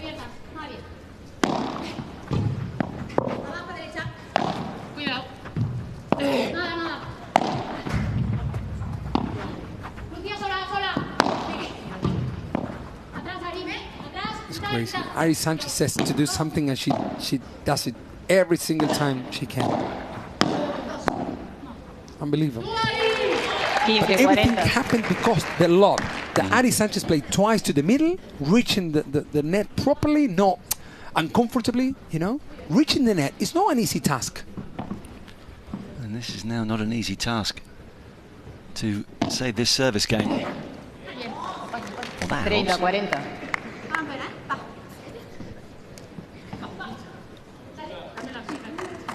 30-40, but of course still 2 break points with the golden point standing by if required. I'm just checking that we have one more match straight after, and it seems that Arturo Coelho is coming with Coqui Nieto to play against Mike Yanguas and Javi Garrido. Oh yes. Iguales.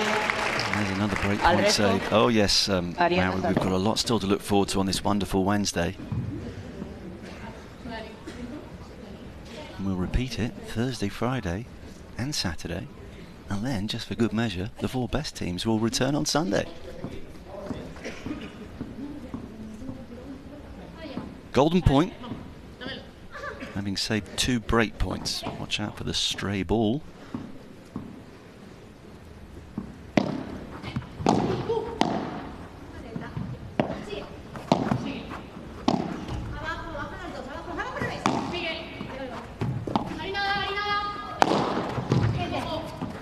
Wow, Ari Sánchez, man, is just playing an amazing match.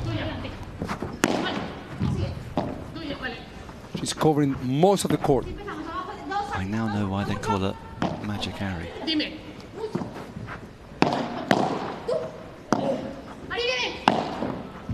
Not this time, surely. Yes? Wow. It's like playing against a machine. Yeah, Everything comes absolutely back. amazing.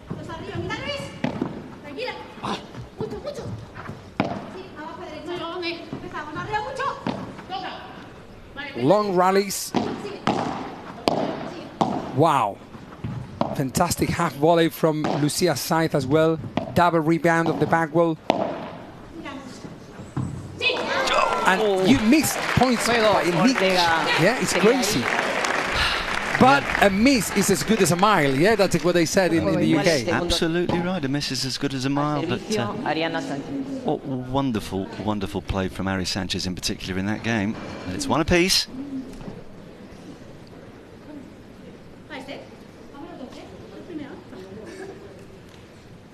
And you just got to get your breath back and go again. It's relentless.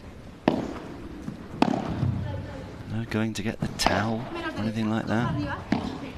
25 seconds between points in tennis. No, it's on with the next one, and that's driven beautifully down the middle. That's, you know, I always say down the middle means down the middle between the players, not down the middle of the, you know, because people say no, because the ball bounced on your side. I said, yeah, but the game situation said that the middle was between both of the players, not one side and the other side. Yeah, it's a movable middle depending on where your opponents are. Exactly. Marcus, I promise you that you will live on Sunday as master in panel. Somehow.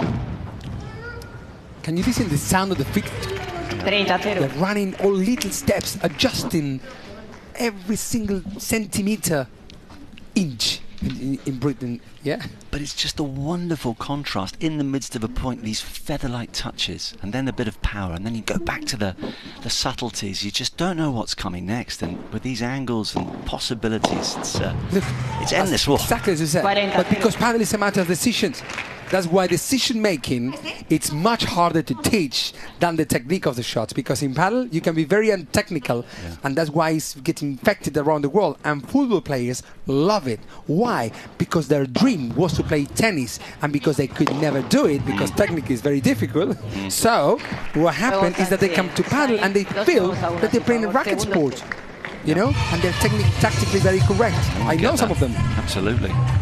Oh, a lot of footballers see from the guys who own some of these teams, the likes of Lewandowski and Aguero, and Leo Messi's been involved as well, of course. Leo Messi, who met up with Alex Chozas recently. What an afternoon that was for young Chozas, his hero. They got on like a house on fire. And these two teams are certainly warming to the task here. Smash speed was 92 kilometers per hour for Triay, and for Sánchez 116. Doesn't mean these guys that you're watching at home.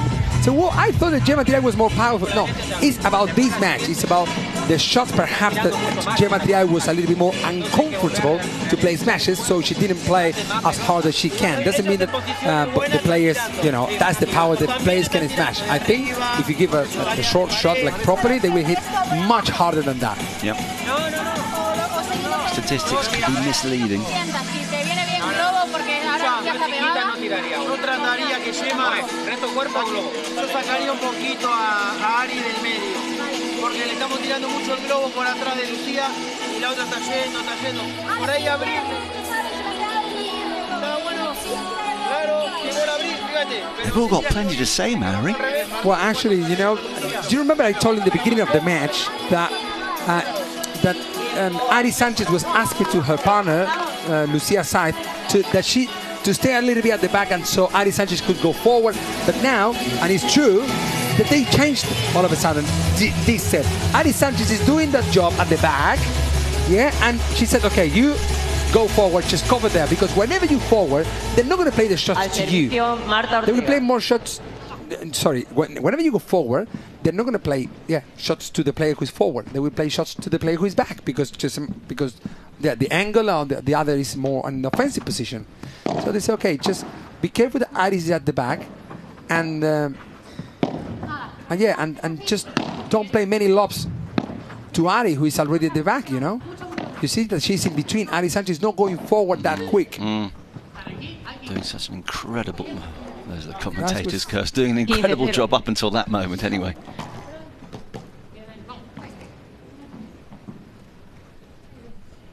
It's very even, you know, all of the matches. That's why they love it, because, you know, it's also for the players. It's very good to measure, you know, who they can play with and who they cannot play with, or how good they could be if they play with against which player. So it's amazing, these events. No way! Unbelievable shot. You never give up until the ball bounces twice. I don't know how that... You never give up, because you never know what can happen. Have a look, love 30. I mean, Mary, honestly, you were right. There was no way that was going to get over the net. It does, and they win a point that they should never have won in a month of Sundays.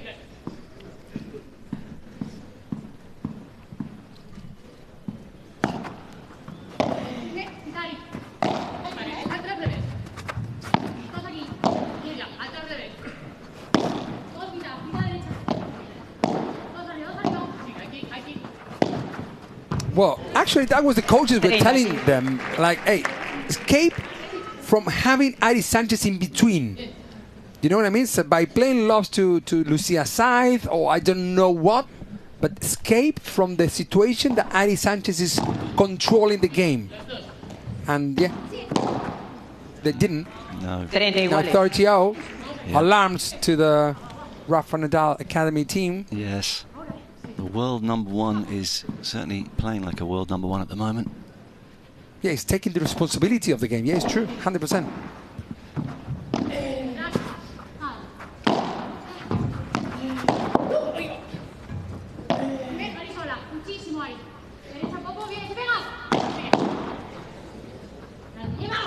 But even she couldn't control her. It was coming at her very quickly.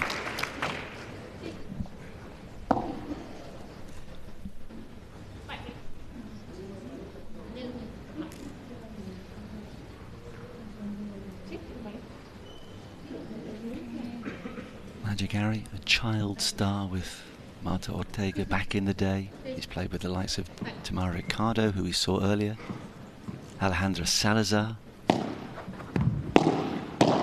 The queen of paddle, Alejandra Salazar. Still going strong, of course. Yeah. She's still playing. Wow, por tres. That was a por tres. That was por five. Por cinco.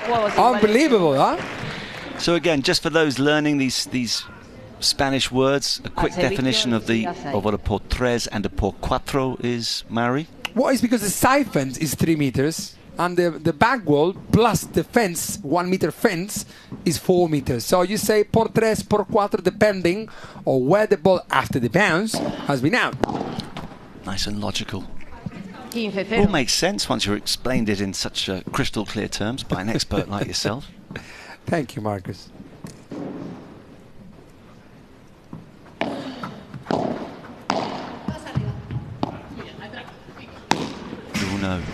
15 iguales. There's the rulo. Do you know why we call it rulo? To that shot, rulo with R. R-U-L-O. Rulo is a shot that you play, you know, behind, let's say, your neck when you prepare like a little smash. It's like a smash, but it's not a smash. It's a slow shot in order to reach the net position on time. That's what Ari Sánchez missed the previous shot. We call it rulo because it means curly hair. So when you say a guy with rulos, you say, rulo, how are you doing? I see. Oh, curly. So it's a curly hair. That's why you prepare, because the preparation of the shot, you know, makes that little wrist movement. Yeah, that makes the ball to roll like a rulo. I'm just saying that most people with curly hair probably don't like people coming saying, hey rulo, play a rulo. Doing, mate? Yeah, thank you very much. I will go throughout the weekend and we're telling you about the Vivora, about the shots, why because all of the names have a purpose, you know, and why. That's a collector's item, that era. Yeah, 15-40, yeah. They were leading the second set, but now they're not anymore. They're back to Rafa Nadal's team leading again, 15-40. Oh my goodness. That wasn't magic at all. But anyways, they're still in the game. It's 3-2 up with a break up for Rafa Nadal Academy team. I can't. You can't believe what you've seen. Quite comprehend what I saw there from Ari. And that has put her team on the back foot. Even the best are entitled to make mistakes every now and then. Now, I don't know if you're peckish at the moment, Mary, but Christina is with somebody who's very important when it comes to the food at the Madrid Arena. Yes, Marcus, Mauri, it's 9:27 right now in Madrid. Are you hungry, guys? Yeah. Probably very. You are very hungry. Okay, starving. So that means most of the people here in Madrid and in Spain in general are either having dinner at the moment or preparing dinner. But what happens with the players? What is the menu for days like this, for evenings like this? Well, this is what they got. They have bananas, lots of potassium. They have some bars made with nuts, with chocolate, protein bar, and mango as well, another one with nuts, some apples. You know, something that is easy to eat and something that gives you a little bit of energy. And just between the two of us, I will tell you that Alex Ruiz, one of the players for Rafa Nadal Academy, just took this one, the chocolate one. So I'm gonna get this one before he finished them, all of them. Oh no! Listen, Christian, it's not in your remit, but we'd like a couple of those up here, please. Yes. ASAP. Look, just leave the apples and the bananas down there. It's not bad, yeah? But bring those cereal bars and the protein bars up here. Yeah, thank you. And we'll have our 3-course meal a little later if you can have a word with the chef. And he can keep it on hold, because we could have a late night here with another match still to come. And we're not complaining. Al servicio, Gemma Triay. So, Ari, I mean, one of the great things regarding great players is that they make a couple of mistakes and they forget about them. You've got to stay in the moment. What's gone is gone. It's the process, not the outcome. So let's see how she plays in this game. Well, her partner has got her off to a good start, that's for sure. Don't know why, but I sense a break back here, Mary. Let's see. I mean, the shot that Lucia Sáinz just played doesn't really show that she's under pressure or something. I mean, as you said before, you know, you perfectly said that the players, these players at this level, you know, they can just adjust the amount of time that you know, they're struggling after a very bad mistake or a bad moment. I mean, the shorter you make it, the better. But that's what I always admire, Marion. I'm sure you were the same. A good player will, okay, I've got it wrong, but it doesn't matter. I'll make up for it straight away. Whereas those maybe not quite as strong mentally, let everything spiral out of control. It's just a game. People take it too serious, you know, and it's just they don't take it too serious, and they earn their life with this, you know. Yeah. Why should you? But anyways, it's part of life, and that's why paddle and any other sport is very special. But you know, I play paddle since I was 6 years old, and I promise you, it helped me out throughout all my life for relationships, for everything, coordination-wise, and always in paddle we play doubles. That's why it makes it very interesting. You know, I don't want to compare to tennis or squash or any other racket sport, but the truth is that here, if you don't understand that you're going to lose thanks to your partner, or you can win thanks to your partner, then you know it's going to be tricky for you to really be a proper paddle player. Yeah, absolutely. And so you must brush that mistake aside. So must Ari. From love 30, it's back to 30 all, and maybe we're not going to get the break back. There's still an opportunity, though.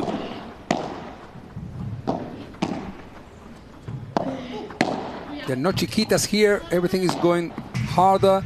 Oh, yes. That fence. 40-30. There's no change of the pace of the ball. No, it's just we're playing like 3, 4, 5 shots at the same rhythm. And a good rhythm, and when the ball goes fast, Gemma is a killer. Well, they've shown real durability, the Rafa Nadal Academy, because they almost blew a big lead in the first set, and they're holding their nerve here. Wow, what a vivara. That shot is very important, the communication from Gemma Triay, telling to, because when they play the lob to you, you cannot watch to your opponent. You have to watch to the ball. So you lose the sight from your opponent, you don't know what, so your partner has to give you that information. Hey, your cross court is coming forward. So then you can decide either to play soft down the line or harder cross court, as Marta Ortega did before. That's the last time I predicted break back, Mary. I got it totally wrong. Well, hey, I told you on Sunday you'll become a master. Yes. That's why I didn't say anything. You know, I was like, well, they're not playing bad. I'm running before I can even walk. Hey, I promise you, even the coach of Tapia or the best players in the world cannot predict. This is paddle. You know, it's like in football, it's 3-0, minute 91, and say, okay, this team is going to win. Yeah. Okay, that makes sense. In paddle, it's impossible until the very last point. Oh, goodness me. Yeah, it's crazy. So until the man, they were winning very easy in the beginning of the second set. And now it's 4-2 down, 15-30. Sorry, 30-15.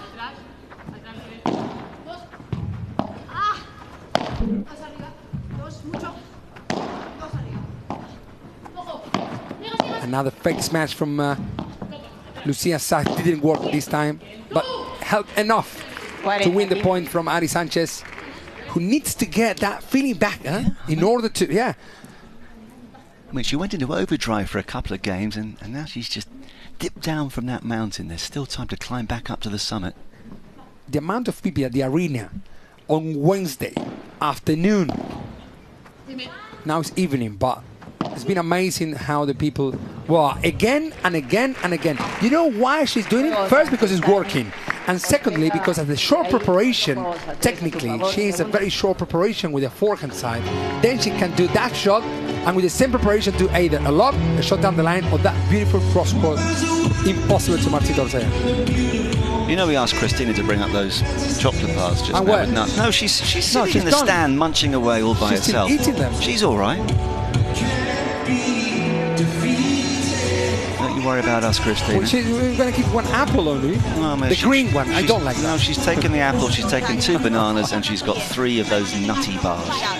All for herself. I mean, not a team player. We keep with a glass of water here, yeah? I mean, you know, it's all about doubles partnerships, but Christina's got to sort herself out in that regard. Now, what's the chat?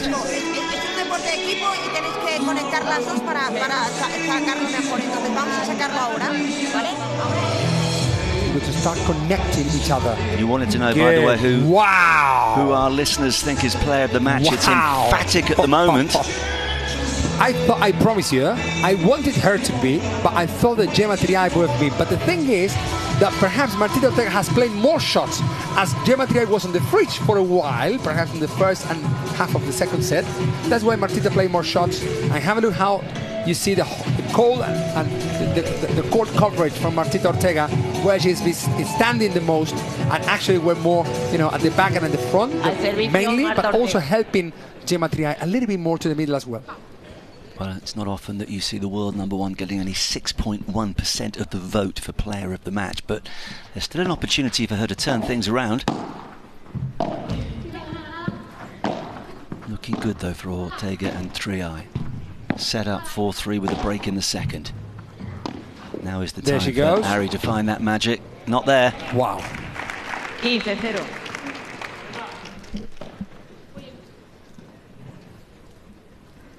Is preparing the food. She prepared her own food and she ate her own food. You know, Gemma Triay sometimes, yeah, exactly. I mean, for that kind of players, like left side players, usually prepare their food. Yeah, take this in consideration, this kind of topic. But the right side players don't care to prepare the food and that the partner eats the food. Do you know what I mean? Yes, I do. At some point, but if you're a kind of player who wants to every time going for a winner, well, it would be more that your side would be the left side, yeah? Because the right side play is more conservative, is more tactical, is more mental in a good way, yeah? It's a player who can help you out. I understand the analogy. I just want you to stop talking about food while Christina munches on those bars and we have a cold glass of tea. Jim, what happened there? What, the ball bounced twice. Well, I don't know, but it was fantastic that the most experienced player, this one, Lucia Sáinz, reached an amazing shot that would have been impossible for Ari Sánchez to reach it. Yeah. The ball was bounced twice, yeah? Did just bounce twice, yeah. Hard to see first time around.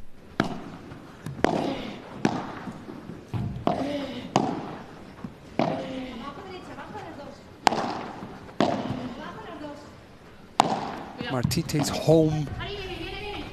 No mistakes, beautiful ruler. Yeah, she got them in control.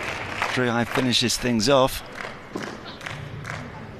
And a point to open up a 5-3 lead and force Sánchez and Sáinz to serve just to stay in it. Yeah, and also you could tell, I mean, this could force them to lose the match, but also you see Ari Sánchez and Lucia not connecting, you know, they're not even talking at some point about that connection.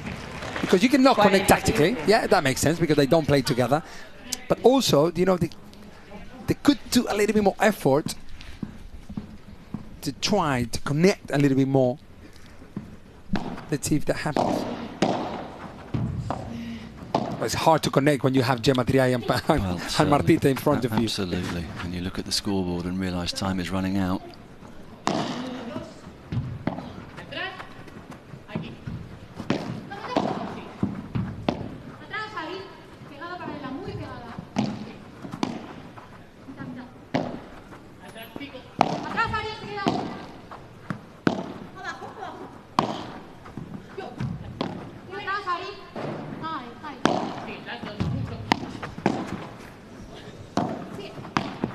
I think that was going out, huh?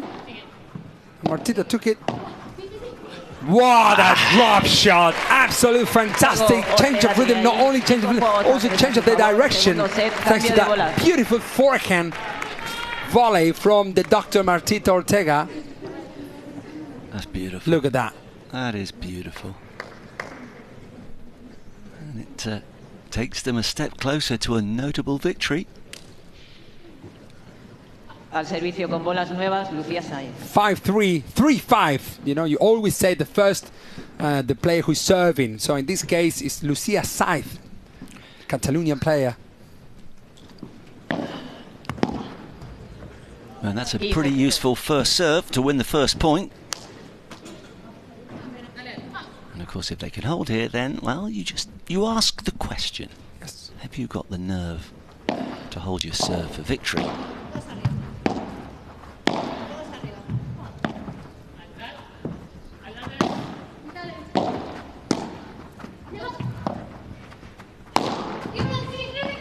Wow, Gemma. Such a move. Instinctive brilliance. Can they get there? Can they get there? Yes, there's she the did. gap. Oh my goodness, have a look at how defending. Stop it. Wow. Robert Lewandowski. They have to win this game, otherwise the match will be over. It's a nice little pickup.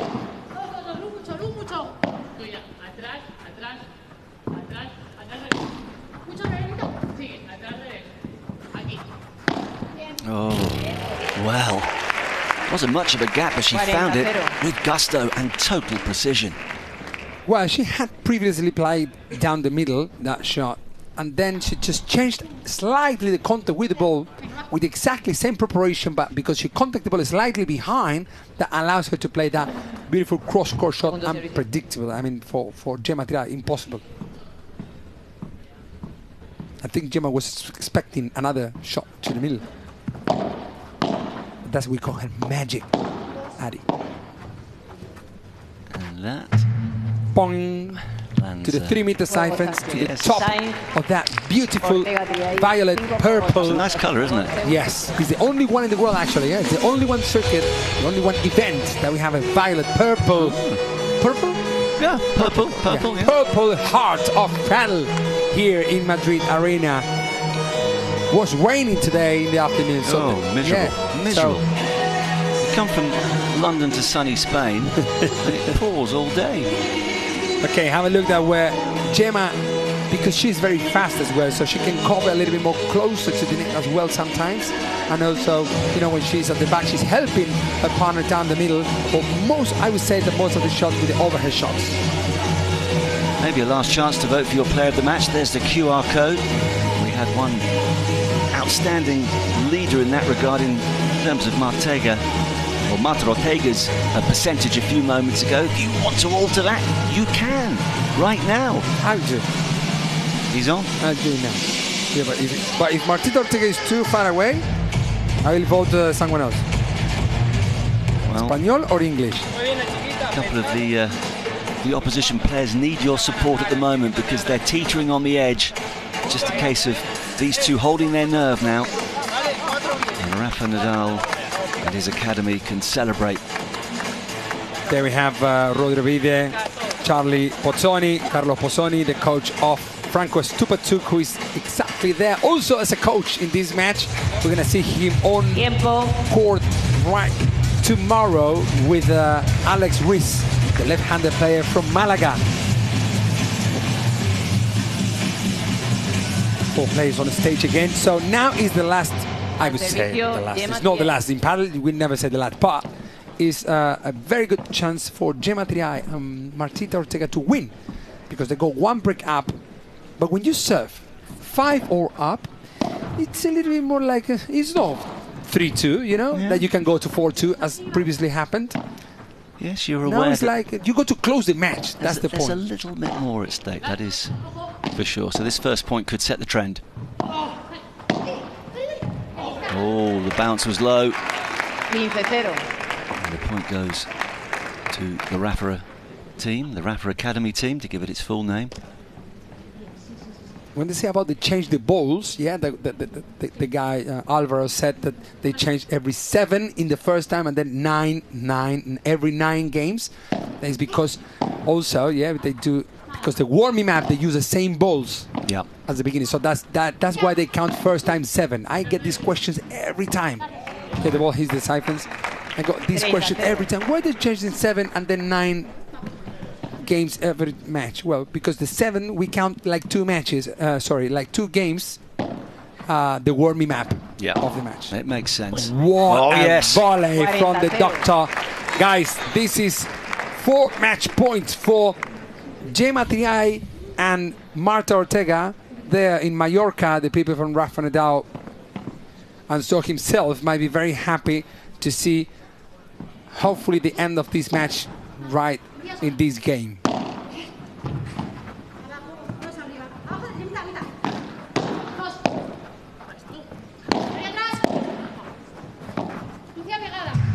What a shot from Ari Sánchez.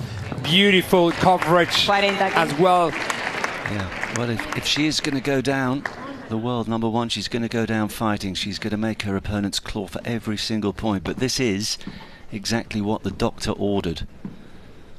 Another match point.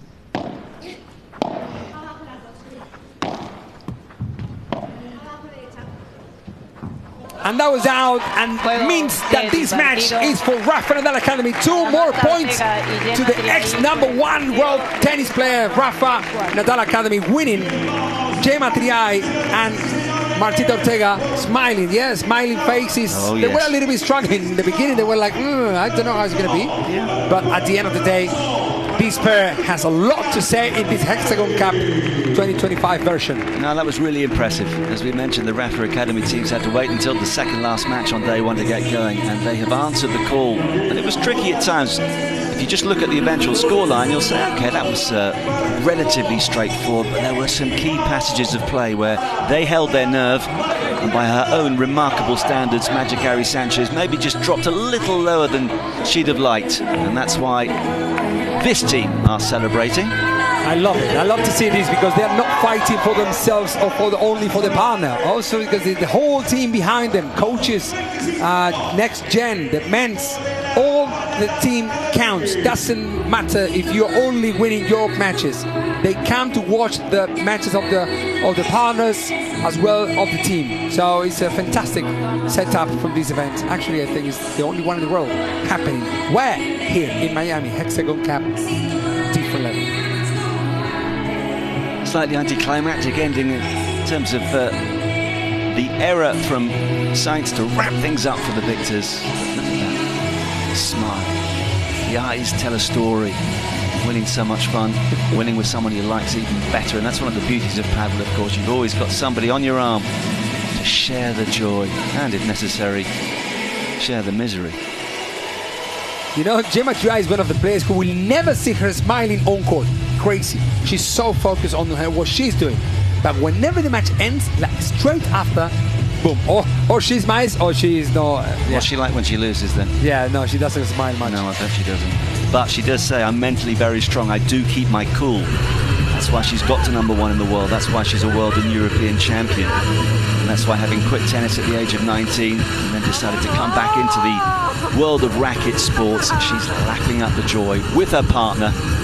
There you have Martita's parents, family there. Everyone is here in Madrid to come and see this great player who's been as a pro since a few years ago already. Very recognized, very professional in all aspects, you know. Well, worth remembering that she is the youngest player to finish as world number 1. She was just 22 years of age back in 2019. She's 27 now. She's currently ranked at 7. She's playing well enough to get much higher again. She's got plenty of time on her side. And of course, as we mentioned, she's got that degree in medicine, so one day she can look after us.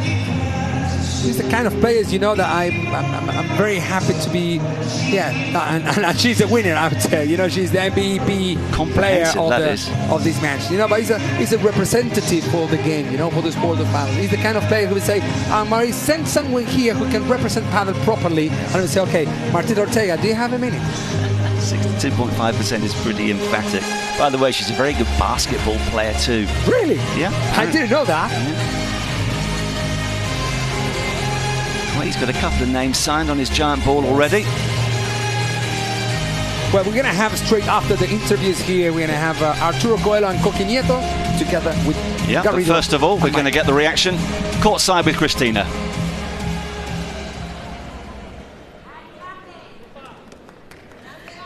Bueno, pues ya estamos con las ganadoras del partido, con Marta, con Gemma.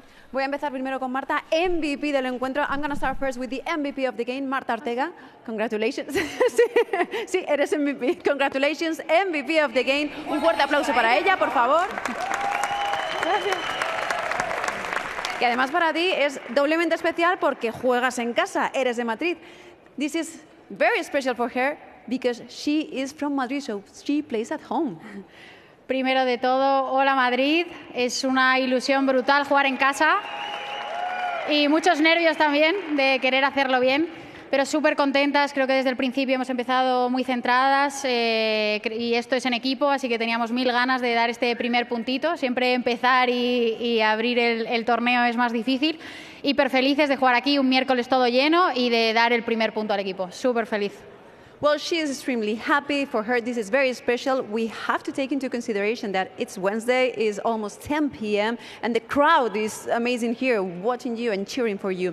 So let's go back to Gemma. Gemma, enhorabuena, primeros 2 puntitos para el partido. ¿Cómo os habéis sentido? Porque no ha sido nada fácil. How did you feel? Because it was everything but easy. Bueno, buenas noches a todos. Madrid siempre es especial, como bien decía Marte, jugar aquí en su casa. Es cierto, es el primer torneo, es la primera toma de contacto. Venimos pues jugando, bueno, haciendo la pretemporada un par o 3 de semanas. Entonces, bueno, siempre hay nervios, es el primer partido también del equipo, entonces teníamos muchas ganas de hacerlo bien, pero creo que nos hemos sentido muy bien. Creo que también el equipo estaba empujando de atrás, también los coaches ahí aportando siempre pues desde el banco, así que te diría que nos hemos sentido muy bien, encontrando pues soluciones cuando habían problemas. Bueno, pues que continúen esas buenas sensaciones. She said that they both felt really comfortable. This is the first game, we're in the middle of the pre-season, so it is always a tough one to start with, but the atmosphere was amazing. The rest of the team were coaching them and cheering for them, so it was a pleasure to start, and especially with a victory, with the first 2 points for the team. Thank you so much, and congratulations, team. Vamos, Rafa. Yeah. Vamos Rafa, congratulations to Marta Ortega and Gemma Triay. They look as though they're going to be quite a combination this week. It was tight though. You look at the scoreline 6-4, 6-4 and think, yeah, that must have been relatively comfortable, but in terms of the total points won, just 55 to 52.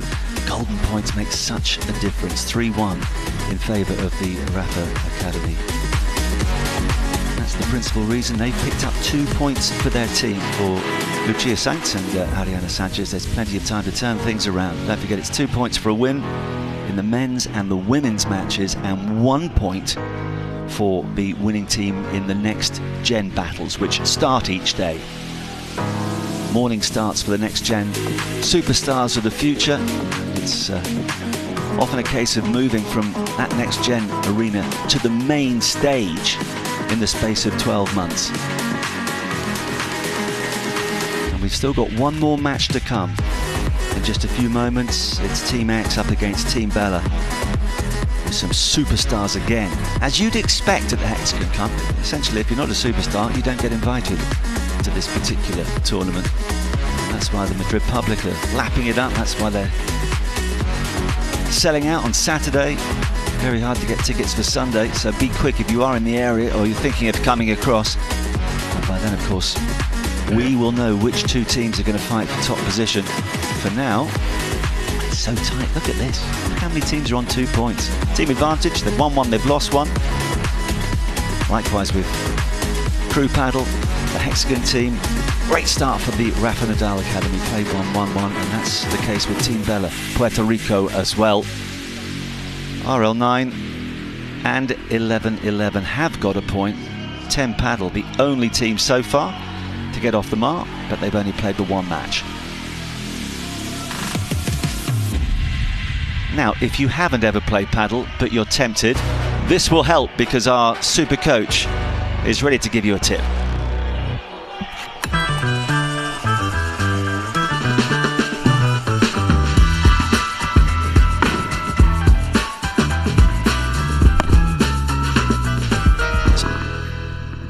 When you're at the back of the court, your objective is to take the net. It's not to win the point from the back. So we're going to give you 3 ways that you can take the net. Number 1 is the Chiquito, which is a soft shot down to the toes of your opponent, and you can close that gap and come up and volley. Number 2 is a high lob, nice and high, giving you lots of time, and you can come up and you can block the bandeja or the vibra from your opponents. But my favorite is when you get into position and you lob and it goes completely over their head, so they've got to go all the way back, and that gives you and your partner loads of time to get to net. It is not rocket science. Sandy Parkinson, who has been basically teaching the world how to play paddle over the past 10 or 15 years. It isn't rocket science, it's fascinating though, and it does take a very long time to get to the sort of levels that we're enjoying here, as Sandy was telling us earlier.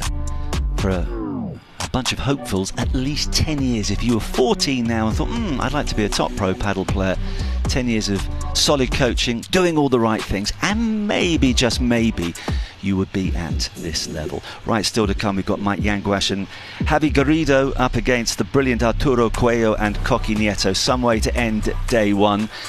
We'll take a break and remind you what we've just seen. It was pretty good too.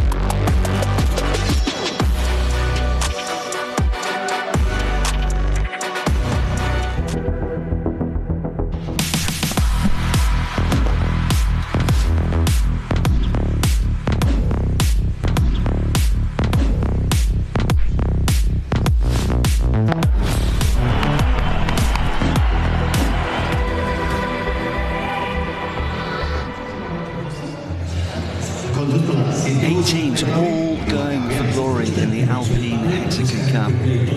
Point absolutely critical. Every match vital. Every match so far today has been fascinating. We've had 5 here at the Madrid Arena in Spain, 1 to go. And we saved some of the best players till last as well. Mike Yanguas just getting ready behind the scenes alongside Javier Garrido up against the great Arturo Coello and Coqui Nieto. Looking forward to seeing that combination. This is what we've seen so far today. And of course, we make the point, you don't have to win your first match, but it just gets you off to a great start as a team, and that's what 11-11 did against the advantage team. And remember, they are the defending champions. So it's an interesting little scenario if you don't begin quite as you expect. Robert Lewandowski went down by 2-1 to the Hexagon team. In the second match, we saw Team Bella come through against 10 Paddle in the second of the women's doubles. And then Advantage losing. This was the first match that Mary and I covered this evening. The team that won the final last year, Martin Di Nenno and Juan Tello, losing in a super tie-break to Crew Paddle. And just a few moments ago, Rafa Nadal Academy up and running with their first match, victorious against the RL9 team that includes the world #1 Ari Sánchez, not at her best tonight, and that is why Gemma Triay and the doctor Marta Ortega came through in straight sets, which leaves us with 10 Paddle against a combination that I'm really looking forward to seeing for Team Bella, Arturo Coello and Coqui Nieto. Crowd just getting ramped up, and Marius as well. In the absence of Christina coming up with any of that food that she was showing off a little earlier, he's just wolfed down a tuna sandwich, so he's energized and he's ready for Yanguas. Actually, I want to make sure we have the same pronunciation here. Do you go, how do you say Yanguas? Yanguas. Yanguas. Yeah, okay. Because the S is with S, it's not sh. No sh. Yanguas. Yanguas and Garrido. Yeah. Yeah. Garrido's easy, but Yanguas, yeah, I want to make sure we're on the same wavelength. Mike, and we call him Mike because Miguel. Oh, we call him Mike. Spanish, but just Mike. Yeah, Super Mike. Is that your signature? I think it is. No, it's not that's Marcus' signature. Yeah, I've been out there for hours. Yeah. Actually, some people recognize me sometimes when I'm walking on the stage here. No, but the truth is that after COVID, paddle took off, like, you know, and I stopped competing before the COVID, so, you know, that makes sense that people don't recognize much who is Seba Nerone or who is, because they were masters, in 2019. Too late. Too early. Nowadays, you know, all the players that you see around, these are the masters, and everyone watches them because, you know, since the COVID panel started exploding, and now with social media and so on, it's very easy. But still, people, you know, some. And without wishing to blow your trumpet, I have noticed behind the scenes as you've met some of the players and the fellow coaches that they appreciate what you've done. The trailblazers from a few years back who maybe aren't enjoying the riches that have suddenly become available to the top players, but it was the platform that has launched these superstars. So Mary, you did your bit as a player, as a coach, and now your academies are springing up all around the world. Looking forward to you setting up one in London, and I will become a star pupil for you. 10 years from now, I can be out here. Yeah, I could be what? Marcus playing a kick bandeja, yeah? Only if they do a really old version of the Alpine Hexagon Cup. We've got El Negro, we call it the presentator, the one who's doing the presenting of all the players on court. Al juez que se llama José Miguel Jiménez, que estará con nosotros acompañándonos y dirigiendo el partido. Y presentamos, señoras y señores. Well, they've dimmed the lights, but I think the players for this last match are just taking their time. Preparation is everything. The 2 valuable points at the end of day 1 will ensure that your teammates and your owners and your fans will sleep that much better. So patience is a virtue, and we will wait for Mike Yanguas. Don't shush him. And Javier Garrido, Arturo Coello and Coqui Nieto. Here they come. Team X10. Actually, I'm going to tell you something, Marcus. I think that this is going to be the match of the day.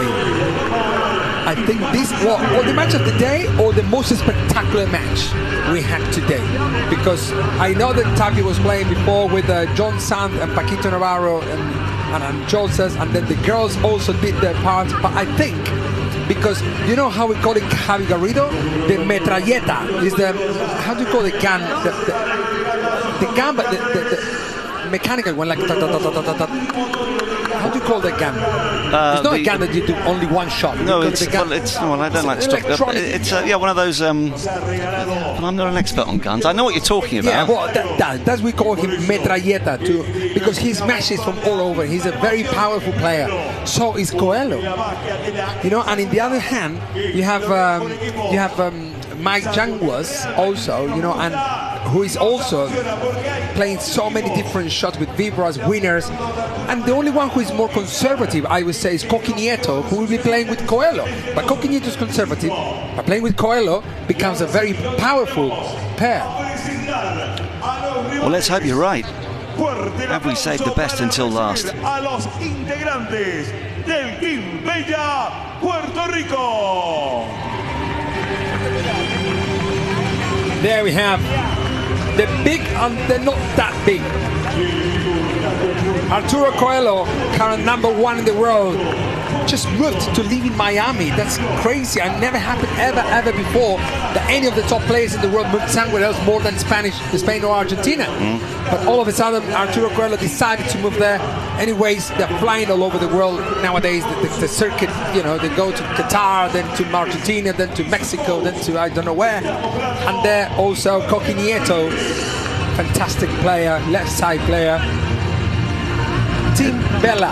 There's something about Arturo, I think he's got that presence though, hasn't he? And he's worked so hard to get to the top of the game. Got time for everybody, we saw that there. That's a nice little touch.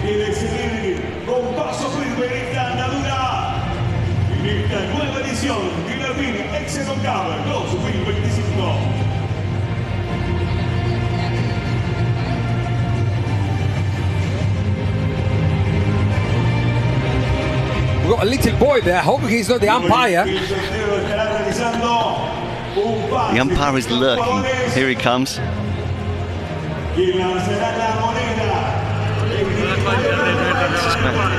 think he's going to do the toss. He's going to toss the coin, isn't he? Toss.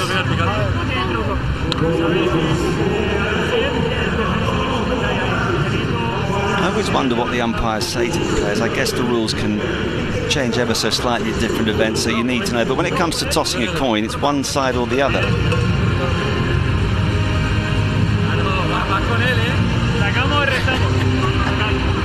Blaming. Serve or we return? Arturo asked his partner gently. So, listen, this is something I think. Let me see. Did that will happen? What I'm thinking? No, they're not going to change sides. So, picture. When you win the toss, I mean, you know, you say, okay, we serve. So the others can decide, okay, if you decide to serve, but we change sides. Okay. You know, or you can choose, okay, I want to return. I presume if you're playing outdoors, that could be more significant. It is, sorry? If you're outdoors, it can be more significant in terms of which end you want to go to here. No, if it's the sun, yeah. And if it's outdoors. Exactly. You know what I mean? If it's windy. Yes. That's why, and it comes from tennis. I mean, those rules come from tennis straight away. Like the names of the shots that we call forehand, backhand, half volley, I don't know, smash. But there are little of those who are just become only from paddle. That makes this sport so brilliant. Like bandeja. Let's get courtside and see what Christina is up to. Hi guys, can you hear me? Yes, we do. Okay, fantastic. So now that the players are warming up, let's go back to the fans to get the amazing atmosphere that we have here. So I'm gonna tell you something. I arrived here, okay, and I arrived around 1:30 p.m. and these three guys here were already here. So these are Javi, Alex, Maria, and Javi. They're from Andalusia. They've been driving for between 3 and 4 hours to be here today. And when I arrived, the three of them were already here. So when did you arrive exactly? At what time? Nice to meet you. 1 p.m. más o menos. 1 p.m. 1 p.m. They were already here, so they had the opportunity to see all the matches. Well, almost all the matches. What is it about paddle that makes it so special, so fun, so unique? Yes, the padel is the best sport in the world. It's very fun, very rapid, and the play in pair is more beautiful, We totally get it because it is fun, it is dynamic, it is really fast, and now it's time to enjoy the fun on the court. It most certainly is. Well, there are loyal supporters, been here since 1, and maybe it's the best until last. Here's a closer look at Team X10.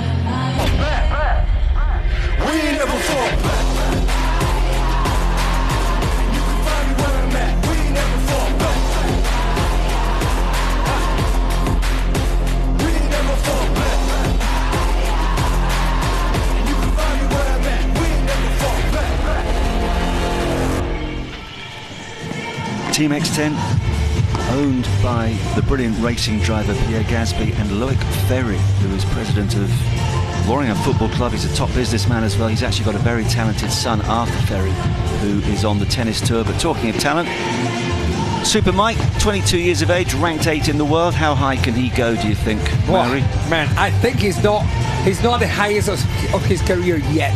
And he's already pair number 5, pair number 4, pair number 6, around there. He's already top 8 in the world, whoever he plays with. I mean, actually last year he was playing with Belastegui, with Bela, who just retired his significant, majestic career. He did 16 years number 1 in the world.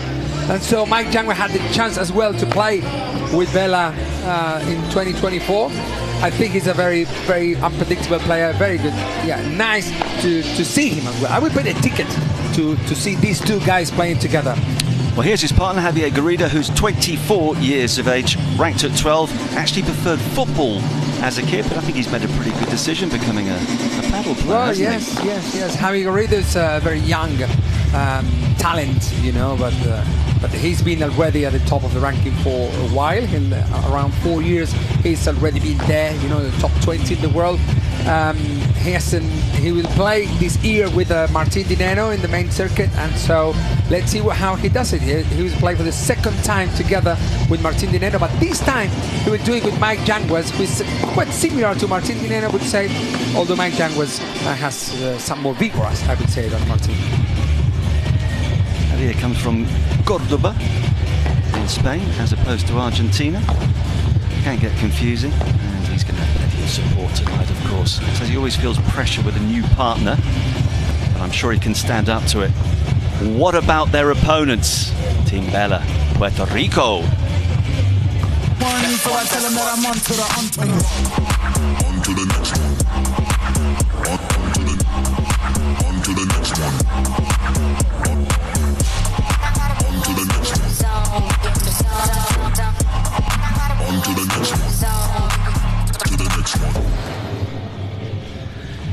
Well, that look on his face just says, I mean business, and he has meant business from the word go. Just 22 years of age, ranked number 1 in the world, comes from Valladolid, won a tournament there not so long ago. It meant so much to him, very emotional after that. He was the newcomer of the year back in 2020. What makes him so special, Mary? His height, his decision making, his power, everything, you know. Nowadays his reactions, his mentality, you know, he's the player that you will hear this when they're playing, that when the partner makes a mistake, straight before a second he says, okay, it's fine, good decision, well done, you know. So it's like he's a good partner, so he's someone, you know, he's leading not only in paddle but also in many aspects of the game. Well, his partner Jorge, known as Coqui, Nieto, 26 years of age, he's at 9 in the rankings. He's quick, good technique, volleys well, so I guess he makes a pretty good partner for anybody. Yeah, fantastic. It's exactly just what you said. He's a very good partner for everybody. He's a player who's not going to risk. If he doesn't need to risk, he's a player who is very nice to have him around, no unforced errors. So I think we give the opportunity to Arturo to go for some mistakes, but if Arturo don't do the mistakes, I think it's going to be very uncomfortable to the opponent players. Well, it hasn't been a great day for world number 1 so far. A couple of them have lost. Magic Harry just a few moments ago Yes, So you're only as Tapia earlier today. You're only as good as your last match. And of course, when you've got that #1 ranking next to your name, everybody wants to bring you down. So the pressure is relentless. But listen, Marcus, I mean, you're #1 because you play with someone. It's a pair #1 in the world. We are not #1s, only one player. So that's why Sánchez was playing not with her current partner. And so that's why they might have lost that match. So it doesn't mean that perhaps now Arturo and Koki lose the match. It could happen as well because Arturo is not used to play with Koki. That's why it's very interesting to watch these kind of events where players will play with different players against different opponents all the time, and it makes these events very, very interesting. I'd just like to ask you one question. I mean, would singles paddle ever take off, do you think? Well, do you know it exists? Exists, but it's not a sport. No. As a sport, does not exist. The sport of paddle is played in doubles. The sport of paddle is 10 by 20 meters court divided by the net, and that's it. Yes, so we don't have individual courts. But do you think it could work? No. No, but that's my opinion. It's fun to have lessons. It's fun to play you and me a match, a fun match. No, that wouldn't be fun. Not for me, anyway. But to play the sport, and actually makes it interesting that paddle is playing doubles. As I told you before, until you don't understand that you're going to win thanks to your partner, and you're going to also lose thanks to your partner, that is when you really become a paddle player. And understanding that when you're losing, doesn't matter. Just support your partner as well as if it were you. You know what I mean? Yeah. No, I get it. I like it. And I think we're all looking forward to this one. That's why, you know, for children, it's very interesting because, you know, you got to understand, as I understand my wife, you know, exactly, you are in pairs, you celebrate with someone always, or you cry with someone always, so, but it's part of the life, you know, so, yeah. It's great. There is Gustavo Prato, the coach, the current coach actually for the pair #1, Arturo Coelho, and Tapia in the main circuit is going to be leading this team. Bella from Puerto Rico. Welcome, Puerto Rico. Hola, hola. Absolutely. And the more nations that can become involved in conversations at the top table, the better. Which is one of the reasons that Mary's got its academies across Europe. He takes over the world, and maybe 10, 15, 20 years from now, we'll have 5 or 6 nations looking to battle with Spain and Argentina, the obvious strong guys at the moment for world dominance. Hello, girls. How are you doing? They're having pro fun. Players as They're well. definitely having fun. The next gen, the current pro players there. All of them are pro players. We had before also, we just saw Pablo Aymar, the coach of the X-Team team. And also Team X Paddle. Maxi Graviel was also, as I told you before, we saw him today and I introduced you to him. Maxi Graviel used to be the Chingotto of the year of 2000, more or less. Used to play with many of the other players, Christian Gutierrez, Miguel Lamperti, all those names who are not appearing nowadays, but still the legends of the sport who make this sport that big as we're watching nowadays. Yeah, it was a pleasure to meet him earlier today. But here we go. Garrido to serve, start of the final match on day 1. So be ready to see these kind of things. You know? Arturo, I mean, he goes forward. It's like a child. He doesn't know, and he goes anyways, and he can reach every shot anyways with his reactions in the volleys. Some decisions you're gonna watch here, don't try them home. Yes, please, because then people come to me and say, "Yeah, mommy, but I saw Arturo. You coaching me this, but I saw Arturo doing this." And say, "Well, yes, but it's him, not us."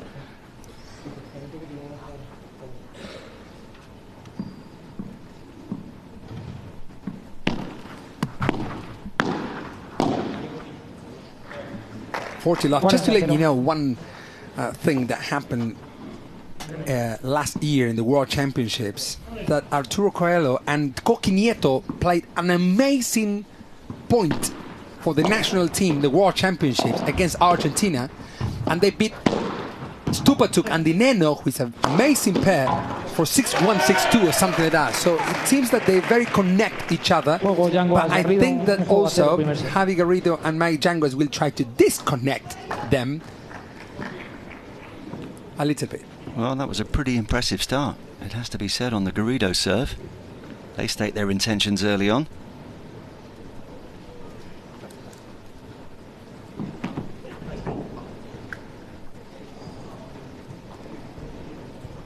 And now we can have a look at the great man. Coello's first service game. Machine gun. Ah, a machine gun, yes. That's metralleta. That's how we call Javi Garrido. It's a machine gun. I'm sorry I couldn't help you out with that. Never been good with my firearms. But I think my explanation was pretty bad. No, I understood what you were saying. I just couldn't. That was a word. Yeah? Yeah, absolutely. Okay. Yeah.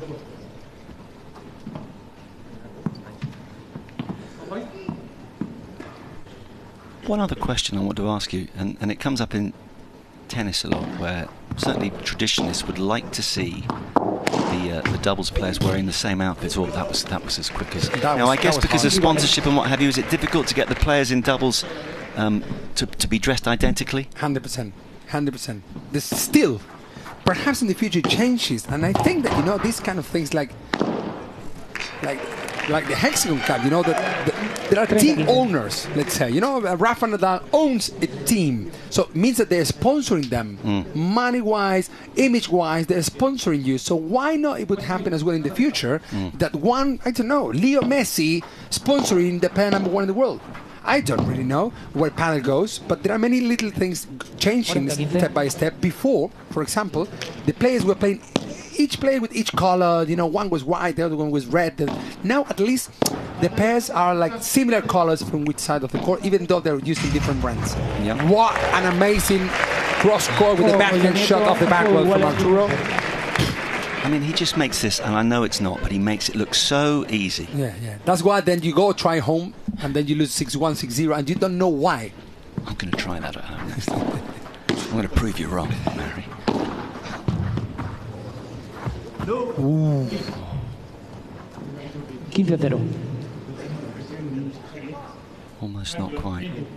You have to have sharp eyes sometimes to be sure whether a ball has landed in or out. Well, as I said before, the only player who is more conservative here is Coelho's partner, which is Mr. Nieto. So he's the only one who could, who's not going to perhaps go for crazy winners or the unpredictable shots or whatever. But the other three will. The other three players will.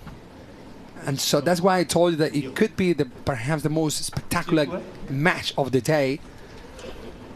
In terms of, winners, in terms of por tres, por cuatro, running out of the court, these kind of smashes, por seven. Yeah, man, there's so much power into the shot. Wow. If there wasn't a wall in the way, that would have landed in our commentary box, and we're very high up at the Madrid Arena. Yes, we are almost in the roof, yeah? Yeah, and we can touch the roof.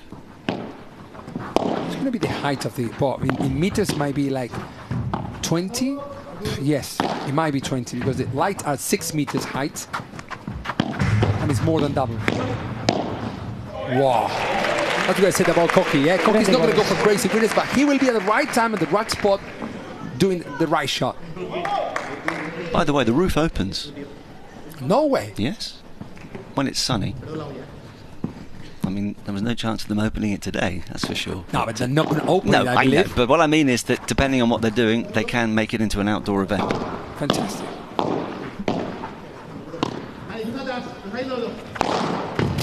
My goodness. The amount of power, and think about that, he's 192 or so, 193 I think his height in meters. I don't know which is 193 in I would check later on. I'm still old-fashioned. I want it to be 6 foot what? 193 means nothing to me. Well, I know it means you're quite tall, but is that 6'4"? Great points, by the way. Great points. It's quite tall.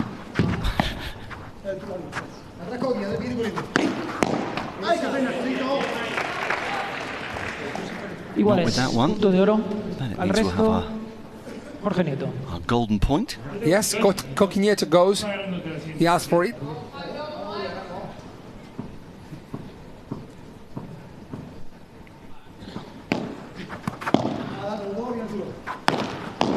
Great lob and coverage. Great lob back from Mike. So Coqui Nieto has to do what Tapia does throughout the year. Oh, great. Great defending. Pays off for Coqui Nieto. Wonderful touch from Cocky, and he can afford to be cocky after that because they've got the early break. Hey, do you say in English, don't be cocky? Yes. But here, be cocky. Exactly, yeah. I mean, Cocky's on top early on at least. I'm blaming you, by the way, for the rain here in Madrid because you, as you were telling us earlier, have come from Miami where there was an event last week and it rained most of the week there as well. It was raining as well, and the event was outdoors. So deal, yes. Anyways, here we're indoors. Lucky us, lucky the players, lucky you watching from wherever you are in the world. This event goes on. This is big. All the men's, women, and next gen, the female next gen. Yeah. So Garrido, 131 kilometers per hour smash. Coelho, 128 in this match. Yes, it doesn't mean it's the maximum they can do. Would you know what the world record is for a smash speed? Not really many. This is HEXAGON Cup. Right. It's the only one counting that they got the speed sensors or whatever that we can measure the amount of power on that shot in a real professional event. We don't have this in other events. It'll come, I'm sure.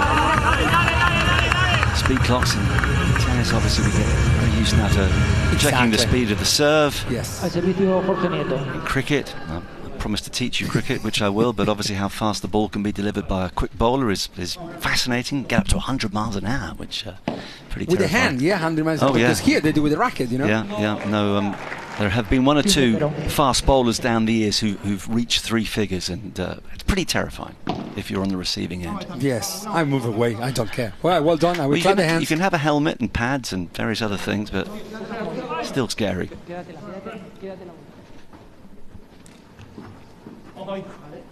So the early advantage here for Coelho and Coqui Nieto serving 2-1 with the break.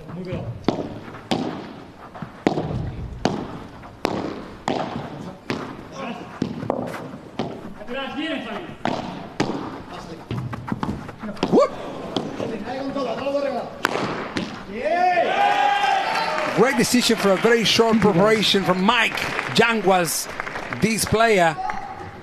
But that smash down the line, nothing to do to Arturo and Coqui Nieto. Mike Yanguas actually is pretty tall as well. I think it's like Arturo, eh? But the thing is Arturo because lefty, and well, it seems that he's more powerful or whatever. But the truth is that they're both same height. Are they? Yeah. Or very similar. I would say 1 or 2 centimeters less would be Mike. Yeah, because certainly from this distance, Arturo looks the taller. But at the moment, the power. Por cuatro! Oh, yes. From the machine gun, this guy, Javi Garrido. Actually, these kind of situations where, for example, Javi Garrido reaches that shot, putting the ball out by 4 meters backward, fits him with the food he likes to eat, you know? So exactly, so it's like emotionally, he goes very high. You're mentioning food again.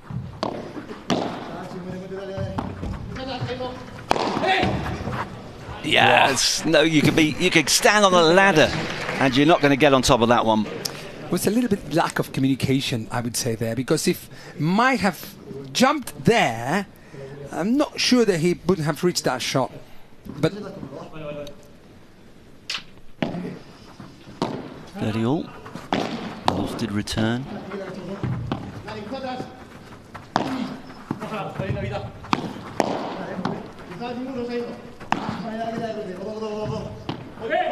Terrific athleticism. Then the power. God, man. I mean, that's Arturo said. That's enough of that. We're having this point. Thank you. There is no other player currently who can do that shot like Arturo does. You know, like covering the middle, going that. Look where he is, and putting the ball out of the court, which is more than 3 meters to the siphon. So it's forces you to do this. You know? And actually, leading 3-1 now. Yeah. Good signs early on here. I mean, I've made this point several times, and as an expert, you'll be well aware of it, but it is this wonderful mix of brute force that we saw a couple of points ago from Coelho, but the artistic balance, the guile, the poise, and it's all wrapped together within the space of 10 seconds sometimes. He was trapped in the corner there, was Cocky.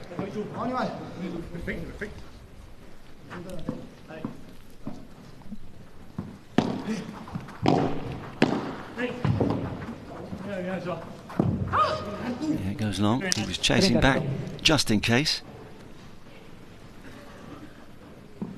Garrido is nicknamed El Khalifa. I want to know exactly why. I hope it's broadcastable, Maori. El Khalifa, it might be there because something from Dubai, yeah? Ooh. I'll check for tomorrow. Could you? Yeah. I know a lot of these nicknames are relatively recent, but certainly that's what Javier Garrido has gone with. 24 years of age, as I mentioned, born in Córdoba in Spain. There's the gun. Gun machine. Out of a 4.3 of them were with a powerful shot from Javi Garrido. Who says, here we are. We got breakdowns, but we're not going to keep up for the first set of this match. They're not messing about. And that replay illustrates the point.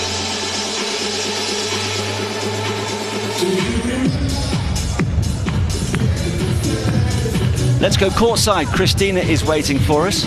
Yes, and you guys were talking before about the ceiling, right? That you were quite close to the ceiling. Wait, the thing about the ceiling is that it has the shape of a dome. As we mentioned before, the dome's size is 11,000 square meters. And let me get you some details about the venue itself. So it was built, this Madrid Arena, in the year 2002. And it's been used for concerts, for sports events such as this unique HEXAGON Cup, also for some companies who organize their Christmas dinners here, which is quite interesting. And yes, you can open it because it has a specific structure that when we have sunny days here in Madrid, you can enjoy the beautiful blue sky with the opening of this dome. Wow, that is very interesting. Thank you, Christina. Yep. And yeah, well, the dome could be in trouble. We just got a little glimpse there of some of the balls that have gone flying out of the court, primarily because of the power of that man in your picture, Arturo Coello. Yeah, Christmas meal here. Sounds all right. Yeah, you were right, actually, that this arena can open the roof. And amazing. I checked the height of this because it's interesting for me, because I haven't seen the players playing height lobs, but we will throughout the weekend, I promise you.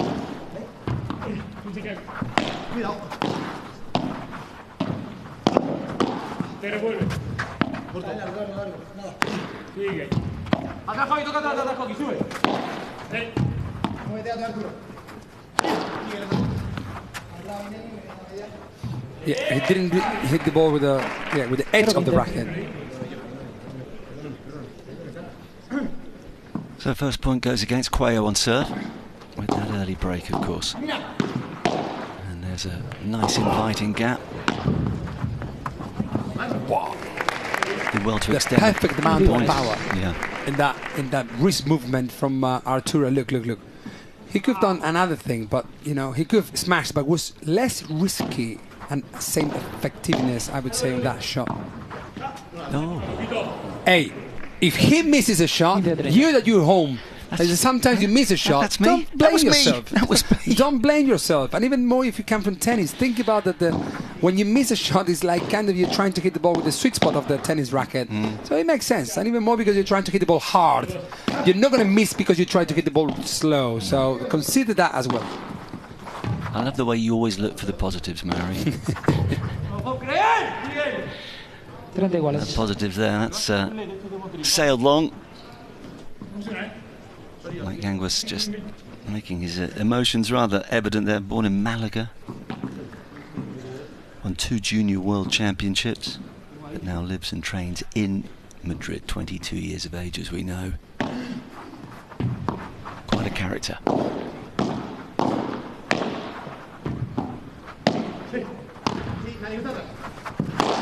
He will go for a smash. He will go for a smash. Of course he will. Yes.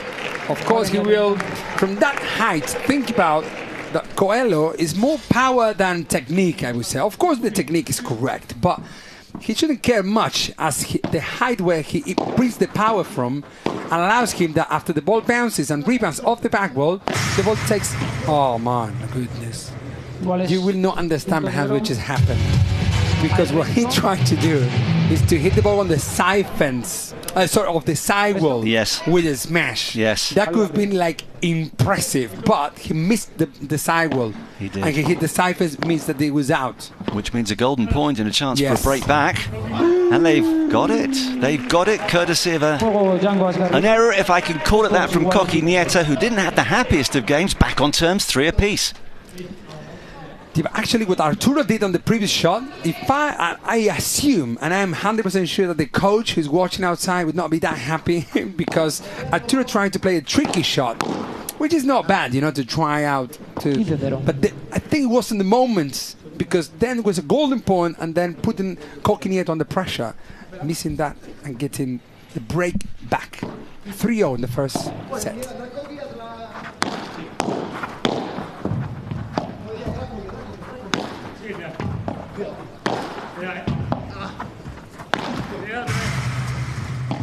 Coqui Nieto all around the court. What? What was that? Me. That was the most powerful smash of the back wall I've ever seen, I promise you. That was fast. Wow. It certainly took his opponent by surprise, that's for sure. And the rest of us. Yeah, actually, as I told you, because he changed the side with his partner, and so he was on the wrong side, I would say. So either he got to play a high lob and go back to his position, or do what he just did. Well, this quite aggressive approach from Yanguas in particular is paying dividends. Having got the break back, they race to 40 love.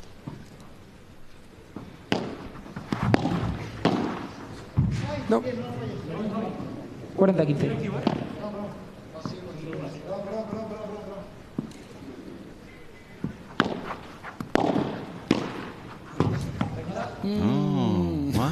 Two same mistakes with the first volley. The first volley, this is for the tactical point of view, I would say.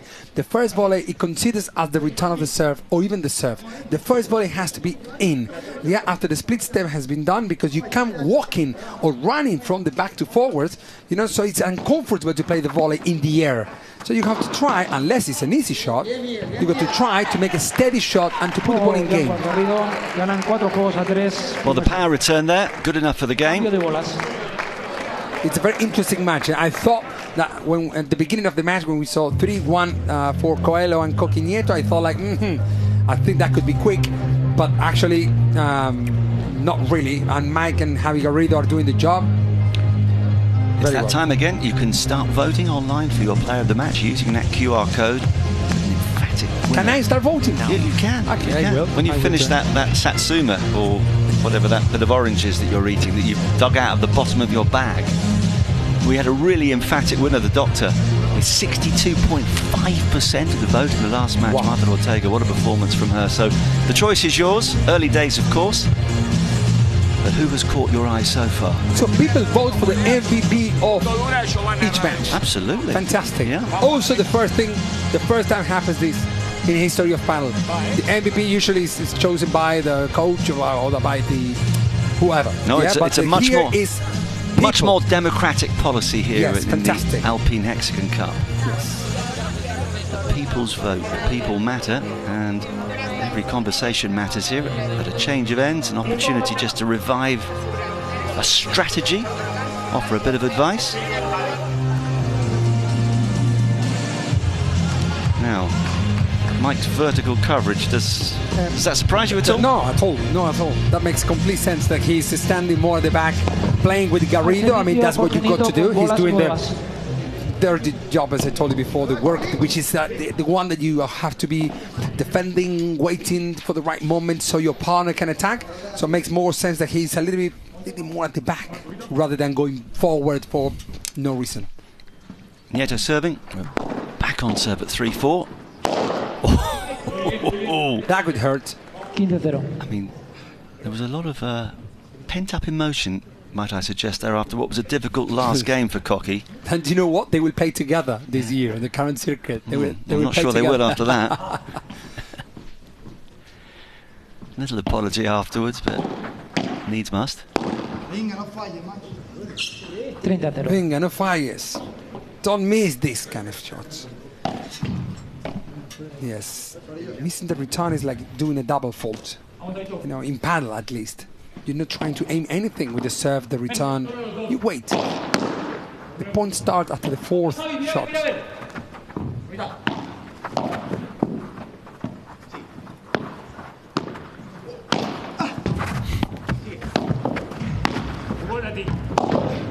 There he goes. Fantastic shot from Javi.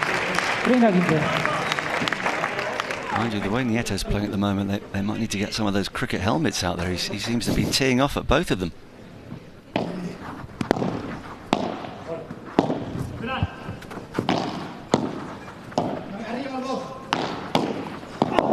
Wow, how Arturo blocked that shot. After not being, I mean, Arturo is a little bit on the fridge, I would say, at the moment, yeah, but also he's putting himself on the fridge, because he's always covering the net position, so that's not allowed to his opponents to hit the ball to him. He's like a monster. He's like a, you know, it's an octopus in front of it. It's very big. Yeah, why would you go to him if you can possibly avoid it? 40-30.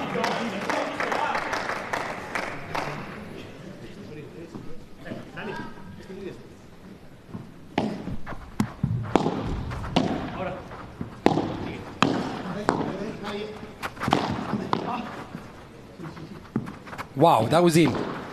He controlled it really well, didn't he, to make sure There he that it did goes, land there in. he goes, there he goes. When he winds up to hit that, you know the point's over. King Arturo is here. King Arthur, do you know, because the movie, well, King not Arthur. the movie, the history. Yeah. Oh, King Arthur. So that's how we call him, King Arthur. Burnt the cakes, you know that, don't you? The story of, King Arthur burning the Burn the cakes. cake. Yeah. Talking about food again, aren't we?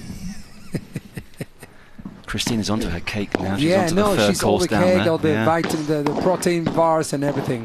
We're going to have a chat later on. We're going to have a long chat with her later. Yes, because there are 4 more days to go in this fantastic event.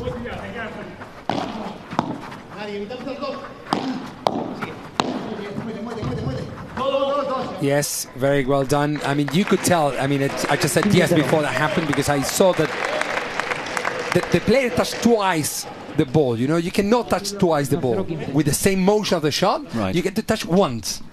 And then sometimes, depending on the level, you know, some people don't even say because they don't feel it.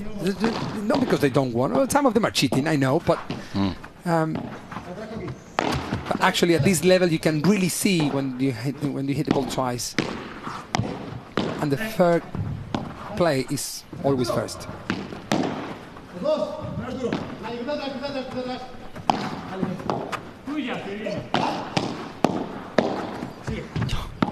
What is this game? Amazing. He's a magician. Setting up again, Koki with that lob, restarting the point again. Play a lob and cambia, change. Mike was asking to his partner because he's not comfortable on that side of the court.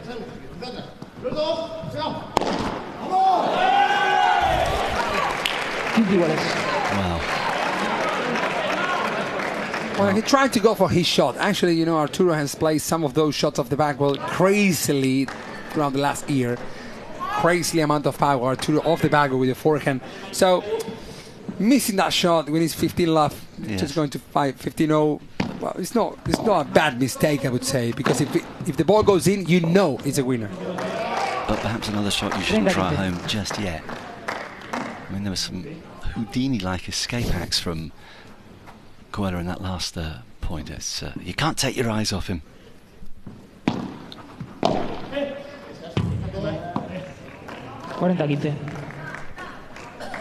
Good serve, cheap point, 40-15. Just to nudge themselves back in front again. Oh, that was clever disguise. Yes. He saw Coelho coming, didn't he? Exactly. He plays it slow to Coelho, not faster. If he plays fast, Coelho would reach it, you know, easily. He plays softer, so gets Coelho on the transition there, where Coelho is not comfortable, at least to go for a winner. Coelho could pass that shot, yes, but not comfortably. Clever. So the tactical nuances. super tactical padel, eh? Guess super what? tactical. Guess what? It's time to go down.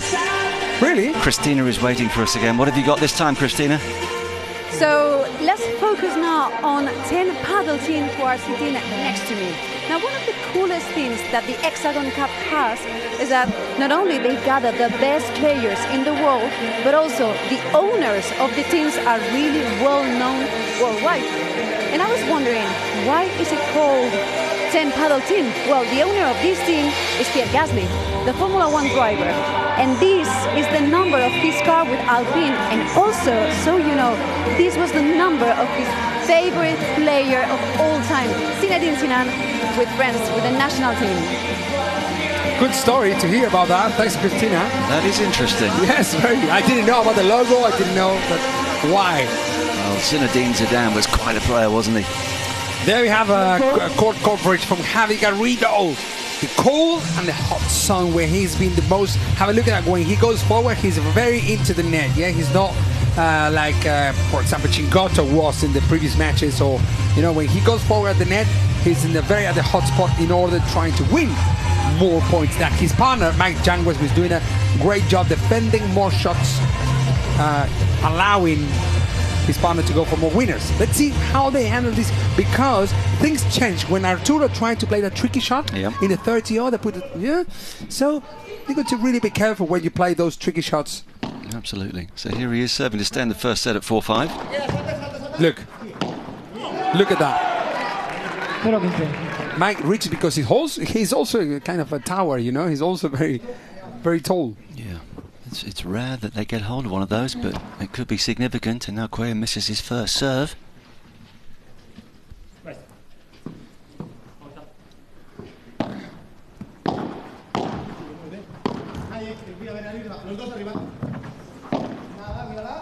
Perfect length. That's not. And suddenly they're 2 points away from losing the first set.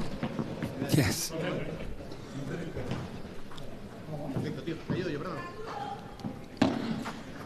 No. And with second serve. Wow. Bad decision to start with the second serve. If you're losing love 30, the last thing you want is to go with the second serve, allowing your opponents to think to play with an amazing lob, as Mike Yanguas has just done.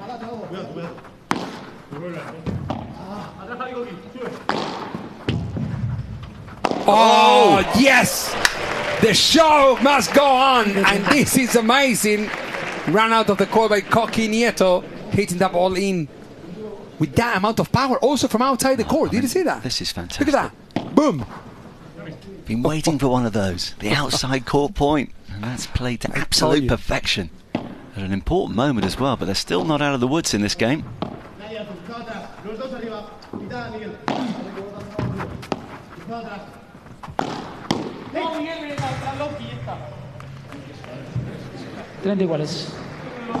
And we spoke earlier about how the top guys can put disappointment, an error, whatever it is, behind them straight away and just focus on what comes next. From love 30 back to 30 all, he looks so calm and cool, does Coelho.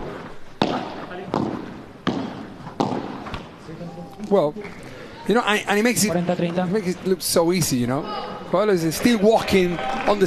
It's like his body language is exactly the same. Love 30 than 40 30. You know, that's why I said that the mental part of the game is very important, and so Coelho knows it.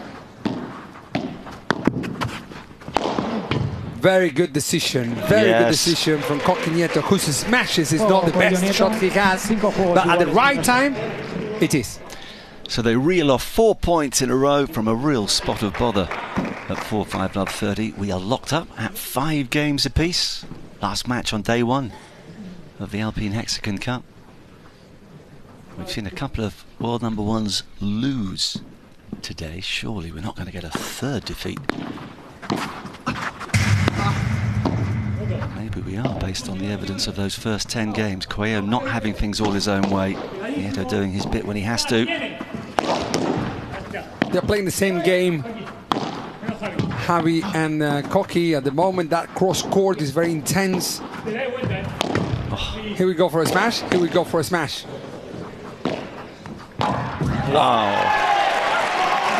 Well, some lightning reactions from Nieto to keep that point going, but they were under the cosh and eventually they had to concede.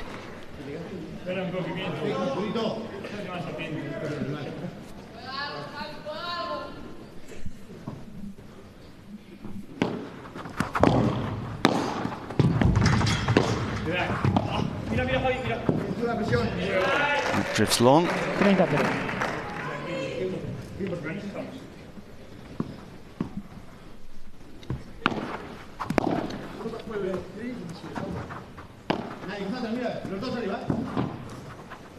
Oof. That was on the edge. Between, well, that was a good decision 30-15. to play that shot in parallel, although the ball was very close to the middle. Yeah. It's very uncomfortable and unnatural, I would say, that shot from Mike Yanguas. Well, he knew what he wanted to do, and the reaction illustrated the fact that there was an opportunity he couldn't take. What a vivora, my goodness, but the blocking from Arturo is just... I don't know how they block these shots. I mean, Arturo, actually.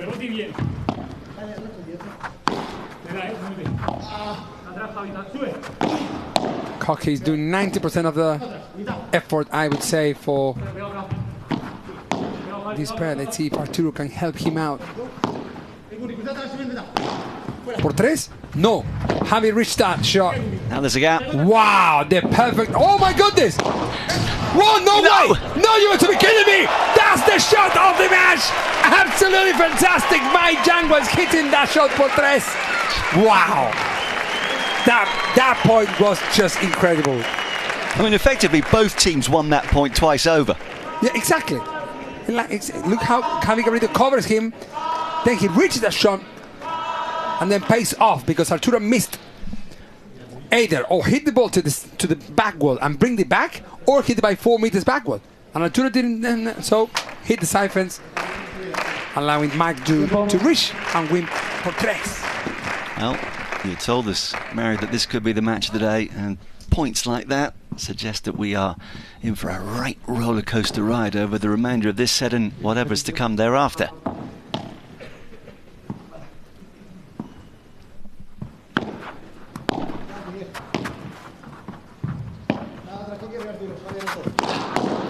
Another vivora, very hard from Mike Yanguas. But making Arturo to struggle a little bit. Yes, he knows that. Like Mike Yanguas and Javi Garrido are playing a great match, I would say. I have to say that. And so, but in front they have Arturo Coelho and Coqui Nieto. Coqui is playing very well. Very well. I think they're putting Arturo on the side a little bit, on the fridge, but sometimes making him work. And that makes Arturo perhaps to struggle a little bit.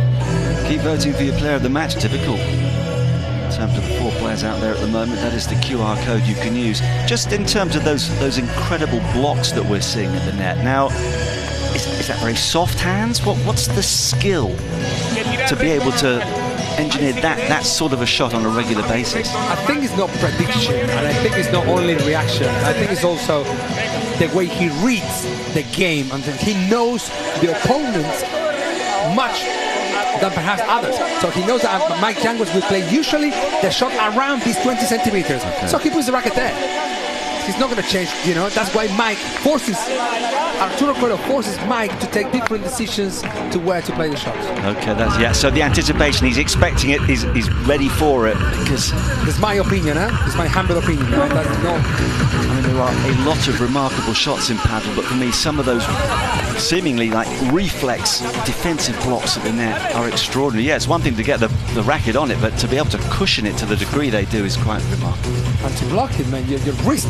You got to go to 6 months of physiotherapy straight after this match. Yeah. And they play another match tomorrow and another one on Friday, Saturday, Sunday. Only Sunday, the winners, runners-up. They hope to be involved on Sunday. Yes.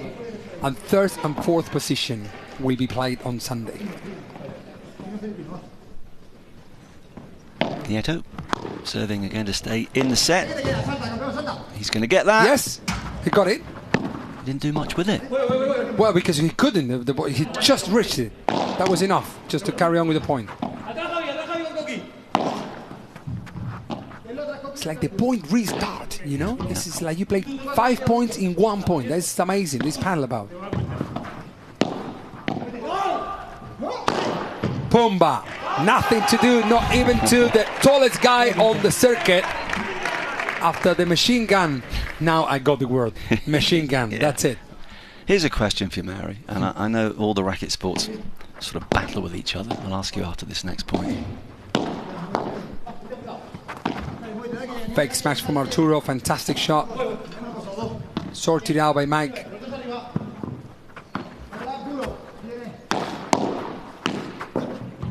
Oof, that was in? Must have been.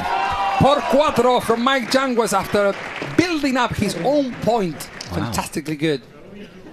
Well, I thought that show was out, but it wasn't. so love 30, a couple of games ago, Coelho found himself at love 30, and they reeled off 4 points in a row. They'd like to do the same thing here, otherwise the set could be done. Yeah, but Arturo was serving, and now it's slightly different. That's what exactly. That's because from a tactical point of view, they just play that lob to Cocky. When Arturo serves, Arturo can more or less tactically decide what would happen straight after, because Arturo can serve down the corner and cover behind Cocky. But in this game, Cocky serves, so he covers like 65% of the, and that's easier for the opponents to start the point. Oh, lucky to Arturo there. Well, that is ill-timed. But you got to play the shot, you know, lucky. I mean, yeah, he was a little bit lucky, yeah, I would say. To win the lottery, you got to play the lottery. You of course, you're absolutely right. Nothing ventured, nothing gained.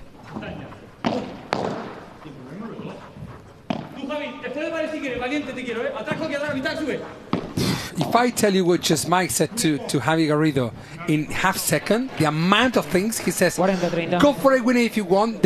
First he said, you're not going to reach it with the smash, so let the goal pass, do whatever you want. If you go for a winner, I want you firmly.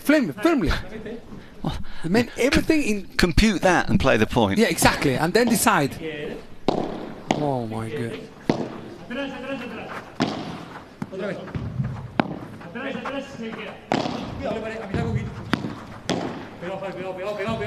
Arturo is in the fridge now, they're trying to... But the thing is that Nieto is used to play 90% of the shots, you know what I mean?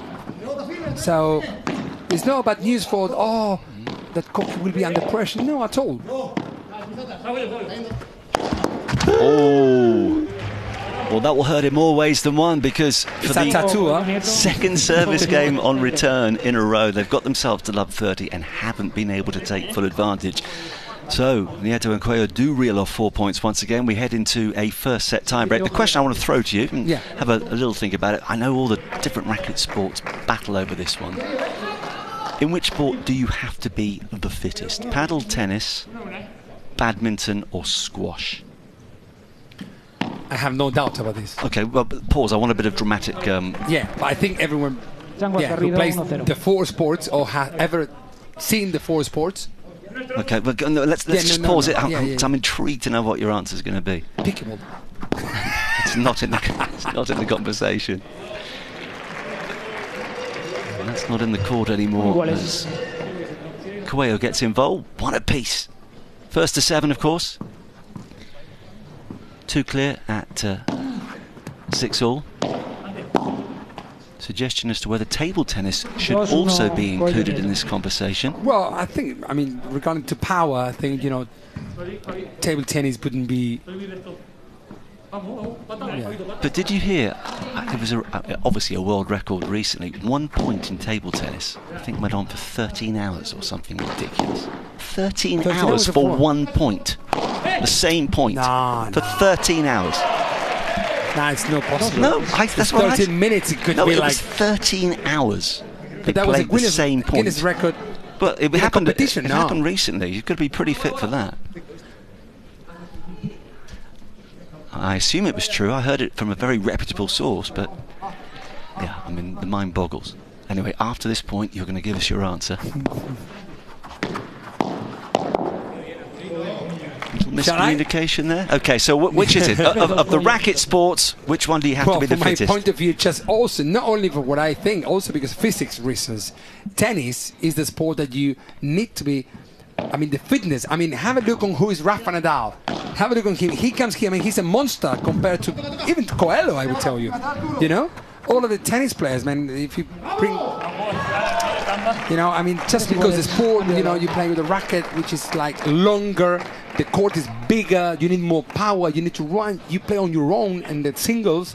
So, if you tell me doubles, compared to doubles in paddle, compared to doubles in tennis, I would tell you perhaps doubles in panel because you ran all around and the rallies are longer. But man, in tennis, the amount of power the players have to produce in each shot is insane. But they get 25 seconds between every point. They sit down every couple of games. Yeah, they we can do. go to the towel. Here in paddle, it's non-stop. No, we too. We got 20 seconds. The players don't take those 20 seconds. But I just, to me, I mean, I'm not going to argue against you because you know best, but it seems to me that the intensity in these points is greater than tennis. Now they stop. Boop, they go back. You need intensity because it's shorter distance. It looks like you are more intense, but the tennis players, man, I've never been a tennis player, but I just see those tennis players how they train, and since they are 5 years old. Hopefully, panel. What we see now, if you have a watch on in a match of 2014, is a complete game. When I used to compete, you know, so it's slower. Yeah, well, we'll come back to that. We're reaching the critical stage, though, of course, in this tie break now with the mini break. And he's going to reach it? Yeah, he did. Have a look. Have a look at this. The gap. No way! No way! Garrido missed it! Never give up in panel. You never know what could happen, and this is the perfect explanation for this situation that just happened. Look, reached the ball. Arturo went there, and then this player, Garrido, missed it. Wow. Wow, no wonder he looked at his had he lost racket after that. No, he missed it, he won. It seems that he won the point. I thought he missed it, that's why he was looking to his racket. Well, he is looking at his racket, but the score has gone against him. It is 6-3, it is 3 set points, so he must have made it by the tiniest of margins.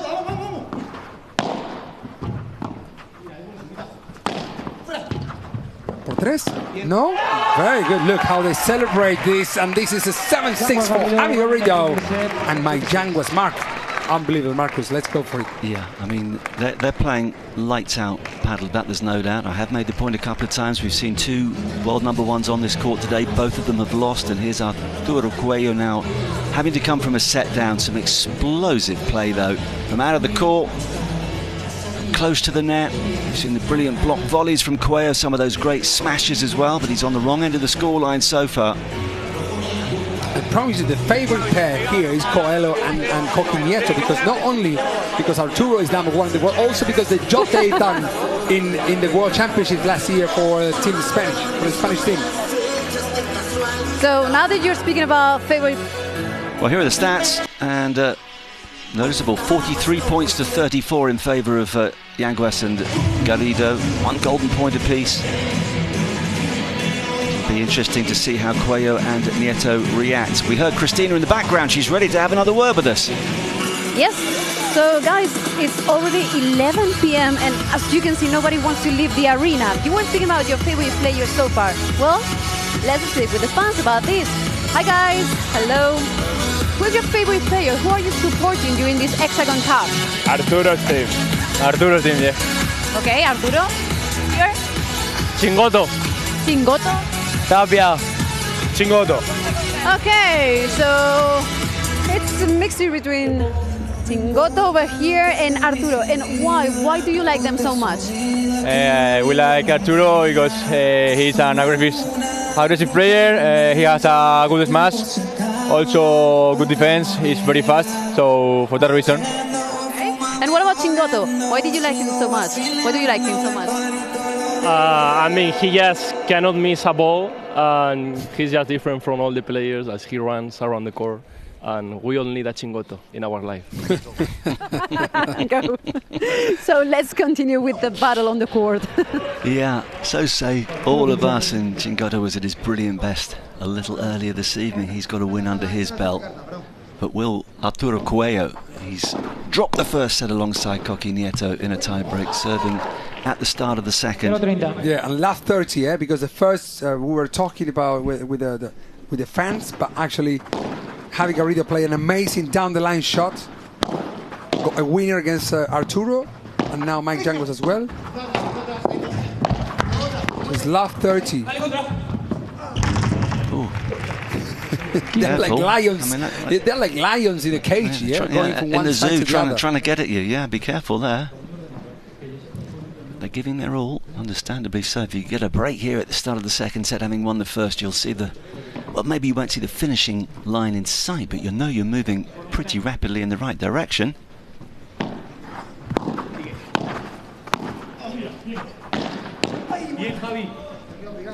Coelho, by the way, just to fully emphasise what a brilliant player he has been, became world #1 at the age of 21, youngest in history. After having been the newcomer of the year in 2020, he's still only 22. That's the exciting thing, or the bad news if you're one of his contemporaries. Looks like he's here to rule the world for a long time. Only player to have won all 4 majors. Talks about his work ethic, his mental strength.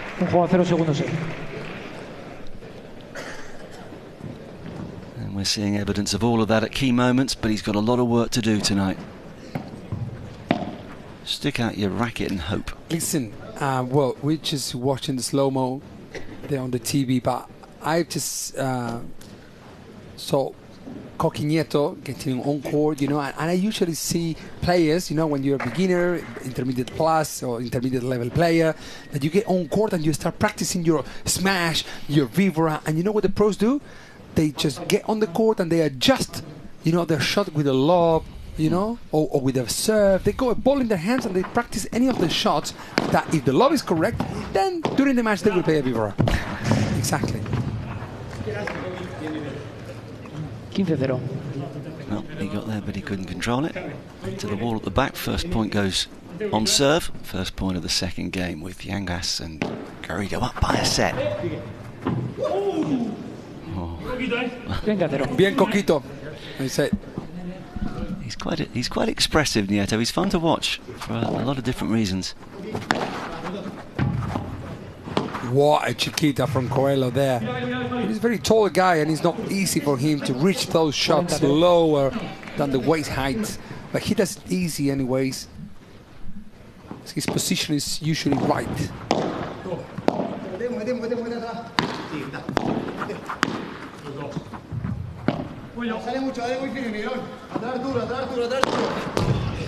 Oh my goodness. No, and Coelho is walking there just to reach that shot. I don't know how.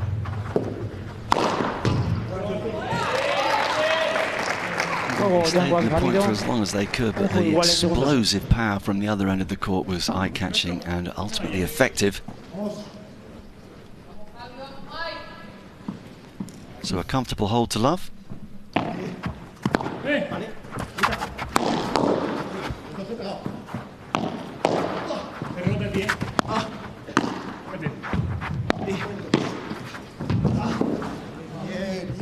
Very well played for Garrido and Mike Yanguas. Now they're playing tactically correct.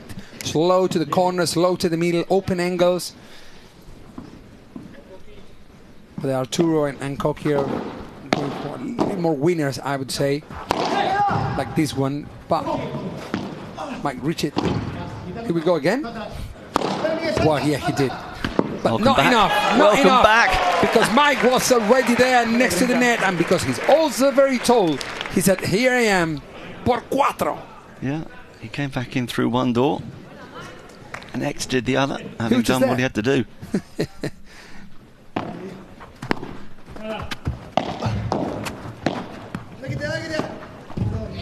Great way to open that forehand. It's an invert forehand, I would say, because it wasn't the forehand from the left-handed player. It should be like in this way, like more to down the middle or down the line. But he opened the angle to Mike Yanguas' side. Impossible for Mike.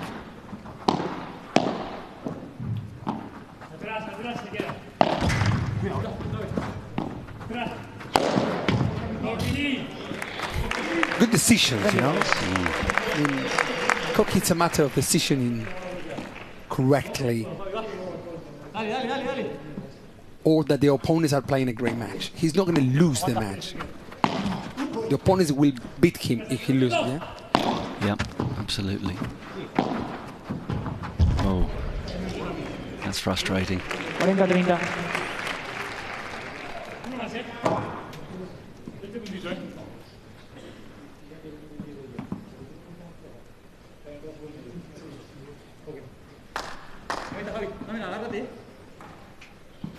And just going back to that discussion we were having, and I'm very happy to accept your verdict that tennis is ultimately the sport where you need most physicality. Open court there, puts it away comfortably. But, a lot of tennis points are over quite quickly, maybe, an ace or 2 or 3 shots. I mean, you get so many lengthy rallies here, it's very punishing in that regard. Yeah, the thing is that regarding the fitness, we could talk about coordination, we could talk about length of the match, we could talk about power, we could talk about many things. So, and in that perspective, the coordination-wise, padel is more coordinated, I would say, because it's very quick, and cardio-wise, it's quicker. But power-wise, I was thinking more about power, rather than Keep your votes coming for your player of the match by using that QR code. What I've noticed with racket sport is that whichever you specialise in normally, you go for. If you're talking to a squash player, they'll say squash. Badminton player, badminton. Very honest, interesting assessment there from Maori. Now, what about the percentages? Who's getting the vote at the moment? Well, despite the fact that he's a set down, it is Arturo with 52.2% of the vote ahead of Yanguas. Surprises me this actually. I think Cocky deserves more than 2.1%, doesn't he? Man, I would tell you, 100%. I would actually put Cocky above some of these players, but because he's been playing, man, I would tell you, I mean, between Coelho and Cocky Nieto, Cocky has played perhaps 75% of the points. I think what's interesting there is that it just goes to show that certain fans have favourites. So irrespective of how their man Coelho's playing, he's going to get their vote. It makes sense. It makes sense what you just said, yeah. Al servicio Javier Garrido con bolas nuevas. Well, they shows are as well. Man, these graphs are amazing. And the graphics that we have, the statistics, we never had this before. It's fantastic to know which shots Arturo Coelho hit by 4 meters back wall, and how many shots by 3 meters, or how many powerful smashes he brought back to his own side of the court. 15-0. Garrido serving. 1-2. Takes the first point of the 4th game. Wants to change the ball, I think. Yep.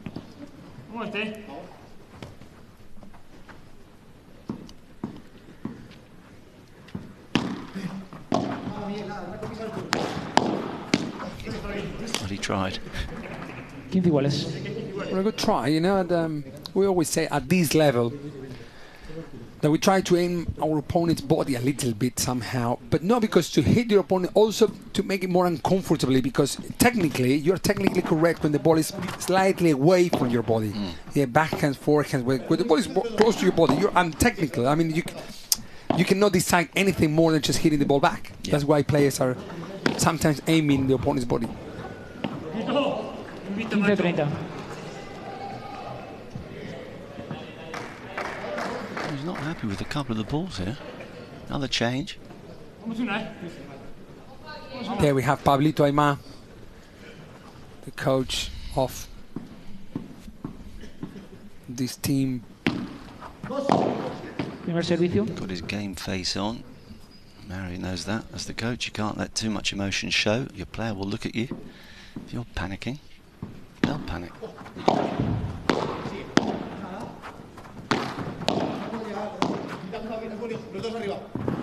Wow, what a lob from Mike Yanguas, and a real lob from Arturo straight after the ball rebounds off the back wall.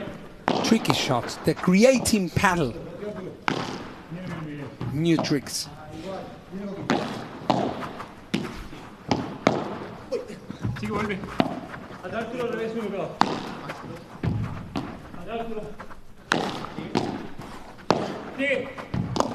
Mira, se va. A mitad con Arturo. Atrás, Arturo. Mira.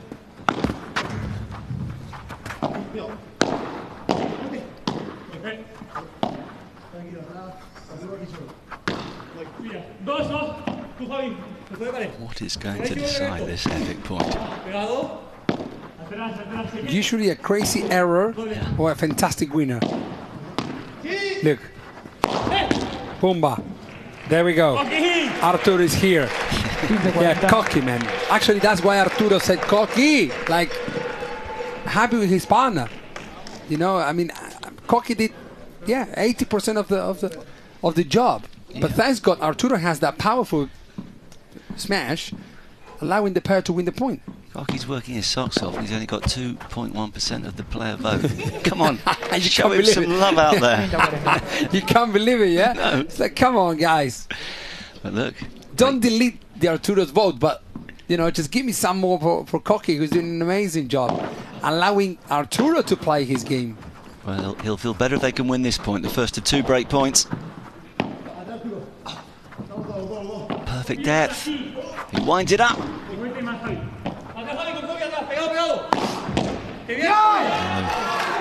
Straight back at him.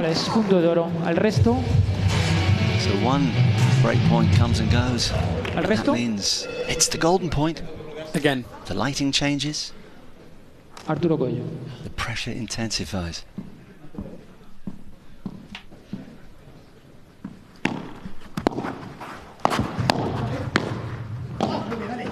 Great change of rhythm. Wow, Arturo covers too much the court, man. It's so much how Arturo covers the court, because I promise you, they were on the line. They were on the dead line, I would say. It was very hard for them to recover, but Arturo reached that shot with the backwall post. Contra pared. Yes, the contra pared against the wall. And you could really see the frustration from Mike Yanguas in particular there. Yes. First break of the second set, and the team who lost the first in a tie-break had the advantage, and it is the world #1 to serve at 3-1.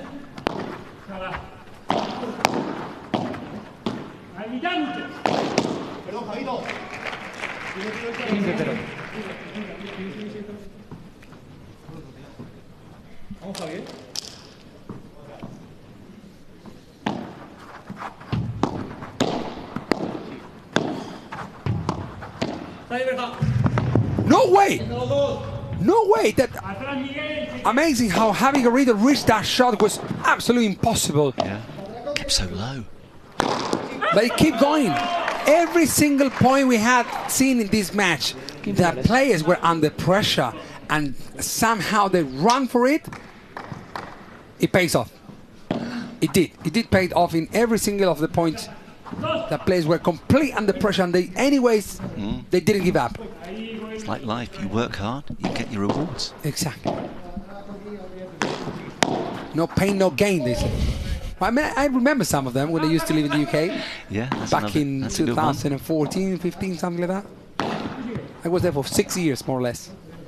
Coaching as well, the national team. Was good. Good experience.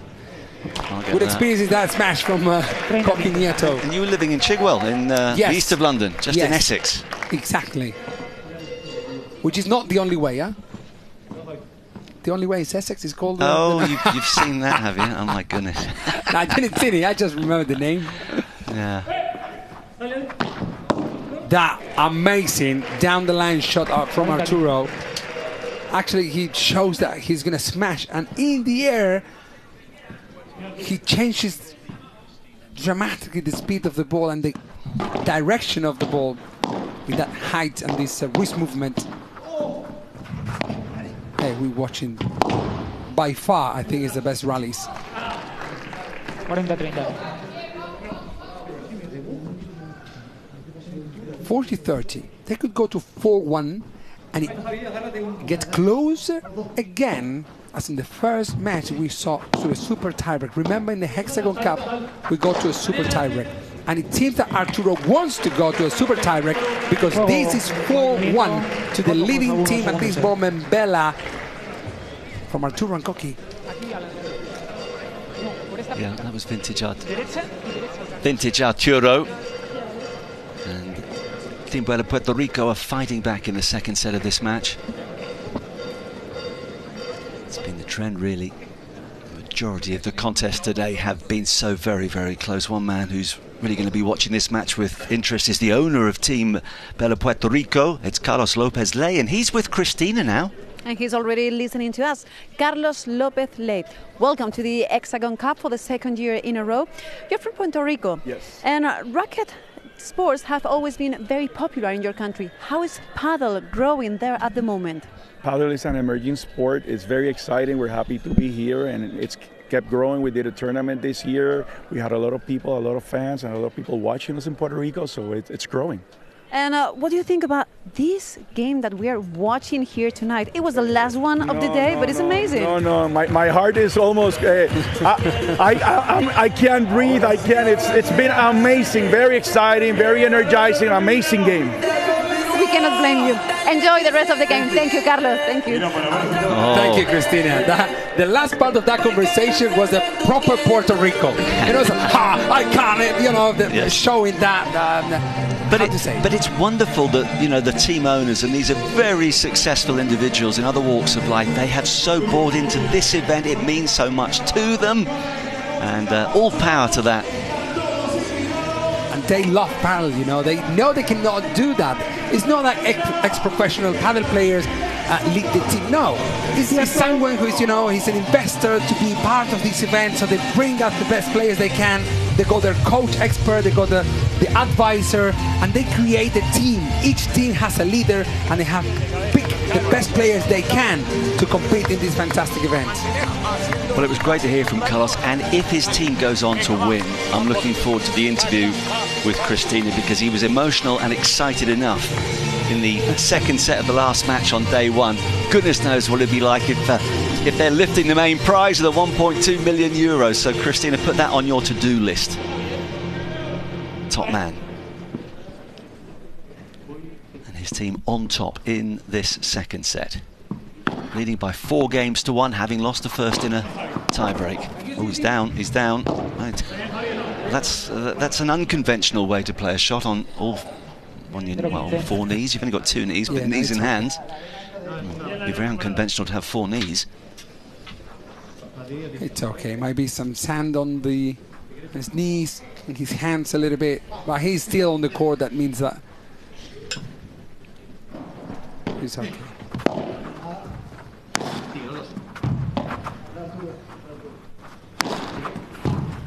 One and Vivora. You know why we call it Vivora? Do you want to know? Is it to do with the viper? Yes, but why? He's a viper. Okay, he's a rattlesnake. Yeah, isn't a snake? Yeah. Yeah, I mean, but why do we call it in that way? Because it can be nasty and it can bite you. No. Actually, when if it hits you, the ball, it could feel like a bite of a rattlesnake. Actually, we play in side spin shot, a very powerful side spin shot. Let me just tell you straight after this point, because it's amazing. The chiquitas, the lobs. Oh, wait. He's got that somehow. That point is a continues, no. That is a Vivora. So, because you play the ball with side spin, and the ball create that side spin, you know, all until the end of the court, and after the ball bounces, rebounds off it's a cross-court shot. You don't play the Vivora down the middle. The ball rebounds off the back wall into the side wall, and because the ball brings so much spin, the ball takes that weird direction as a snake would do, in a zigzag. Do you know what I mean? Got you, yeah. That's how we call it, Vivora. Okay. No. That was a lob of around 19 meters height. I didn't think it was ever going to come down, to be honest.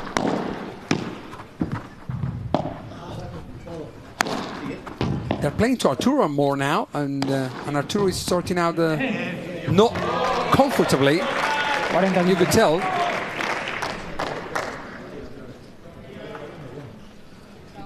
Well, it goes without saying that Yanguas and Garrido have got to hold on here just to maintain the interest in this second set.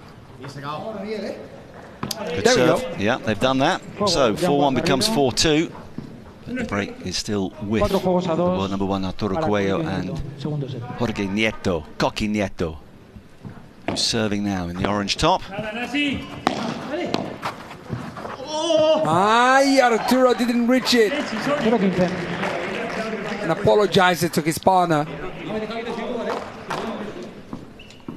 because Coqui was just going to cover the right side of the court of that Arturo has left uncovered. 15 iguales.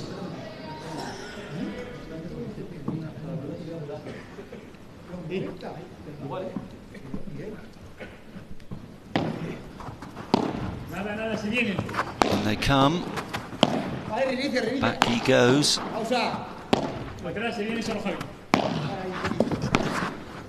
Yanguas having to work very hard here. Now he's got a chance just to send their opponents scurrying behind them, and he does that effectively. 15-30. Alarms on.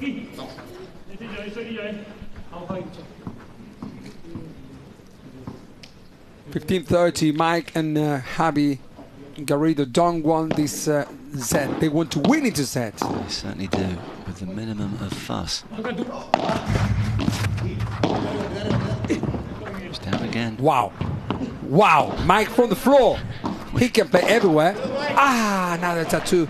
Well, I mean, first it was Garrido down on his knees, now Yanguas, but somehow he brushes off the dirt and the dust and the pain.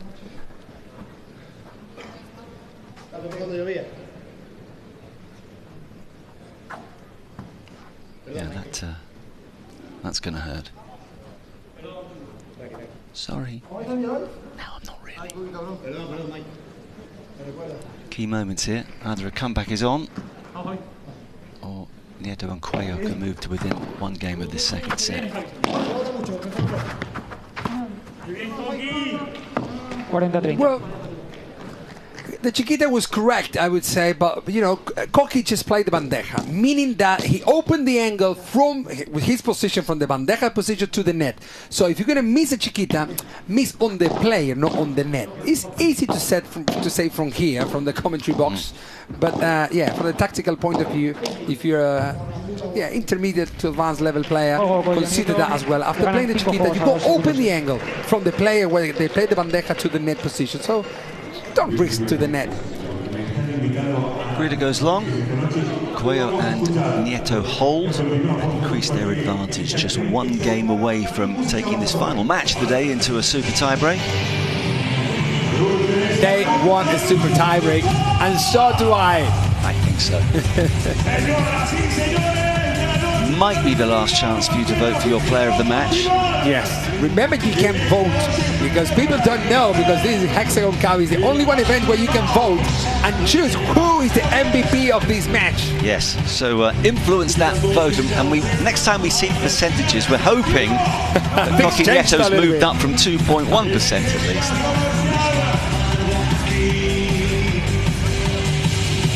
DJ has done a terrific job all day keeping the crowd going.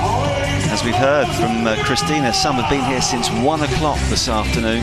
Mentioned all those school children that arrived earlier. They were making a terrific amount of noise. I assume they've all gone home now.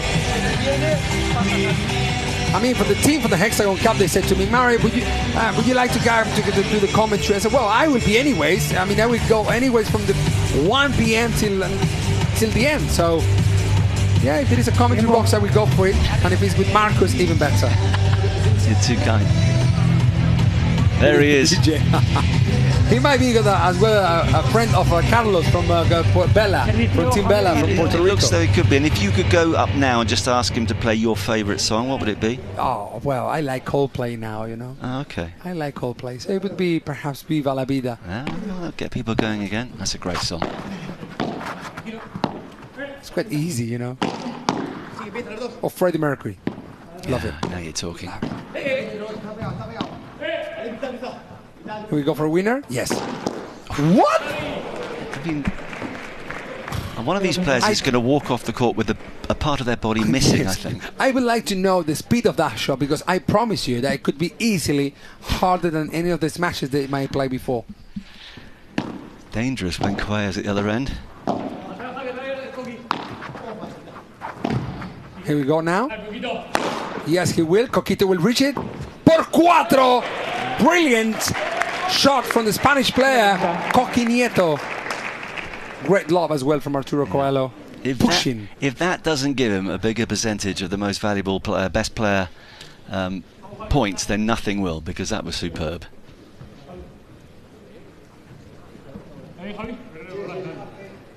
That deserves at least 10 more points of the percentage. It should do. 15-30.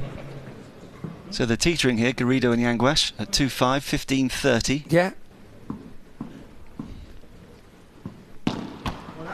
And with second serve.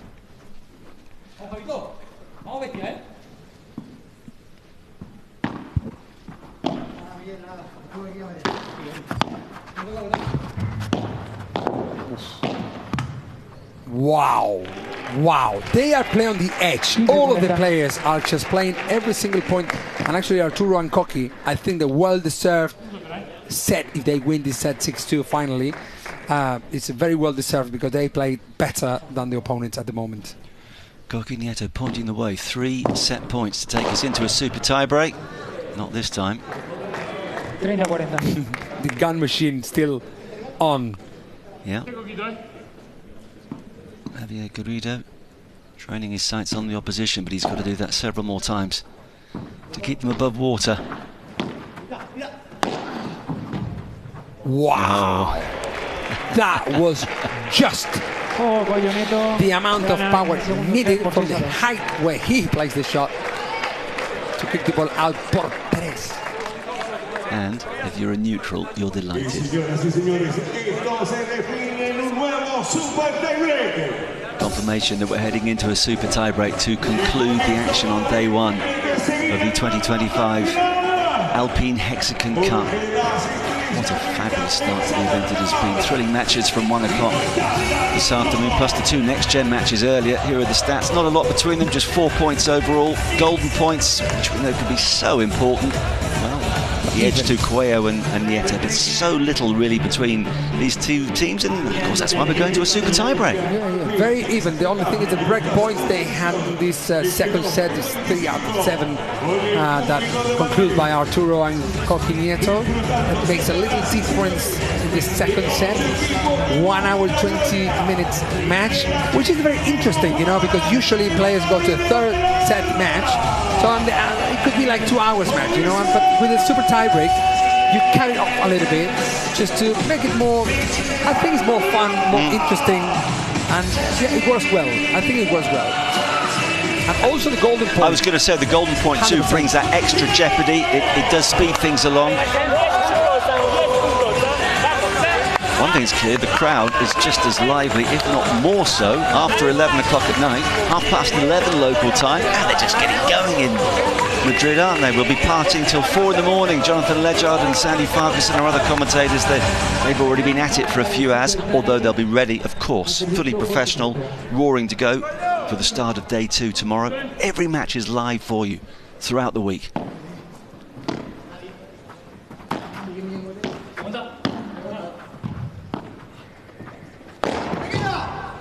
They're forcing Arturo to do this.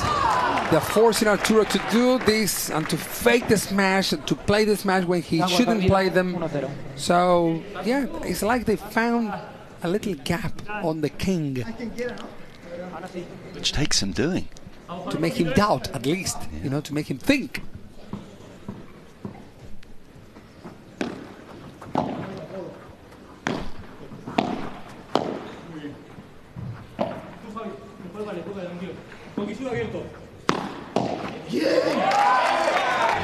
I love to see this because it's a very even match. Players don't know each other much. They don't play each other, never actually, because they don't train. Think about that. We have the best players in the world, the best top 8, I would say, in the world. So they don't train unless it's your partner. They don't train together. This match never happens, never. So for them, it's very interesting to measure how good they are with a partner or against those other partners that they never play together.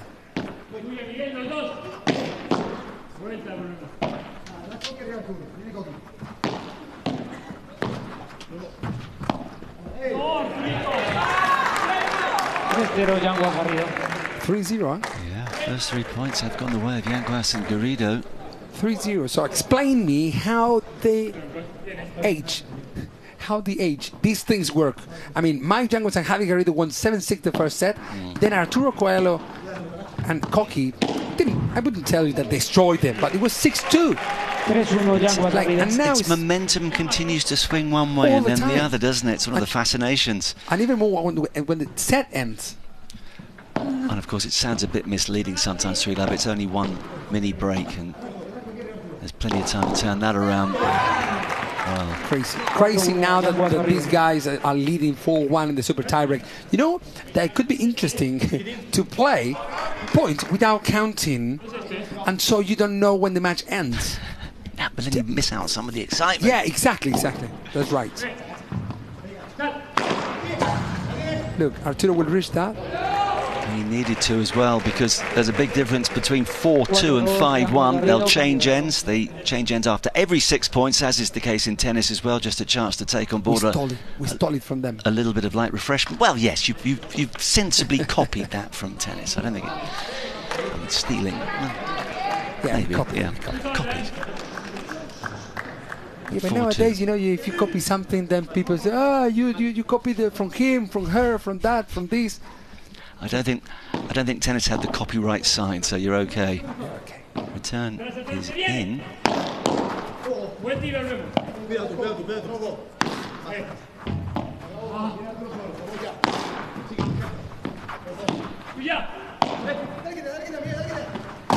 Oh, unlucky.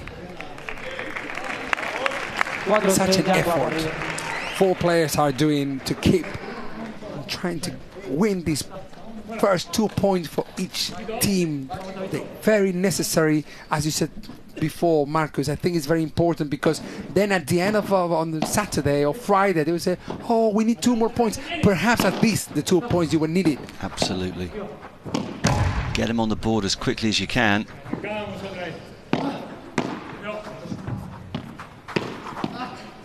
Fantastic covered from Mike Yanguas' backhand down the middle. Yeah, and they needed that, because there was a little swing in the other direction. And they had a chance to go 5-1 up.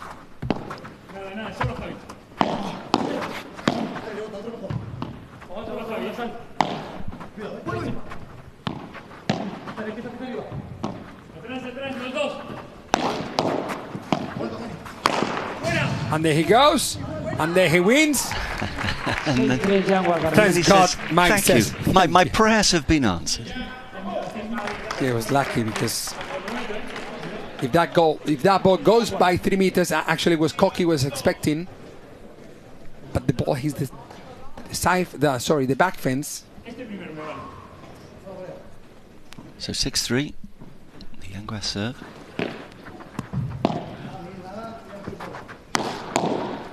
What a block. Man, he is everywhere, yeah? Well, I have to say, and you know, the smash, the power, everything about his game is amazing, but those block volleys tonight have been absolutely outstanding.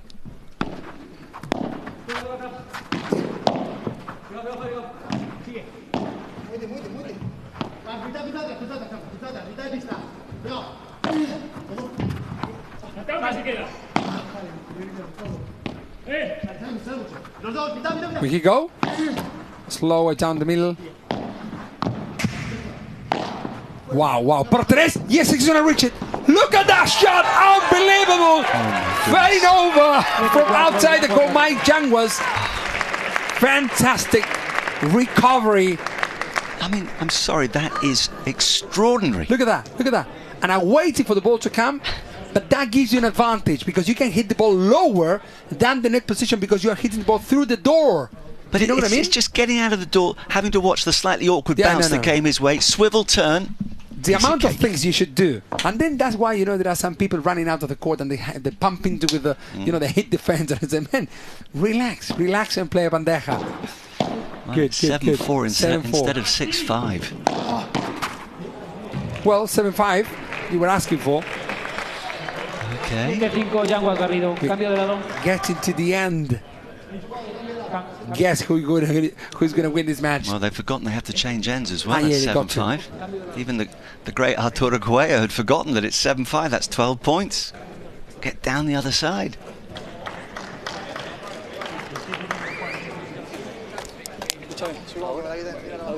Saque donde saque, le voy a tirar el pelo para él. Si se mete Arturo, la tiene que jugar bien, ¿eh? Atento a tu puerta, ¿eh? Final instructions. Final passage of play. 3 points. It's nothing, and yet it's everything. And it's Coello serving. It was long by quite a distance.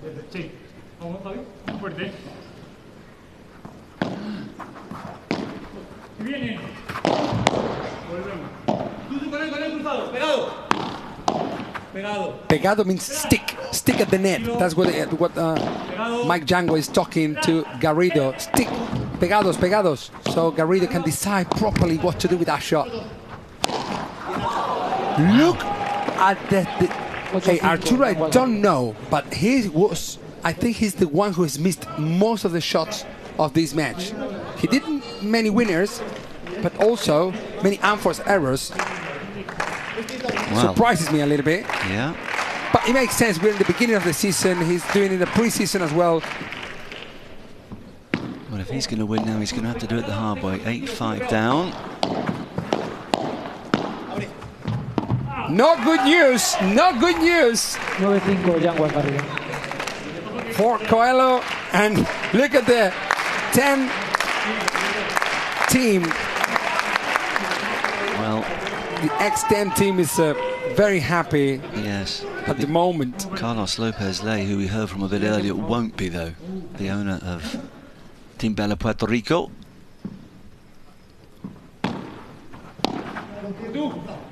There you go. There you go. And there you go, Marcus. Emphatic to say the least. And can you believe it? 3 world number ones have lost on the first day of the 2025 Hexagon Cup. You just cannot predict what is going to happen. The one thing you can be sure of is drama and excitement and top quality paddle. But what a performance from Garrido and Yanguas.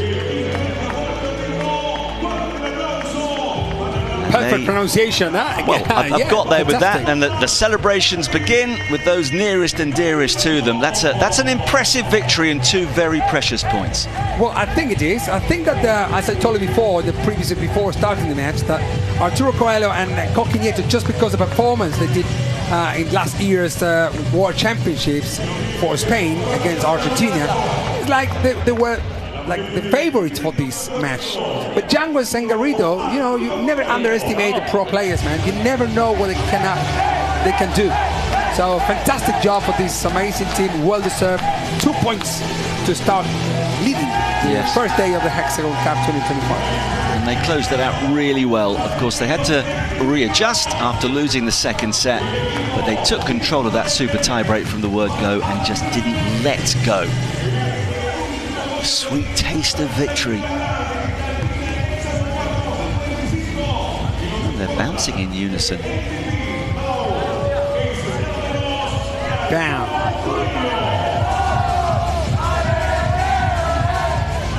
Well, it's going to be, I think, absolutely fascinating to watch how all these teams fare over the course of the next few days. Very hard when you just look at the lineup to say, yeah, well, they're the favourites or they should struggle, because there's so much quality.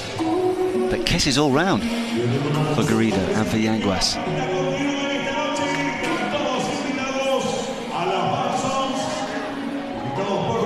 And we'll get all the reaction in a moment. Christina's heading towards the interview area, and we'll find out who the man of the match, the player of the match is.